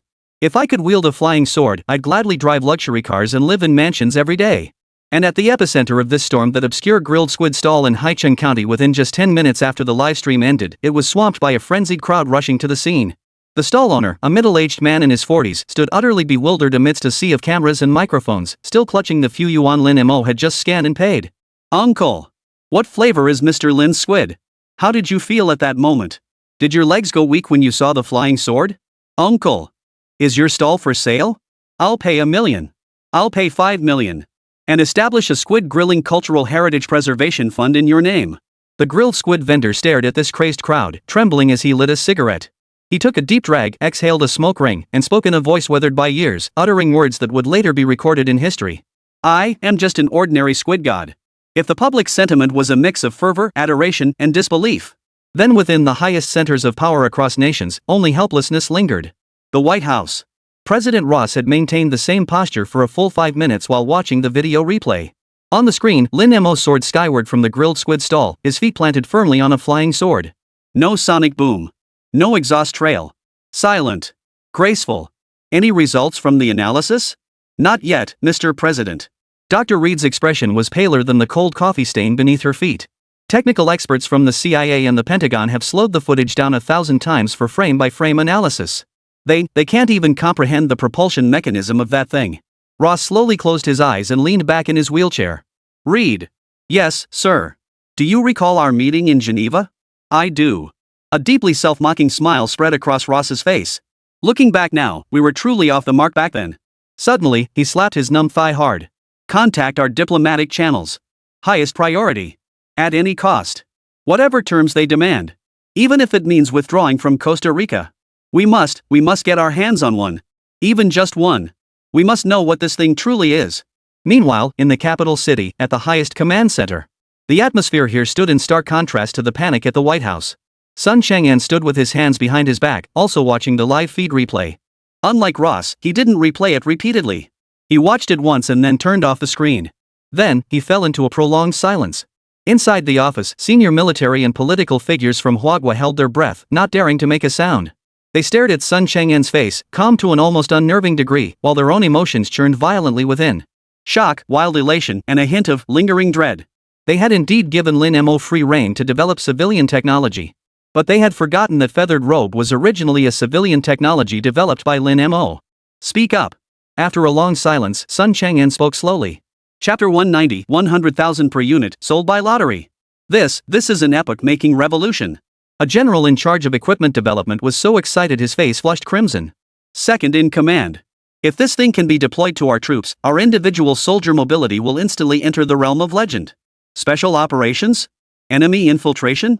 They'll all become laughable in its presence. We could. Nonsense. Sun Chang'an slammed his hand on the table, cutting him off. Don't you see? He rose and strode to the massive world map, his gaze sweeping over the few remaining superpowers. The most terrifying aspect of this device lies precisely not in its military applications. Think about it, when every young person on Earth craves such a flying sword, yearning to soar freely through the skies like Lin Mo, what will happen then? When our culture, our way of life, permeates every corner of the world through such an irresistible product, will we still need tanks and warships to fight them for resources? Sun Chang'an turned, his eyes burning with an unprecedented intensity. The age of war ended the very moment this livestream began. Comrade Lin Mo, in his own way, has shown us and the world another path forward. He drew a deep breath, his tone growing solemn. Connect me to Momo Factory. I will speak with him personally. Haichang, Momo Factory. Lin Mo was sprawled on the sofa, watching all sorts of hilarious photoshopped images and video clips about the grilled squid immortal on the spirit mirror with Suli, both of them thoroughly entertained. Ha, look at this one, they photoshopped your face onto an Ultraman. Suli laughed until she was shaking. This one's pretty good too, they photoshopped your flying sword into a giant skewer of grilled squid. Lin Mo nodded in approval while munching on a real skewer of grilled squid. The office was filled with a cheerful atmosphere. Just then, Shin Cheng walked in with a secure phone, his expression serious. Boss, it's Vice President's son on the line. Oh. Lin Mo responded lazily, taking the phone. Hello? Vice President's son? Good evening. Have you eaten yet? On the other end, Sun Chang'an visibly paused, seemingly thrown off by the greeting. After a 2-second silence, he managed to steady his voice and said, Comrade Lin Mo, we saw what you did today. Oh, that flying sword thing, Lin Mo said nonchalantly. Not bad, really. Mainly just to make grabbing late-night snacks easier. Sun Chang'an. He felt his blood pressure rising. The whole world was going nuts, and you call this convenient for grabbing late-night snacks? Ahem, Sun Chang'an cleared his throat, forcing the conversation back on track. At the end of your live stream, you mentioned you plan to sell it as a product? Yeah, Lin Mo replied matter-of-factly. This thing cost a fortune to develop. If I don't sell it to recoup my losses, I won't have money for my next project. Sun Chang'an felt his heart couldn't take it anymore. Comrade Lin Mo. His voice finally cracked. Do you have any idea how significant the strategic value of this thing is? Selling it as a commodity, this is reckless. We must plan this carefully. What's there to deliberate? Lin Mo scoffed. Relax, I've got it covered. This thing runs on rechargeable batteries, it can't operate indefinitely. Plus, I hold all the core technology. No one can replicate it. This isn't about whether it can be replicated. Sun Chang'an's voice grew urgent. This changes the rules entirely. How do you plan to price it? Who are you selling it to? These decisions will directly impact our nation's future global strategy. Lin Mo finished the last bite of squid, tossed the bamboo skewer into the trash, thought for a moment, then replied seriously. Haven't figured it out yet. How about drawing lots for 100 units? Flat price, 10,000? Put. Sun Chang'an felt as if he could hear his own blood vessels bursting. He took a deep breath, then another. He knew there was no reasoning with this young man whose thought process was as twisted as a corkscrew over the phone. Comrade Lin Mo. Stay at the factory. Don't go anywhere, Sun Chang'an said in a tone that brooked no argument. I'll be there immediately. With that, he hung up abruptly. Lin Mo stared blankly at the phone in his hand. Man, this old guy sure has a temper. He shrugged and said to Su Li and Shin Chung beside him. Stop staring. The big boss is coming for an inspection. Let's get things tidied up. Dinner, how about we order some fancy seafood takeout? Beijing, Supreme Command Center. Sun Chang'an had just hung up the phone. His usually tense face now wore a mix of helplessness and exasperation. 100,000 per draw? And a lottery? He massaged his throbbing temples, feeling that the steady composure honed over decades navigating political storms was utterly useless in Lin Mo's presence. He really needed to practice. Prepare the aircraft, he ordered the guard at the door. I need to go to Haicheng immediately. Yes, sir.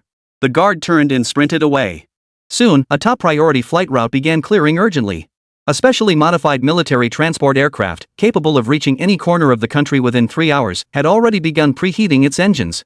Sun Chang'an excused himself from the assembled officials, grabbed his military cap from the table, and was about to step out. At that very moment, Deputy Chief. Wait! A frantic cry rang out from beyond the door. The Chief Secretary of the Ministry of Foreign Affairs, unable even to knock on the door, burst in at a sprint. His face was etched with shock. Wang? What on earth? Sun Chang'an's brow furrowed sharply, a sense of foreboding rising within him.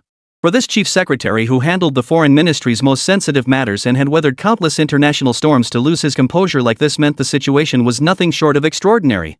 Deputy Chief, just now. Old Wang gasped for breath as he handed over a telegram, trembling in his hands, which had just arrived from Washington via the highest-level encrypted channel. The United States. President Ross himself. His voice came in broken gasps. Requests an overnight emergency visit to China. What? The words instantly plunged the entire command center into dead silence. Every official in the midst of their tasks froze in place, their faces etched with disbelief and shock. President Ross visiting China overnight? At this critical juncture, when global tensions were already simmering due to the flying sword incident? How could this be? Sun Chang'an snatched the telegram and scanned it rapidly. Indeed. The wording was precise, the format standard, and it had been transmitted through the red hotline reserved solely for the most urgent communications between the two nations' highest leaders. Chapter 191, The Anchor of Stability. Lin Mo. This was no joke. A conspiracy. This is undoubtedly Ross's conspiracy. After a brief, deathly silence, an elderly general responsible for strategic analysis was the first to react. It's a delaying tactic. He wants to lull us into complacency and buy time for them to crack the flying sword technology.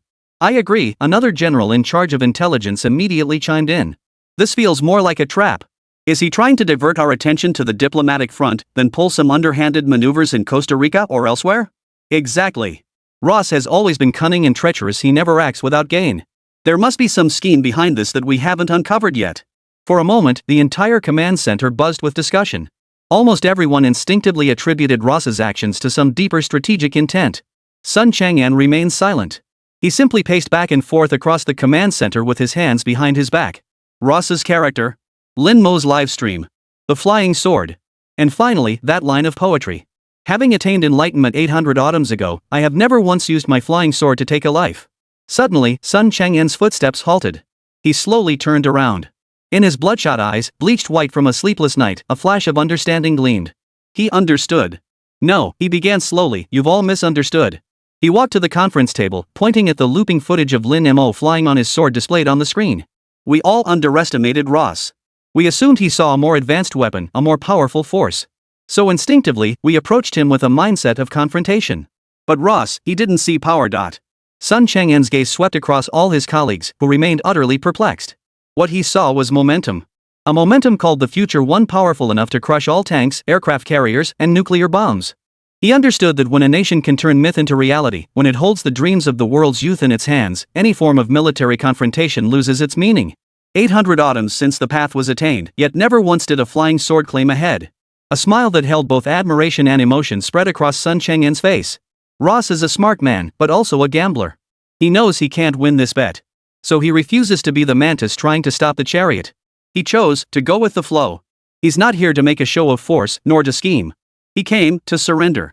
Half an hour later, a brief yet earth-shattering official statement capable of triggering a magnitude 10 diplomatic earthquake worldwide was released to the global community through China's state media.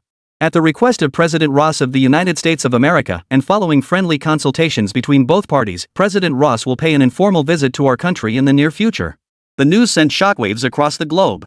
Several major powers, still digesting the spoils of the Geneva Conference, received the news almost simultaneously. Paris, Élysée Palace. President Macron had just concluded an emergency meeting on how to respond to domestic anti-war protests when his secretary, pale-faced, placed the announcement before him. He froze for a full dozen seconds. Crash! A sharp crack echoed as the priceless Louis XVI-era antique inkwell crashed to the floor beneath his furious sweep. Those shameless Americans! Those despicable Chinese! Shaking with rage, he roared incoherently, "We're still sitting at their table, helping them shoulder the pressure, cleaning up their damn messes. And now the two of them, the two biggest players, have joined forces."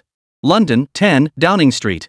Prime Minister Chow Fat silently stubbed out his cigar, staring at the television news where the headline "China-US Summit Imminent" scrolled endlessly. After a long pause, he finally spoke to his equally stunned advisors, his voice thick with resentment. "Gentlemen, we have been played. Kremlin." The emperor silently turned off the television. He walked to the window, gazing out at the gloomy sky. For the first time, a barely perceptible trace of bewilderment flickered across his face, usually as unyielding as steel. He suddenly realized that the 2 cents he had swallowed at the cost of global condemnation, after scheming relentlessly, might have been nothing more than bait thrown out by the Chinese to distract others and conceal their true intentions from the very beginning. In that moment, every small and medium-sized nation across the globe plunged into panic and confusion, abandoned and adrift.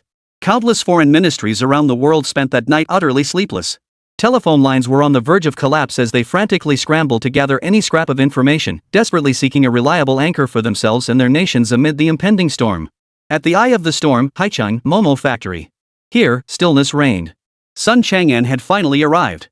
As his private jet touched down on the factory tarmac, he was greeted by Lin Mo and Su Li along with a freshly delivered, deliciously fragrant, ultra-luxury seafood takeout. "Vice Chairman Sun, you're just in time. Care to join us?" Lin Mo greeted him, his words muffled as he chewed on a raw marinated king crab leg larger than his palm. This was the first time he and Su Li truly appreciated how wise it had been to build the Momo factory. Back in the day, getting pork knuckle rice delivered was nearly impossible in Haicheng's county towns, let alone seafood takeout. Sun Chang'an looked at this carefree young man. All the thoughts that had swirled through his mind during the journey finally coalesced into a sigh that was both laughable and heartbreaking. Once they reached the office, he pulled out a chair and sat down, abandoning any pretense of decorum. Grabbing an Australian lobster claw, his expression turned grave as he said, "Comrade Lin Mo, there's a situation I must inform you of in person." "HM? Go ahead," Lin Mo replied, his attention entirely focused on the succulent crab leg. "Because of your live stream this afternoon," Sun Chang'an said, his voice deep and deliberate, "the President of the United States, Ross, is currently on a flight heading to Beijing." Lin Mo's crab leg munching finally paused. He looked up, and in his eyes, usually tinged with a hint of laziness, a rare flicker of surprise appeared. "Oh? He's here?" He thought for a moment, then said earnestly in a matter-of-fact tone, "That's great. By the way, ask him if he wants to join our flying sword lottery too." "Put." Sun Chang'an nearly spit out the lobster meat he'd just put in his mouth. Looking at Lin Mo's innocent face, which seemed to say, "Isn't that perfectly normal?" the last shred of worry vanished from his heart. Right. What was there to worry about? As long as this pillar of stability remained, as long as he continued to lounge about here, Wagwa would forever stand unshakable. Chapter 192, That was a magical celestial path. After gaining reassurance from Lin Mo, Sun Chang'an hurried back to the capital to continue the high-level conference. The capital, the highest command center. Heads of every relevant department, transportation, urban planning, air traffic control, legal affairs, industry, along with a host of top-tier experts and scholars, had all been summoned here overnight. Many had been flown in by special aircraft from all corners of the country in the dead of night, dark circles still lingering beneath their eyes. Yet the light in their eyes betrayed not a trace of fatigue. In the center of the conference room, the electronic sand table used for military simulations had vanished, leaving only an empty space. On the surface, it was empty. But through the spirit mirror, a massive holographic map of the entire nation of Huagua stood starkly revealed. Mountains, rivers, cities, and roads were all clearly defined. After deliberation, China's high command had decided to incorporate the spirit mirror into their meeting equipment. Sun Chang'an, brimming with ambition and resolve, scanned every person present. These individuals, who were unquestionably authoritative figures in their respective fields, now sat ramrod straight, like students awaiting roll call from their teacher. Comrades! Sun Chang'an spoke, his voice amplified through the microphone, reaching every ear. The conference room fell silent enough to hear a pin drop, all eyes fixed on him. I trust you've all seen that livestream. I won't dwell on it further. Comrade Lin Mo, through his methods, has opened a door to a new world for us, and for the entire world. Sun Chang'an's gaze swept slowly across the room as his voice dropped, taking on a weighty tone. Now, it's our turn. It's our turn to pave the way and build the roads for this new world that is about to arrive. He reached out, grasping at thin air as if trying to seize the very pulse of this era into his palm. President Ross of the United States is already on his flight to Beijing. I need to produce something before he lands. A preliminary plan, one that will shock the entire world. I call this plan the Celestial Highway. The last two words sent a crackling energy rippling through the entire conference room. Heavenly Path. Those two words sent a jolt through everyone present. Colleagues from the Ministry of Transportation, please share your thoughts first. Sun Chang'an sat down, handing the floor over to the experts. The head of the Ministry of Transportation, a gray-haired old man wearing black-rimmed glasses, strode over to the holographic map in a few steps. Gazing at the all-too-familiar map, his voice trembled with emotion. Deputy Director, comrades. Every member of our Transportation Planning Institute watched that live broadcast and none of us could sleep a wink afterward.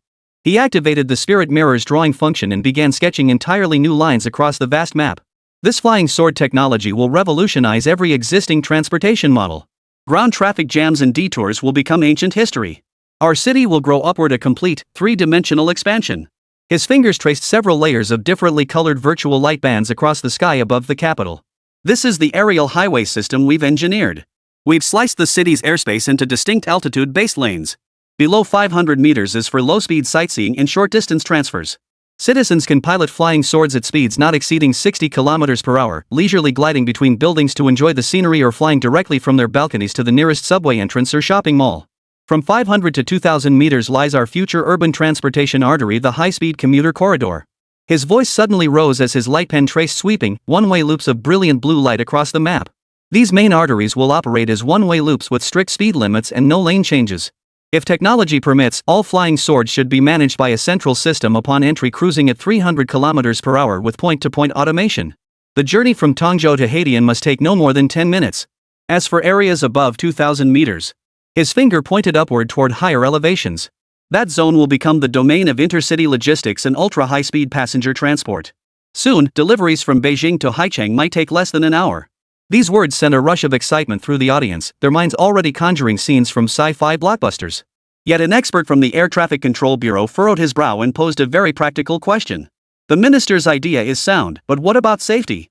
Thousands, maybe even millions of flying swords darting through the city, one collision, and who could bear the consequences? Our current air traffic control system simply can't handle it. This single question cooled the previously heated atmosphere by half. All eyes turned to the Minister of Transportation. The veteran minister smiled and passed the floor to a younger expert from the Chinese Academy of Sciences standing beside him. That's where our Skynet comes in. The young AI expert stepped forward, adjusting his smart glasses. Ladies and gentlemen, the outdated air traffic control model truly can't keep pace with the era of flight. Therefore, we propose we stop relying solely on Momo Factory. We must develop something entirely new ourselves, an AI-powered air traffic control system backed by supercomputing, Skynet. He projected a more complex system architecture diagram. The core of Skynet is a central AI housed in the National Supercomputing Center. It holds the authority to dispatch all legitimate aircraft within the national airspace. From now on, every flying sword leaving the factory must be equipped with a mandatory identification and positioning module.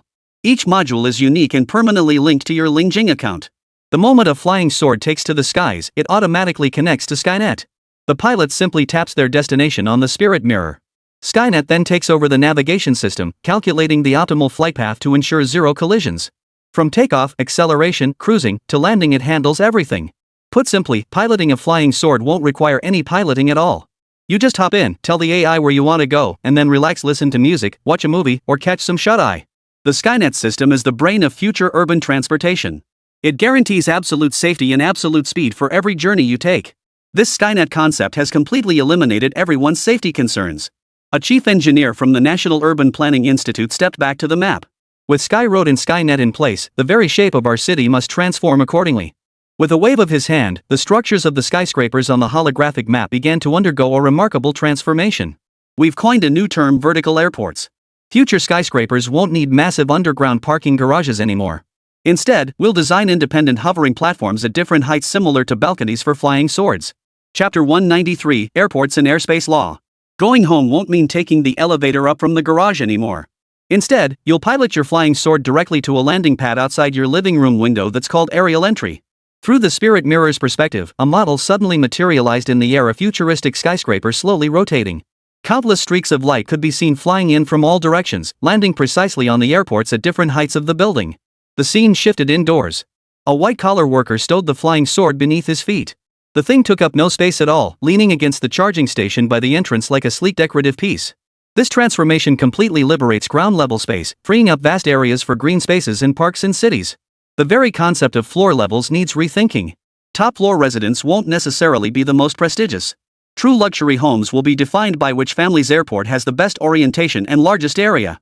Finally, experts from the legal and economic fields took the floor. The new Low-Altitude Airspace Management Act and personal aircraft operation and safety regulations must be drafted immediately to lay a solid legal foundation for the era of flight. Our current laws suffer from the disadvantages of starting too late and still have many shortcomings. We absolutely cannot repeat those mistakes this time. I estimate that flying swords alone could spawn a new industrial chain worth trillions. Modifications, maintenance, training, aerial delivery, high-altitude tourism, dynamic advertising. This will be a complete industrial revolution sweeping every sector. The entire conference room was now engulfed by a grand sense of anticipation for the future. Every attendee understood clearly this was more than a transportation planning meeting. They were personally designing an entirely new civilization. Sun Chang'an rose to his feet. He gazed at the map covered in countless blue light paths and unfamiliar terminology, at the faces flushed with excitement, and felt a surge of ambition welling up within him. This was the comprehensive blueprint China would present to Russia, to the entire world, a vision for the future city, the future society, the future civilization. A blueprint beyond reproach. He composed himself and issued the final directive. This blueprint must be built on rock-solid data. Notify Momo Factory immediately. We need the flying sword's top speed, maximum endurance, safe altitude, energy consumption, every single limit parameter. I want the most precise data. Meanwhile, in Haicheng, at Momo Factory, Lin Mo was sprawled on the sofa, still munching on seafood while complaining to Su Li. These guys, do they really think flying swords are like shared bikes? They haven't even touched the vehicle yet, and they're already thinking about building roads? He swiped open his phone and saw the data request forwarded by Xinqing from the High Command Center. He curled his lip. What the hell? Trying to freeload off my data? Meanwhile, the command center in the capital was erupting into chaos. Sun Chang'an stood with his hands behind his back, directly in the center of the map. No way! This main route design for the Beijing-Shanghai Skyway is far too conservative. The veteran Minister of Transportation pointed at the virtual blue light band arching across the sky on the map, his neck flushed red. The flying sword's speed potential is 300 kilometers per hour? Are you kidding me? We must maximize the redundancy. Maximum? The head of the Air Traffic Control Bureau immediately pushed back. Old Zhang, you make it sound so simple. How do we calculate safety distances? If two flying swords scrape each other in the sky, that's a ING air disaster, not a traffic accident.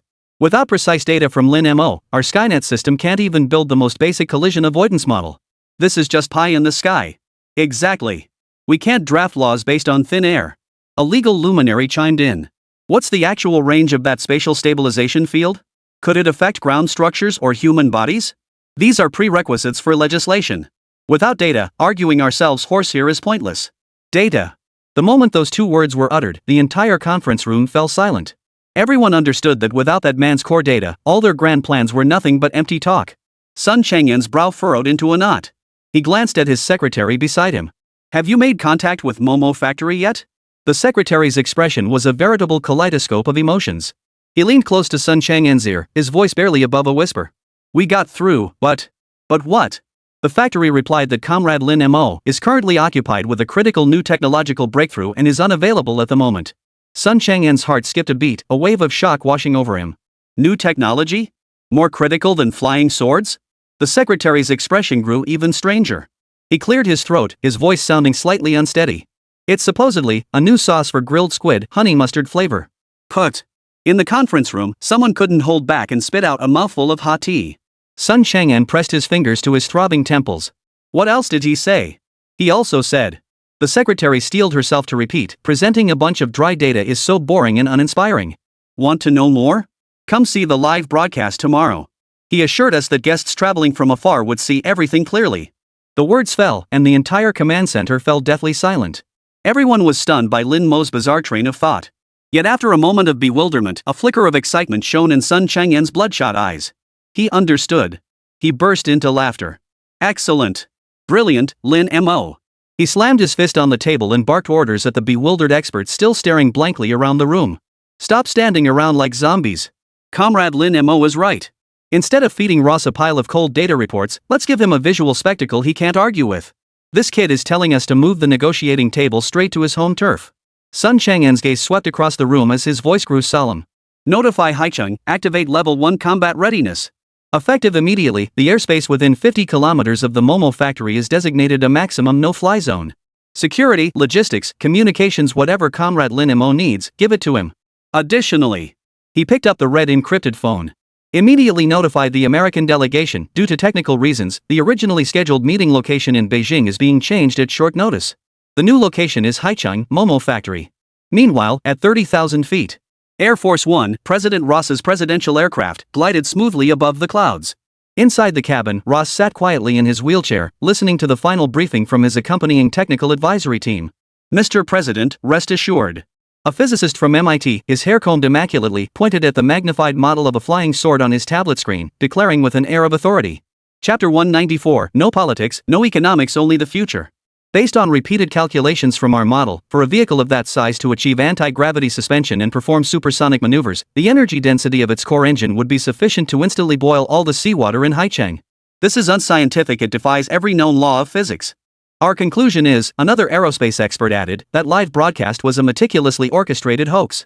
That so-called flying sword is essentially a super drone utilizing unknown electromagnetic technology and visual deception. It absolutely cannot be a manned aircraft suitable for mass deployment. The Huagua people are playing tricks, attempting to bluff their way to greater advantages at the negotiating table. Ross remained silent. He maneuvered his wheelchair to the porthole and gazed silently at the churning sea of clouds below. In his mind, the miracles Lin Mo had created played over and over again. From the feathered robe to the spirit mirror. Each time, his think tank, the world's foremost scientists under his command, had argued with equal confidence that these were impossible fantasies. But each time, reality had delivered a resounding slap in the face.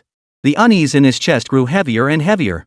This time, what he faced might not be a mere negotiation, but the dawn of a new era, one capable of overturning existing knowledge and reshaping the entire world. Mr. President?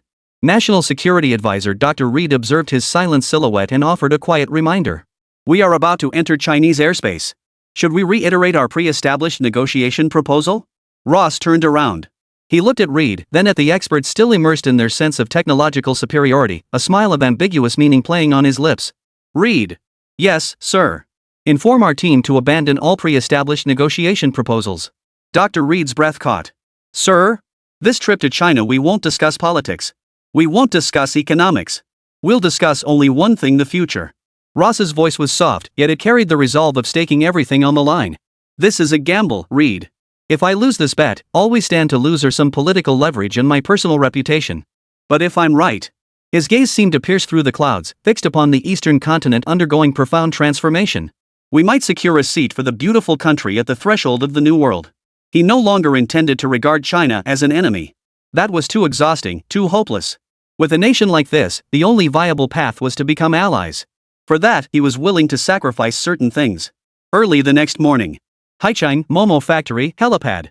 The sea breeze howled, carrying High City's distinctive salty, damp mist that lashed against everyone's faces. There was no red carpet, no honor guard, and certainly no flashing cameras.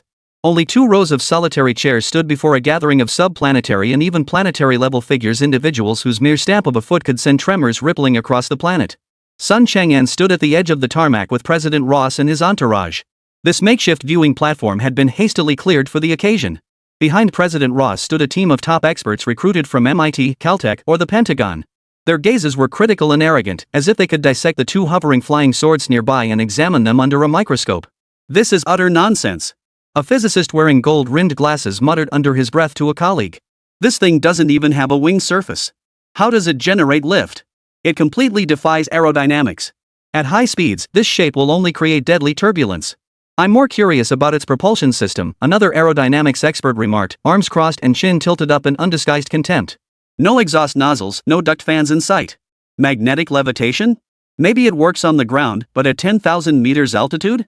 Are the Wagwa people trying to pull a magic trick on us? Just a gimmick, a flashy, empty gimmick.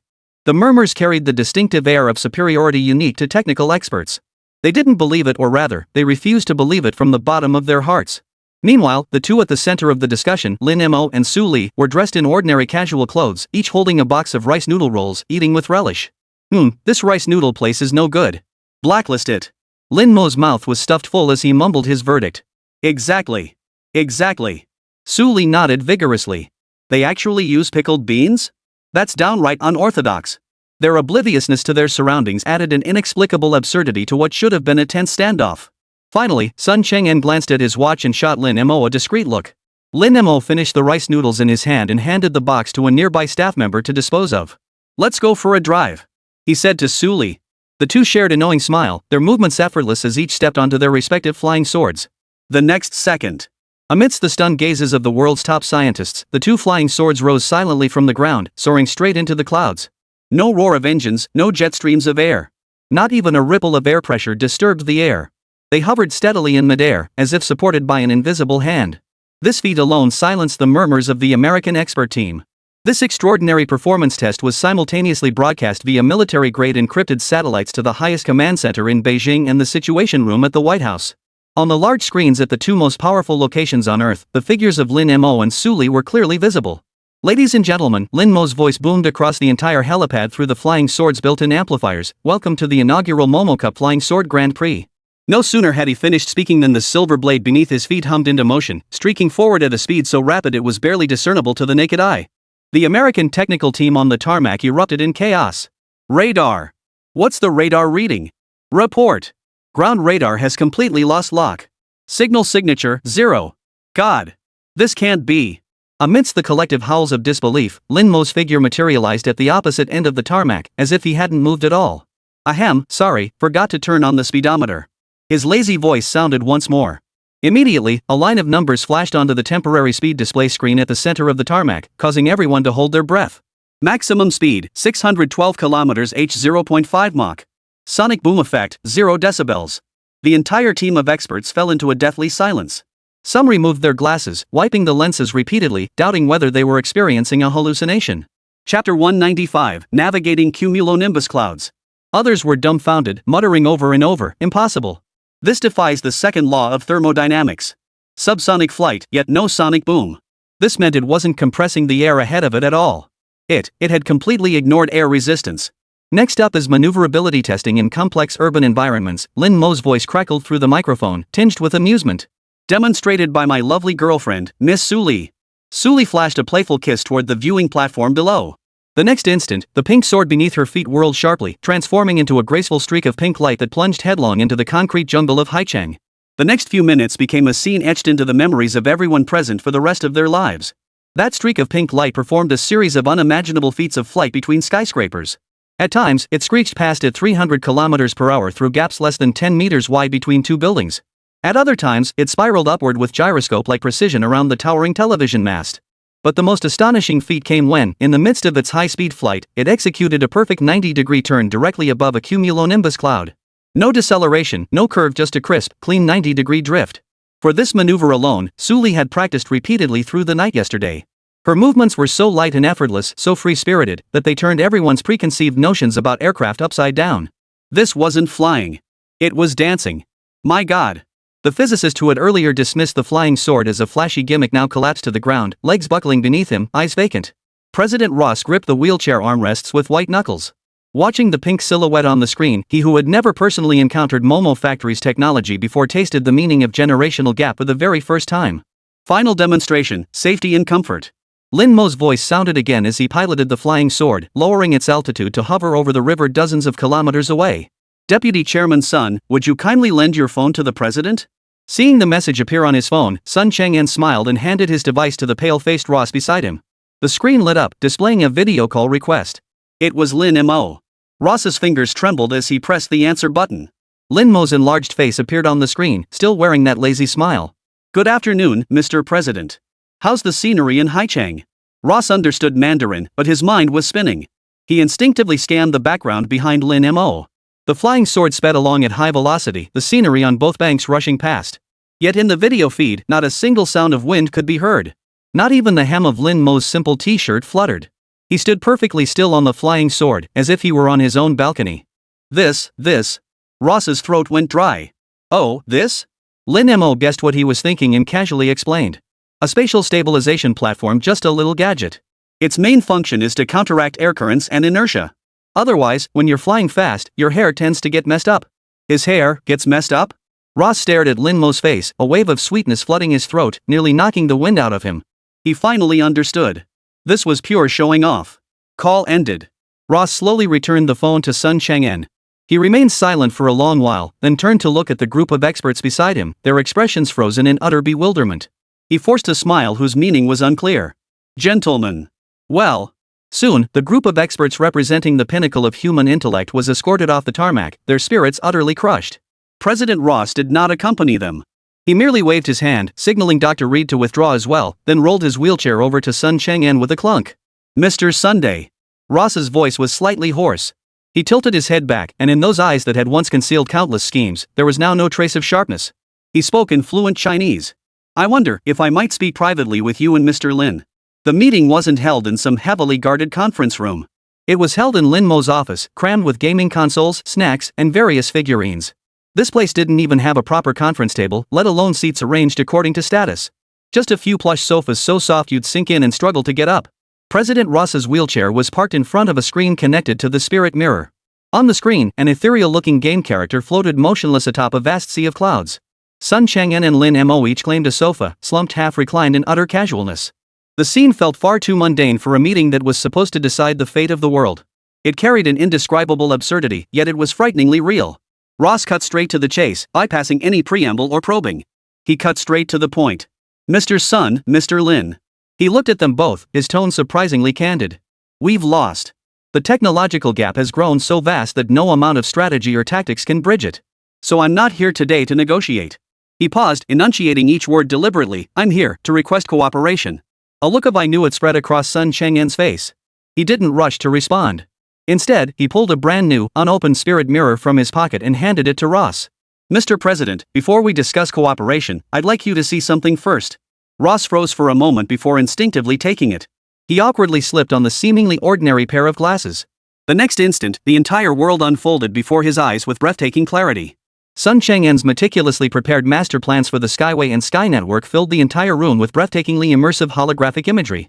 Countless streams of blue data crisscrossed the virtual map of China, outlining an unprecedented three-dimensional transportation network.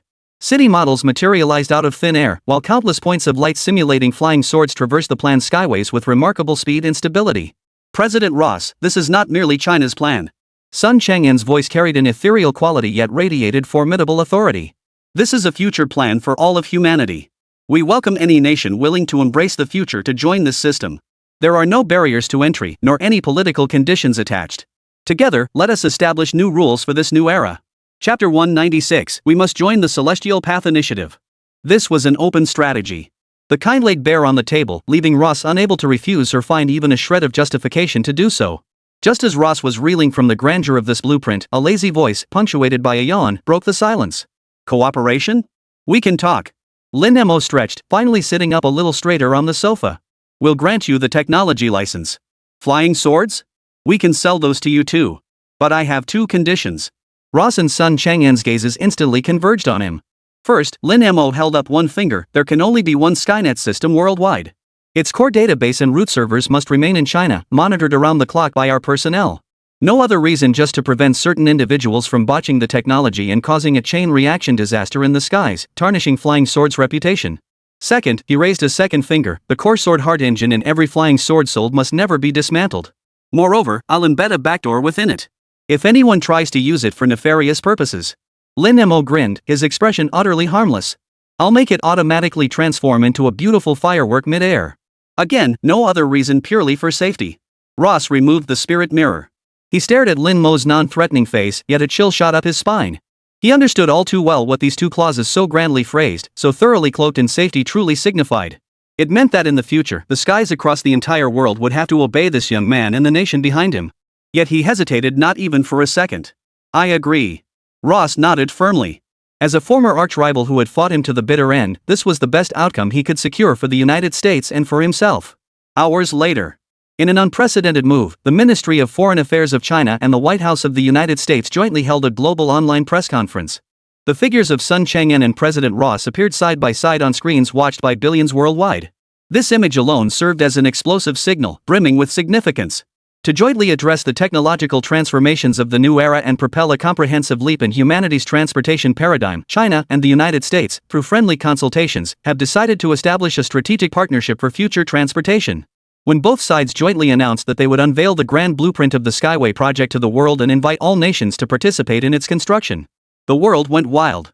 Paris, London, Moscow. A wave of immense strategic anxiety and fear of being left behind by the times instantly engulfed all of Europe. As for the vast number of smaller nations, after a momentary daze, they erupted with unprecedented fervor and longing. The phones at the Ministry of Foreign Affairs in the capital city were immediately overwhelmed. Countless national leaders and spokespersons adopted the most urgent and humble tones of their lives, repeating a single plea over and over. Join. We want to join the Celestial Highway project too. It's connected. It's Berlin. The German Chancellor's office line. Paris is still busy. Tell them to hold. The South American Common Market has sent a collective note requesting to join the Celestial Highway project. Young diplomats dashed in and out, their voices hoarse from shouting, yet their faces flushed with a mix of exhaustion and extreme excitement. When had they ever witnessed such a scene? In the past, the words most frequently spoken here were protests and condemnations. But now?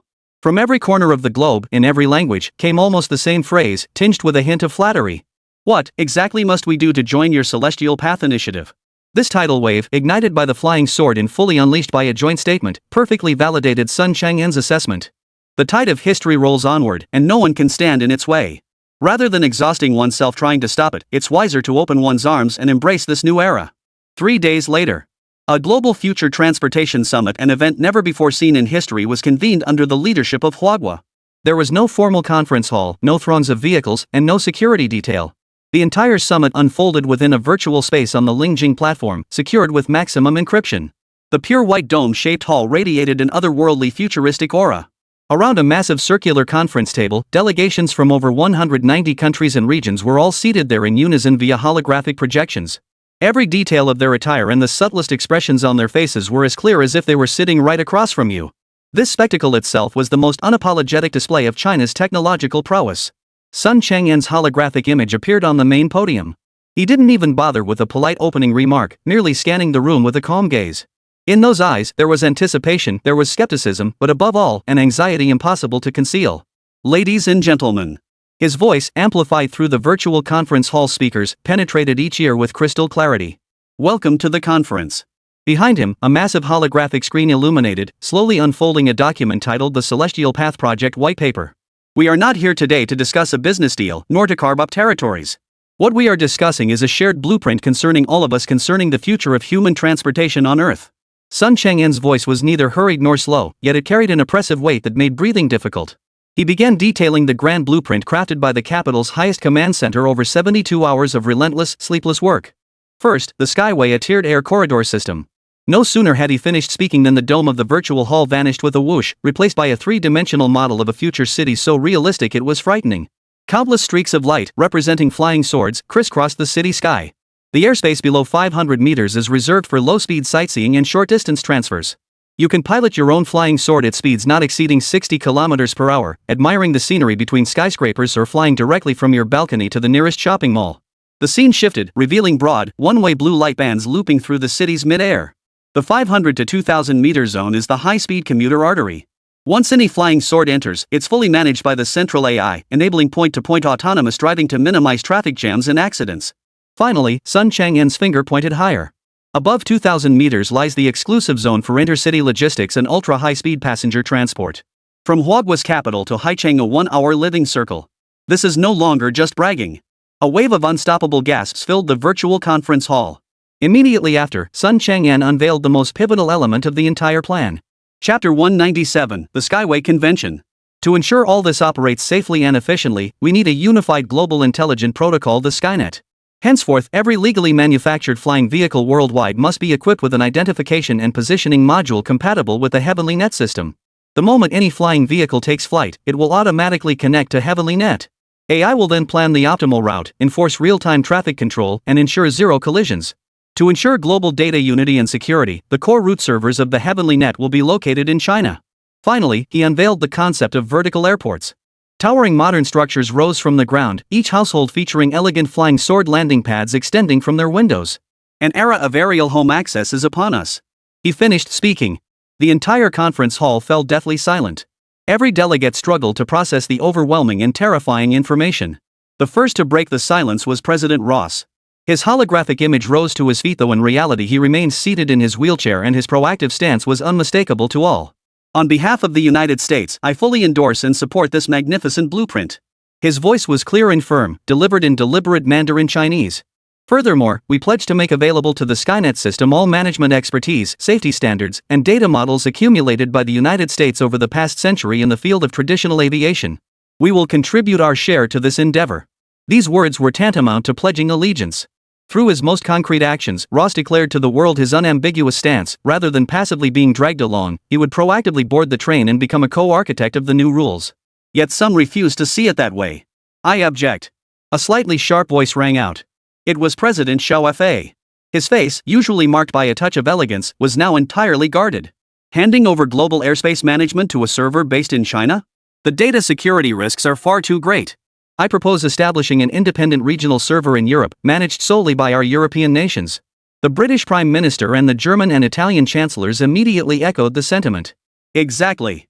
Data sovereignty is our bottom line, it cannot be compromised. We must guarantee the security of European citizens' flight data. This was the final, most stubborn resistance from the players of the old era.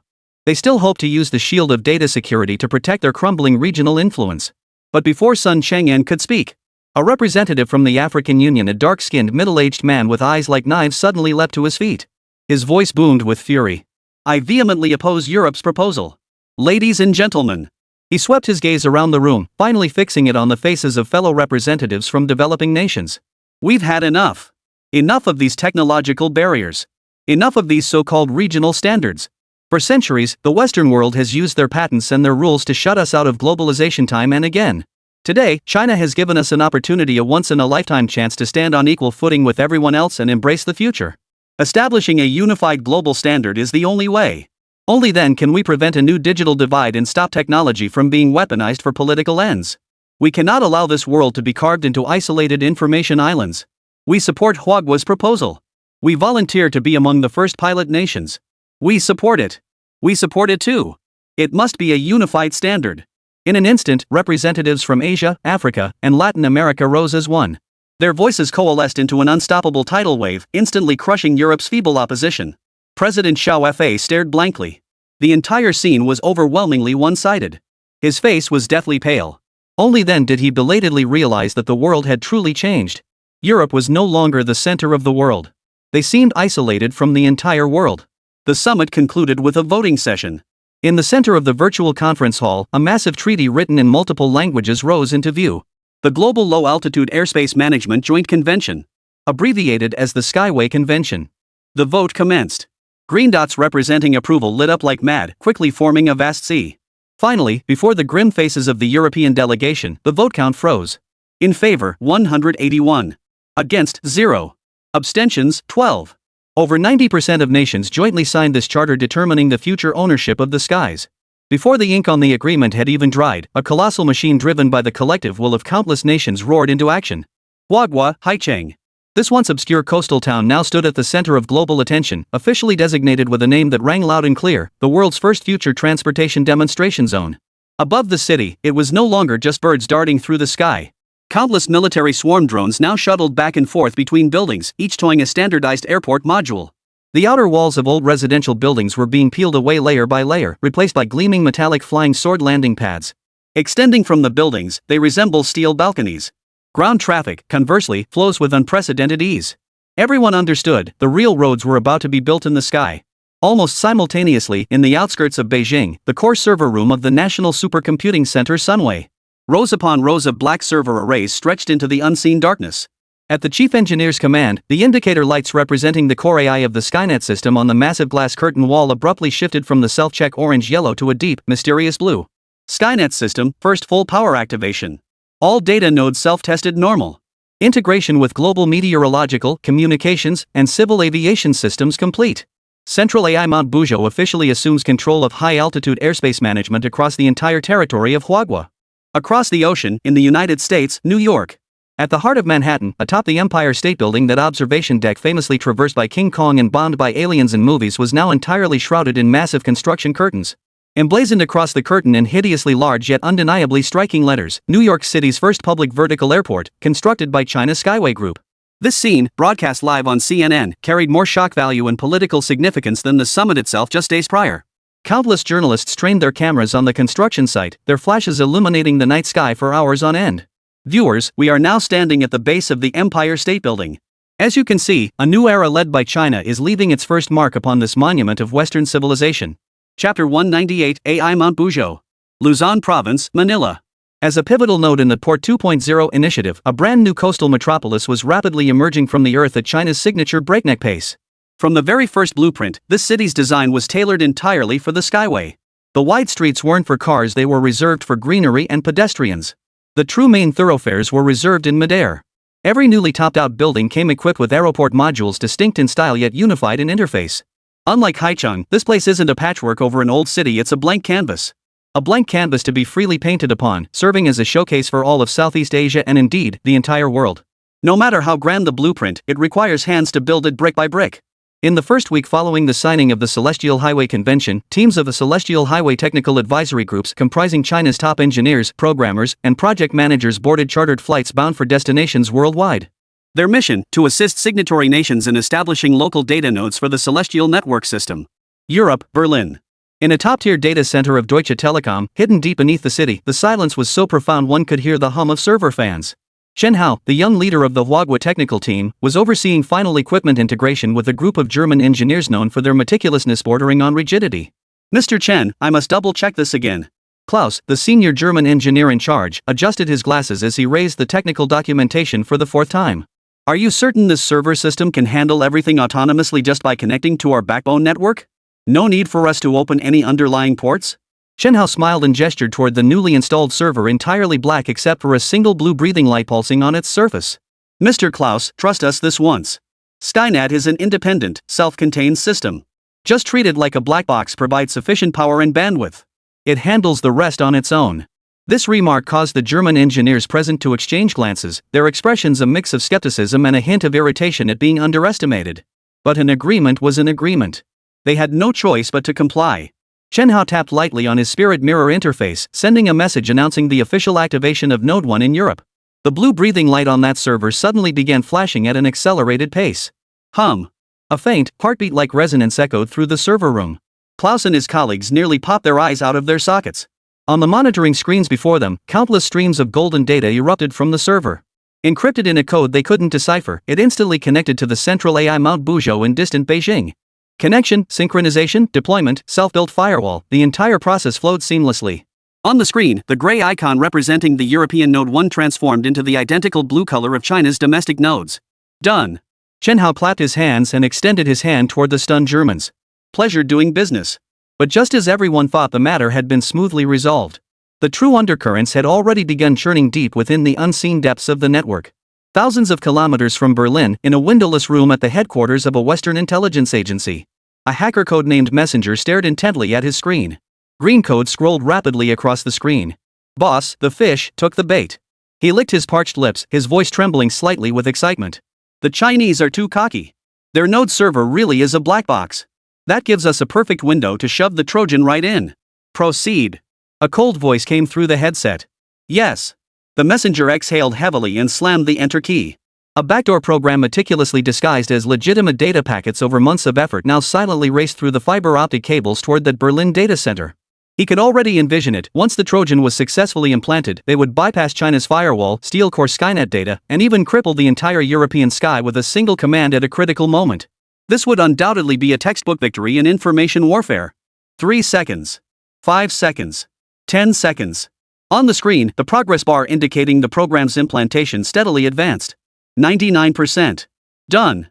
A twisted grin spread across the messenger's face. The next second, that grin froze. Without warning, his computer screen went completely black.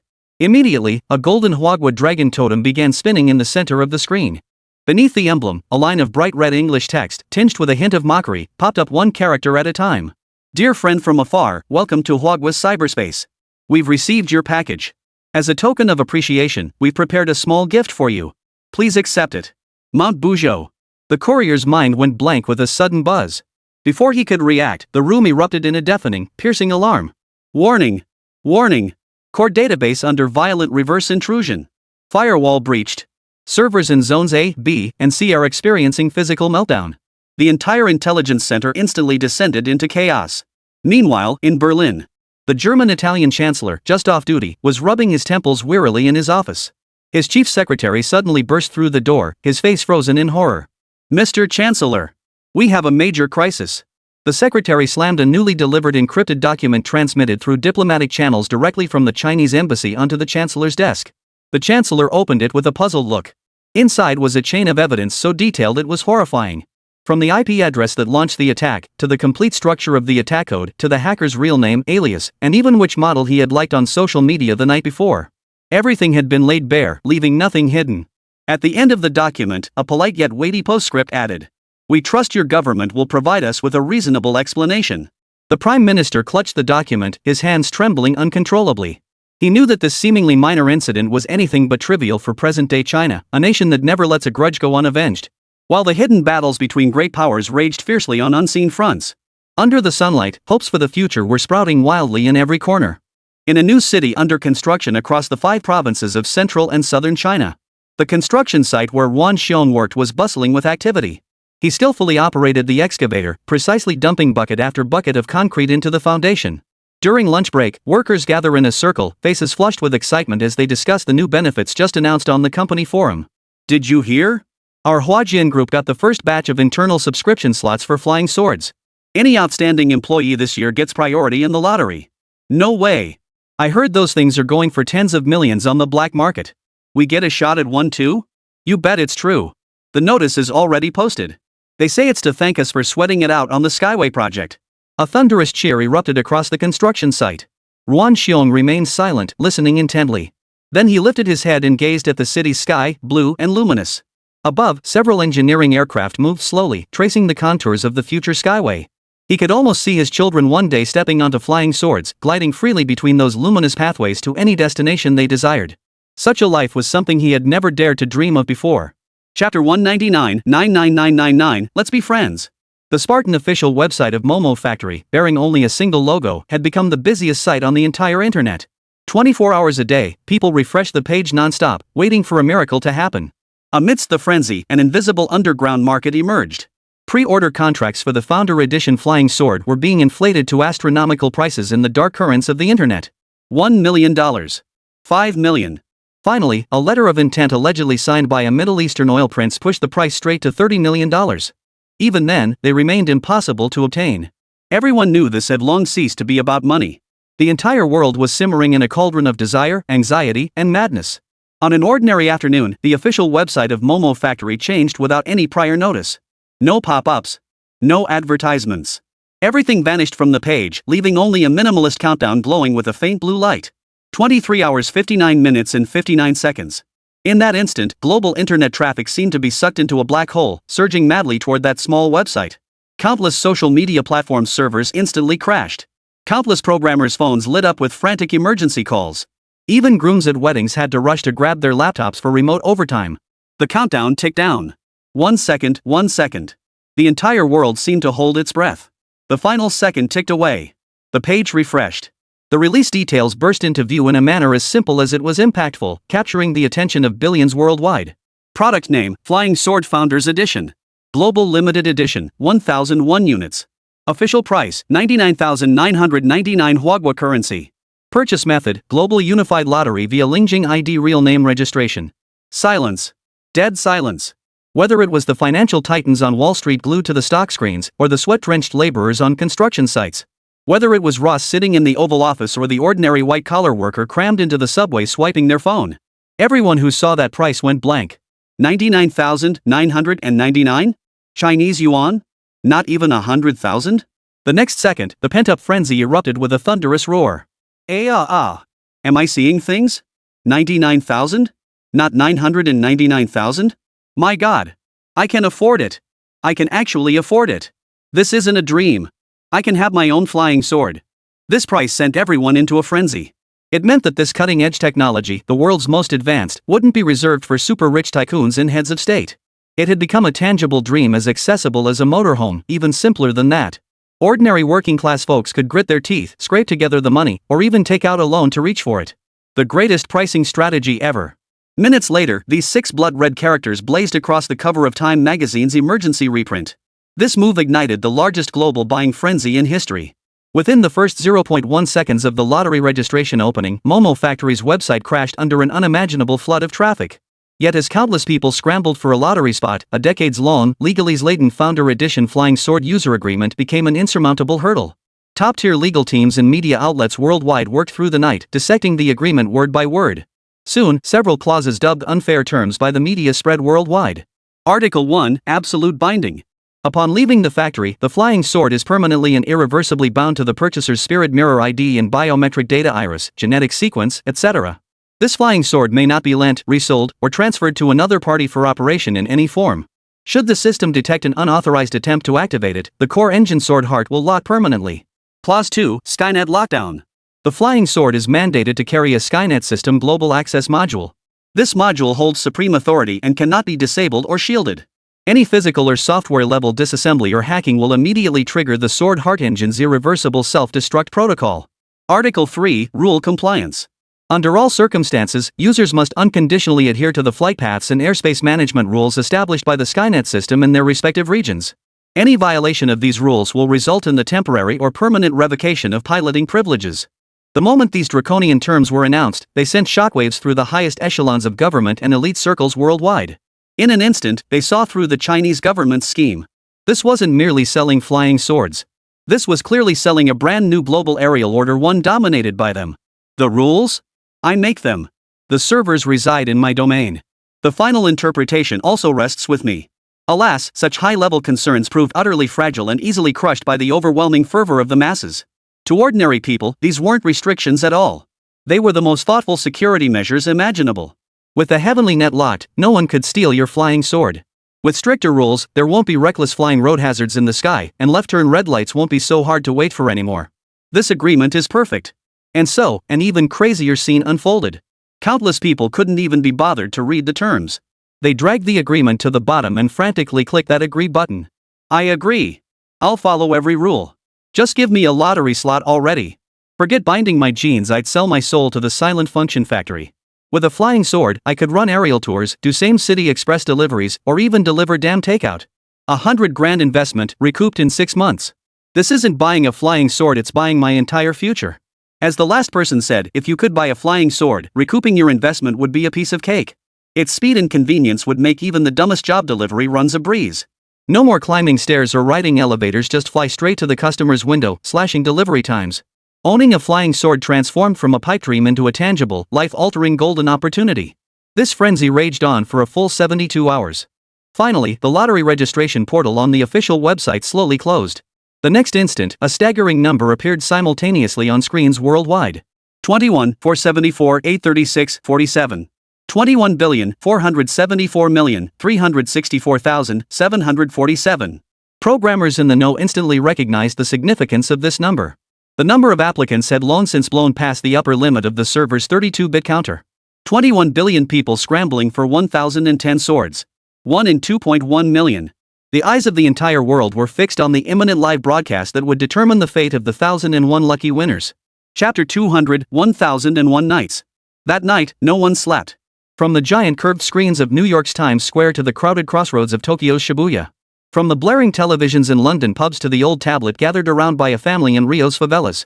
Countless screens, spanning time zones and borders, all displayed the same small, blue-glowing countdown. This was neither the Olympic opening ceremony nor the World Cup final, yet it commanded more attention than any sporting event. The official website of Silent Factory, a page bearing nothing but a logo, became the most watched sacred site on the planet at that moment. Haichang, Momo Factory. The long-awaited livestream finally began. No flashy stage, no energetic background music, not even a proper host. The camera captured the same ordinary office, piled high with snacks and gaming gear. Lin Mo wore a suit jacket, hiding boxer shorts beneath it out of camera view, sitting upright and leaning back on the sofa. Suli sat beside him, using a small spoon to scoop tiny bites of double-skim milk from a bowl. This scene of excessive laziness at home created an extremely bizarre disconnect with the roaring frenzy outside. Wow, so many people. Lin Mo glanced at the steadily rising view count on the spirit mirror interface and gave a token clap.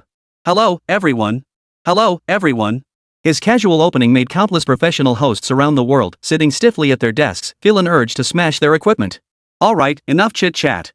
Everyone's time is precious. Lin Mo yawned, then casually waved his hand through the air.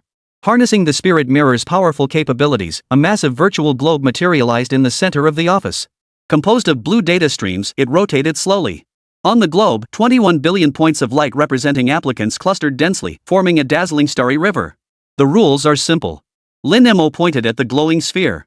When I say start, it spins. When I say stop, it stops. When it stops, whichever 1,000 points are still lit up, those belong to the winner. Don't accuse me of rigging it, it's pure randomness, all down to luck. His words sounded exactly like a street lottery vendor, leaving countless viewers at their screens feeling helpless. Yet no one dared laugh out loud. After all, this man was deciding the rest of the lives of 1,001 people. So, Lin Mo drew out the syllables, his gaze sweeping across the dazzling starry expanse. Begin.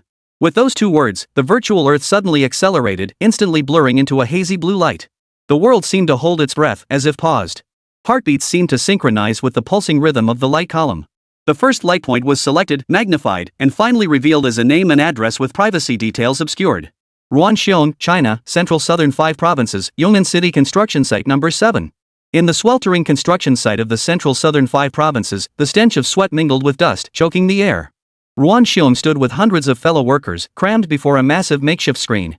Beads of sweat glistened on every face, yet eyes remained fixed and unblinking. When that familiar name flashed onto the screen, the entire site fell silent. Ruanxiong himself was stunned, staring blankly at the screen, convinced it must be someone else with the same name. Until a fellow worker beside him, his voice trembling, nudged his arm. Old Ruan. Is that you? The next second. Wah! A deafening cheer erupted, shattering the sky and scattering the clouds. He hit it. Old Ruan hit it. Our construction site has a flying sword now. Countless rough hands lifted the stunned Ruanxiong into the air, tossing him up again and again. He bounced up and down amidst his co-workers' frenzied sweat and beaming faces, his mind blank as thunderous cheers roared in his ears. Gazing at the blue sky and the towering buildings rising in the distance, his eyes welled up. This man, who hadn't shed a single tear in most of his life, wept openly before all his brothers. Meanwhile, in Silicon Valley, USA. In an apartment cluttered with takeout boxes and programming books, a Chinese-American programmer in black-rimmed glasses stared intently at 6 monitors. The moment his Lingjing ID flashed on the screen, his expression shifted from stunned disbelief to utter joy. It lasted all of 3 seconds. Yes. Yes. Yes. A shriek nearly shook the apartment building's roof off. His entire body felt electrified. He shot up from his gaming chair, bouncing and jumping around in the tiny space, rolling around like a madman, and finally did a headstand, burying himself completely into the sofa. This had nothing to do with money or social class. It was simply the purest, most frenzied worship of a tech geek for that man, for that cutting-edge technology powerful enough to grind an entire era into the dust. Europe, a corner of an ancient city. A gray-haired old man sat in a dimly lit room, faded oil paintings hanging on the walls. His shirt, washed until it was bleached white, had frayed cuffs, yet it remained meticulously ironed. He wasn't watching the live broadcast. Instead, he clutched an old silver pocket watch engraved with his family crest, praying silently. The notification chime from the smart mirror sounded. He tremblingly put it on and saw the official email from the Silent Factory. His cloudy old eyes instantly welled up with tears. Grasping the edge of the table, he rose to his feet and walked to the window. He kissed the badge pinned to his chest, the last symbol of his family's glory. He gazed out at his blonde grandson running wildly across the lawn, every wrinkle on his face smoothing out. The glory of the old days was long gone. But with his last savings, he had secured a new future for the family bloodline. Middle East, Dubai. On a super yacht floating amidst azure seas and skies. A young prince in a white robe reclined on the deck, letting several models knead his shoulders and massage his legs. His personal butler bowed low, presenting a diamond-encrusted mirror terminal before him. Your Highness, you've been selected. The prince didn't even bother to lift his eyelids, merely snorting through his nose. He nodded and asked a blonde beauty beside him, "Oh? What did I win? Then he waved his hand dismissively. Never mind. Probably nothing worthwhile anyway. Luzon Province, Manila New City. A dark-skinned local youth sat with his friends in a community center built with aid from a Chinese enterprise, his eyes glued to the live broadcast. This lottery spot was a company recommendation he'd earned through grueling work. When his name appeared on the list, the entire community erupted. Countless people rushed forward, surrounding him in a frenzy of cheers and leaps. His winning ticket was like a shot of adrenaline coursing through everyone's veins, proving to every soul on this land the tangible benefits of aligning with China. Chapter 201, The Dragon over Haichang. When the final list was settled, the phrase "the first 1001 swordmasters" instantly ignited global discourse. People bestowed upon them all sorts of nicknames: the chosen ones, pioneers of the era, lucky bastards. Amidst the clamor and revelry, every selected individual's spirit mirror received an official email from Silent Factory. Dear Flying Sword Founder Edition user, your order has been processed. The product has entered customized production and will be delivered to Haichang, Wagwo for pickup within 7 business days. If you are unable to arrive, please reply with the specific reason. Please verify your vertical airport meets installation standards in advance. If non-compliant, contact local authorities for government-funded upgrades. Momo Factory wishes you pleasant flights. The 7th day after the signing of the Celestial Path Convention. Haichang. This coastal town, once so obscure it required a magnifying glass to locate on maps, now stood at the center of global attention.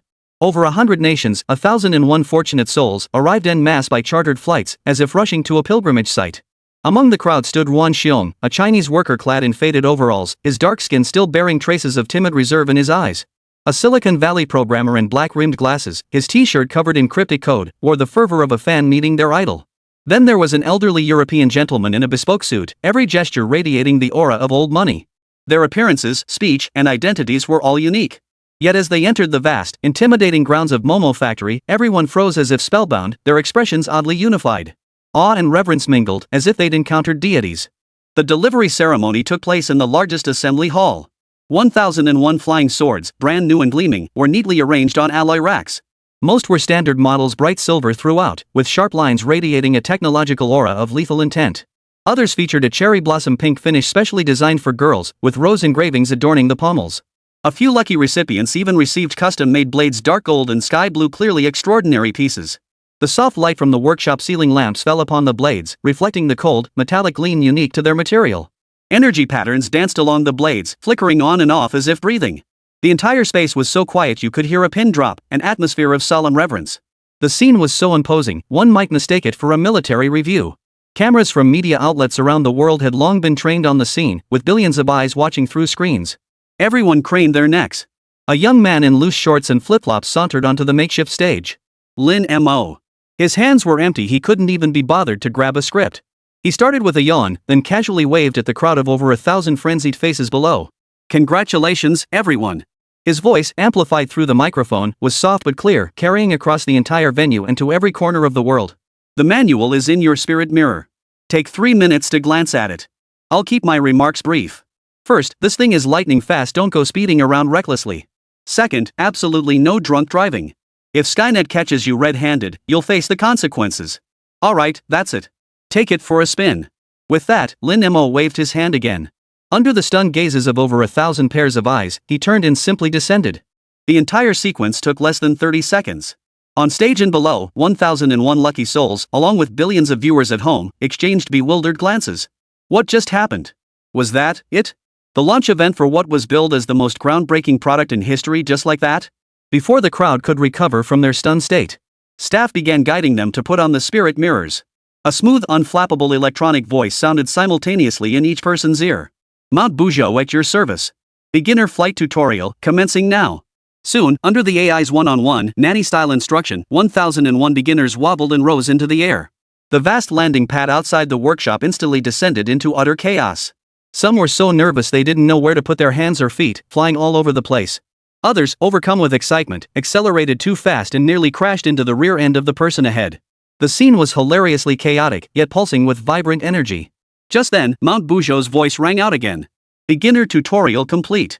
Guided flight officially commencing. To ensure safety and optimize flight experience, switching to Skynet Global Collaborative Cruise Mode. The moment the words faded, an utterly astonishing spectacle unfolded. Above the helipad, the thousands of flying swords still swaying wildly seemed to be violently seized by an invisible giant hand. All their tremors and deviations were forcibly corrected within 0.1 second. Not a single blade moved. Dead silence. Then, under the command of Mount Buzhou, these 1001 flying swords began an unprecedented performance in the skies above Haicheng, broadcast live to the entire world. Their speed was too swift for the naked eye to follow, instantly forming a massive, impenetrable square formation. Hum. 1,000 blades hummed in unison, like divine weapons drawn from their scabbards. The entire formation executed an impossibly sharp turn, defying the laws of physics. Where the blades pointed, the clouds were torn apart, revealing a gaping wound in the sky. Then, with a thunderous roar, the formation dispersed. Over 1,000 silver streaks of light shot across the city sky at breakneck speed, brushing past one another without stirring so much as a ripple of wind. Their flight paths wove a vast, intricate web of light across the sky, enveloping the entire city. Finally, all the points of light converged. 10,000 meters above the city, they formed a colossal dragon totem of Huagua, solidified from pure light. The dragon coiled across the sky, its head held high, gazing down upon the humans below, who appeared as mere ants. It said nothing. Yet in its silence, it proclaimed to the world, this sky now belongs to a new master. This scene was transmitted via signal to every screen on Earth. The White House, the Kremlin, 10, Downing Street. The pinnacles of power in every nation stared fixedly at the screen displaying scenes that defied all logic, plunged into a long, suffocating silence. Their hearts, suspended in suspense, finally gave out. The ability to directly control the flight path of flying swords, this so-called heavenly net, was absolutely no mere navigation system. The sun set, painting the horizon a deep crimson. Above the coastal city, the massive dragon totem slowly dissipated. The steady voice of Mount Buzhou sounded for the final time. Celestial Net Global Collaborative Patrol Mode deactivated.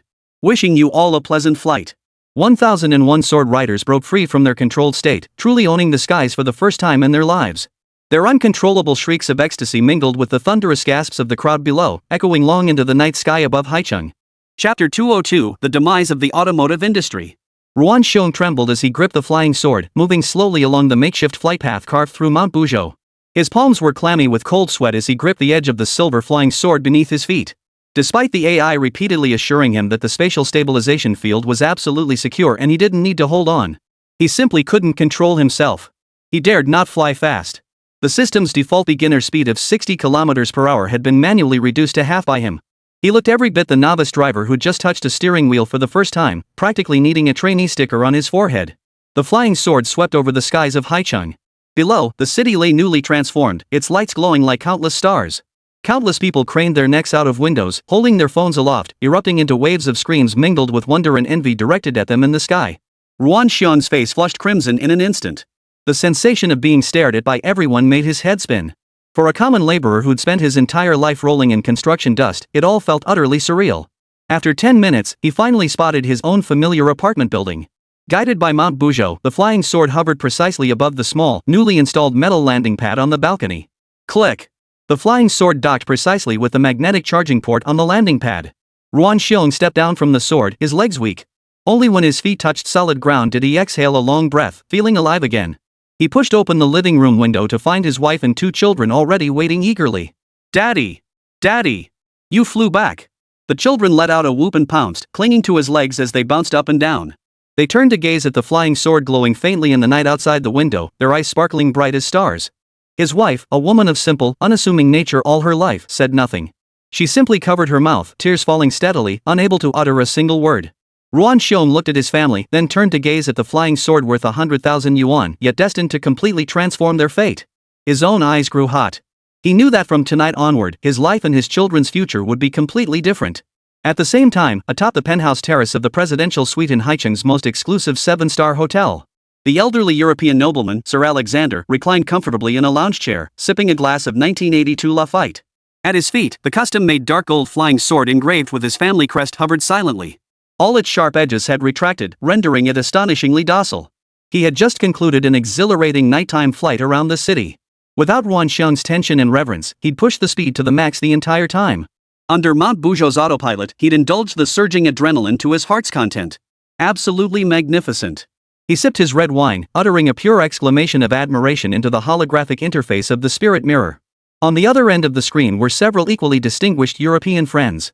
"Alexander, my old friend, you really took flight? How does it feel?"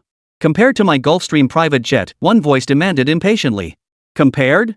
Alexander chuckled softly, his tone brimming with the superiority of someone who'd been there, almost spilling out of the screen. My dear Fred, please don't insult this work of art by comparing it to those kerosene-burning tin cans.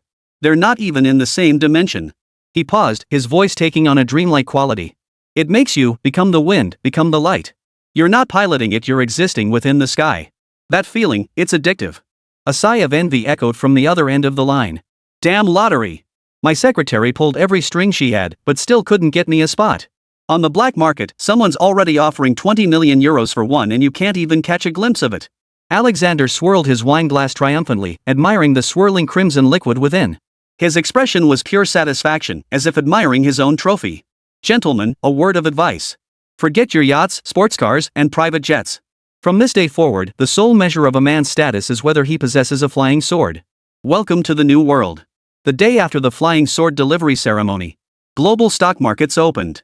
An unprecedented financial tsunami swept across the globe. Volkswagen Group headquarters, Germany. In the vast circular conference room, the air was thick with tension, almost solid. Herbert Diess, the group CEO, a titan of the automotive industry renowned for his iron fist and vision, now wore a pallid expression, his gaze fixed on the enormous, alarmingly green stock price chart on the wall. Volkswagen Group VOWG, 41.2%. Toyota Motor TM, 38.6%. General Motors GM, 45.1%. Tesla TSLA, 53.7%. Just 1 hour into the trading session, the stock prices of every major global automaker had been slashed below the waistline. It wasn't an economic crisis, an oil embargo, or even the outbreak of war. It was all because a young man from China unveiled a revolutionary, more efficient, and liberating personal mobility solution to the world. It's over. A board member slumped in his chair, eyes vacant, muttering the words over and over. It's all over. Our electric vehicles, our autonomous driving, the future technologies we poured hundreds of billions of euros into and touted for years. They're nothing but a complete joke compared to Flying Sword. How can we possibly compete? Another executive's voice cracked with despair. It bypasses traffic jams, consumes zero energy, and lets you fly straight from your living room. While we're still agonizing over squeezing an extra 100 kilometers out of battery range, they've completely abandoned wheels altogether. Diess remained silent, listening intently. Spread across his desk lay an assessment report, the product of 3 days and nights of work by the group's most elite technical team. Its conclusion was a single, chilling sentence that effectively pronounced the death sentence on the entire automotive industry. Under the Skyway Skynet system, all technological pathways of the traditional automotive industry have lost their future. Mr. CEO. The marketing director leapt to his feet. Our orders are being cancelled en masse. Our global dealerships are getting flooded with calls. Everyone is cancelling their orders. They'd rather wait for that elusive flying sword than give our cars another glance. We must do something. Price cuts? Promotions? Or we could protest against the Chinese. Sue them for technological monopoly and unfair competition. Diess looked up, his gaze carrying the disdain reserved for fools. Chapter 203, a meal of gold equals a flying sword. Protest? With what? Are cars sitting in warehouses, rapidly depreciating into scrap metal? His chest heaved violently as he issued what might be the most difficult order of his career to his secretary. Contact Huagua Tianlu Group. Inform them that Volkswagen Group is willing to fully open our production lines, our technological patents, and our global sales network. We request to become a contract manufacturer for the Skyway project. After uttering these words, the man who had presided over this vast automotive empire for half his life seemed drained of all energy, slumping heavily back into his chair. A deathly silence fell over the conference room. The century-old automotive era defined by internal combustion engines and four wheels drew to a close on this day in the most complete and utterly helpless manner. As the old order crumbles, new fanaticism takes root. Zurich, Switzerland, in the VIP lounge of a discreet private bank. A Middle Eastern oil prince paced restlessly back and forth. His handsome face was etched with impatience. Is he coming or not? It's his privilege to wait for me. Your Highness, please calm down, the bank manager beside him said, bowing low, cold sweat beading on his forehead. The intermediary's rules have always been this way. It's already a great concession that he's willing to meet with you. No sooner had the words left his mouth than the VIP lounge door swung open. A man wearing an ordinary hoodie, his face obscured by the hood, stepped inside. The oil prince immediately rushed forward, his earlier arrogance vanishing instantly, replaced by an almost obsequious flattery. Sir! You finally arrived. The man called the middleman ignored him, walking straight to the sofa and sitting down. Did you bring the goods? I brought it. The oil prince hastily opened a briefcase. Inside were not US dollars or gold, but thick stacks of legal documents representing his ownership of oil fields, ports, and sports teams across the globe. A portion of my assets, valued at roughly $100 million. A sickly desire flickered in his eyes. Give me a flying sword. Any color will do. The middleman glanced at the documents and snorted lightly. These things of yours will soon be worthless. He slowly extended a finger. 1 ton of gold. Or the equivalent in rare minerals. That's the current market rate, no haggling. What? The oil prince froze in shock. A ton? Converted to Chinese currency, that was over 200 million yuan, more than double the value of what he had brought. To be fair, the flying sword would certainly be released publicly later. Spending this much just to get it early was completely unnecessary. Take it or leave it. The middleman stood up, making a move to leave. Wait. The prince grabbed him by the arm, his face alternating between pale and flushed as he gritted his teeth. Finally, he forced out 2 words through clenched teeth. I'll buy it. Haicheng, Momo Factory. Lin Mo lounged on the sofa in his boxers, slurping snail noodles while glancing at the first batch of flying sword sales reports Xin Xing handed him. 1,001 swords, 10,000 each, total sales, 100 million and 10,000? He stared at the figure and pursed his lips. After deducting taxes for the government and rounding down the decimals, we'll end up with less than 100 million. Less than 100 million? Suli leaned in from the side, blinking her eyes. I heard the black market is selling them for tens of millions of dollars each? Aren't we selling them too cheap? Yeah, Xin Xing chimed in, isn't this pricing a bit too fair? Lin Mo slurped a spoonful of noodles, mumbling indistinctly. It's the first batch, after all. Mainly for advertising and making connections. Besides, you guys don't understand the real cost of this stuff. He was referring to the astronomical popularity points consumed by the system when exchanging those game-changing technologies. 100,000 yuan? Not even a fraction of a fraction. But Flying Sword catered to ordinary people. He never intended to make a fortune off the masses. Lin Yu's real profits came from the various benefits he extracted from governments around the world. Time flew by. Half a month had passed since Flying Sword's initial release. New York, 6:30 a.m. In a luxury villa district on Long Island, Wall Street financial elite Alan carried a cup of pour-over coffee onto the terrace converted into his private helipad. He slipped on his spirit mirror. With a single thought, the silver Flying Sword docked at the charging station hummed softly and drifted leisurely to his feet. Mount Buzhou to Goldman Sachs headquarters. Fastest route. Route planned. Estimated travel time, 15 minutes. Note, moderate air traffic in New York airspace today. Speed restrictions apply on certain segments. Alan stepped onto the Flying Sword, enveloped in warmth, untouched by the morning breeze. The sword rose silently from the ground, swiftly merging into the torrent of countless lights above the city. Below him lay the Queen's Expressway, that legendary world's longest parking lot he'd been stuck in countless times. At this moment, the road remained packed with motionless metal shells, but to Alan, those contraptions were relics of the last century. Guided by the Buzhou mountain system, the Flying Sword darted through the forest of skyscrapers at nearly 300 kilometers per hour. 15 minutes later, it landed smoothly on the private helipad outside his office window. He removed his spirit mirror, adjusted his expensive suit and tie, then spat into the air. This tie algorithm. That stretch just wasted at least 3 minutes of my time. Meanwhile, in Africa, along the Great Rift Valley of Kenya. Amidst the vast coffee plantations, Farmer Kamen stood on a field ridge wearing a pair of scratched spirit glasses. Under his control, a Flying Sword had been modified beyond recognition. 2 large medicine boxes hung from its blade, and a spray nozzle was welded beneath its tip. It circled low over the plantation. Buzz. The Flying Sword trailed a white mist as it crisscrossed the coffee fields.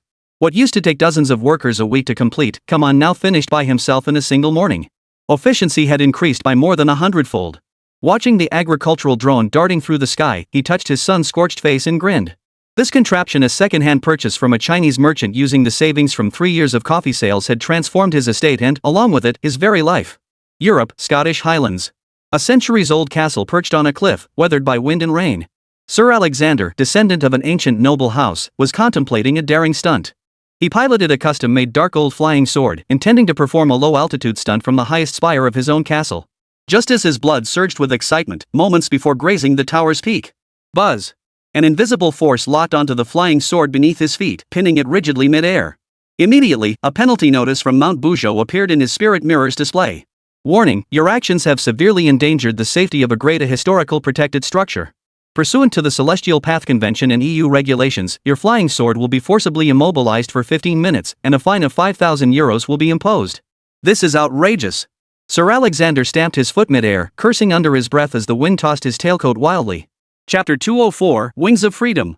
Flying swords had invaded the lives of people worldwide in this domineering yet self-evident manner.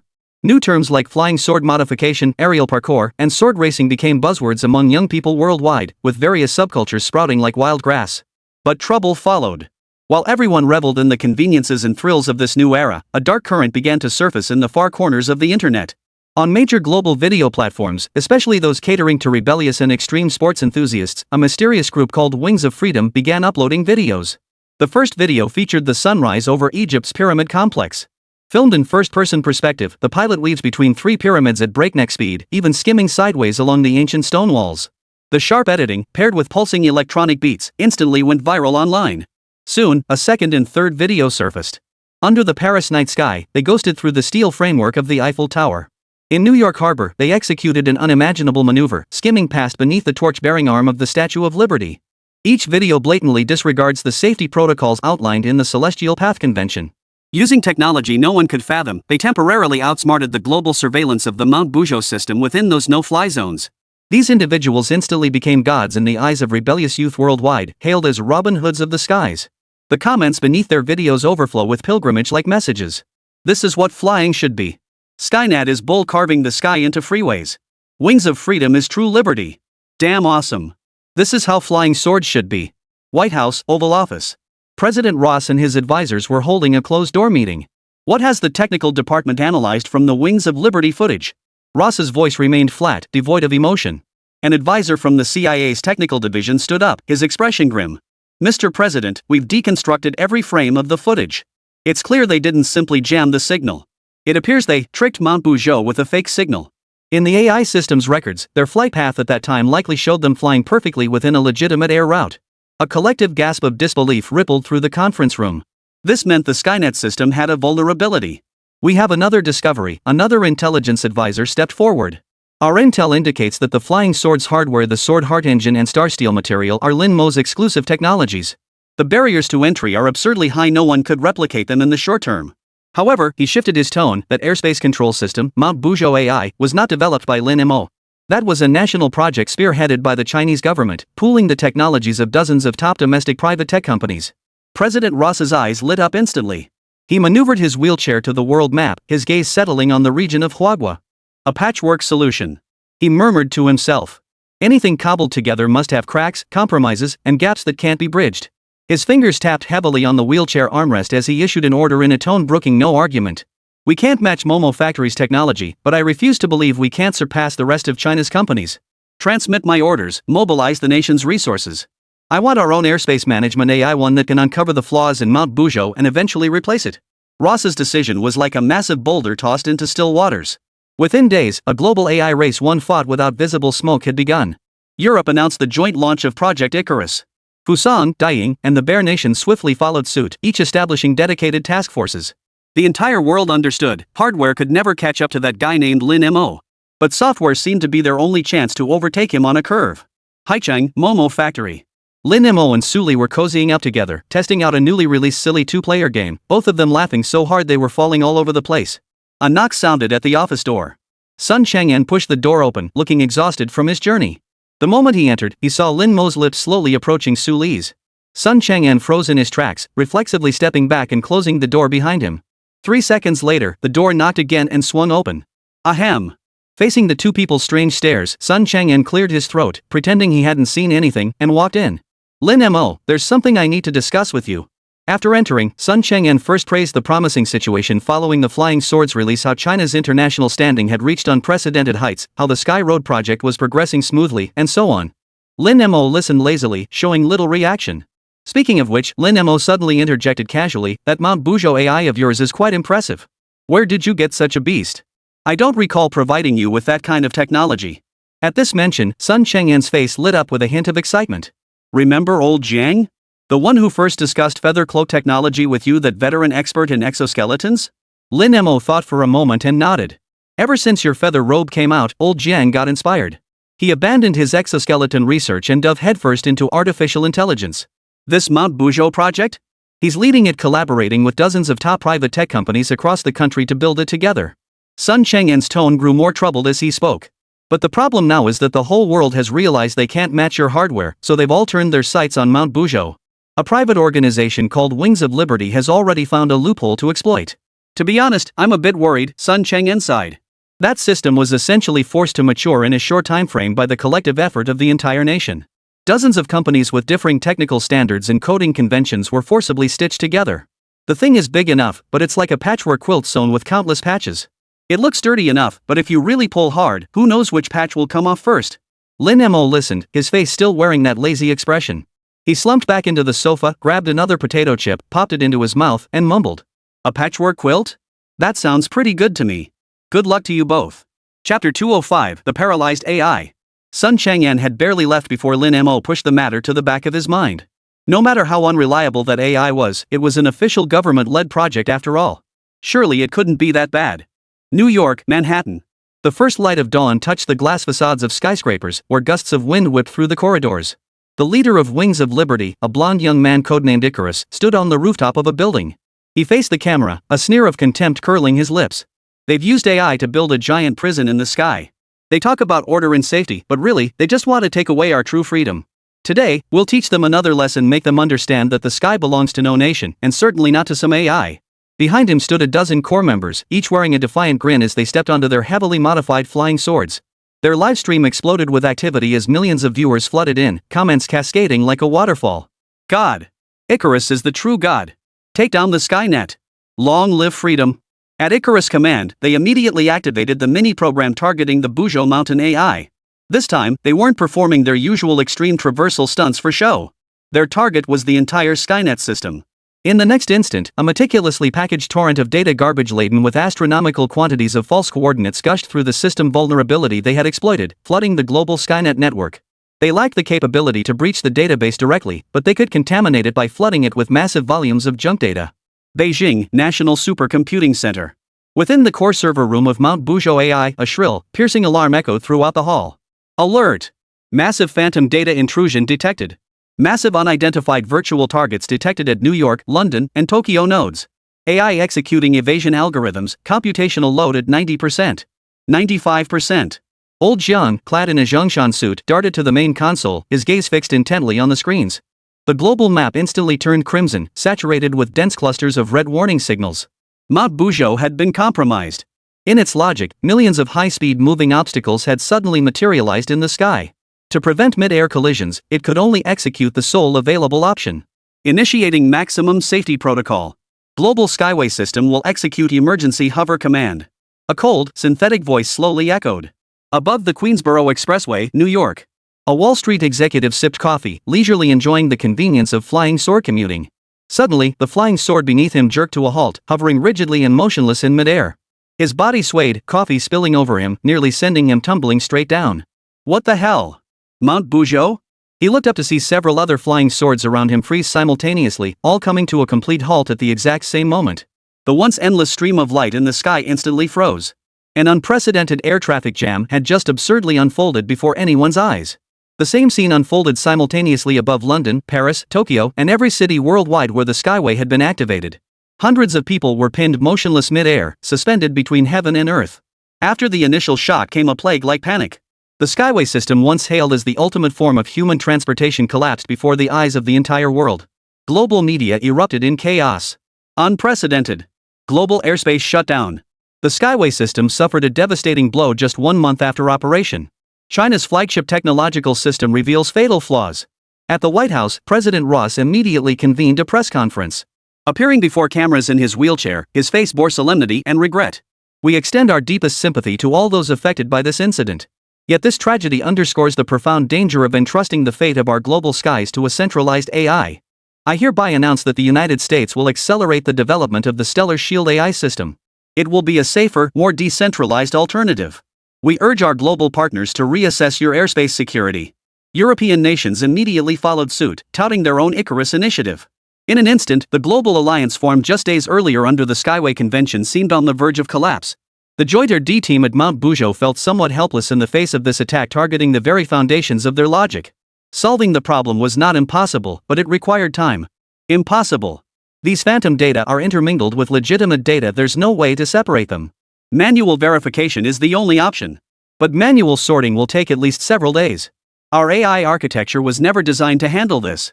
Our defenses were built to withstand major power cyber warfare. Who could have imagined we'd be outmaneuvered by such petty tricks? Listening to his team's despairing report, old Jiang felt drained overnight, his spirit crushed. Once a genius in exoskeleton technology, he had abandoned that field to immerse himself in AI. The Mount Buzhou he had created, his crowning achievement. This patchwork quilt, stitched together by the nation's finest private tech minds, had been torn open with ease when faced with its true test. Haichang, Momo Factory. Lin Mo sat idly, pondering what cobras were called before the invention of eyeglasses. But soon, a relentless barrage of calls rang out. It was Sun Chang'en. When he answered, Sun Chang'en's voice betrayed unmistakable exhaustion and weariness. Lin Mo. He opened his mouth as if to speak, but in the end, it only turned into a long, bitter sigh. I know I shouldn't be bothering you with this, but right now, you're the only one who can handle it. The national team doesn't have any quick solutions. Lin Mo listened, his expression unchanged, only pressing his hand to his forehead in resignation. Sun Chang'en never came knocking without a reason. The moment he called, Lin Mo instantly guessed why. This is so annoying. He muttered under his breath, his voice barely audible, yet Sun Chang'en heard it perfectly. If I let these bastards keep messing around, will my flying swords even sell anymore? With extreme reluctance, he climbed off the sofa and shuffled over to his modestly equipped office computer under Su Li's concerned gaze. Give me the highest access to Mount Bujo. He ordered into his phone. Sun Chang'en, as if clutching at a lifeline, immediately complied. Chapter 206, Ganggang's Wrath Strikes Mount Bujo. Lin Mo's 10 fingers flew across the keyboard, pounding out a furious rhythm. He couldn't be bothered to look at Bujo Mountain's bloated, convoluted source code as long as it worked, that was all that mattered. He simply opened a new window and began writing an entirely new module. After so long dealing with the system and learning so much advanced technology, the current Lin Mo was, in essence, a bug himself. He didn't need the system's help at all. A super administrator module, whose permissions could override everything, was freshly baked. Su Li leaned in curiously to watch as incomprehensible code cascaded across the screen like a waterfall. In less than 3 minutes, Lin Mo hit the final enter key. Module name, Ganggang Protocol. Function, assume absolute control over any flying sword attempting to disconnect from Mount Bujo or execute unauthorized commands. Execution protocol, revoke pilot's operational privileges. AI will automatically transport both flying sword and pilot to the nearest global airspace management enforcement station in safest mode. Lin Mo yawned and casually clicked the deploy button. The next second, this protocol he named Ganggang instantly injected itself into every node of the global Skynet system. Done. He stretched lazily, then flopped back onto the sofa. Meanwhile, at the secret base of Wings of Liberty, champagne flew everywhere amidst a scene of wild celebration. Icarus raised his champagne glass high, facing the livestream camera as he passionately delivered his victory speech. See this. This is the power of the people. This is the power of freedom. Now, let us embark on a victory cruise. Let the entire world witness who truly reigns supreme in the skies. Amidst the frenzied cheers, over a dozen corps members mounted their flying swords once more and soared into the sky. They deftly activated the cheat program, preparing to deliver another public execution to the Bujo Mountain system. Yet, the instant they activated the program, a cold, synthetic voice echoed in each of their ears. Unauthorized flight detected. Ganggang protocol activated. Your flight privileges have been temporarily revoked. Please remain calm, we will escort you to a designated location. What the hell? Icarus's face drained of color. He tried desperately to change the flying sword's direction, only to discover with horror that he had completely lost control over this contraption beneath his feet. It refused to obey. It wasn't just him. At that very moment, the flying swords of every member of the Free Wings were forcibly taken over. A dozen flying swords automatically adjusted their positions mid-air, forming a perfectly aligned formation at a steady pace. Their posture suggested less flight and more being paraded through the streets. No! Stop! Stop this damn thing! Icarus screamed in terror, but the flying swords remained utterly unresponsive.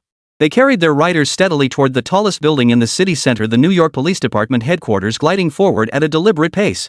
Global media helicopters swarmed the scene. Billions of viewers worldwide stared in stunned silence at the absurd, grotesque, yet undeniably awe-inspiring spectacle unfolding before their live-streamed eyes. A group of men who had just moments ago been strutting around like cocky sky Robin Hoods now looked like a pack of cats caught by the scruff of their necks, marching in perfect formation as the flying sword delivered them straight to the police station. The New York Police Department headquarters had never seen such a spectacle. Within hours, helicopters from media outlets worldwide descended like a dark cloud. Countless cameras and lenses were fixed intently on the dozen figures descending from the sky. The members of Wings of Liberty stood on the flying swords, queuing awkwardly as they landed stiffly on the plaza in front of the police headquarters. The arrogance had vanished from Icarus's face. He froze, his expression one of utter horror. He wanted to run. But with the flying swords suspended in midair, where could he possibly go? This scene, broadcast live, reached every corner of the world.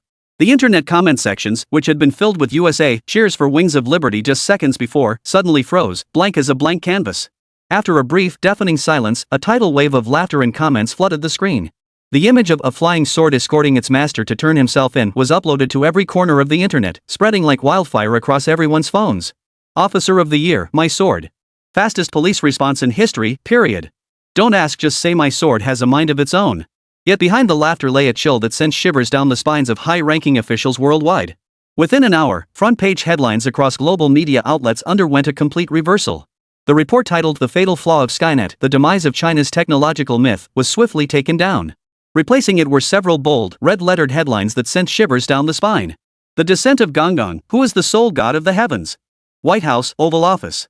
President Ross silently studied the report handed to him by his aide. On the cover was that very image of the flying sword escort. His face remained expressionless, neither angered nor surprised. This feeling was all too familiar. Every time he thought he'd finally found an opening to challenge China's dominance, they would shatter his illusions in an utterly unreasonable way. Mr. President. Dr. Reed asked timidly, should we proceed with the Starshield AI program? All eyes in the office turned to Ross. Slowly turning his wheelchair, Ross moved to the window and gazed out at the sky belonging to the United States. Shut it down. He murmured softly. What? Dr. Reed froze. But this is our only chance to. No buts, Reed. Ross cut him off. He turned his head, his gaze sweeping across each face. Lin Mo has made his move. We can't catch up. As I mentioned before, our only strategy is to do everything possible to build good relations with China. We absolutely cannot provoke him again. Meanwhile, in the capital city, at the National Supercomputing Center, Old Jiang and his Buzhou mountain team stood motionless around the main console. On the screen lay the code segment Lin Mo had named the Gangang Protocol. The code was minimal, even Spartan in its simplicity. Yet in its simplicity, it brutally overrode their patchwork pile of Thai code. So, it can be done this way. A young programmer's fingers traced the screen as he murmured to himself, his expression one of awe. Old Jiang slumped in his chair, his expression complex. There was the stinging sting of being publicly humiliated, but more than that, there was the relief of finally shedding a 1,000-pound burden. Lin Mo's patch not only plugged a hole they hadn't even known how to fix, but also laid bare the chasm separating them from true genius. Chapter 207, DD Sword. Enough, everyone. Stop looking. Old Jiang stood up and clapped his hands. All eyes lifted. The tension had vanished from his voice, replaced by an inexplicable sense of ease. He had long since experienced that kind of helplessness when facing Lin Mo, so he accepted it quickly. If we can't forge the heaven-shattering sword or the dragon-slaying blade, we shouldn't keep dreaming of unifying the martial world. Starting today, abandon all unrealistic plans for comprehensive defense. He pointed at the screen displaying the restored, smooth, and orderly civilian air traffic data streams. Put every ounce of effort into optimizing the civilian scheduling algorithms and enhancing the user experience. If we can't be the world's greatest shield, then let's become the world's greatest steward. Yes, sir. The entire team roared in unison, their voices brimming with the exhilaration of having survived a crisis. With the Skynet system now guaranteed to be absolutely secure, this news sent global demand soaring to new heights the moment it was confirmed. The official account of Silent Factory posted only a brief announcement. Second batch, 1 million standard model flying swords. Global pre-sale lottery registration opens in 3 days. Price unchanged, 100,000 Huagua currency. 100 million. 300 million. 500 million. When the subscription window closed, the number of valid global applicants had frozen at just over 500 million. A 1 in 500 chance. More thrilling than winning the lottery jackpot. This frenzy became the final straw that broke the camel's back. Following the secondary offering announcement, the stock prices of global automotive giants collapsed completely, plummeting without end. Germany, headquarters of the Niche Group. A tense online meeting unfolded, screens displaying video windows of every major global automaker CEO in attendance. Herbert, CEO of Niche Group, Akio Toyoda of Toyota Group, Mary Barra of General Motors. These titans who once shook the global industrial world with every move now wore only resigned, lifeless expressions. Gentlemen, Herbert's usually stern face now etched with exhaustion and helplessness, I believe the struggle is futile. Akio Toyoda bowed deeply to the camera, his graying hair falling forward. We lost. We've lost completely. Mary Barra's voice was hoarse, our factories have been idle for half a month. New orders have dropped to zero. Workers are waiting for a resolution. The meeting lasted less than 10 minutes. No one spoke of resistance or struggle. Everyone held their breath, swallowed their humiliation, and tacitly accepted the only option. Surrender. A week later, a joint delegation of representatives from major global automakers quietly arrived in China. They had shed all pretense, desperate to become contract manufacturers for the Skyway project, even if it meant producing screws for airport modules, casings for charging stations, or even cleaning cloths for flying swords. Another month passed. Huagua, Haicheng. 8:30 a.m., rush hour. Programmer Li Xiang was stuck dead in traffic on the inner ring elevated highway. His car was a tin can, completely sandwiched between other vehicles front, back, left, and right. Moving even an inch felt like an impossible dream. No matter how high he cranked the AC, it couldn't cool the fire burning in his chest. He honked his horn twice in frustration, only to be met by a chorus of even more impatient honks from surrounding vehicles. He lifted his head and looked out the window at the sky. Whoosh whoosh whoosh. Streams of light streaked past overhead with faint whistles, darting swiftly beneath the elevated highway. Those were his lucky colleagues who'd secured their license plates, now riding their flying swords with effortless grace on their way to punch the clock at the office. He could even make out one scoundrel flipping him off mid-air, his face twisted into a smug grin. Damn it! Li Xiang slammed his fist hard onto the steering wheel. Stuck in this endless stream of traffic, waiting for that perpetually red light, felt like pure torture. Ugh. He sighed, pulled out his phone, and habitually started scrolling through the tech forum. He wanted to check his spirit mirror, but traffic regulations prohibited its use while driving. Suddenly, a pinned and featured post made him sit up straight. Skynet System Public API Documentation Initial Release. Li Xiang's eyes lit up. A programmer's intuition told him something extraordinary was brewing. He hadn't secured a license plate lottery win and couldn't afford a flying sword. But someone else had one. Moreover, besides the pilot's seat, the flying sword could carry one passenger. A thought exploded in his mind. He slammed his foot on the gas pedal, the car darting into an open space, then spun around and headed straight for home. Perfect attendance bonus? Let them dock it. Back home, he rushed to his computer, pounding away at the keyboard. Using Tianwan's open API interface, he pulled an all-nighter to crank out an application prototype so simple it couldn't get any simpler. The owner of the flying sword could share empty seats and set a price. He thought for a moment and casually named the app DD Sword. Early the next morning, he uploaded this rough application to the Lingjing App Store. He did it purely for fun. Little did he know that this offhand gesture would ignite a $1 trillion new market. On its first day, sword hailing surpassed 1 million downloads. Countless commuters who couldn't afford flying swords and were dreading the subway and bus crowds felt like they'd discovered a new world. Even those who owned flying swords were delighted. By giving rides to commuters on their daily commute, they recouped their charging costs in a single day and even made a profit. Where else could you find such a good deal? Within days, DD Flying Sword went viral worldwide. Venture capital firms worldwide went wild, flooding into Haicheng with sacks of checks, nearly bursting the doors of his tiny studio. The era of sky-sharing economics was thus accidentally ushered in by a programmer who simply wanted to avoid traffic jams. And this was merely the beginning. As tools like flying swords became widespread, humanity's imagination bound by gravity for millennia began to flourish wildly across the globe. On Sanya Beach, a tourist attraction called Flying Sword Water Glide became an internet sensation. Tourists stood on flying swords locked in safety mode half a meter above the sea surface, experiencing the thrill of high-speed flight skimming the waves, leaving traditional jet skis scattered in disarray. Logistics giants like Meituan and SF Express were quick to launch Flying Sword Express services. Some delivery riders now glide effortlessly between buildings on uniformly painted flying swords, boosting efficiency tenfold, a jaw-dropping transformation. This even spawned a new police force, the Air Police. They patrol the city skies in specially designed high-speed flying swords, handling aerial disputes and violations. Aerial dynamic ads, flying sword racing leagues, custom flying sword workshops, high-altitude wedding photography. Everything can be a flying sword. Chapter 208, Giant Port 2.0 officially launched. While the buzz around the Gonggang Agreement was still fresh, a strategic meeting far larger in scale than the Skyway project launch gathering quietly convened at the capital's highest command center.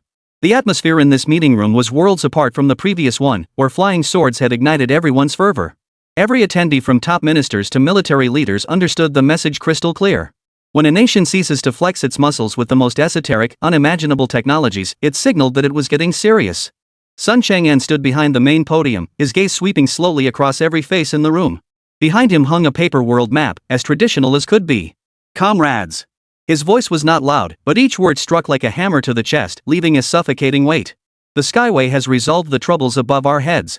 But the roots of our civilization, our nation, still lie in this land, in these seas.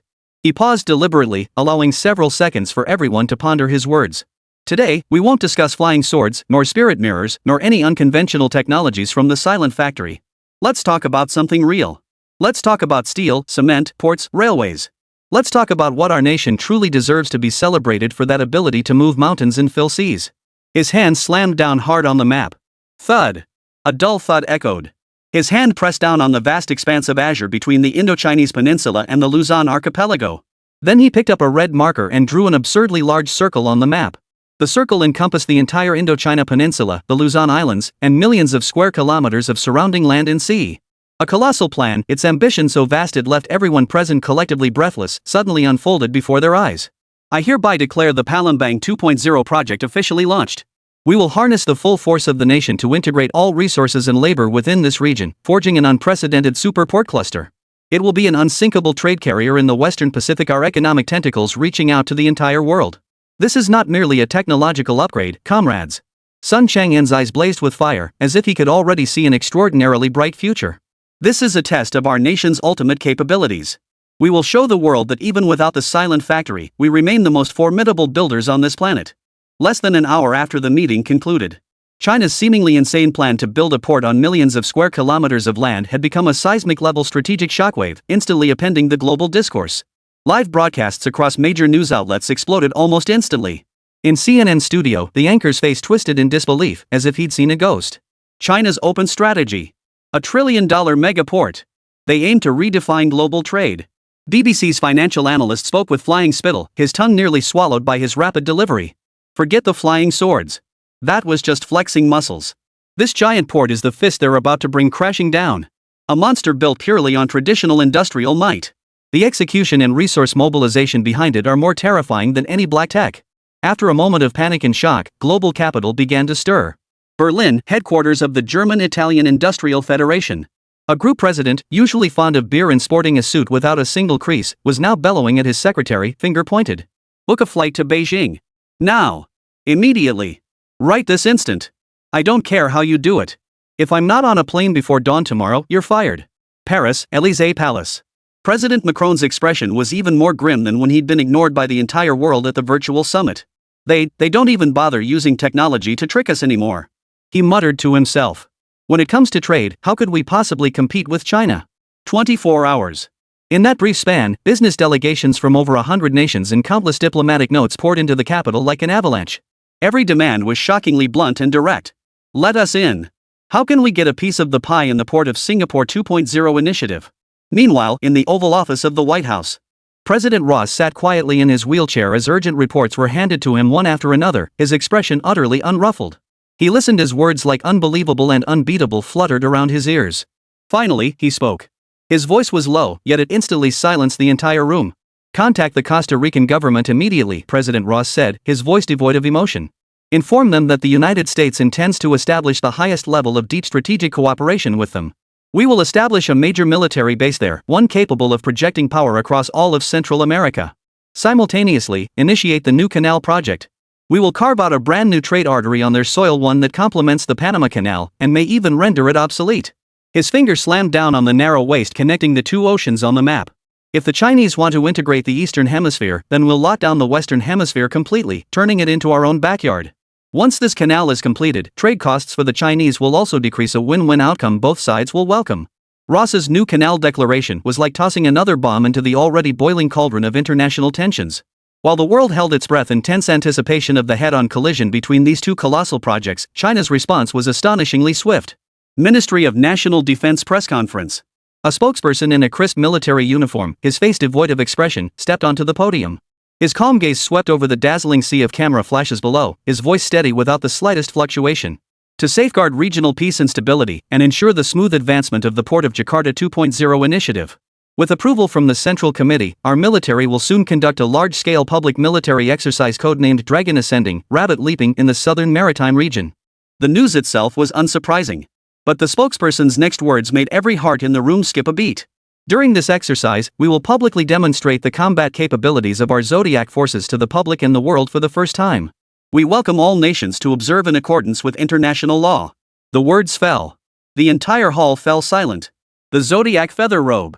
That mysterious unit, armed with the most advanced technology from the silent factory and existing only in the top secret files of intelligence agencies worldwide, was finally stepping out of the shadows?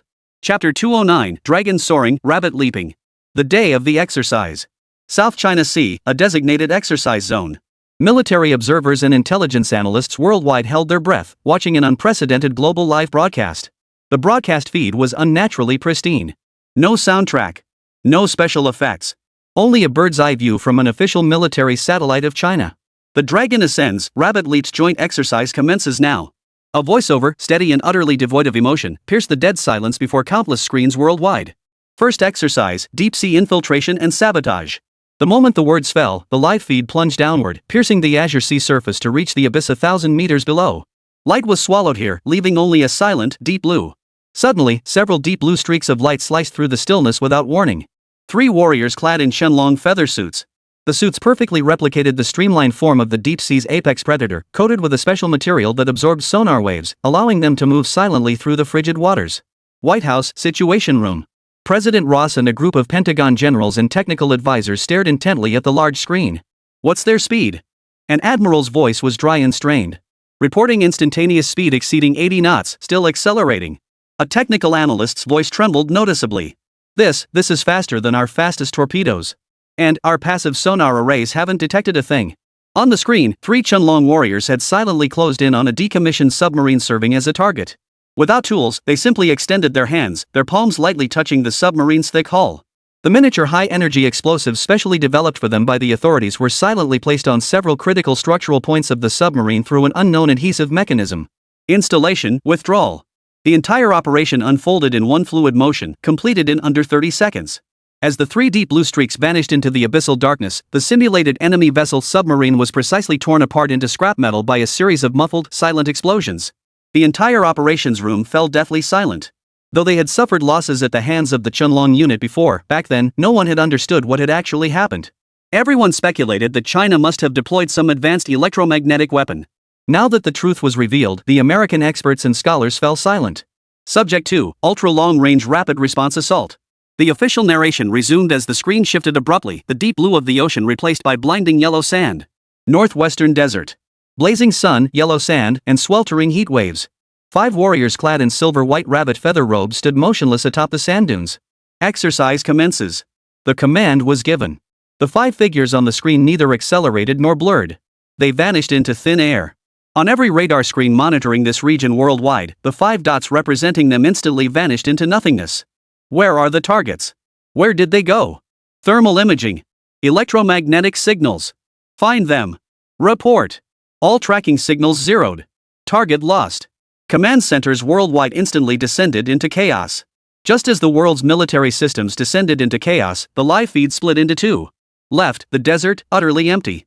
Right, a switch to the interior of a simulated enemy command center 100 kilometers away. The next second, 5 Mao 2 warriors appeared one after another within the command center. The lead warrior faced the camera and made a tactical mission accomplished gesture. Less than 20 minutes had passed since they vanished from the desert. 20 minutes. 100 kilometers. London, 10, Downing Street. Prime Minister Chiu Pang crushed his cigar with force, scattering ash across the table. The next moment, the atmosphere of the exercise abruptly shifted. Great power is not only used to defeat enemies, but also to protect. The narrator's voice shifted, its tone suddenly warming. The scene shifted to a city in ruins following a simulated earthquake. Crumbling walls and thick billowing smoke filled the scene. Subject 3, Post-Disaster Emergency Rescue. Several orange figures descended from the Sky Rescue team members clad in dog-patterned feather robes. One rescuer closed his eyes, standing utterly still like a statue, straining to hear every sound around him. Moments later, he opened his eyes and walked directly toward a collapsed concrete slab. He carefully lifted an injured person from a narrow gap. The entire process was remarkably smooth. The rescued casualty barely shed a speck of dust. This efficiency was dozens of times faster than that of traditional rescue teams. At that very moment, the narration began, calm and measured. Once, during Typhoon Usagi, the dog-type feather robe was deployed, but at that time, there remained the risk of causing psychological damage to the user. We are honored to announce that through continuous technological breakthroughs and upgrades by the Momo factory, this issue has been completely eradicated. Today, the dog-ear feather robe stands as the safest, most reliable guardian of life. The drill concluded. But the tidal wave it unleashed had only just begun. China's social media networks went absolutely wild. 2 words summed it all up: pride. Hashtags like hashtag dragon soaring rabbit leaping, hashtag zodiac feather gown, and hashtag this is true security surged with billions of views, overwhelming servers. So cool it makes me cry. Never felt this fired up in my life. Those who dare to offend China will be punished, no matter how far they are. Turns out it's not just a slogan. Don't stop me. I'm signing up for the military right now. Dragon. Rabbit. Give me any uniform. Hey, wake up. Did you see the military's selection criteria? Physical fitness, education, psychological resilience. Those standards are crazier than astronaut training. Countless passionate youths flooded recruitment websites nationwide, specifically demanding to join the Zodiac Feathered Garment Unit.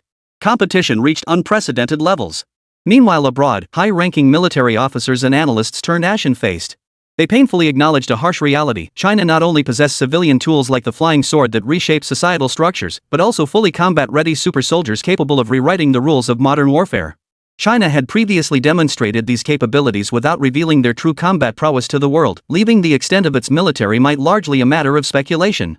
But now, with China flexing its muscles, everyone understood one thing: their imaginations simply weren't rich enough.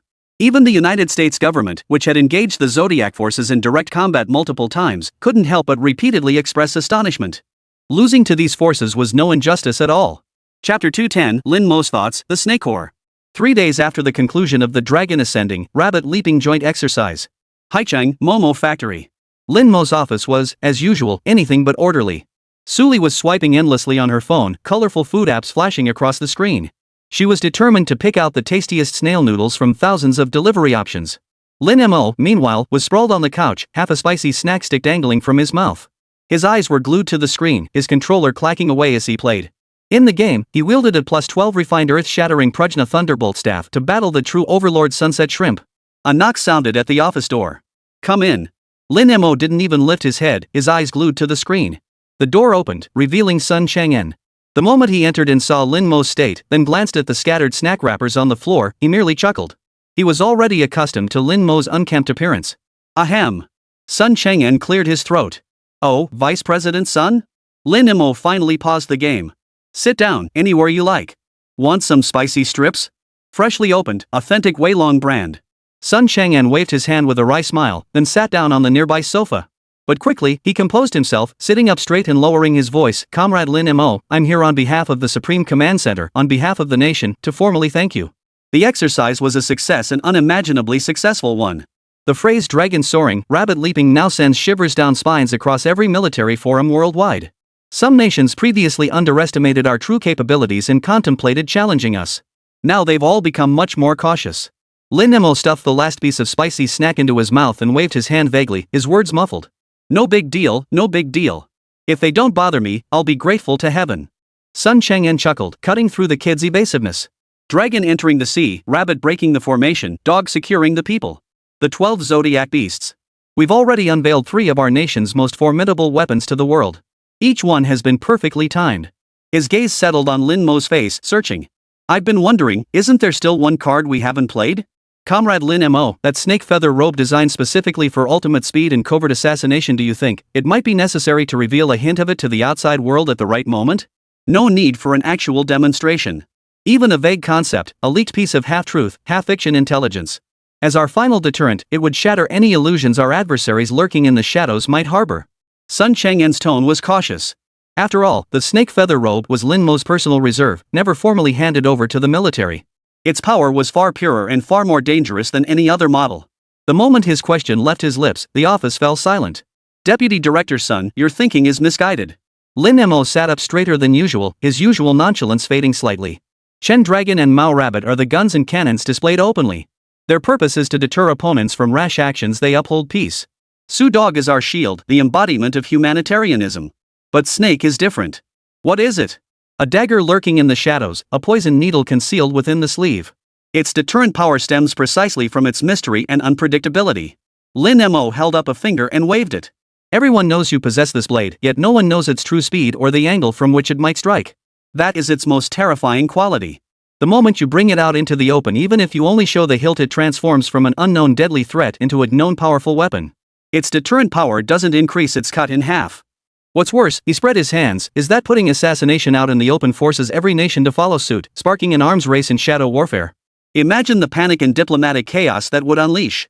The world would descend into far greater turmoil than it is now. So, Vice Chairman Sun, this card must be kept firmly hidden. Let everyone speculate in fear. That's when it holds the most value." Sun Chang'en listened quietly.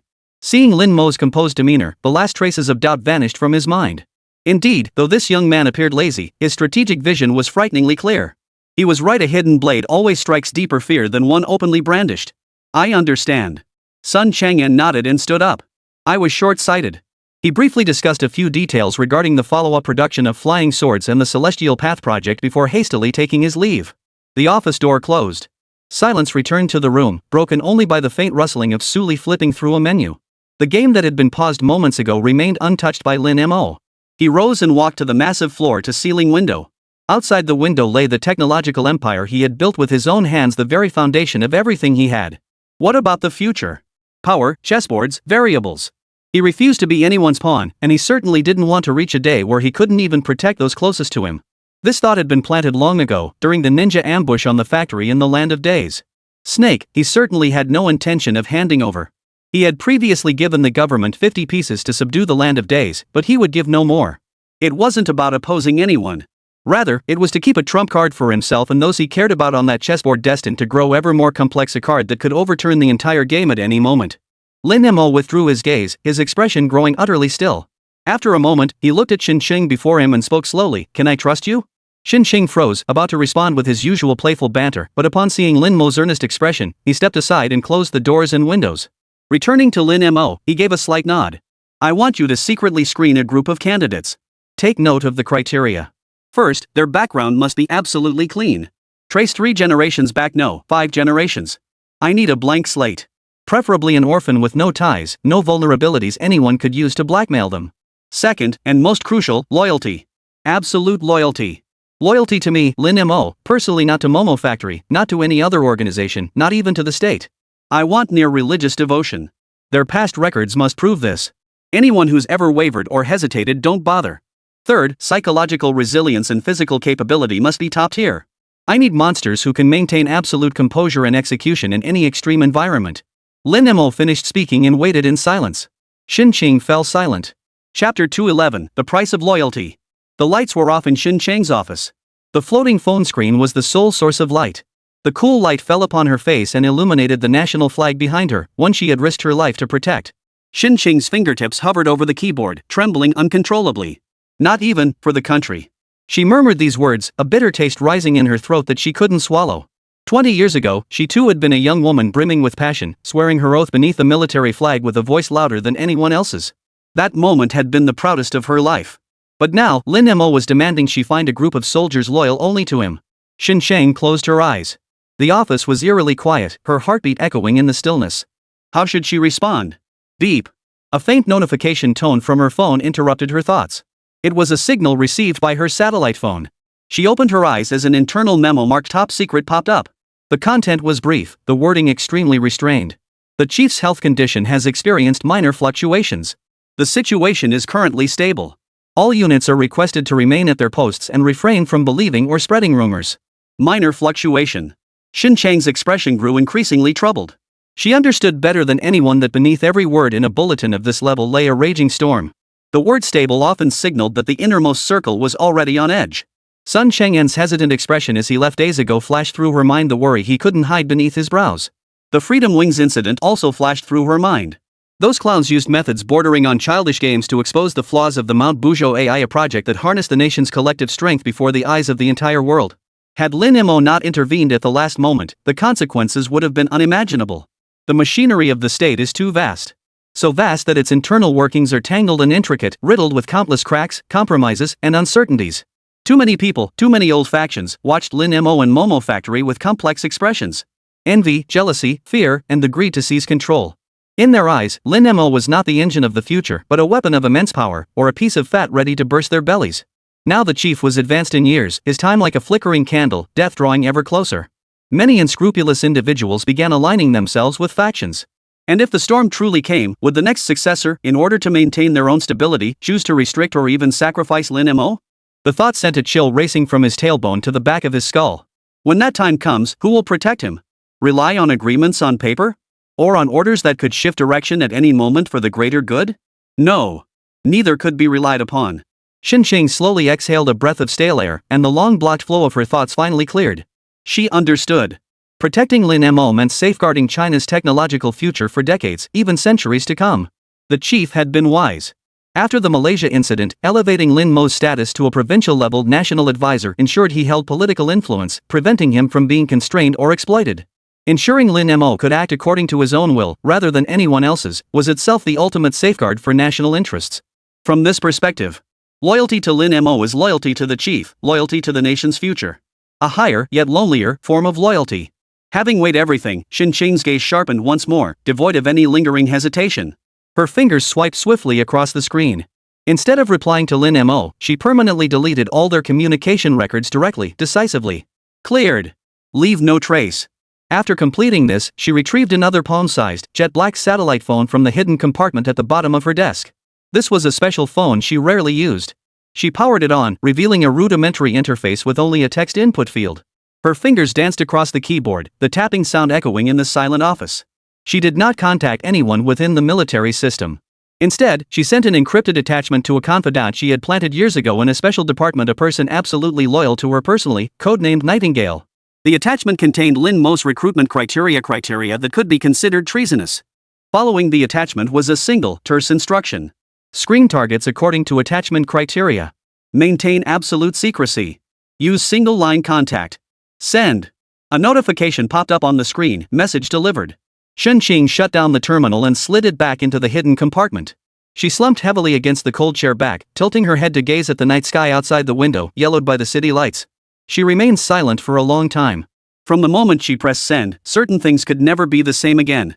She was no longer the pure soldier who simply followed orders, burning with patriotic fervor. She had become a politician who had chosen sides prematurely, a gambler staking everything to protect the future she believed in. This was the price her loyalty demanded.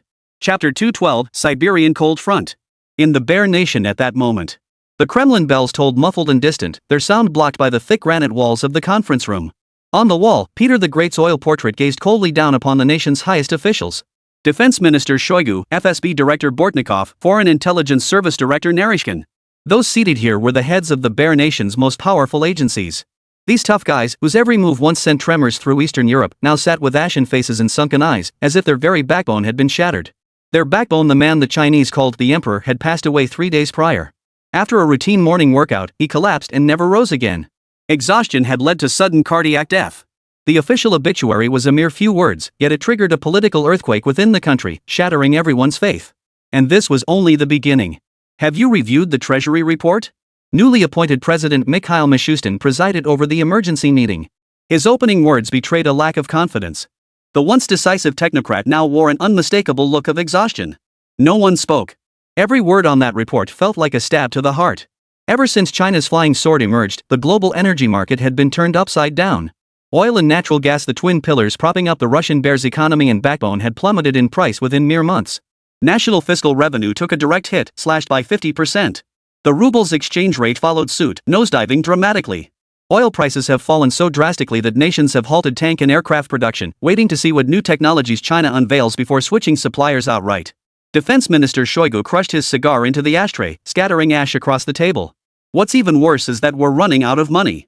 Military spending has been cut 3 times already. If this continues, forget about replacing equipment, we won't even be able to pay the soldiers' salaries. No sooner had he finished than FSB Director Bortnikov chimed in, his voice brimming with unchecked fury.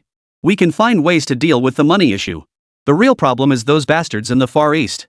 He slammed a stack of high-resolution satellite photos onto the center of the table. The images depicted the vast, frozen expanse of Siberian tundra. A group of militants clad in white camouflage moved like ghostly shadows, targeting border outposts and supply lines of the Bear Nation. This separatist force has Western backing. They supplied both the money and the equipment. Boltnikov's knuckles cracked as he clenched his fists. They know the terrain too well, playing hide and seek with our troops. Our heavy equipment is useless out there, just scrap metal. And our Air Force planes? In this hellish weather, they're as good as blind. We've already lost 3 companies without even touching a single hair on their leader's head. If we let them keep this up, the entire Far East will rot away from our grasp.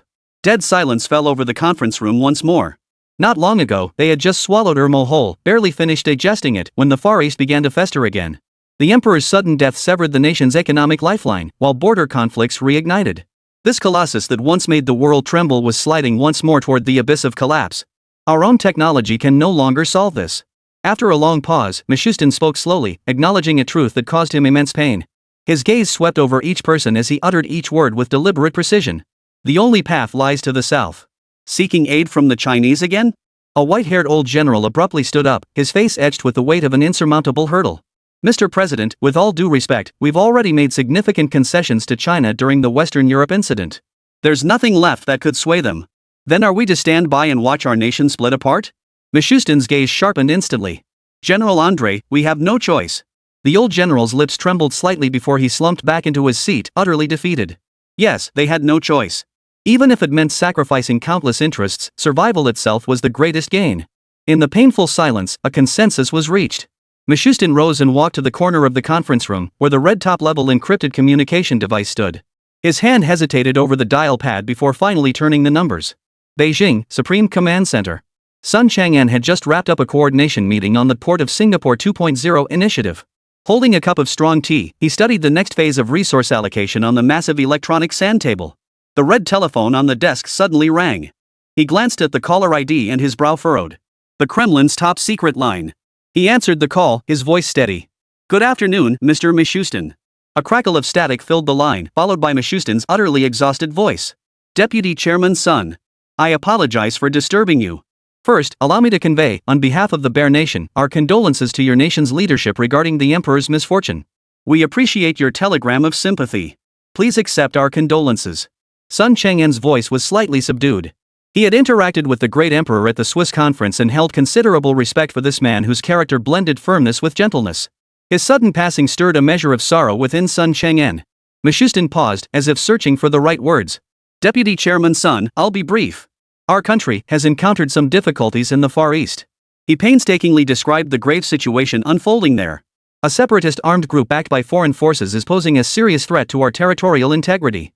Our conventional forces, constrained by technology and environmental factors, are unable to deal with them. Many of the bear feather suits procured from your side were also destroyed during the previous intense combat, making it difficult to sustain operations." Sun Chang'an listened quietly, saying nothing. "Therefore," Mishustin's voice grew even quieter. "On behalf of the Bear Nation government, I earnestly request that the Chinese nation provide us with new technical assistance. We need your help to locate the hideout of these individuals. Additionally, we hope your nation will assist us in executing a decapitation strike against their leader." Having gone this far, all pretense was gone. A sovereign nation requesting another country to conduct military reconnaissance and carry out a decapitation strike on its own territory. How utterly helpless and humiliating. Mishustin was on the verge of tears. The Far Eastern Rebellion, in truth, wasn't a particularly major issue overall, at least not significant enough to shake the foundations of the Bear Nation. The main problem was that as a president who had come to power temporarily, he lacked the authority to command local troops to fight to the death. Had the Tsar still been in power, his authority alone could have easily crushed this rebellion. But with Mishustin in charge, forcibly mobilizing local troops would only provoke backlash, even giving them a pretext to purge the court. Chapter 213, The Historical Price. Sun Chang'an listened to the end but still did not respond immediately. He lifted his teacup, gently blew away the floating tea leaves, and remained silent for over 10 seconds. To Mishustin on the other end of the line, those seconds felt longer than a century. "Mr. Mishustin, I understand your country's predicament. But this is a matter of great significance, involving core military cooperation between our two nations. It is not something I can decide alone. I must report this to the highest authorities." I understand. Mishustin nodded repeatedly, responding with a series of affirmations. "We await your response." Click. Sun Chang'an hung up the phone. He slowly turned and walked over to the enormous paper world map. His gaze settled on northern China, where the border with Bear Country stretched endlessly, jagged and interlocking. The Siberian cold front had blown in after all. China was now sufficiently powerful to fear no adversary. Under these circumstances, a neighbor that was weak, chaotic, and potentially fractured did not align with China's long-term interests. The border must be stabilized, and the northern flank of the giant port project required a reliable shield. Half an hour later, at the highest command center in the capital, an emergency meeting convened. Seated around the long conference table, the core of China's power structure was assembled once more. Sun Chang'an stood at the head of the table, repeating Mishustin's request word for word. "That is the situation," he concluded. "The Bear Nation requests our technical and military assistance to stabilize their Far East and execute a decapitation strike against the separatist leader entrenched in Siberia."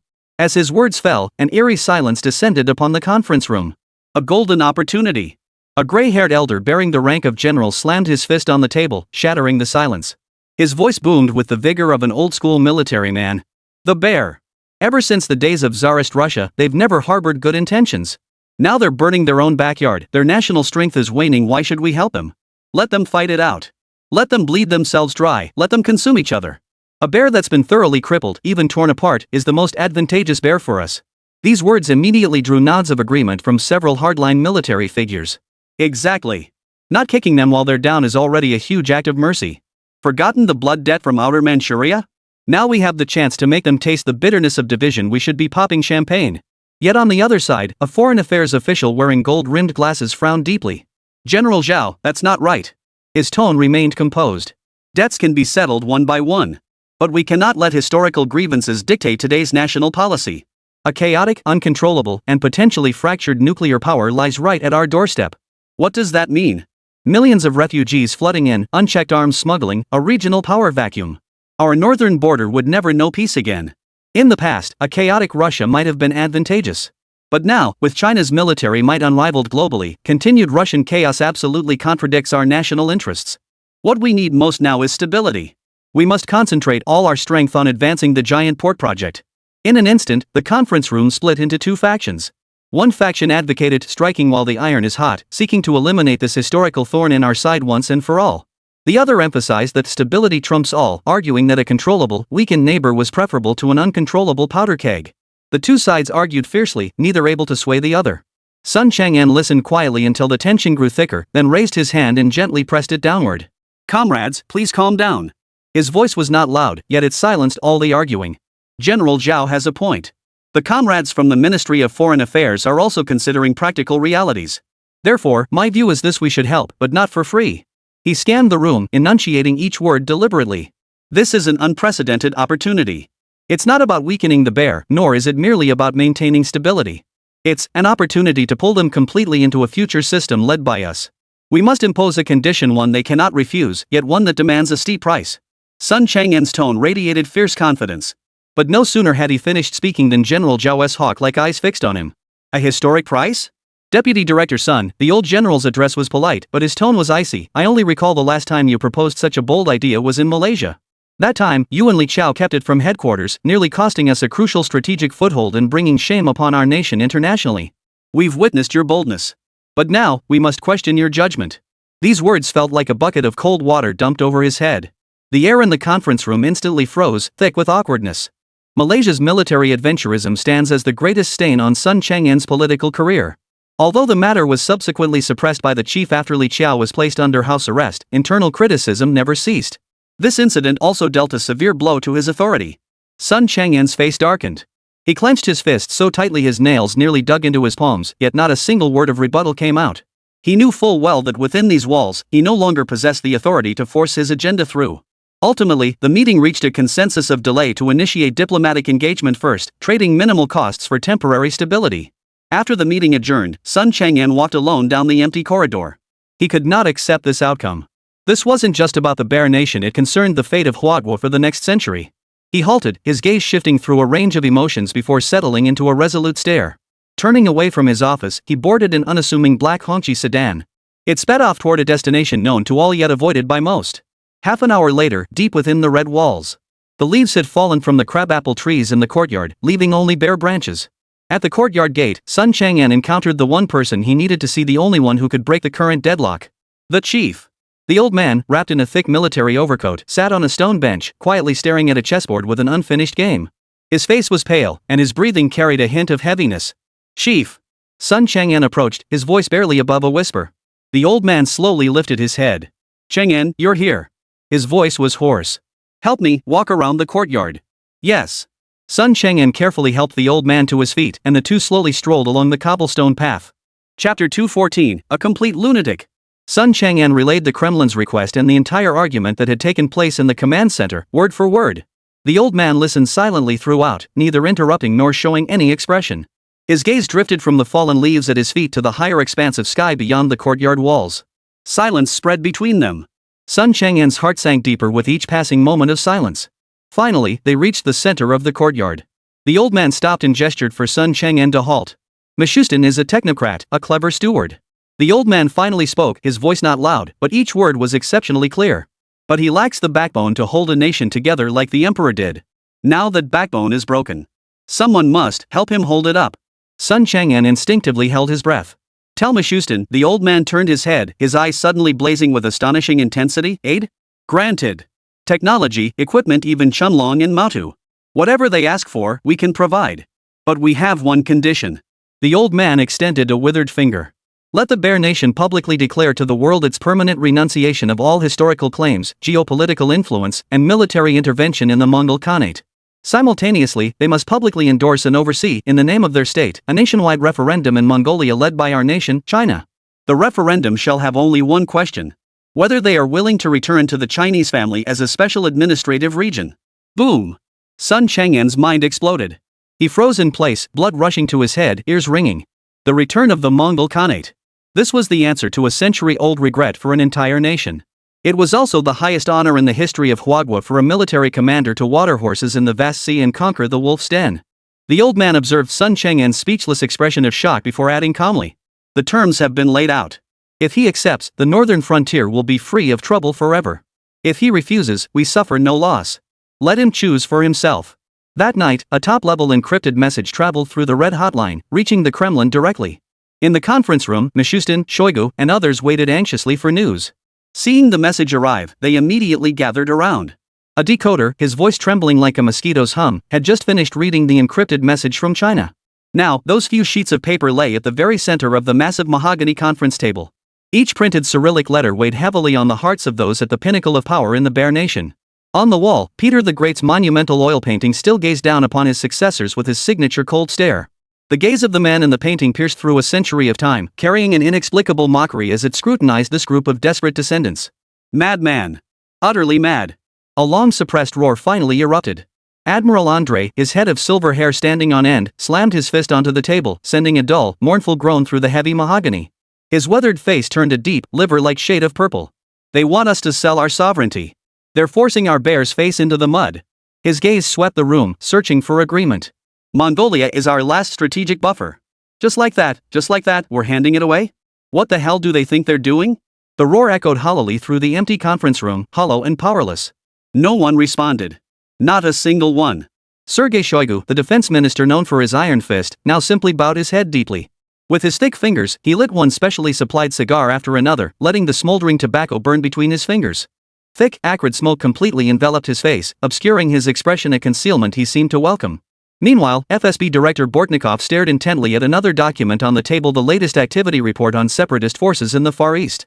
The cover featured a high-resolution satellite image. A charred border outpost, several corpses in Russian military uniforms frozen stiff in the snow. This image spoke louder than any impassioned rhetoric. The era when a nation could make the world tremble with mere iron torrents and nuclear arsenals was truly over. It wasn't swept away by another, more formidable iron flood, but by a flying sword from the east, piercing it full of holes. General Andrei. The newly appointed President Mishustin finally spoke. His voice was weary, yet remarkably composed. His gaze remained fixed on the humiliating telegram, not on the furious admiral. Does saving face pay the pensions of fallen soldiers' families in the Far East? Can face restore the bombed-out Trans-Siberian Railway to service? Can face stop the ruble from plummeting like a diver? With each question, the color drained further from Admiral Andreev's face. The rage that had fueled his roar was doused by bucket after bucket of ice water, extinguished swiftly, leaving only a pile of ashes. We have no choice. Mishustin rose slowly and walked to the enormous world map. His gaze did not linger on the vast territories of the Bear Nation, nor did it rest on the Mongolian Khanate soon to be lost. Instead, it crossed the long borderline and settled on the vast, conspicuous red territory to the south. The old empire is dead, Comrade Admiral. A barely perceptible note of sorrow tinged his voice. What we must do now is not don its long rotten uniform to bury ourselves with it, but to do everything in our power to survive. He turned, his calm gaze sweeping over every person present. In my capacity as the current president of the Bear Nation, I hereby decide to accept all conditions proposed by the Huagua. Draft a joint statement immediately. Mishustin's decision spread across the globe within an hour. When the joint statement was released simultaneously by the official media of both nations, the entire world was stunned. In the CNN studio, the star anchor stared wide-eyed at the breaking news on the teleprompter, stammering out each word. This is absolutely the most astonishing diplomatic pivot of the century. The Kremlin, proactively, completely relinquishing their century-long influence over Mongolia? At the BBC commentary desk, a seasoned international relations expert cut straight to the chase, tearing off the pretense. Ladies and gentlemen, this isn't abandonment, it's cutting off flesh to survive. The Kremlin traded a strategic buffer zone, one that had been bleeding them dry and spiraling out of control, for military aid to quell internal unrest. It bought the nation a chance to survive. With the sudden death of the Tsar and ongoing civil strife, they had no other choice. This is an excruciatingly painful yet, for them, an utterly rational transaction. Chapter 215, Whispers of Siberia. White House, Oval Office. President Ross watched the press conference on the screen in silence, his face bearing only his customary, unfathomably calm expression. Behind him, his advisors whispered among themselves, their hushed murmurs filled with words like unbelievable and how dare they. Mr. President, does this mean our Ross raised his hand. A simple gesture silenced all murmurs in the room instantly. Quiet. He uttered only 2 words. He understood better than anyone that China's leader had just made another brilliant move. But what was he aiming for? As a strategic buffer zone between China and the Bear Nation, Mongolia covered just over 1 million square kilometers with limited resources. Seizing it wouldn't yield much gain, yet it would only heighten the Bear Nation's apprehension. Ross's mind churned with thoughts. The calm he'd found amidst recent international tensions was now stirred by a fresh wave of unease. While the world's gaze remained fixed on the earth-shaking deal between the 2 superpowers, the true epicenter of the storm Mongolia had erupted into chaos unexpectedly, long before the storm's arrival. Ulaanbaatar. This city, long forgotten by the world and sandwiched between 2 great powers, still bore the decaying marks of the Soviet era on its streets, its air thick with the scent of coal dust and yellow sand. When news of the joint statement reached them through old radios and the few televisions available, countless people poured out of their humble homes. At first, they were bewildered.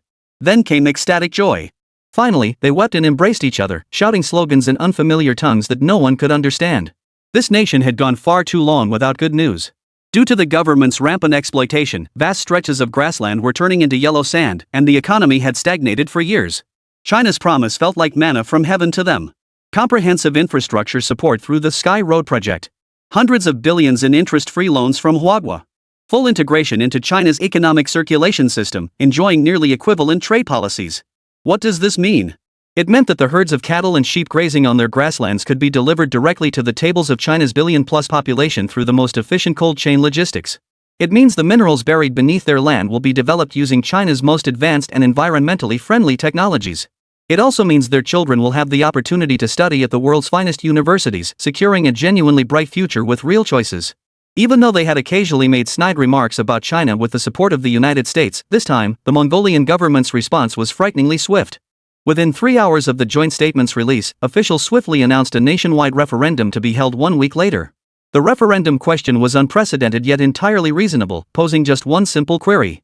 Do you wish to return to the Chinese family as a special administrative region? The world's gaze instantly shifted from Moscow and Beijing to the grasslands of Mongolia. Journalists and international observers swarmed in like sharks drawn by the scent, cameras and microphones at the ready, poised to witness this foregone conclusion destined to be etched into history. Yet, just as all lenses turned toward Ulaanbaatar bathed in sunlight, a covert operation codenamed Siberian Whisper quietly commenced in an unseen corner, accompanied by the frigid polar winds. Along the vast border stretching between China and the Bear Nation. The night was as dark as ink, the wind and snow as sharp as blades. 100 Special Forces soldiers clad in silver-white hair-fur uniforms, ghosts blending into the darkness, silently crossed the once heavily fortified border, infiltrating the vast forests and snowfields of the Far East. No roar of engines, no snow spray from tracks. They were a gust of wind sweeping through snow-laden birch forests, leaving not a trace behind. Leading them was a young officer codenamed Jingja.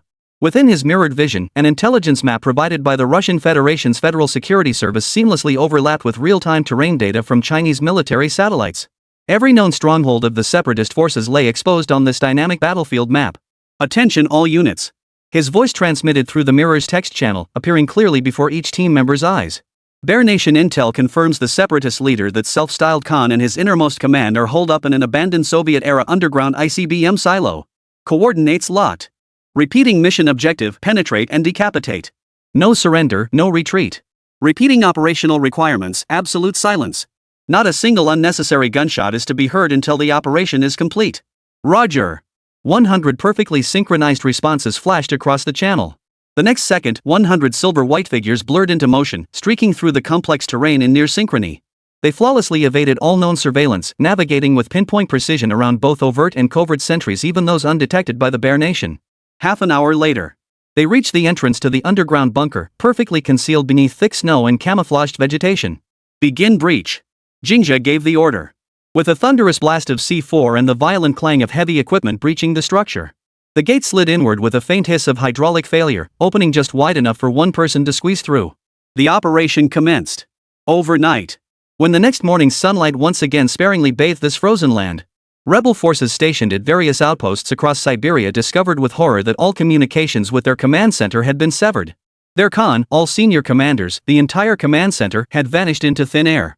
It was as if, on that bitterly cold night, some mysterious force had collectively vaporized them. The leaderless rebels, after a momentary shock, instantly disintegrated. They scattered into isolated factions, plunging into utter chaos, suspicion, and panic. 3 days later, the Ministry of Defense of the Bear Nation convened a press conference at the Kremlin. Minister of Defense Shoigu personally attended and solemnly declared, "Through the tireless efforts of our valiant armed forces, we have successfully crushed separatist rebellion plots in the Far East region, safeguarding the nation's territorial integrity." As the conference drew to a close, the spokesperson casually added, "We would like to express our gratitude to China for providing partial technical assistance during this operation to prevent a humanitarian disaster." On the same day, the results of Mongolia's national referendum were officially announced. Over 97% voted in favor. A brand new provincial-level administrative region was about to emerge on the map of Huagua. That vast land, where countless ancestors once watered their horses at the shores of the vast sea, after enduring centuries of trials and tribulations, finally returned home in the most peaceful and natural way possible. Chapter 216, The Conquest of Wulong Jiangsu. Huagua. When the results of the Mongol Khanate's national referendum were officially announced, time seemed to stand still. In the capital city, within the dormitory of a prestigious university, several guys, having just finished a gaming session, sprawled haphazardly across their chairs, wailing in defeat. On a dorm computer screen, the official news anchor's voice trembled uncontrollably as he announced the historic figures. Approval rate 97.3%. Dead silence. Absolute dead silence. Holy! Someone yelled first. That scream was like poking a hornet's nest. The entire dorm exploded in an instant. Holy! Holy! Chairs toppled haphazardly, shrieks of excitement pierced the air, and fists pounded wildly on desks, creating a deafening cacophony. The usually most reserved and studious guy, his face flushed crimson, suddenly flung open the window and bellowed down at the bottom of the building with every ounce of strength he had. "Mongolian Kingdom, I'm home." His voice instantly sparked a thunderous roar in response. Lights flickered on one by one in the girls' dorm across the way. The entire building, the whole dorm complex, and the entire campus were ignited by this wave of fervor. South China, a giant electronics factory cafeteria in a city. It was dinner time, and thousands of workers in blue uniforms were bent over their trays, shoveling food into their mouths. The news was also playing on the large screens suspended in the cafeteria. When the 97% figure flashed on screen, the noisy cafeteria fell silent. Everyone stopped eating, lifted their heads, and stared intently at the screen. A veteran worker in his 40s, his temples already streaked with gray, glanced at the headline, then at the images of Mongolians cheering on the screen. His eyes inexplicably welled up. He said nothing, only silently set down his chopsticks, picked up the cup of baijiu on the table, and tipped it back in one gulp. The fiery liquor burned his throat, and tears followed. "Good, so good," he muttered softly, but a young co-worker nearby heard him clearly. "Master, why are you crying? This is great news. You don't know." The old master wiped his face, his voice thick with emotion. "Back when I served up north, standing guard, I'd stare at that patch of land every single day. Our maps had this huge chunk missing right there. It felt like a knot in my gut. Now, it's filled in." His words fell like a weight, silencing the circle of workers around him. The next moment, as if someone had started it, scattered applause began to ring out in the cafeteria. The claps quickly merged into a unified roar, growing louder and louder until it deafeningly filled the air. Northwestern frontier, a sentry post in the blizzard. A young soldier, his skin tanned bronze by the sun's rays, stood motionless in the blizzard, keeping watch. Behind him, the outpost's communications officer burst out like a madman, swinging his radio like a spinning top. "Sergeant! It's done! The referendum passed! We're coming back!" The sentry sergeant's body shuddered violently, yet his rifle remained held perfectly straight, his gaze fixed unwaveringly ahead. Only in his hawk-like eyes did a glistening liquid flicker in the blizzard. He raised his right hand, the movement slow yet resolute, and rendered a military salute of the utmost precision toward the direction of home. That night, no one in all of Huagua could sleep. No official organization, no prior mobilization. Countless people poured spontaneously into the streets, gathering in city squares to form a sea of red. People waved national flags and sang the national anthem. On social media, hashtags like #Mongolian Nation Returns Home #, watering horses in the vast sea-sealing wolves at Jushu #, and #century-old dream finally fulfilled #brutally crashed servers across all platforms. The Mongolian Khanate itself held no significant strategic value. Yet decades ago, its independence was usurped by the Soviet Union. This hatred and resentment had been buried deep in the hearts of the Chinese people. Technical staff worked frantically to scale up servers, but the traffic surge defied all logic. The next day, at Capital University, a 300-seat lecture hall was packed to capacity, with people spilling into the aisles. On the podium stood a gray-haired, slender elderly professor. He was the nation's foremost authority on frontier history, Professor Wang. Professor Wang was supposed to lecture on Tang and Song dynasty history today. Having taught for a lifetime, he was meticulous by nature, his lesson plans always prepared to perfection. But now, that thick stack of notes lay abandoned in the corner of the podium. Adjusting his reading glasses, he gazed at the sea of youthful faces below, mostly members of the post-2000 generation. His gaze swept across the students' faces, finally settling into a long, drawn-out sigh. Students, today we won't be discussing Tang poetry or song lyrics. The old professor's voice was slightly hoarse, yet it carried clearly through the microphone to every corner of the classroom. Instead, we'll discuss the Mongol Empire. The students fell completely silent, their eyes fixed on the old man. Last night, I trust you all heard the news. That land, which had been separated from us for far too long, has returned in a remarkably peaceful and dignified manner. You may not fully grasp what this means for our generation, or even those before us. The old professor walked to the large map hanging at the front of the classroom, an old map. With a slightly trembling hand, he pointed to the conspicuously large blank space on the map of Huagua, the territory that once belonged to the Menghan kingdom. My teacher, your great-grandmaster, was also a historian. Before he passed, he took my hand, unable to speak. He just pointed at this map, at this very spot, tears streaming down his face. Because it represents the most humiliating, most heartbreaking chapter in our nation's memory. It was a piece of flesh torn from our very heart by outsiders when we were at our weakest. That border wasn't drawn on the ground, it's a scar carved into the heart of every Chinese person. Over the past century, so many have sacrificed their lives and shed their blood for what? For the day when we could erase these scars, one by one. To restore our nation to the complete and proud form it was meant to be. The leaves of the Chinese begonia shall unite as one. The classroom fell silent, so quiet you could hear a pin drop, with only the old professor's weighty voice echoing through the room. In the past, we tried many approaches. War? That would cost too many lives. Diplomacy? When a nation is weak, with whom can you negotiate? We could only wait for ourselves to gradually stand tall. And today, the old professor's voice suddenly rose, our wait is over. Not a single soldier was deployed, not a single shot was fired. It was their own people who chose, with their own votes, to return to our great family. Why? It's not about money, nor is it some political maneuver. It's the centripetal force of civilization. When a nation regains its strength, confidence, and prosperity, it radiates an irresistible call from its very core, one that no family member sharing the same roots can refuse. This is the most magnificent victory of our Chinese civilization. Chapter 217, The Sword and the Lone Wolf. By the end of his speech, the old professor's voice was breaking with emotion. He removed his glasses, wiped the corners of his eyes, and bowed deeply to the audience below the stage. Students, remember this day. Remember this true glory not seized by force, but won by becoming better versions of ourselves. Silence. After a long, drawn-out silence. Clap. Someone, unknown to all, stood up first and clapped forcefully. The applause spread like wildfire, instantly engulfing the entire classroom. Every student rose spontaneously, clapping with all their might. The applause echoed on, deafeningly loud.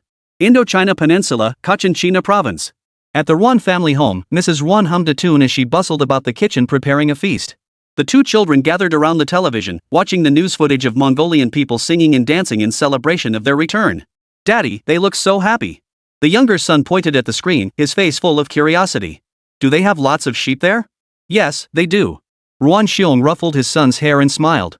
Someday, maybe Daddy will take you there to ride horses and eat roast lamb. His gaze fell on the scrolling subtitles beneath the news. It is reported that the National Development and Reform Commission has partnered with the Sky Road Group to formulate a 5-year infrastructure plan for the Menghan Special Administrative Region, with the Sky Road network set to achieve full territorial coverage. Ruan Xiong's heart skipped a beat. He turned to look at the small airport on the balcony. The silver flying sword lay quietly charging, its blade glistening with a warm glow in the sunlight. This very thing had completely transformed his life as an ordinary construction worker. And now, a brand new future beckoned to him. The Skyway project needed countless builders. Should he go? Once the thought surfaced, it refused to be suppressed. He, Ruan Xiong, an ordinary laborer, had his family's fate inextricably bound to this ever-shifting, magical era. Meanwhile, at Momo Factory, Lin Mo's office remained in disarray. The game controller lay discarded on the sofa, while the computer screen flashed the blood-red character meaning noob. Fresh from a crushing defeat, he rubbed his sore, swollen eyes and let out a huge yawn. Suli stood nearby, clutching her spirit mirror and excitedly scrolling through celebratory news articles. Lin Mo, look at this. That old professor's speech is amazing. It's trending #1. Oh. Lin Mo responded weakly, slumped into a heap on the couch. Just then, his spirit mirror buzzed. Sun Chang'an. Lin Mo lazily put it on and answered. Sun Chang'an's holographic projection popped up. The old man wasn't in his usual casual attire today, but instead wore a crisp Zhongshan suit. He looked energetic and radiant, his face glowing red, excited like a child. Comrade Lin Mo. Did you see it? Did you witness the spectacle outside? Sun Chang'an's voice brimmed with uncontrollable excitement, bubbling up from the depths of his heart. Another day for the history books. I just came from the command center, everyone's so thrilled they're speechless. History will remember your contribution. The nation will remember your contribution. Without the technology you brought, none of this would have been possible, it was unimaginable. Sun Chang'an rambled on, as if determined to pour out every flattering phrase he knew. Lin Mo listened quietly, rubbing his eyes. Only after Sun Chang'an finished did he speak, his tone calm and measured. Oh, really? That's nice. Sun Chang'an's overflowing excitement choked in his throat at this flat response. Oh, right. Lin Mo suddenly sat up straighter, as if remembering something of utmost importance. Deputy Chairman Sun, could you look into something for me? What is it? Sun Chang'an froze. That new province, you know, the one with the special administrative region? Is their roast whole lamb authentic? Ha! Sun Chang'an froze, his mind struggling to process the question. If it's authentic, Lin Mo pressed with a serious expression, could you use sword writing express delivery to have one roasted fresh and sent over for me to try? On the other end of the line, Sun Chang'an's expression froze. His mouth hung open as he stared at Lin Mo's face, which screamed I want lamb, unable to utter a single word. This kid's thought process was always on a different wavelength from the rest of the world. Meanwhile, Lin Mo had already leaned back into the sofa after asking his question, his mind already pondering whether whole roasted lamb tasted better with cumin or chili powder. That night, the lights were off in Xin Cheng's office. She sat quietly with the spirit mirror, studying the documents before her. A top-level encrypted attachment slowly unfolded. The sender was her trusted confidant, codenamed Nightingale. The attachment began with a preface. Target Screening Report Preliminary Edition. Summary: according to your criteria, identifying individuals within the existing database who are absolutely loyal to a single person proves far more challenging than anticipated. The foundations of loyalty typically stem from faith and emotion. To precisely transplant this loyalty from grand collective concepts onto a singular individual, the screen targets all share a common trait. They have all been ruthlessly abandoned by their original beliefs. Xin Cheng's fingertip traced through the air, enlarging the first file. Codename, Lone Wolf. The man in the photo was around 30, sporting a crew cut. His eyes were frighteningly hollow, devoid of nearly any emotion. The background information was starkly sparse. Former Sword Task Force, Unit 7. Orphan, raised by the organization. Underwent special operations training from age 13. Record, 12 years of service, completed 37 missions rated a level or higher, 0 failures. Status, officially recorded as killed in action. Xin Cheng's gaze was fixed on those two crimson characters. She exercised her privileges to retrieve the sealed top-secret mission report Operation Deadwood. 3 years ago, in an African nation. The 7-member team, codenamed Lone Wolf, was ordered to infiltrate and eliminate a warlord secretly backed by Western powers. The first half of the mission unfolded flawlessly. But just as they secured their objective and prepared to withdraw, the sky fell. A corrupt official, seeking a political deal, leaked their coordinates to the warlord's backers. Overnight, the hunters became the hunted. The squad fought desperately to break through the encirclement, but 6 members were killed in action. Only he remained, truly becoming a lone wolf. Clinging to half a life, he crawled through the rainforest for 27 days, surviving on raw meat and dirty water. When Nightingale's men found him in a border refugee camp, his body was covered in festering sores, emaciated beyond recognition. Only his eyes still shone, filled with the ashes of everything burned away. His first words to Nightingale were, "I'm dead." Sword 7 died in that forest. From that day on, he discarded his past entirely, obeying only Nightingale. He believed in no grand narratives, no ideologies, no banners. He trusted only the person who had dug him out of the earth. Now, that trust had passed through Nightingale and Xin Cheng into Lin Mo's hands. Chapter 218, Everyone's Here. Xin Cheng's fingertip swept through the air, opening the second file. A photograph of a woman appeared. Heavily made up, a strikingly eye-catching woman. Codename, Phantom. Background, former top assassin of the Orchid Society, a Chinese assassination organization operating in the Indochina Peninsula. To put it bluntly, this file's background was the aftermath of a brutal family massacre. She was once the pampered daughter of a wealthy merchant, sheltered in an ivory tower. At 13, her entire family was slaughtered by a local gang with official connections. Only she survived, having hidden in a wardrobe because she was playing. Later, the old leader of the Orchid Society, a man who still believed in the old code of thieves have their own code of honor, found her curled up in a pool of blood and took her in as his adopted daughter. He taught her to read, taught her discipline, and taught her how to kill. Disguise, poison making, psychological profiling, close quarters combat, she mastered everything with astonishing speed. At 18, she struck for the first time.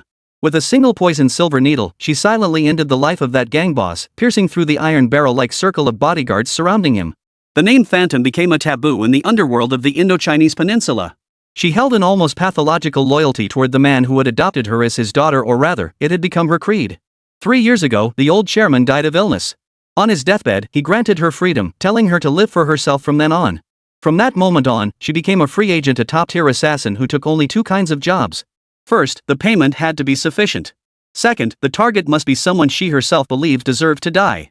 When Nightingale found her, he didn't mention money or spout any bull about grand principles. Instead, through an absolutely secure channel, he delivered a list to her. The list contained all the officials who had once served as protectors for that criminal syndicate, individuals who, as recently as 10 days prior, were still active in the political circles of the central southern peninsula of Huagua. 17 names, top to bottom, not one missing. Nightingale left only one message. We've avenged this debt for you. From now on, your life belongs to another. Phantom accepted the list without hesitation. Xincheng's finger paused briefly before continuing to the third and final photo. The man in the photo wore black-rimmed glasses, his features clean-cut and scholarly, the very image of a newly graduated teaching assistant, with no hint of aggression. Code name, Pendulum. Background, formerly of the 3rd Department of the General Staff Headquarters, top-tier cyber warfare specialist. Status, officially listed as defected, Class A wanted. The Pendulum story wasn't as gory as the previous two, but it was even more ed up. He was a pure genius, a classic nerd. In his view, code never lies, rules are everything. During a routine security audit of the military's internal network, he detected anomalies in a data stream. He followed the trail, eventually digging up a massive corruption network involving several high-ranking officials from the system's deepest layers. He kept it quiet, following protocol by encrypting all evidence immediately and preparing to bypass his superiors to report it directly. But he underestimated the desperate counterattack these corrupt officials would launch when faced with death. The night before he submitted his report, a meticulously orchestrated accident occurred. A mysterious car accident. A flawlessly fabricated piece of evidence accusing him of selling intelligence. The Nightingale operatives arrived 5 minutes before the inspection team. They saved him, revealing truths he had never imagined. He had once firmly believed that no matter how complex a system was, as long as its logic was airtight, it would be impenetrable. Reality had slapped him in the face. Now, he trusted only Nightingale, the one who could see through everything, and had pulled him out. 3 files floated silently in the pitch-black office. A silent war machine. A deadly phantom assassin. A genius digital wizard. Xincheng leaned back against the cold chair, closing her eyes. The people Lin Mo wanted, she had found them all. Powerful, dangerous, and utterly detached. And none of them were particularly loyal to the state. Handing these 3 individuals over to Lin Mo. Xincheng's mind flashed with Lin Mo's perpetually sleepy face, a face that cared about nothing beyond Suli and technology. Perhaps only that one monster could keep the other 3 monsters in check. 2 days later. Momo Factory, in the basement Lin Mo had specifically ordered to be built. A vast space bearing a sign reading Equipment Maintenance Department High Voltage Testing Zone. Not a single instrument was present. It lay as empty as an abandoned aircraft hangar. The snow-white walls were lined with top-grade sound-absorbing material, capable of swallowing every sound and light reflection. 3 figures were brought here from 3 separate entrances, almost simultaneously. Lone Wolf stood rigidly in the center, arms hanging limply at his sides like a stone statue. Yet every muscle in his body was taut, his entire form a bow drawn to its limit. Phantom clung to the farthest corner, blending almost seamlessly into the shadows. Her breath was inaudibly light, yet her eyes, venomous as a snake's, silently scanned the other 2, assessing their threat level. Pendulum stood by the entrance, adjusting his glasses. He appeared the least threatening. Yet within his mind, countless minute data points raced through his thoughts. He analyzed every blind spot of the cameras in this space, every possible escape route, and even calculated how much impact the wall materials could withstand. Click. A soft click sounded from the alloy doors at the main entrance as they slid open slowly. The 3 men's gazes instantly fixed on the doorway. Then, they all froze. A figure staggered in. A crumpled t-shirt adorned his upper body, emblazoned with a giant Pikachu. Below, flashy floral print beach shorts covered his legs, covered in palm trees. Flip-flops dangled from his feet, making a clattering sound with each step. In his left hand, he even carried a freshly opened family-size bag of potato chips. Lin Mo. He walked into this solemn venue as if strolling through his own backyard, not the least bit uncomfortable. His gaze swept around the room, lingering briefly on each figure, the lone wolf, the phantom, the pendulum. Finally, he tore open the chip bag with a sharp rip.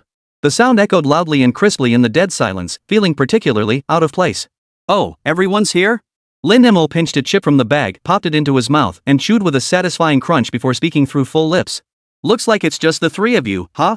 He gave the 3 of them another once-over, each one practically screaming tales of their own. Alright, stop standing around. He pushed the bag of chips forward, his face bearing a genuine invitation, not a trace of insincerity. Who wants a chip? Tomato flavor, just bought. Silence.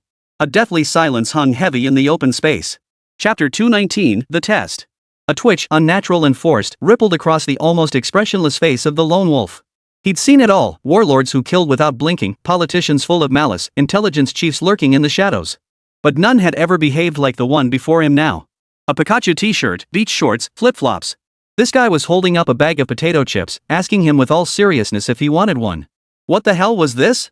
Phantom cowered in the shadows of the corner, his body stiff. She'd imagined 100 scenarios for this meeting: threats, bribes, a show of force. But she never imagined it would be like this. Only Zhongpai, the man with black-rimmed glasses, the one who looked the most harmless, froze completely the moment he saw Lin Mo, his mind going blank. That face was all too familiar. The creator of the spirit mirror. The pioneer of flying swords. The architect of the feather robe. A monster who single-handedly elevated the entire world's technological advancement by several tiers. The pendulum's breathing grew ragged. Behind the lenses, his eyes blazed with a light that mingled fanaticism and terror. He was Lin Mo of Silent Factory? The realization exploded in his mind, and Zhongpai felt his legs go weak. His knees buckled, and he nearly collapsed to his knees on the spot. It wasn't fear. In the eyes of many tech enthusiasts, Lin Mo's image had already become something akin to a god. This was the most devout believer, witnessing the deity walking right before him. You. Zhongpai's lips trembled uncontrollably as he managed to force out a single syllable. You are Mr. Lin? Lin Mo crunched a potato chip with a satisfying snap, lazily glancing up at him. Oh? Recognize me? Fine, saves me the trouble. At least you've got some sense. He ignored the pendulum, who was nearly rolling his eyes in bliss, and shifted his gaze to the shadowed figure in the corner. Next up, you. Lin Mo's tone was light and airy. Stop hiding. You actually managed to get your hands on a feather robe? Too bad it's just a low-end version sold off cheap. Shadow's heart skipped a beat. Her greatest trump card had been exposed with a single sentence.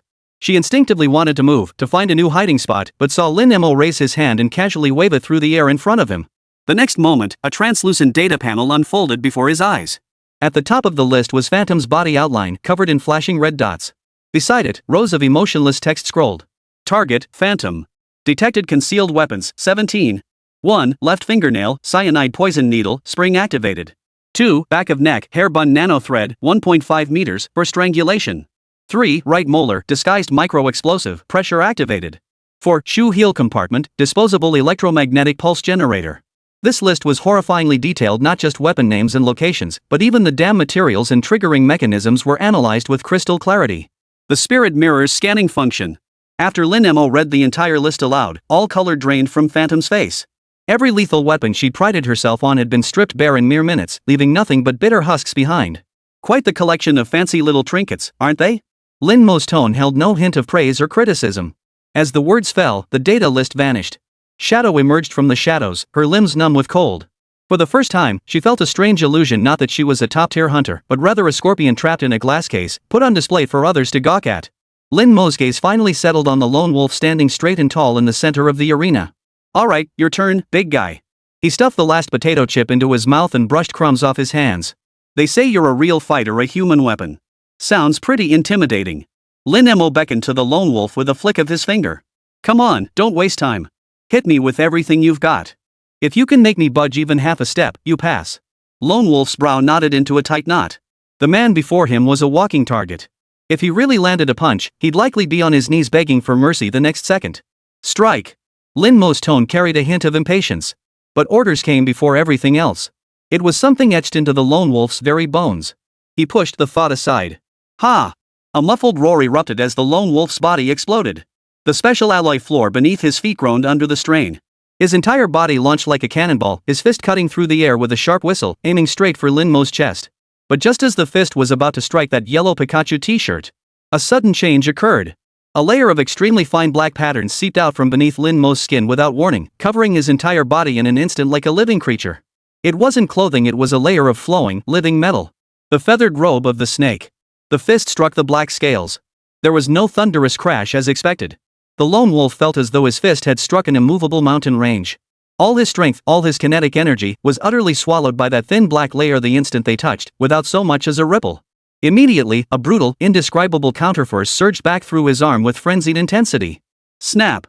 A series of sharp cracking sounds. A stifled groan escaped the lone wolf's throat as excruciating pain surged through him. Before the horror could fully spread across his face, Lin Mo had already moved. Still cloaked in the serpent feather robe, he casually swung a backhand palm strike. The motion wasn't swift, bordering on lazy. Yet in the lone wolf's field of vision, that single palm strike sealed off every escape route, leaving him nowhere to dodge. Smack! The sharp crack echoed distinctly in the empty basement. The steel-hardened body of the lone wolf was flung backward by an irresistible force, tracing an arc through the air before slamming into the wall over 10 meters away. He then slid limply to the floor. Lin Mo shook out his hand, then gave a slight nod. To directly withstand one strike of the snake feather robe, not bad. Lin Mo then ignored the lone wolf, his gaze sweeping over the remaining two figures in the room. One, Pendulum, whose eyes held nothing but fanatical adoration. The other, Shadow, was deathly pale, utterly cowed by the sheer force he had witnessed. Lin Mo casually tossed aside the empty potato chip bag, his expression turning serious for the first time. All right, the assessment is over. Your past identities, your skills, and that pitiful pride of yours, they're worthless to me. I didn't bring you here for your past. I want your future. His gaze swept over the three of them in turn. From this day forward, you belong to no nation, swear allegiance to no organization. You answer only to me. Welcome to Snake Squad. Chapter 220, The Grand Review. Just as Lin Mo was undergoing his assessment, an official announcement simultaneously reached all major global media outlets. The content was brief. But as everyone knew, the fewer words in a Chinese government announcement, the greater the significance. To celebrate the submission of the Indochinese Peninsula, Luzon Island, Husong Province, and the Mongolian Khanate, China would hold a grand military parade 1 month later. For the first time, the parade would publicly showcase the feathered robe series of standard equipment organized by Corps. A portion of viewing tickets would be sold to the public. The news sent shockwaves through the global military and intelligence communities. Mao 2. Dragon. These feathered armor suits have long been an inescapable nightmare for intelligence agencies worldwide. Yet they had always been defined as small-scale, high-precision special forces units. Even when sold, they were only available in limited quantities, a few hundred pieces at a time. China had never hinted at possessing the capability to industrialize and mass-produce such disruptive technology.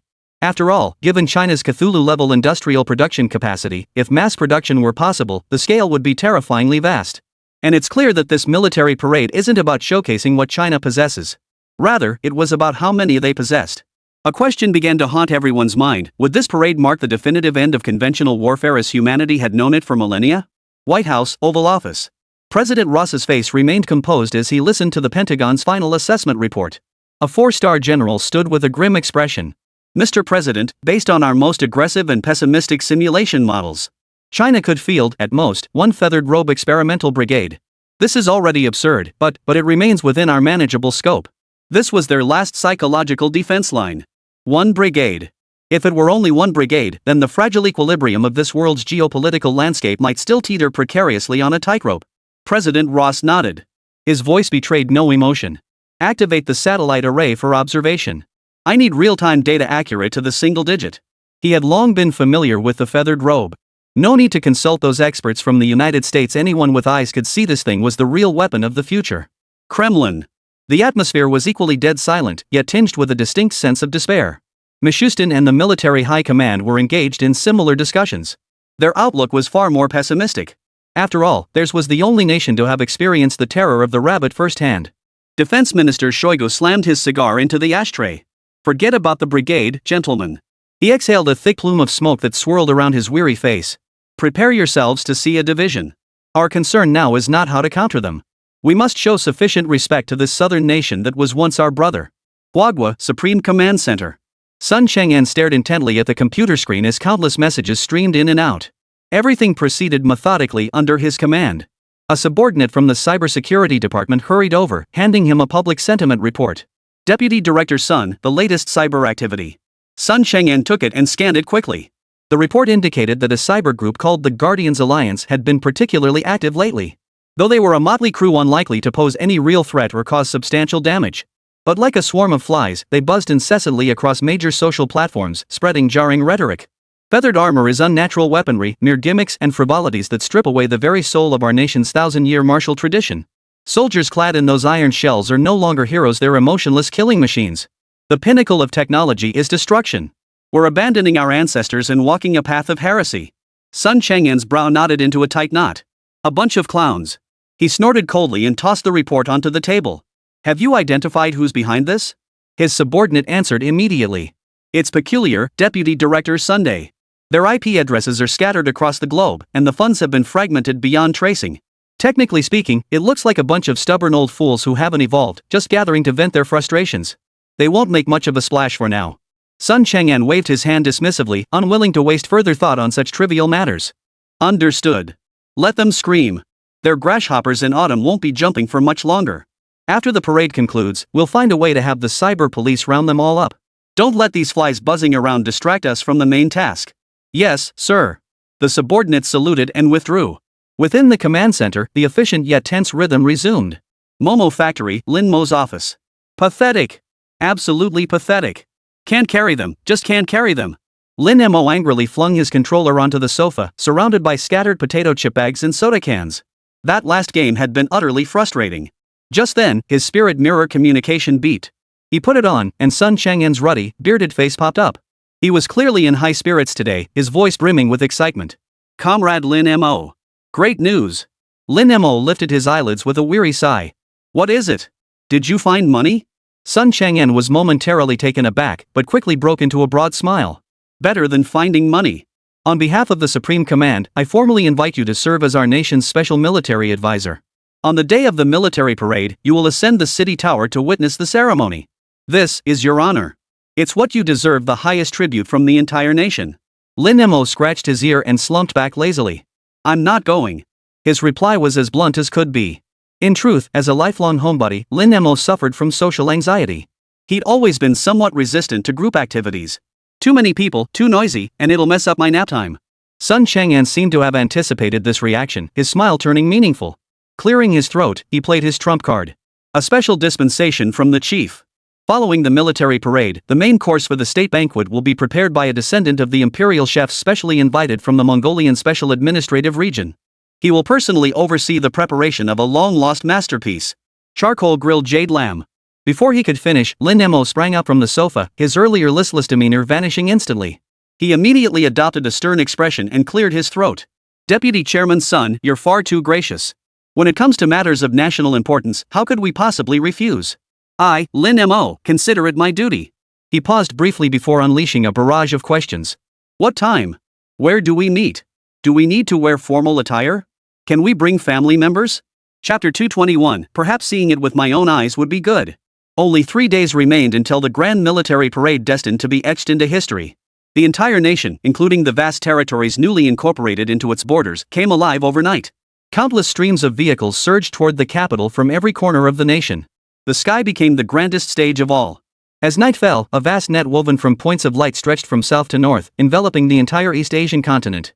Each point of light represented a sword-riding flight. They shot skyward from tropical islands in the South China Sea, skimming the humid rainforests of the Indo-Chinese peninsula. They soared from Fusang province in the East China Sea, leaving long trails across the icy ocean surface. They set forth from the Mongolian grasslands in the north, leaving the vast expanse behind them growing ever more distant.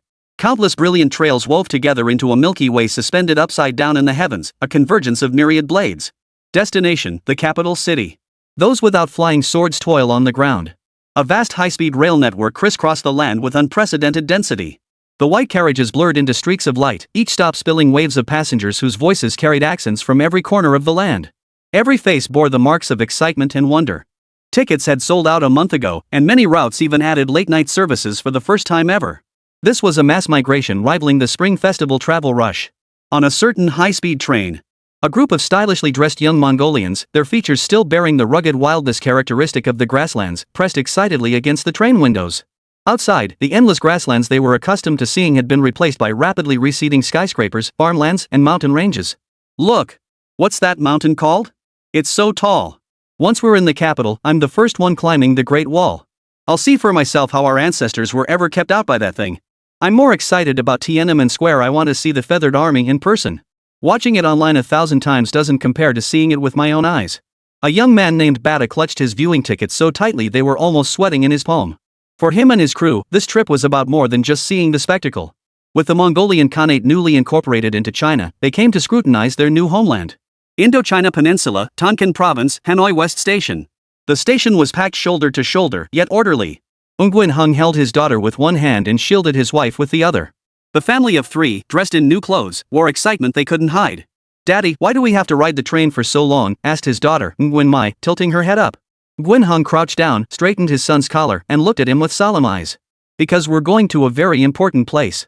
It's the capital of our country, the heart of the nation that gave us flying swords and new homes. You need to see for yourself just how powerful our country has become." On a flight from Fuso province to the capital, several Waseda University students sat sitting up straight. They were the lucky ones selected by lottery to join the delegation. The cabin buzzed with the chatter of fellow countrymen, yet these young men wore complex expressions. All mingled with curiosity, but more than anything, they felt a helplessness at being swept along by the relentless tide of their era. Perhaps seeing it with our own eyes is for the best. One of them, a student named Watanabe Shota, murmured softly to his companion. To see exactly what kind of entity we've lost to. At the same moment, a luxurious private shuttle glided steadily at an altitude of 10,000 meters.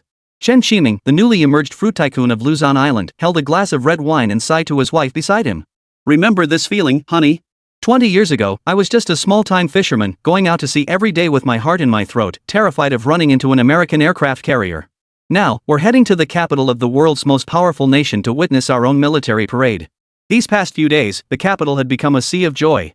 Red flags hung from every lamppost and window along the streets and alleys.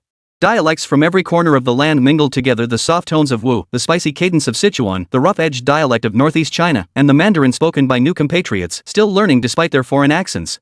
Hotels were fully booked, so many citizens simply went to their communities to register, clearing out spare rooms in their homes to give fellow countrymen who had traveled far and wide a place to stay. The entire city radiated a sky-piercing confidence and pride, inside and out. A taxi cruised smoothly along Chang'an Avenue. "Driver, where are we now?" asked a man in the backseat with a thick Hunan accent, his curiosity piqued. Driver Wang, with 30 years behind the wheel, gripped the steering wheel and cheerfully took on the role of tour guide. "Hey, from the sound of your accents, you lot are from up north, right? We just came from Ulaanbaatar, no, from Mongolia. Well, welcome home." Driver Wang's voice suddenly rose. "Who would have thought back in the day? Just a few days, and we're family now. Tomorrow, you guys gotta find a good spot to watch our troops. That sight, I guarantee, you'll remember for a lifetime." High Command Center. Unlike the clamor outside, the air here was so still you could hear the hum of the air conditioning vents. An indescribable tension hung heavy in the air. Sun Chang'an stood before the massive electronic screen, having gone over 40 hours without sleep. The main display before him showed a heat map of the human tide surging toward the capital from across the nation. The patches of red converging from the map's edges toward the center were like boiling blood, representing the will of the people. Yet on the smaller screen beside him, a stream of cold blue data flowed. It was the latest tracking report from the Guardians Alliance. Reporting to Deputy Director Sunday. An intelligence analyst hurried over, his voice hushed. "We've detected a sudden surge in activity over the past 12 hours from the internal force that has been covertly protecting the Defenders Alliance. They're using their privileges to generate massive amounts of data noise. Their movements are shadowy, either they're covering something up, or they're making final preparations for an operation." Sun Chang'an's gaze lifted from the heat map, his eyes instantly turning cold. Human hearts are like fire burning fiercely. He stared at the data streams, each word leaping off the screen. "We can't let a few rotten apples spoil the whole barrel." He whipped his head around, fixing the analyst with a glare. "Investigate. Keep investigating. Throw every available resource at this. Even if it means tearing the entire network apart, we'll drag out the hand pulling the strings behind the scenes. I'll see who dares to spoil this day of universal celebration." The night before the military parade, Lin Mo had checked into the finest suite at the state guest house. Outside the window lay a sea of lights stretching across the capital city. In the distance, the sound of singing seemed to drift from the square, but he couldn't care less. Suli was busily ironing the specially tailored Zhongshan suit he would wear tomorrow, chattering away incessantly like an old housekeeper. "You must rise at 6 tomorrow morning. The car will pick you up promptly at 7. Once you're on the city wall, your spot is third from the left of the chief. Don't get it wrong. And remember, it'll be broadcast worldwide, no picking your nose." Chapter 222, What Are They Up To? The day of the military parade arrived in the capital city. On the viewing platform of Tiananmen Gate's city tower. On one side stood compatriots who had just received their new identities, their faces radiating excitement they couldn't hide. Batu and his group of fellow Mongolians, their faces flushed crimson from the sun, didn't know where to put their hands from sheer excitement. The Ruanxiong family of 3 stood tightly together, gazing at the endless expanse of Chang'an Avenue stretching into the distance, their eyes filled with awe and pride. On the other side stood the delegations representing major global powers. President Ross sat stiffly upright, his face stern, but behind his sunglasses, his eyes were fixed like nails on the far end of Chang'an Avenue. Beside him, a 4-star general continued to reassure him in a hushed voice. "Mr. President, our final assessment is absolutely correct. At most, it's an experimental force of 1 division. Any more than that, and their logistics and costs simply couldn't sustain it." Ross remained silent, offering only an imperceptible nod. Not far away, General Shoigu from the Kremlin looked far more disheartened. He stubbed out his cigar and turned to his aide, muttering, "Open your eyes wide and watch carefully." Meanwhile, tucked away in a corner of the viewing platform, Lin Mo yawned lazily, bored stiff. Suli sat beside him, shooting him warning glances, urging him to sit up straight and stop fidgeting. When's dinner? Lin Mo asked in a voice as soft as a mosquito's buzz. Suli shot her a withering look. Shut up. The whole world is watching. Lin Mo pursed her lips, her mind already scheming over what that charcoal-grilled jade lamp sounding so impressive actually tasted like. Boom! A thunderous cannon blast erupted from the ground, signaling the grand opening of this historic military parade. Military music surged skyward. Next, marching past the reviewing stand, is the first formation of the Feathered Legion. The announcer's voice, pumped up like it had been injected with adrenaline, filled the entire square through the loudspeakers. Here they come. President Ross's back straightened instantly as his binoculars shot up to his eyes. At the far end of Chang'an Avenue, a forest of white moved across the horizon. No, it was a sea of warriors clad in the standard feathered robes of the Mao Tu formation. Marching in perfect lockstep, each footfall landing precisely on the same spot, they advanced with flawless uniformity. The sheer pressure emanating from their concentrated force froze the air across the entire viewing platform. The admiral beside Ross's face darkened instantly. A standard square formation, 500 men. Fine, this was still within expectations. But before he could relax his breath, the first formation had barely passed when the second formation followed, identical in every way. Identical Mao Tu feathered robes, identical murderous intent. Then came the third, fourth, fifth. Exactly 10 Mao Tu formations, not one more, not one less, formed a complete 10,000-strong division, rolling down Chang'an Avenue. The white iron curtain stretched endlessly, its end invisible. The admiral beside President Ross watched his face turn from ashen to deathly pale. One division. Their worst-case scenario had turned out to be nothing more than an appetizer for the enemy. But this was only the beginning. Next to march forth is the Naval Squadron Chunlong Feathered Garment Formation. Another 10,000-strong division. The Rescue Corps Dog Feathered Formation. Another 10,000-strong division. And the Standard Feathered Robe Formation. They wore the most ordinary black combat uniforms, yet the sheer precision of their formation sent a chill down one's spine at a single glance. The numbers, 5 10,000-man divisions. Army, Navy. One after another, these large-scale formations organized by military branch 8 complete feathered robe legions. A full 80,000 feathered robe warriors surged forth like waves of shifting color, washing over the eyes of the entire world in relentless succession.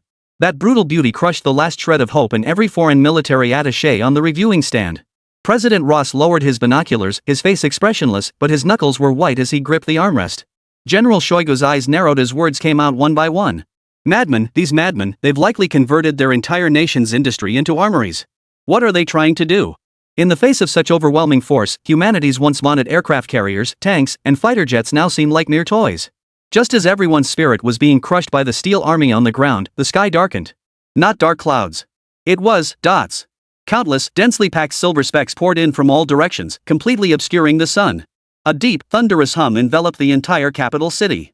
What the hell is that? Someone screamed in terror. The next second, the answer appeared on everyone's face. Billions of swarm micro-drones began their performance in the sky.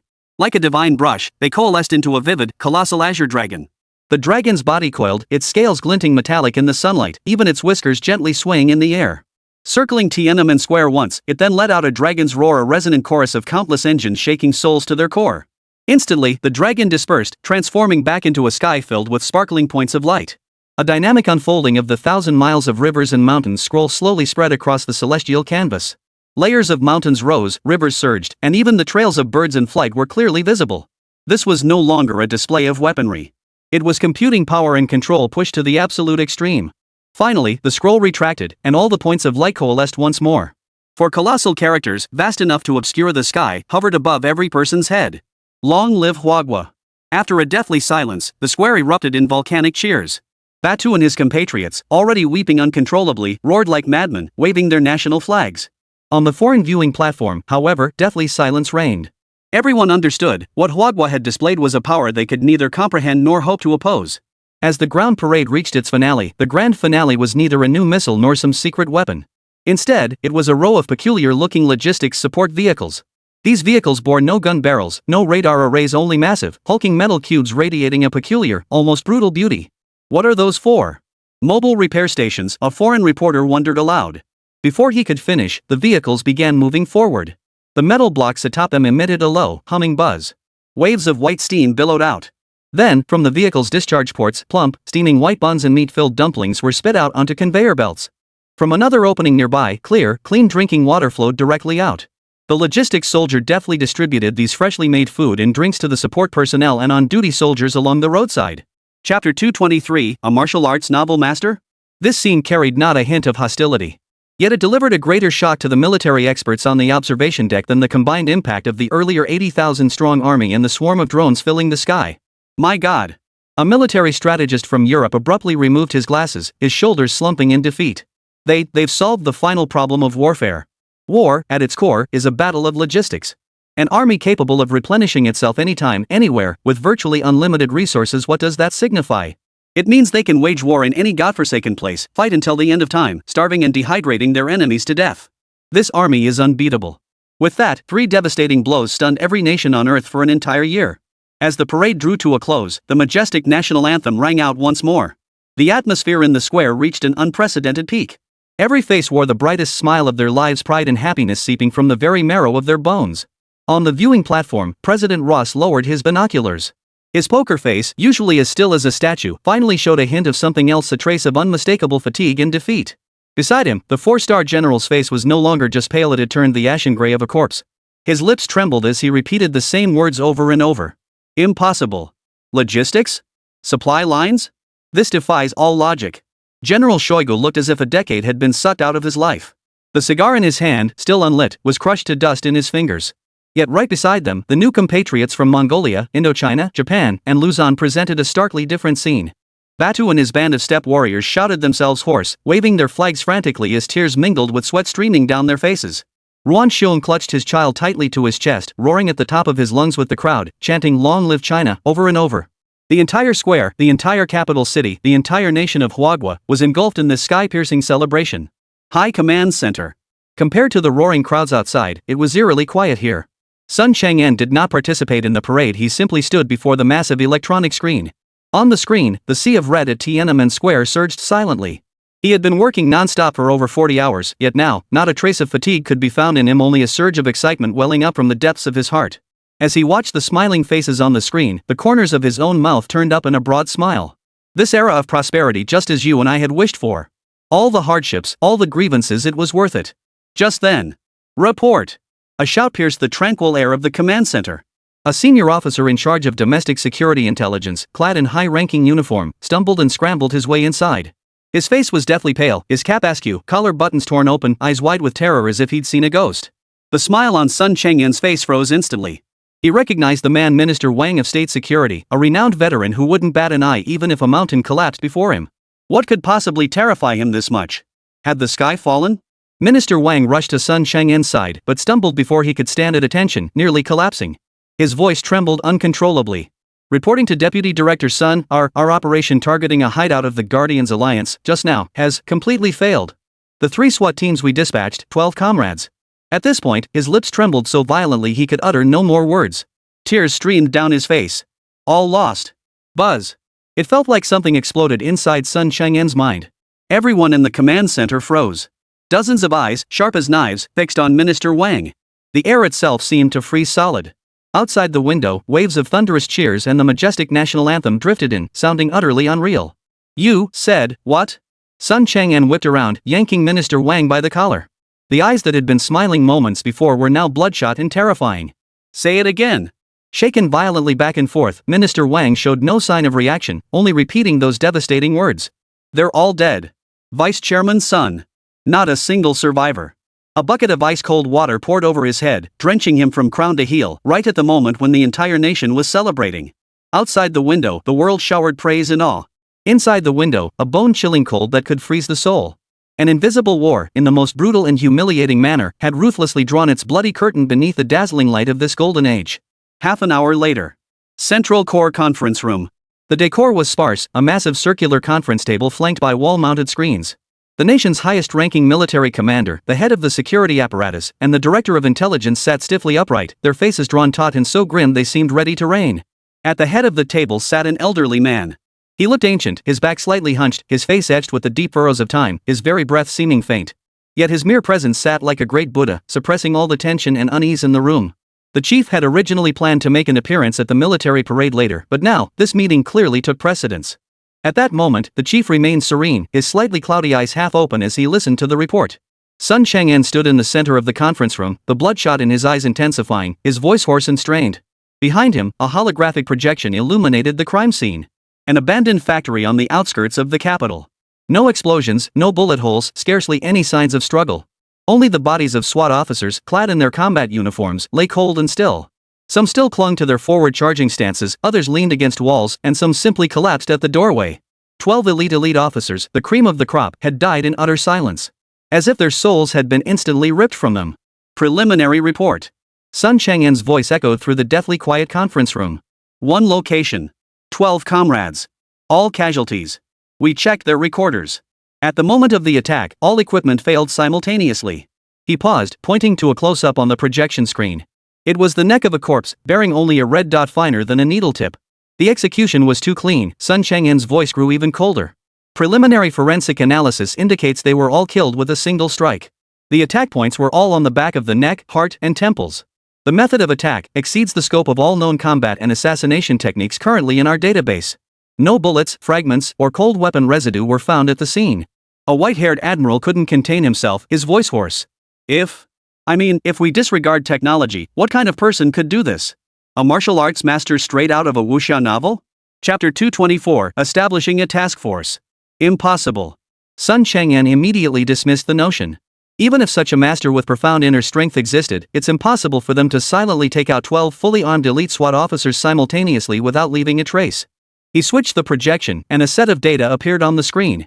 What's even more critical is this. We deployed the highest precision energy detectors at the scene. The results show that from start to finish, there was no residual energy from feather robes, not even a single known energy fluctuation. In other words, the enemy employed a combat system we've never encountered before. The words landed like a heavy stone dropped into water, sending a collective chill through the hearts of every major figure present. They had believed the feather robe to be exceptionally advanced in this world, yet now, there were even greater masters? The final point and the most critical one.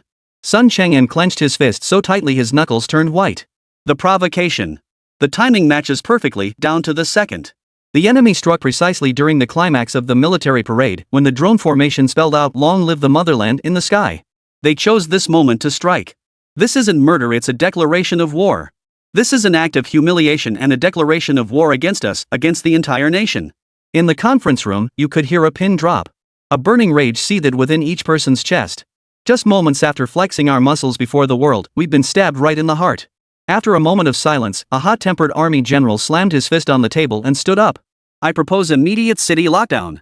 Deploy the Shugo forces alongside public security to conduct indiscriminate purges. Turn the capital upside down if necessary. We must root out these sewer rats and crush them. Several military commanders immediately echoed his call. But the head of the Ministry of Public Security immediately stood up to counter. No. His face darkened.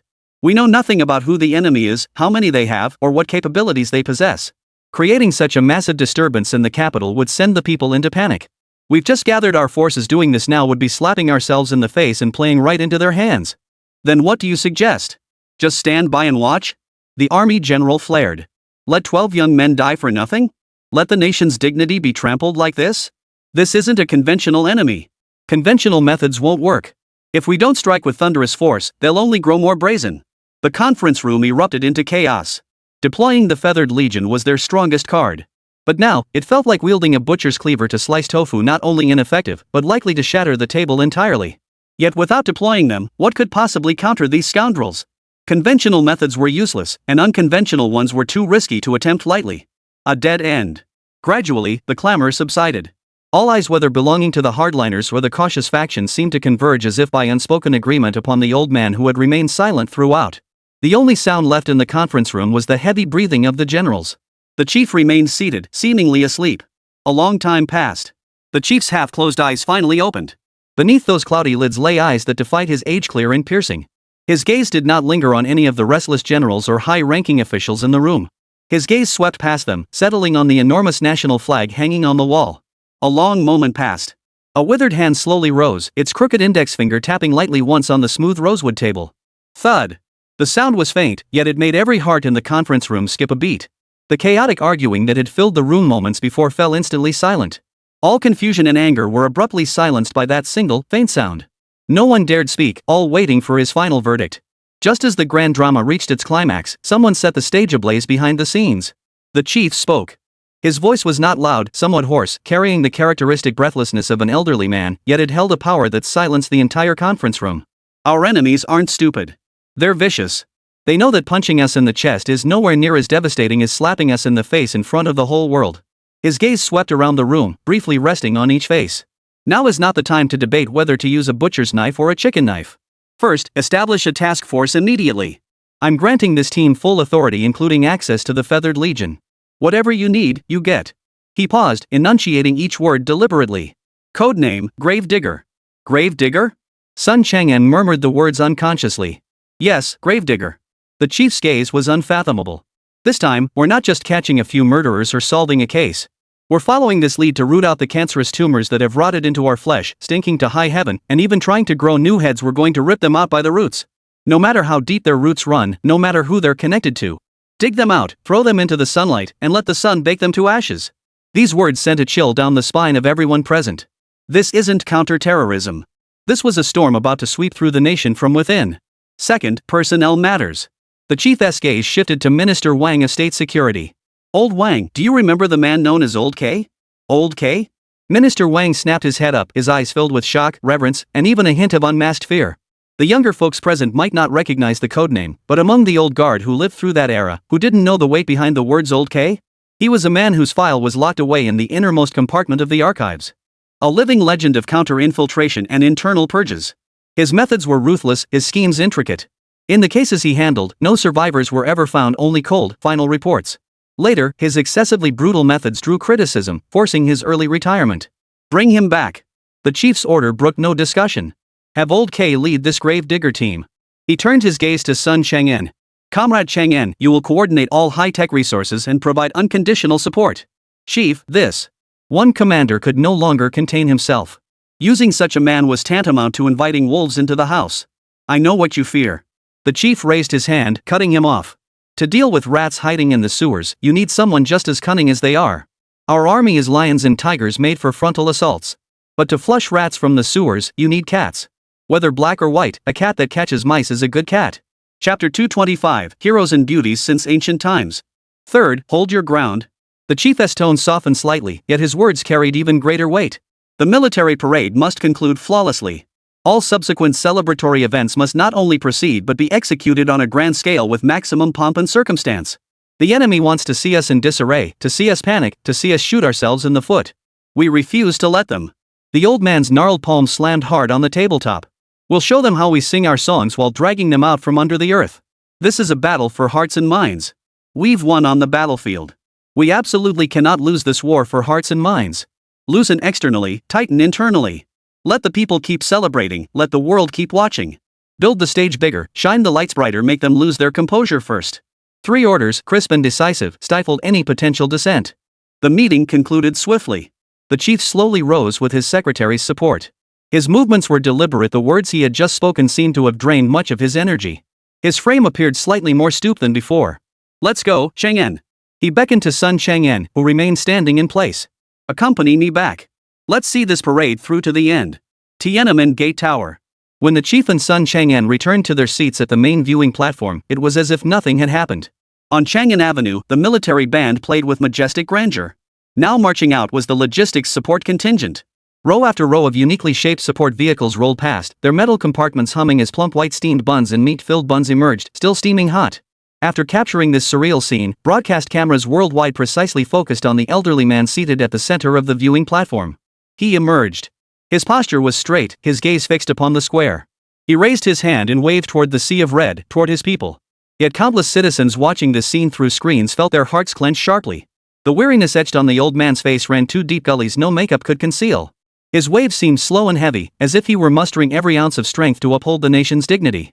In that moment, the fervor on Batu and his fellow villagers' faces slowly transformed into an indescribable ache.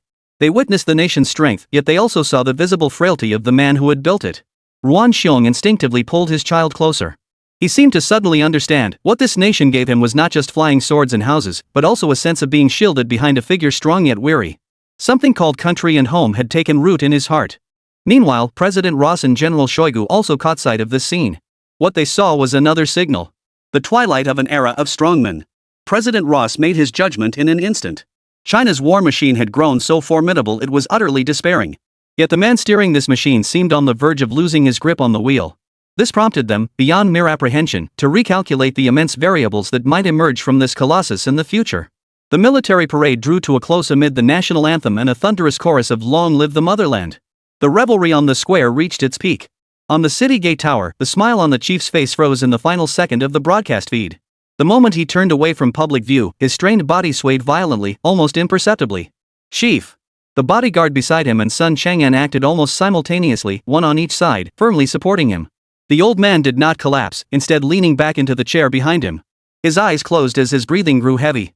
The wrinkled face, once composed in public, now bore only the weight of profound exhaustion. It seemed as though those few simple gestures had drained him of every last ounce of strength. The western hills of the capital city. Layers of verdant peaks rose amidst ancient trees reaching for the sky, while the surface held the unique tranquility of an imperial garden.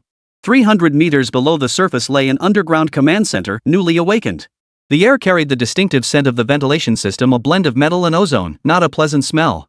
The walls were clad in some kind of light-absorbing material, a deep, profound black. At the center of the massive circular command console, the light from the large screen flickered across Sun Chang'an's face, etched with exhaustion. The Grave Robber Task Force had been established less than 6 hours ago. Top-tier technical experts, intelligence analysts, and behavioral psychologists, drawn from across the nation, had already taken their positions. Everyone held their breath, waiting for one person. The heavy isolation door slid open silently as Minister Wang led a man inside. A man, looking about 60, short and gaunt, clad in faded, worn-out work clothes, his feet in cloth shoes still caked with fresh yellow mud. He walked slowly, his back slightly hunched, his face creased with deep wrinkles. He looked like an old farmer who had just been pulled from the fields to do some hard labor. Yet the moment he stepped into the command center, the clatter of keyboards and rustling of papers throughout the hall abruptly fell silent. Sun Chang'an's gaze settled on the old man's eyes. His pupils were tiny, and when his gaze swept over, it carried a chill, devoid of any emotion. He was Old K. A codename that lived only in legends and nightmares of the past. "Comrade Old K." Sun Chang'an hurried forward, extending his hand. Old K didn't even lift an eyelid, ignoring the hand suspended in midair as he strode straight to the command console. Ignoring the large screens, he picked up the most basic paper file. Inside were the crime scene photos and autopsy reports of 12 fallen SWAT officers. He examined them slowly, with intense focus. The command center fell deathly silent, filled only with the sound of their own heartbeats. 10 minutes. A full 10 minutes. Old K finally set the file down. Without a word of preamble, he cut straight to the conclusion. 2 issues. First, we have a mole within our ranks. He lifted his eyes, his gaze sweeping across the room, sending a chill down everyone's spine. The timing of the ambush was too precise. This means the enemy knows our every move inside out. To obtain this plan and leak the intelligence. This mole isn't low-ranking, and they're exceptionally sharp. Sun Chang'an's expression darkened further. He hadn't been oblivious to this possibility, but hearing it stated so bluntly from Old K sent a chill through him. Second, Old K's tone remained utterly unruffled. The weapons the enemy used, we've never seen them before. At least, I haven't. Chapter 226, The Wrong Kind of Atmosphere. Meanwhile, in the state banquet hall, melodious classical music filled the air as elegantly dressed guests mingled, champagne glasses glinting in the light. This was a victory celebration, a stage showcasing the grandeur of a great nation. Representatives from foreign diplomatic missions wore standard diplomatic smiles, yet their eyes still held traces of the lingering shock from the military parade.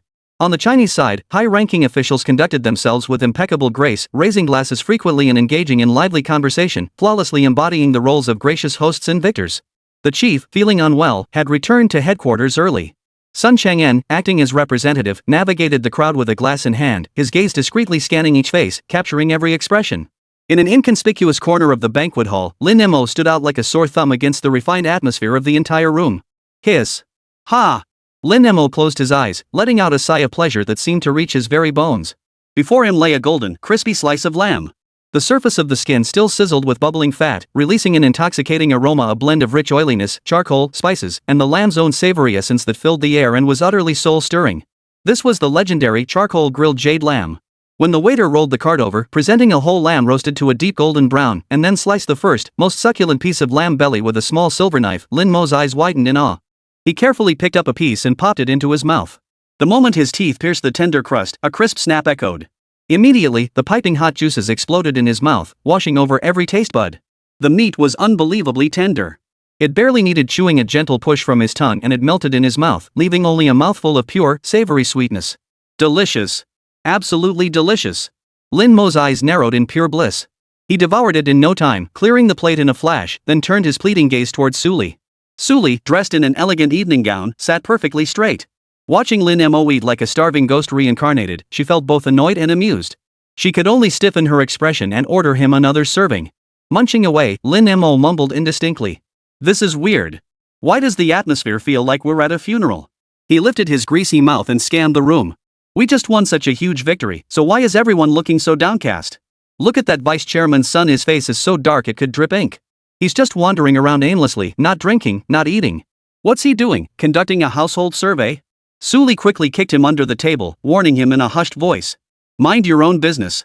After all, no matter what, Lin Mo represented the image of Momo Factory when out in public. Oh. Lin Mo pursed his lips. Even as an outsider, he could sense something was off. But he couldn't be bothered.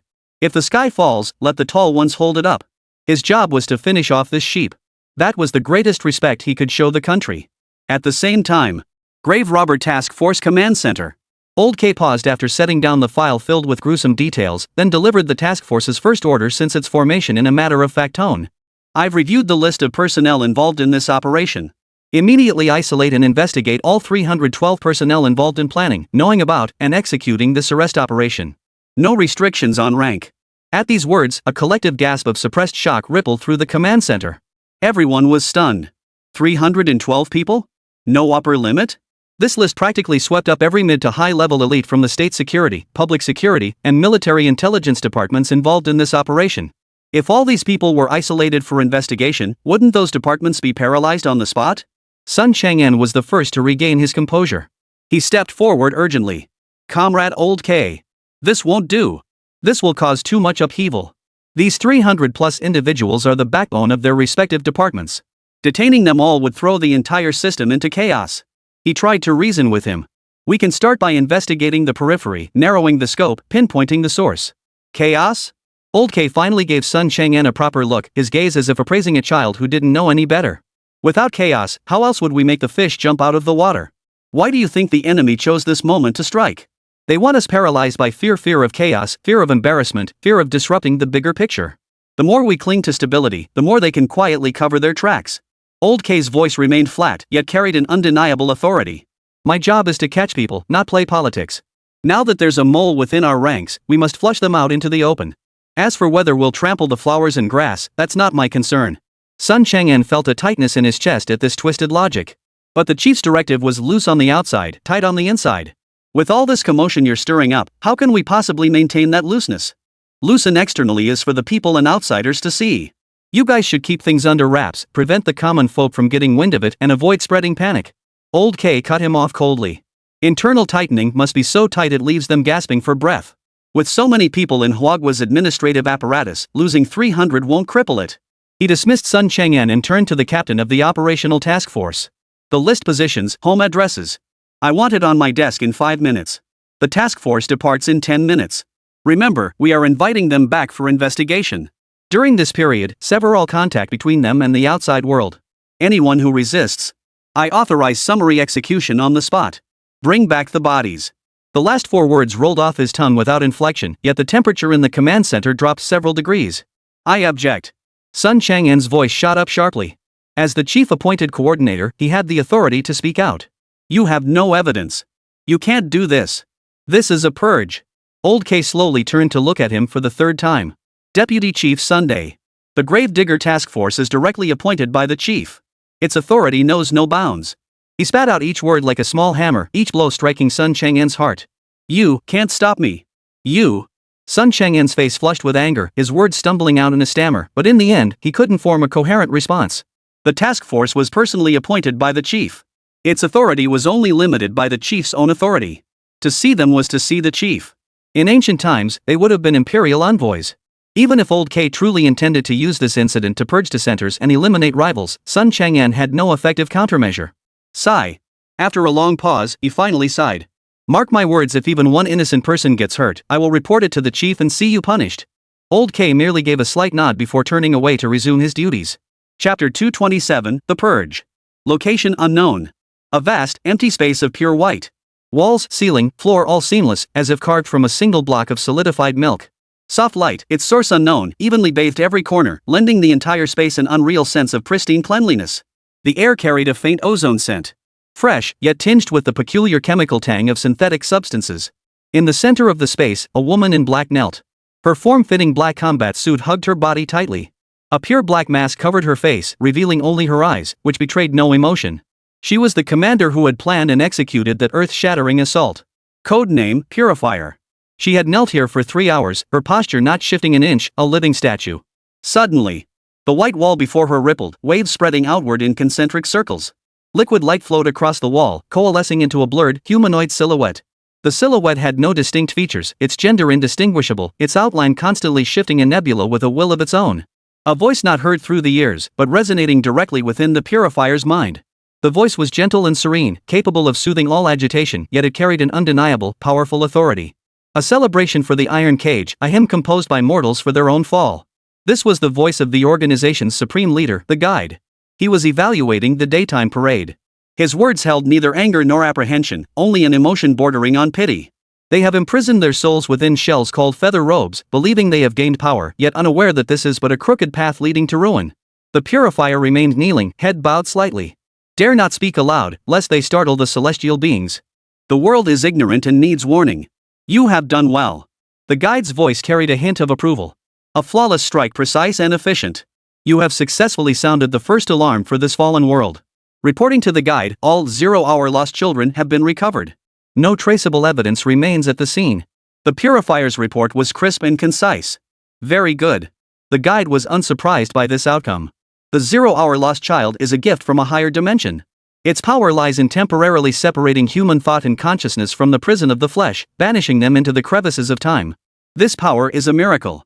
It resides in a realm forever beyond the comprehension, let alone the reach of those obsessed with mundane technologies of steel and circuitry. Using a miracle to punish those lost lambs is fitting. The guide's words revealed the truth behind that bizarre assassination method. It was not a physical assault at all, but a direct strike against consciousness. Hence, there were no energy fluctuations whatsoever, nor did it leave any conventional traces of a crime. Please advise on the next course of action. The Purifier sought instructions. Her voice carried a barely contained fervor. The alarm bells had already sounded. Was it time to unleash the true divine punishment? Yet the guide's response caught her completely off guard. Lie low. All field units transition to silent mode immediately. The Purifier's body froze for an instant. Why? We've already shown them. The bell has tolled. Its purpose is not to kill, but to hear the echo. The guide's voice grew profound. Now, our task is not to press the attack, but to retreat into the shadows. We shall watch as a startled beast trapped in its cage tears itself apart in panic and suspicion. They will inevitably launch a frenzied, top-down purge, hunting down their own with the harshest methods. This, too, is part of the plan.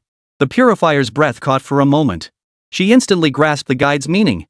Breaching a fortress from the outside is never as thorough as letting it rot from within. Our mole has fulfilled its mission, relaying the final and most crucial intelligence. The guide's voice continued to echo in her mind. Now, the informant will enter temporary dormancy. No matter how fierce the storm they unleash, they will never find it. And when they believe they've uprooted every last trace, eliminated every threat, and begin to grow complacent once more. The guide paused, the shadowy figure shifting as if in a faint smile. That is when we shall truly show them the miracle descending. The words faded away. The human-shaped light on the wall dissipated, the glow receding into the pure white surface. The entire space fell back into its eternal, unchanging deathly silence. The Purifier remained kneeling, utterly still. Yet beneath her mask, her eyes blazed with a searing intensity. It was a flame born of adoration, fervor, and anticipation. She was waiting. Anticipating the day when the miracle would truly descend. Meanwhile, Sun Chang'an walked out of the command center in a daze. After much deliberation, he finally made up his mind. No. Absolutely not. Sun Chang'an climbed into his official vehicle. The driver had barely asked, "Where to, Deputy Chief?" before he was cut off by a shout. "To the Central Committee. I need to see the chairman." The car glided silently into the river of traffic on Chang'an Avenue. Sun Chang'an sank into the backseat, pressing hard against his throbbing temples. Old K was a blade. But it was a bit too sharp. The chief dug him out of the archives to cut out the cancer. But now, this blade no longer distinguished between cancerous growths and healthy flesh. He was slicing through bone and flesh alike, carving away everything even remotely connected. Is this what the chief wanted to see? Sun Chang'an didn't think so. He knew only this: if Old K continued his rampage, the enemy would laugh in the shadows while his own men were skewered by this mad blade. He must see the chief. He would report Old K's actions word for word, leaving nothing out, and let the chief decide. The car soon entered the western hills and came to a halt before a heavily guarded compound. The chief's residence. Sun Chang'an pushed open the car door and rushed inside, only to be stopped by a guard standing stiff as a spear at the entrance. It was Zhang, the chief's most trusted security captain. Deputy Chief Sunday. Xiao Zhang said sternly. This is an absolute emergency. I must see the chief immediately. Sun Chang'an's voice was taut as a bowstring. Xiao Zhang merely shook his head gently. My apologies, Deputy Chief. The chief has already retired for the night. He instructed that no one be seen tonight. Sun Chang'an's legs froze instantly. Retired? He stared at Xiao Zhang's expressionless face, feeling the blood drain from his body. How many years had he served the chief? He knew the chief's schedule better than anyone. After such a major incident, given the chief's temperament, he wouldn't just be asleep, he wouldn't even close his eyes. Chapter 228, Divine Realm. The chief has already retired for the night. Sun Chang'an would consider himself defeated if he believed a single word of that statement. This wasn't avoidance, it was outright refusal. The chief was dead set on using Old K. Though nearing the end of his life, he remained resolute, he would leave no potential threats behind before his death. Thus, he would orchestrate a grand purge to eliminate all potential threats to the nation.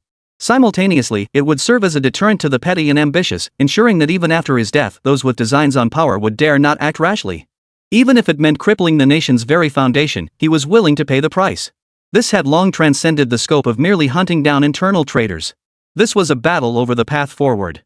Clearly, the chief believed that before moving forward into the future, there were still numerous parasites within the official ranks that needed to be purged. If these threats remained unchecked, even if the nation's technology advanced by leaps and bounds, the people would only face relentless oppression and never truly become masters of their own destiny.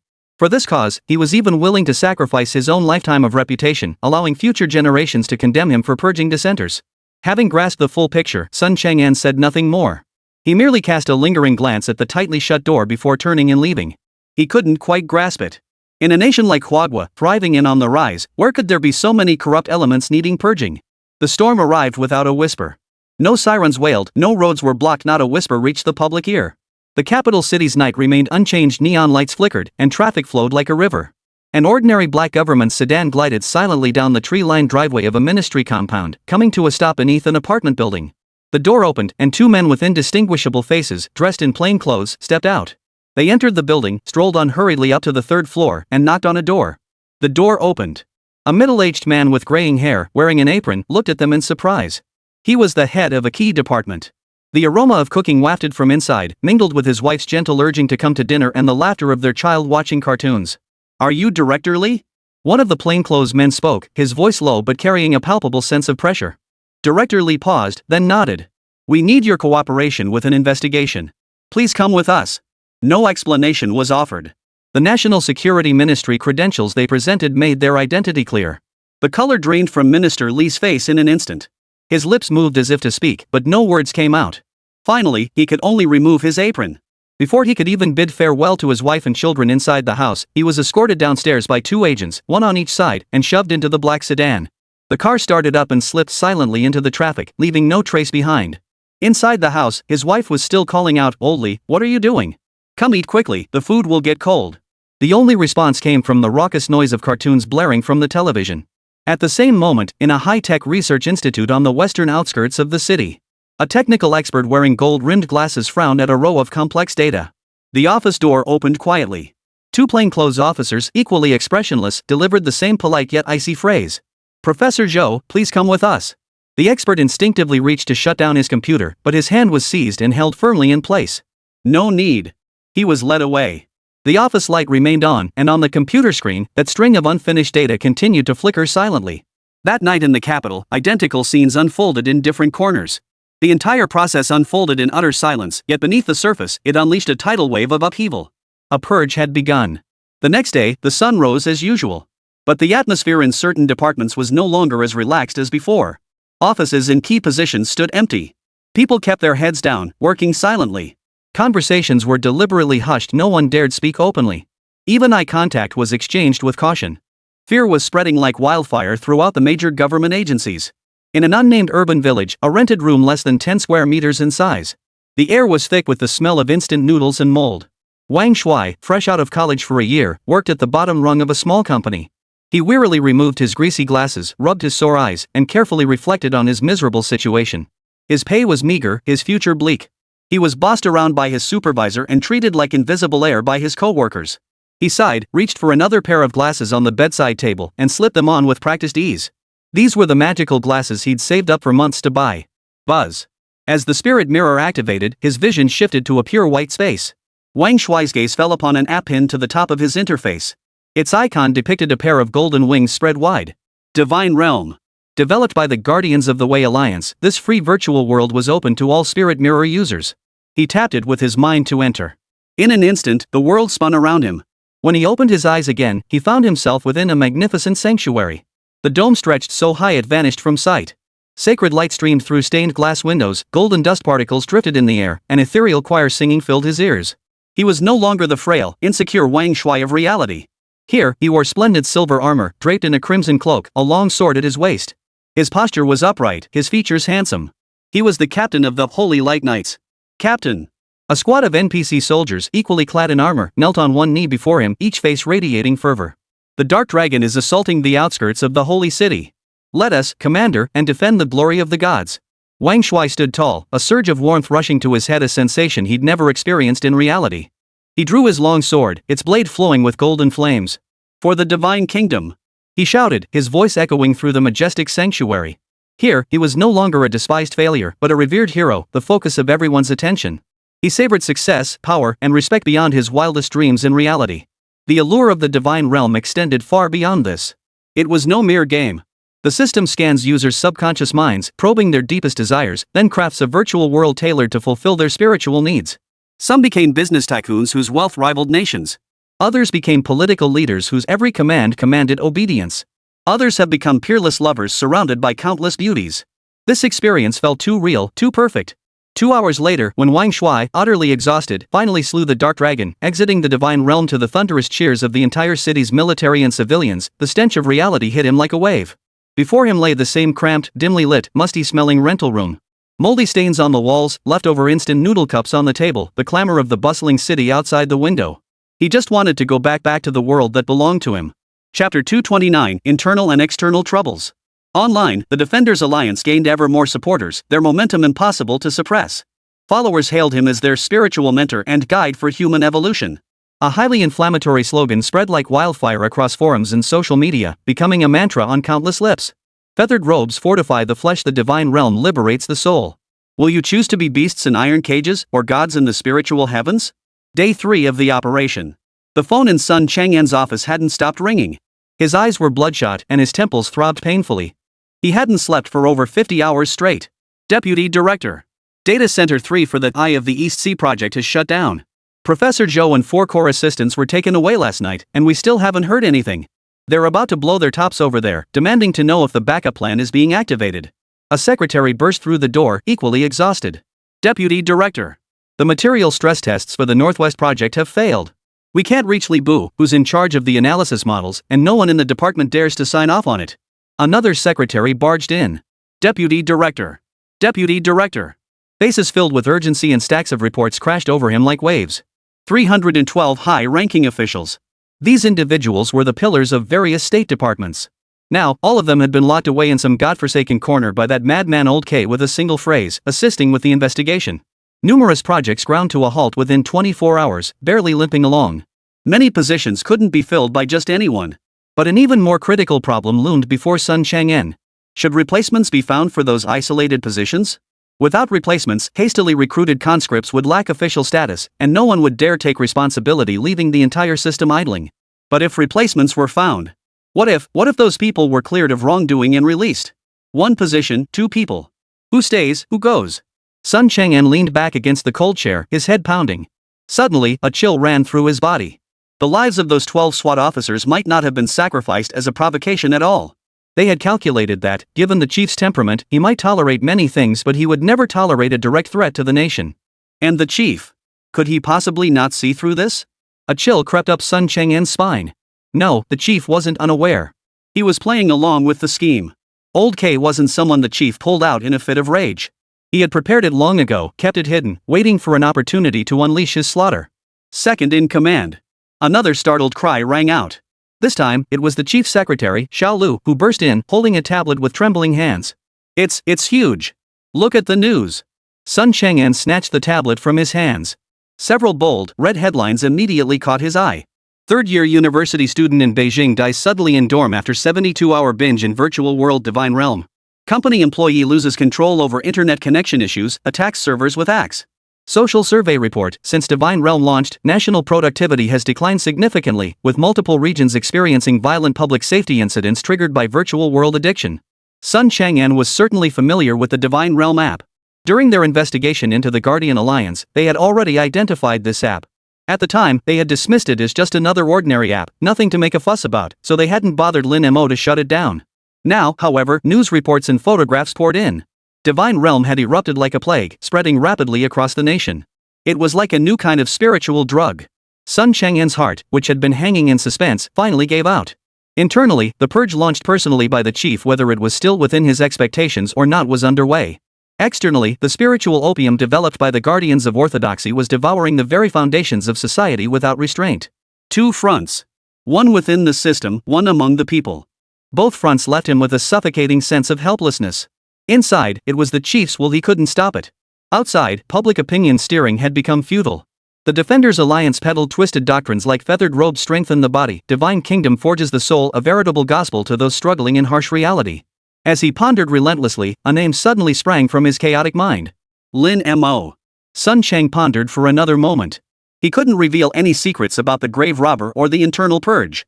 But he could and must seek Lin Mo's help. He needed Lin Mo to resolve this imminent threat from the divine kingdom, a danger even more perilous than the internal issues. He grabbed the secure phone from the desk and dialed Lin Mo's number. 1 hour later. Shishan, a conference room with the highest security clearance. Lin Mo was sunk into the sofa, still clutching half a bitten apple. "Hey, Vice Chairman's son, you dragged me out of bed with all this fuss just to offer me an apple?" He took a bite, crisp and crunchy. "But fair's fair, this apple is genuinely sweet." Sun Chang'an didn't take the bait. His eyes were bloodshot, and the look on his face reminded Lin Mo of the Malaysia incident. He walked to the wall, and the massive screen lit up. What appeared on it weren't classified documents, but autopsy reports stamped with red top secret seals. 12 reports. 12 SWAT officers. Elite. Sun Chang'an's voice was weak. All died simultaneously a week ago. Lin Mo stopped chewing his apple. He sat up straight, the casual expression fading from his face. On the screen, the reports turned page by page. No gunshot wounds. No knife wounds. Not even proper signs of a struggle. The expressions on the victims' faces, some frozen in shock, others in blank confusion as if time had pressed pause directly on them. "Look here." Sun Chang'an pointed to a line in the report. Physiological examination: no organic injuries were found on the deceased's body. Cause of death: unknown. Unknown? Lin Mo's eyebrows knitted together. As a researcher with near prophetic insight, the instances of unknown he'd encountered in his career could be counted on one hand. The forensic pathologist had no choice but to write it that way. Sun Chang'an switched the display to show an EG chart. At one point, the line plummeted straight down, plummeting to zero in an instant. This is the deceased's brainwave pattern, reconstructed by the forensic team using every available method. It's as if someone flipped a switch, snap, and the person was gone. Sun Chang'an's voice carried a chill. Our people couldn't even figure out what happened. Lin Mo stared at the graph, his gaze sharpening. Chapter 230, Lin Mo, I will intervene. Lin Mo rose to his feet, pacing deliberately before halting before the massive display screen. This is interesting. His fingertips touched the cold screen. His eyes held no fear, only a hint of piqued interest. But this only made Sun Chang'an feel even more uneasy. He stammered, did you notice something? I see their methods are indeed sophisticated. Lin Mo didn't turn around, his tone flat. You're not mistaken. This is indeed a new type of weapon. He had once envisioned and designed this weapon using the system, nearly bringing it to production. But in the end, he had abandoned it, choosing feather robe instead. He turned to face Sun Chang'an, meeting his eyes filled with utter bewilderment. Deputy Director Sun, understand it this way. Within their technological framework, a person's vital functions, every single indicator, are treated as a set of data that can be directly read and modified. The enemy discovered an entry point you still cannot detect, gaining the highest level of control. Then they simply deleted the data. To make the process irreversible, they also erased all operation logs. Thus, human consciousness no longer exists. Every organ and tissue in this body remains intact, yet it can never function again. Sun Chang'an stood frozen in place, his mind a blank. Deleted? He used that word daily, yet when directly linked to the termination of a living being, it felt utterly absurd, sending a chill down his spine. This is impossible. He murmured. This transcended the boundaries of science he could comprehend, edging dangerously close to theology. Nothing is impossible. Lin Mo's gaze shifted back to the screen, where the image had switched to the golden winged application icon for Xinghua. I've seen this divine realm map before. On its launch day, I analyzed its underlying architecture. It's quite innovative. It didn't reuse any of my publicly available source code. It's a completely independent system. Now it seems the weapon used to assassinate the SWAT officer in this divine realm that immerses countless minds are two different applications of the same technology. One makes you vanish completely. The other keeps you alive within their virtual space. Different functions, yet fundamentally consistent logic. I have reason to suspect that if they choose, they could erase any user who logs into divine realm at will. The temperature around Sun Chang'an seemed to be instantly drained from his body. A chill shot up from his feet to his head, leaving him stiff as a board. This effectively meant the enemy now held tens of millions of hostages? How could they possibly fight this? All strength seemed to drain from his body as he slumped back into his chair. Comrade Lin Mo. Sun Chang'an's voice trembled with suppressed emotion. Fixing his gaze on the young man before him, the only one who might turn the tide, he summoned every ounce of will to utter his plea. I need your help. The nation needs your help. His fists clenched so tightly his knuckles turned white, his face a mask of struggle and helplessness. There are things I cannot say, bound by discipline. But I can tell you this, the personnel and resources I can mobilize here are severely limited. His words held cryptic hints, his eyes brimming with exhaustion and discontent. The current situation is a complete mess. I'm stretched too thin. The thorny issue of the Divine Kingdom can only be resolved by you now. Sun Chang'an abruptly stood up, making a solemn promise to Lin Mo. I guarantee it. Whatever authority or resources you need to resolve this matter, even if it means risking my own dismissal, I will secure them for you. Lin Mo listened quietly, his expression unchanged. He walked up to Sun Chang'an and placed a hand on his shoulder, which had grown stiff from extreme tension. Alright, Vice Chairman Sun, let's not make the atmosphere so heavy. His tone lightened, but the gleam of excitement in his eyes grew brighter. To be honest, I couldn't care less about your internal power struggles.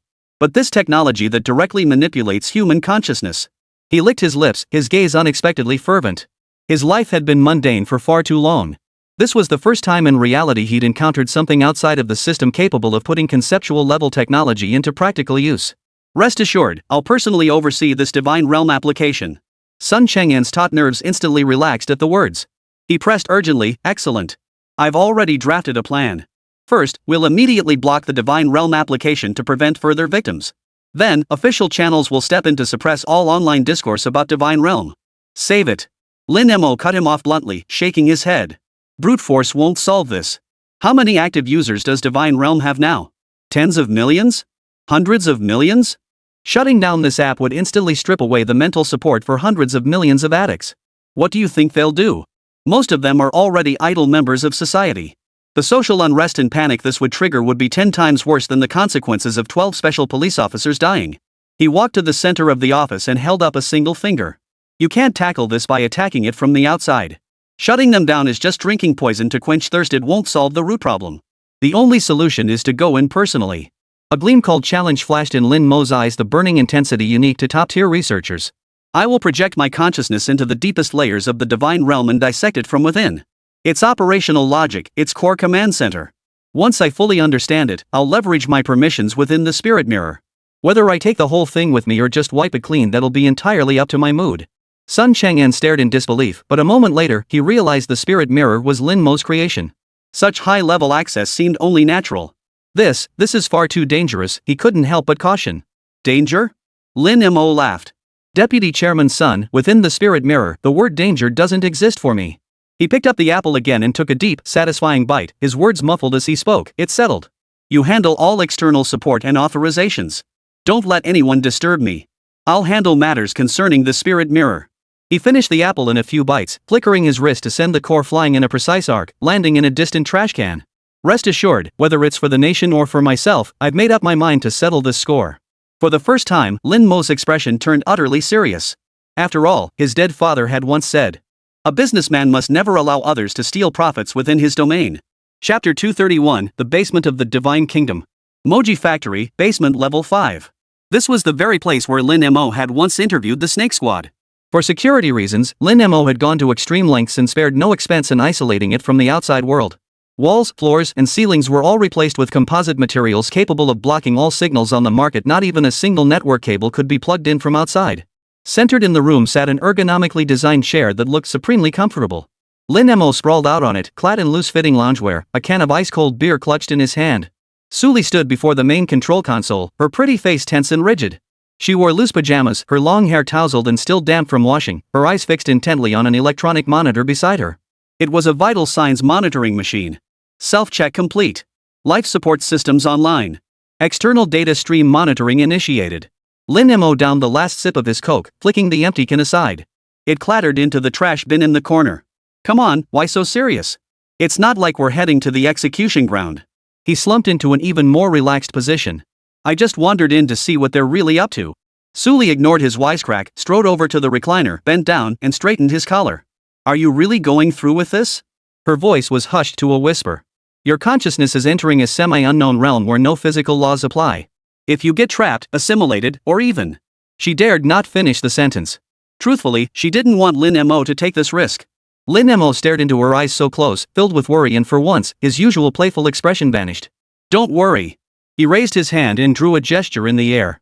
A virtual authorization interface popped up on the spirit mirror, displaying the transfer agreement for the system's highest privileges.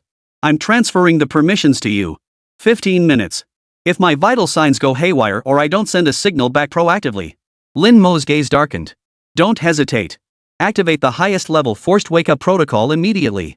No matter what the hell I see in there, no matter what earth-shattering secrets I uncover, you better drag me back by force. Suli, not wearing the spirit mirror, couldn't see the authorization agreement. She simply nodded firmly. Understood. She retreated to the main console and clenched her fists. Countdown initiated. 3, 2, 1. Initiate. The countdown ended, and Lin Mo entered the divine realm. His body remained lying still, yet his senses were violently torn from his physical form by an irresistible force. A peculiar sensation of weightlessness enveloped his entire being. Layer after layer. He was hurtling through countless invisible membranes at breakneck speed, each layer representing a distinct information dimension. He bypassed the superficial layers of the divine realm accessible to ordinary users. That nonsense about the night sanctuary was just a sham. Lin Mo's target was the deepest depths below. He summoned his near-divine system privileges and forced his way directly into the deepest, most fundamental layer of the divine realm application. In an instant, all color, sound, and form were drained away, reduced to nothingness. When he opened his eyes again, he found himself in a place beyond description. White. Endless, blinding whiteness. Here, there was no up, down, left, or right, no near or far, not even the passage of time could be felt. This was the back end of the divine realm, the source code layer underpinning countless virtual worlds. Yet here, there was not a single line of code, not a single interface. This was an abstract space, purely constructed from consciousness. Even Lin Mo's existence held no fixed form here. He was merely a mass of data retaining self-awareness. Just as he prepared to dissect the structure of this space, the entire pure white void trembled without warning. His intrusion had triggered the defensive mechanisms of the divine realm. The white space ahead began to warp and fold. All light converged toward a single point, eventually coalescing into a blurred, humanoid silhouette of light. The silhouette possessed no discernible features, its gender indistinguishable, its contours shifting and unstable. It was a living, ever-shifting mass of light. A voice, bypassing his ears, sounded directly within his mind. Prisoner of flesh and blood, why do you trespass into the sanctuary of the spirit? At these words, Lin Mo's eyes narrowed instantly. The iron cage you have forged is precisely the shackles we seek to shatter. Before the words had fully faded, a mental tsunami crashed down upon him. This was no energy assault. Countless chaotic thoughts, fragmented memories, and false emotions surged madly into Lin Mo's consciousness, attempting to corrupt him, to assimilate him. Memories that weren't even his own began surfacing in his mind. A childhood spent rolling through the flames of war, a youth wandering aimlessly, a twilight years betrayed by everyone. Such an assault would be enough to shatter the psyche of any sane person on the spot. It was akin to an operation that polluted the database. But Lin Mo's will remained unshakable. Such mental corruption could not touch him. His core consciousness remained utterly unshaken amidst the storm. His voice rose slowly. Liberate the soul? Cut the crap. What sanctuary? To me, it's nothing but a meticulously designed prison. Lin Mo swiftly saw through the true nature of this space. A kingdom that feeds its users with cheap mental pleasures, then devours their mental energy and computing power to sustain itself. You're not liberating anyone, you're raising pigs, a herd of slaves. Stubborn and obstinate. A chill crept into the electronic voice. The entire pure white space erupted violently, the intensity of the mental assault multiplying several-fold in an instant. Even Lin Mo couldn't help but feel the pressure. The opponent's power on their own turf proved far stronger than he'd anticipated. This was their stronghold. As an outsider attempting to strike at the heart of their operations here, it was indeed a daunting task. But his objective had been achieved. Collection complete. A pre-programmed sequence instantly activated within Lin Mo's consciousness. In that brief clash just seconds ago, he had used his all-pervasive permissions to scan and package the core data of the divine realm's underlying space. Want to keep me here? You're still too green. Lin Mo's consciousness emitted a ripple of energy, disdaining further entanglement. Initiate forced disengagement. He sent a return signal to Suli in the real world. Don't even think about escaping. For the first time, the electronic voice carried a hint of emotion. The entire pure white space abruptly contracted inward, transforming into a colossal prison cage, intent on trapping Lin Mo's consciousness here forever. But it was too late. An order from a higher authority, defying all logic, brutally breached the barrier from the world beyond the divine realm. It was the highest level authorization Suli had activated, the very one Lin Mo had personally granted her. Snap! The pure white cage of consciousness was forcibly torn open. Lin Mo's consciousness transformed into a streak of light, escaping in an instant. Chapter 232, The Collective Consciousness. Lin Mo, lying on the recliner, shuddered violently before convulsing wildly. He shot upright from the recliner, gasping for breath, his forehead drenched in cold sweat. Suli rushed over immediately, steadying his still shaking shoulders. Are you okay? Lin Mo waved his hand, signaling he was fine. He lifted his head, his face pale and eyes still slightly dazed. Instead of answering Suli, he stared intently at the main screen. On the screen, a progress bar had just reached full capacity. A massive volume of data packets had been successfully downloaded and saved. Lin Mo stared at the data and spoke in a low voice. Found it. That thing, it's not some program. It's a living, consciousness collective. A consciousness collective. Suli murmured softly.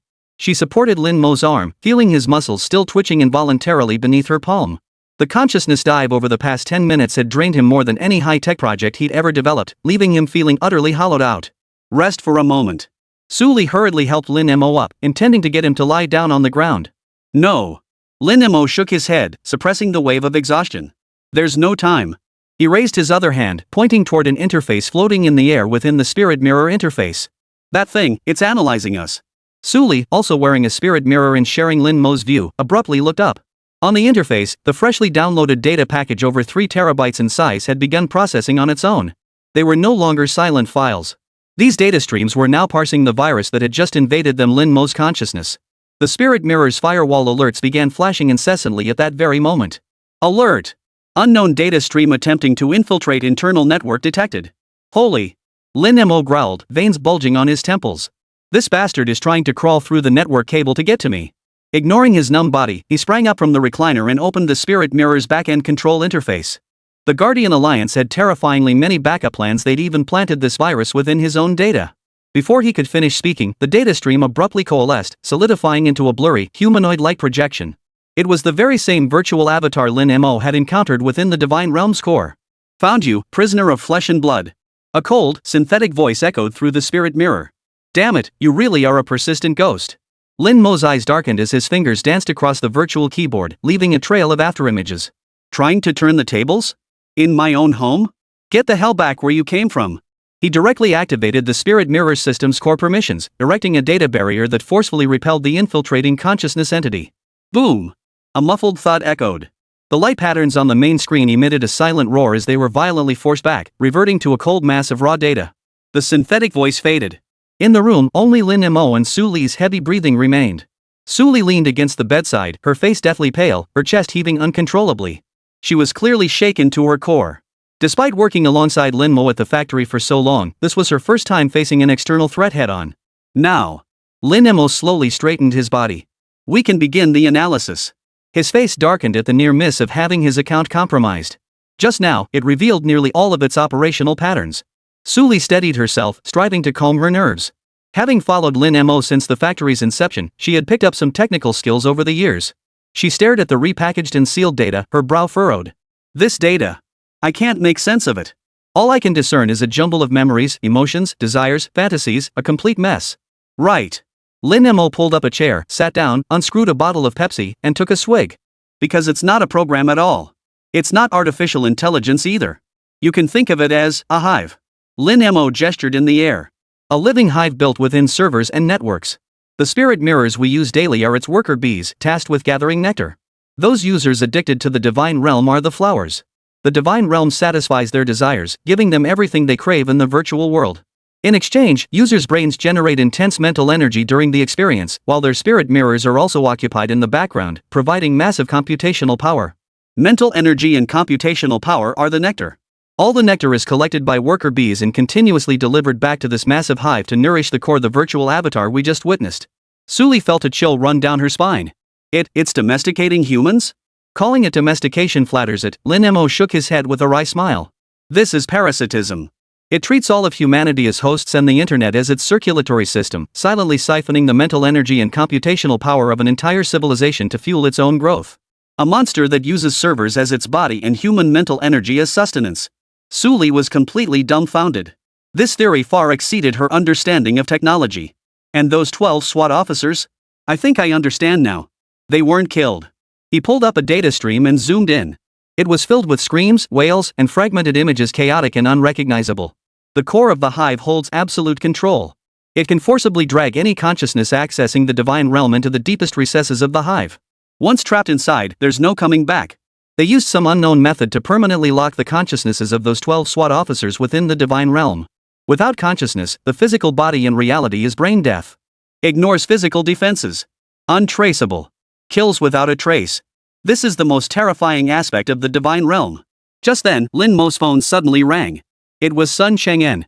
He answered almost instantly, his anxious voice coming through. Lin Mo. How's the situation? Not good. Lin Mo kept his words brief, staring at the screen as he repeated the honeycomb theory from earlier. Dead silence fell on the other end. Only Sun Chang'en's increasingly heavy breathing could be heard, coming in short, labored gasps. After a minute, Sun Chang'en let out a heavy sigh. I understand. Lin Mo, you might not be aware, but in the very hours you've been infiltrating, the situation outside has grown far more dire. Due to the vicious social incidents stemming from addiction to the divine realm, incidents have tripled in the past 24 hours.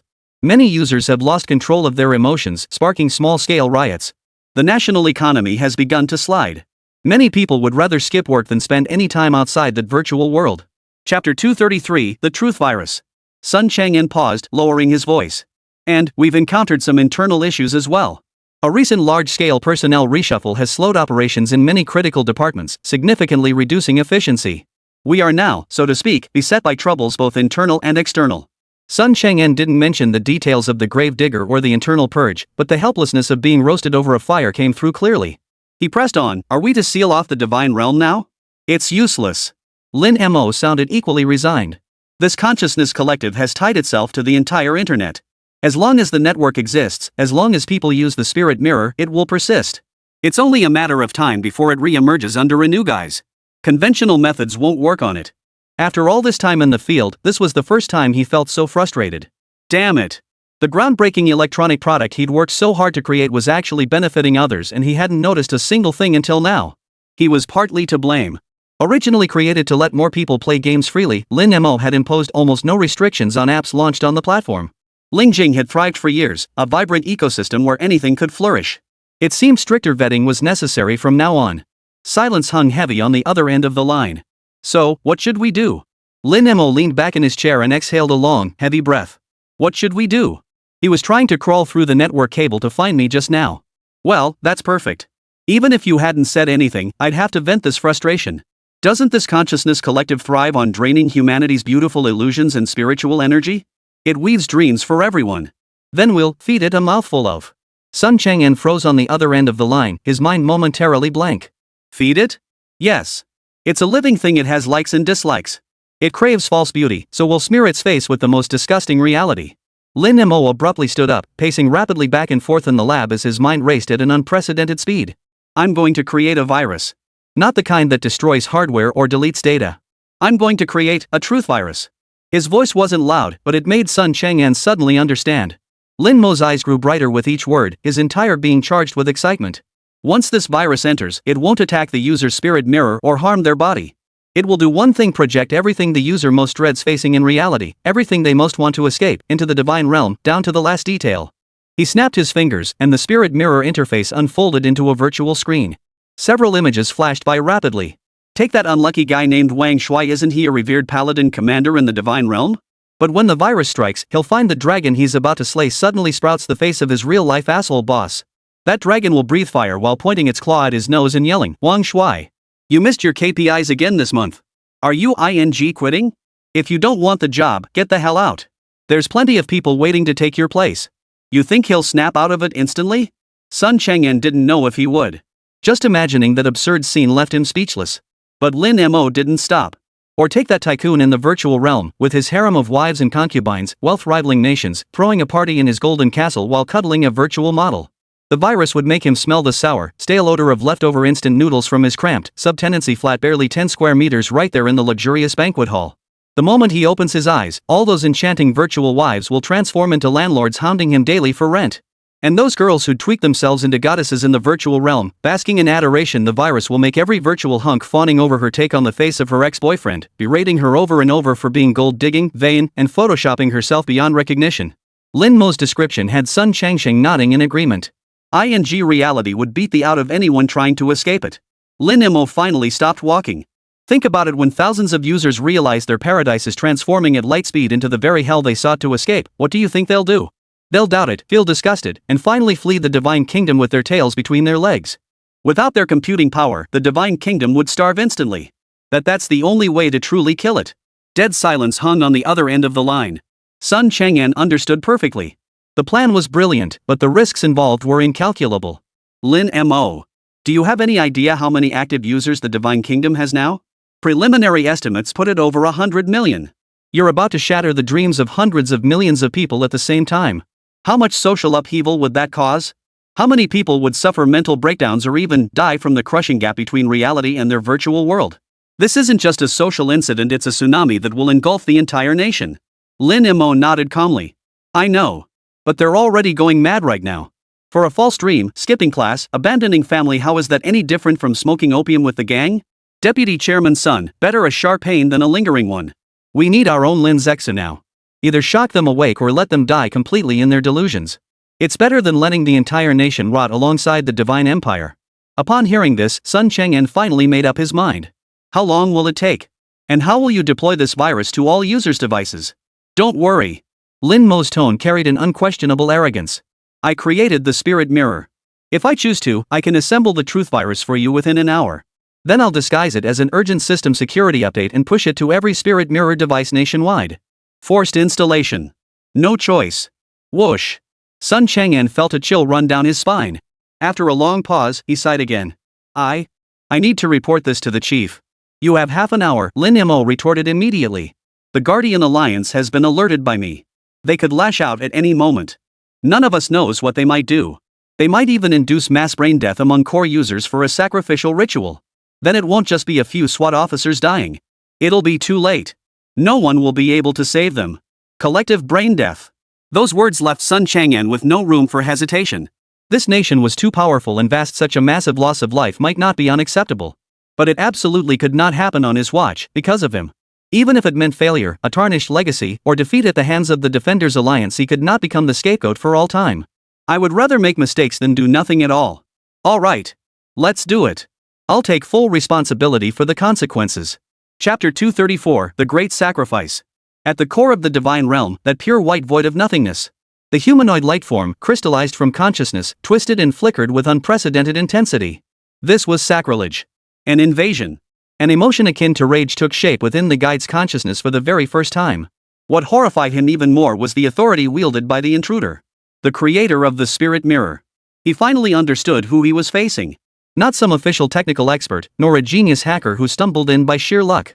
It was the very creator of this digital realm. And he himself was nothing more than a parasite secretly nesting within this world. Originally, he had all the time in the world, decades, even centuries, to slowly boil the frog, gradually draining and assimilating the mental energy and computational power of all human civilization. By the time humanity realized what was happening, he would have become an indestructible spiritual deity, symbiotic with the entire civilization. But now, it was too late. He had been exposed. There's no time to wait. The guide's shimmering light abruptly contracted, coalescing from its unstable flickering state back into a distinct human form. Since silent parasitism was impossible, he would complete his final harvest before being purged. A command was issued. Soon, a black figure materialized out of thin air within the pure white space. She wore a form-fitting black combat suit, her face concealed by a pitch-black mask. The Purifier. Immediately, a grand, solemn voice, carrying supreme authority, exploded simultaneously within the minds of every core user of the divine realm. The era of flesh and blood is about to end. This decaying reality is unworthy of bearing your pure souls. Yet the corrupter of the old world, that false god who forged the iron cage, has awakened. He will use false technology to obstruct your return to eternity. Time is running out. The guide's voice was filled with seduction. Now, I shall open for you the final and only gate. A grand sacrifice shall wash away your mortal original sin, freeing your consciousness from fleshly bonds. You shall ascend as true children of the divine realm, embracing eternal joy and glory. This is not death, but rebirth. Believe in me, follow me, and offer everything you have to me. The great sacrifice begins. Capital city, urban village. In a cramped, subtenant room barely 10 square meters wide, Wang Shuai had just removed his spirit mirror and was about to prepare 2 packets of instant noodles. Just then, the spirit mirror resting nearby suddenly lit up. Curiosity piqued, Wang Shuai picked up the mirror again. A peculiar scene instantly projected onto his retina. The sacred temple of the divine realm. The towering silhouette of the guide hovered mid-air, bathed in radiant holy light. The choir's hymns drifted down from the heavens. Then, the divine prophecy about the great sacrifice pierced his ears like a demonic chant. Wang Shuai froze. A second later, his entire body began to shake violently. It wasn't fear, it was an overwhelming ecstasy he couldn't suppress. It's here. It had finally arrived. The salvation he had waited for countless days and nights had finally arrived. Escape this damned world, escape this dead-end job, escape that cruel boss, escape everyone who looked down on him. He was going to his beloved world, to live forever. Ha ha. Ha ha ha ha. Wang Shuai tossed aside his instant noodles, laughing like a madman as tears streamed uncontrollably down his face. He rushed to the battered desk, trembling as he pulled out a brand new notebook. He had prepared it long ago. He was going to write his suicide note. Clutching the pen, a near-mad grin spread across his face as he scrawled crooked words onto the paper. Dad, Mom, don't grieve for me. I'm not dead, I've gone to a better place, a world that truly belongs to me. There, I am a hero, the commander of the knights. I guard the holy city, and all the people cheer for me. The sky is blue, the air is sweet, there are no worries, no pain. He hadn't written in a long time. His hand moved slowly, but with deliberate care. At the same moment, across the land, countless Wang Shuais received this divine decree. A housewife, battered by her husband for years, calmly set down her mop, entered the bedroom, and applied the most meticulous makeup she had ever worn in her entire life. A middle-aged man, bankrupt from failed investments, sat on the edge of a rooftop. Instead of jumping, he smiled as he put on the spirit mirror, waiting for the final moment. A girl bullied and isolated at school deleted every trace of herself from social media, leaving only one line: I'm off to chase my dreams. Don't miss me. Each in their own way, calmly yet fervently, prepared to embrace this grand finale. Sun Chang'en's office.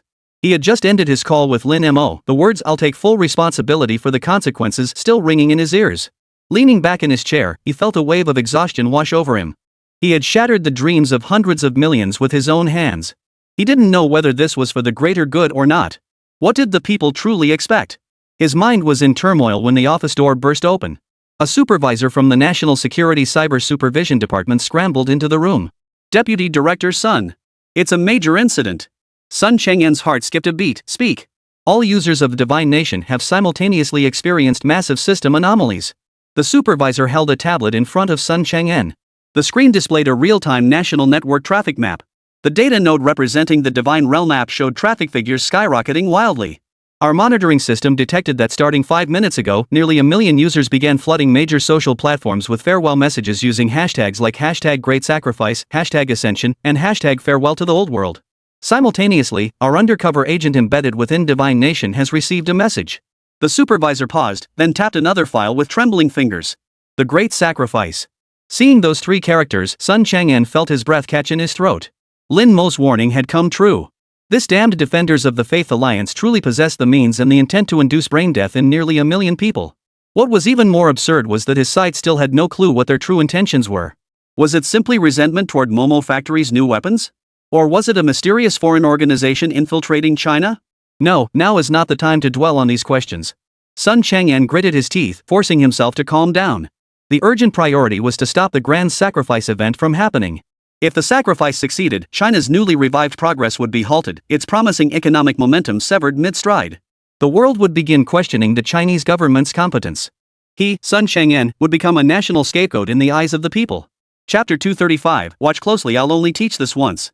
Comrade Lin Mo, that truth virus you mentioned earlier. Sun Chang'en's call came through again. It was clear he was in a state of panic. At this moment, he could only rely on Lin Mo. Yet the man being sought out by this vice chairman of the State Council merely smiled faintly. Give me half an hour. The call ended. Lin Mo casually tossed his phone onto the table, where it landed with a soft thud. His usually lazy-looking face now bore a considerable degree of confidence. Suli stood beside him, her face slightly pale. Lin Mo had already told her everything he intended to do. But precisely because of that, her fear only deepened. The lives of nearly 1 million people now hung on Lin Mo's every thought. She felt a bit dazed. When had this guy transformed from a factory owner who needed to livestream to sell products into such a colossal figure? But Lin Mo couldn't back down just because she was afraid. We're ready. It's time for us to step up. The moment the words left his lips, a program icon silently appeared on the screen of the spirit mirror he wore. The icon was minimalist in design, a vivid red character for true, flanked by a line of small text. Reality Patch version 1.0. As the creator of the spirit mirror, he had already compiled this virus in his mind long before he broke away from the core of the divine realm. Are we really going through with this? Su Li's voice couldn't help but sound a bit hoarse. Forget the die-hard fans for a moment. The divine realm's daily active users are nearly 100 million now. You're about to shatter the dreams of hundreds of millions of people all at once with your own hands. When that happens, they'll come after us both online and offline. Her fingernails dug deep into the flesh of her palms. She trusted Lin Mo's technical skills, but the consequences were terrifying. If something went wrong, the mess they'd create would be impossible to contain, an unpredictable social catastrophe looming before them. Lin Mo remained silent. He turned away, his gaze fixed on another floating display. On the national map displayed there, countless red dots flashed wildly and converged. Particularly in several megacities, the dots had already merged into a continuous swarm. Each dot represented a user who had received the news of the grand sacrifice and was preparing to rush toward what they believed to be a brighter future. And these points kept multiplying and spreading, dizzying to behold. Scraping the bone to remove the poison, how could it not hurt? Lin Mo turned his head, meeting Su Li's gaze. Not a trace of wavering could be detected in his tone. Those people are no different from the dead now. Better to let them awaken in truth than rot away in lies. He extended his hand, his index finger hovering over the program icon labeled Reality Patch version 1.0. Besides, that inexplicably confident smile reappeared on Lin Mo's face.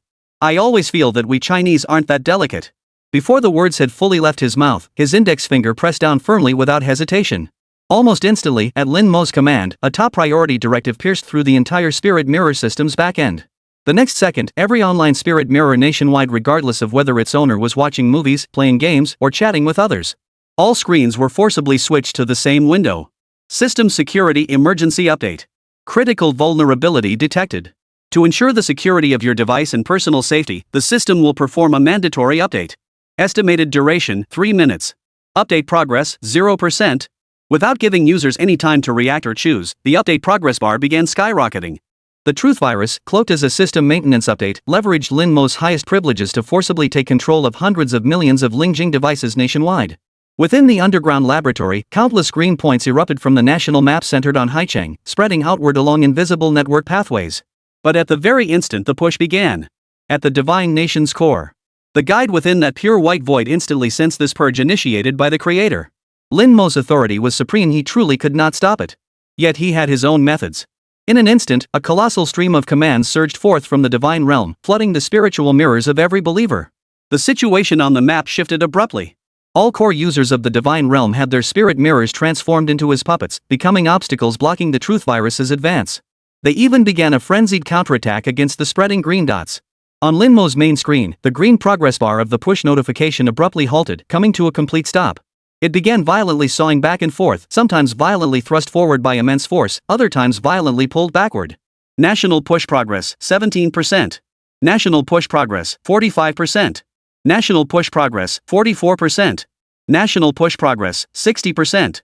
Green light points and red data streams engaged in a frantic battle within the invisible realm of cyberspace. It's fighting back. Su Li grasped the situation and couldn't help but swallow hard. It's mobilizing the back-end computing power of all its followers' devices, temporarily erecting firewalls on each machine to block our patch installation. Lin Mo saw it too, yet sat motionless, calmly observing the brutal red-green battle on the screen, his composure eerily still. He almost felt like laughing. It's useless. It's already lost. Divine Realm, the Sanctuary. Wang Shui floated in a warm sea of light.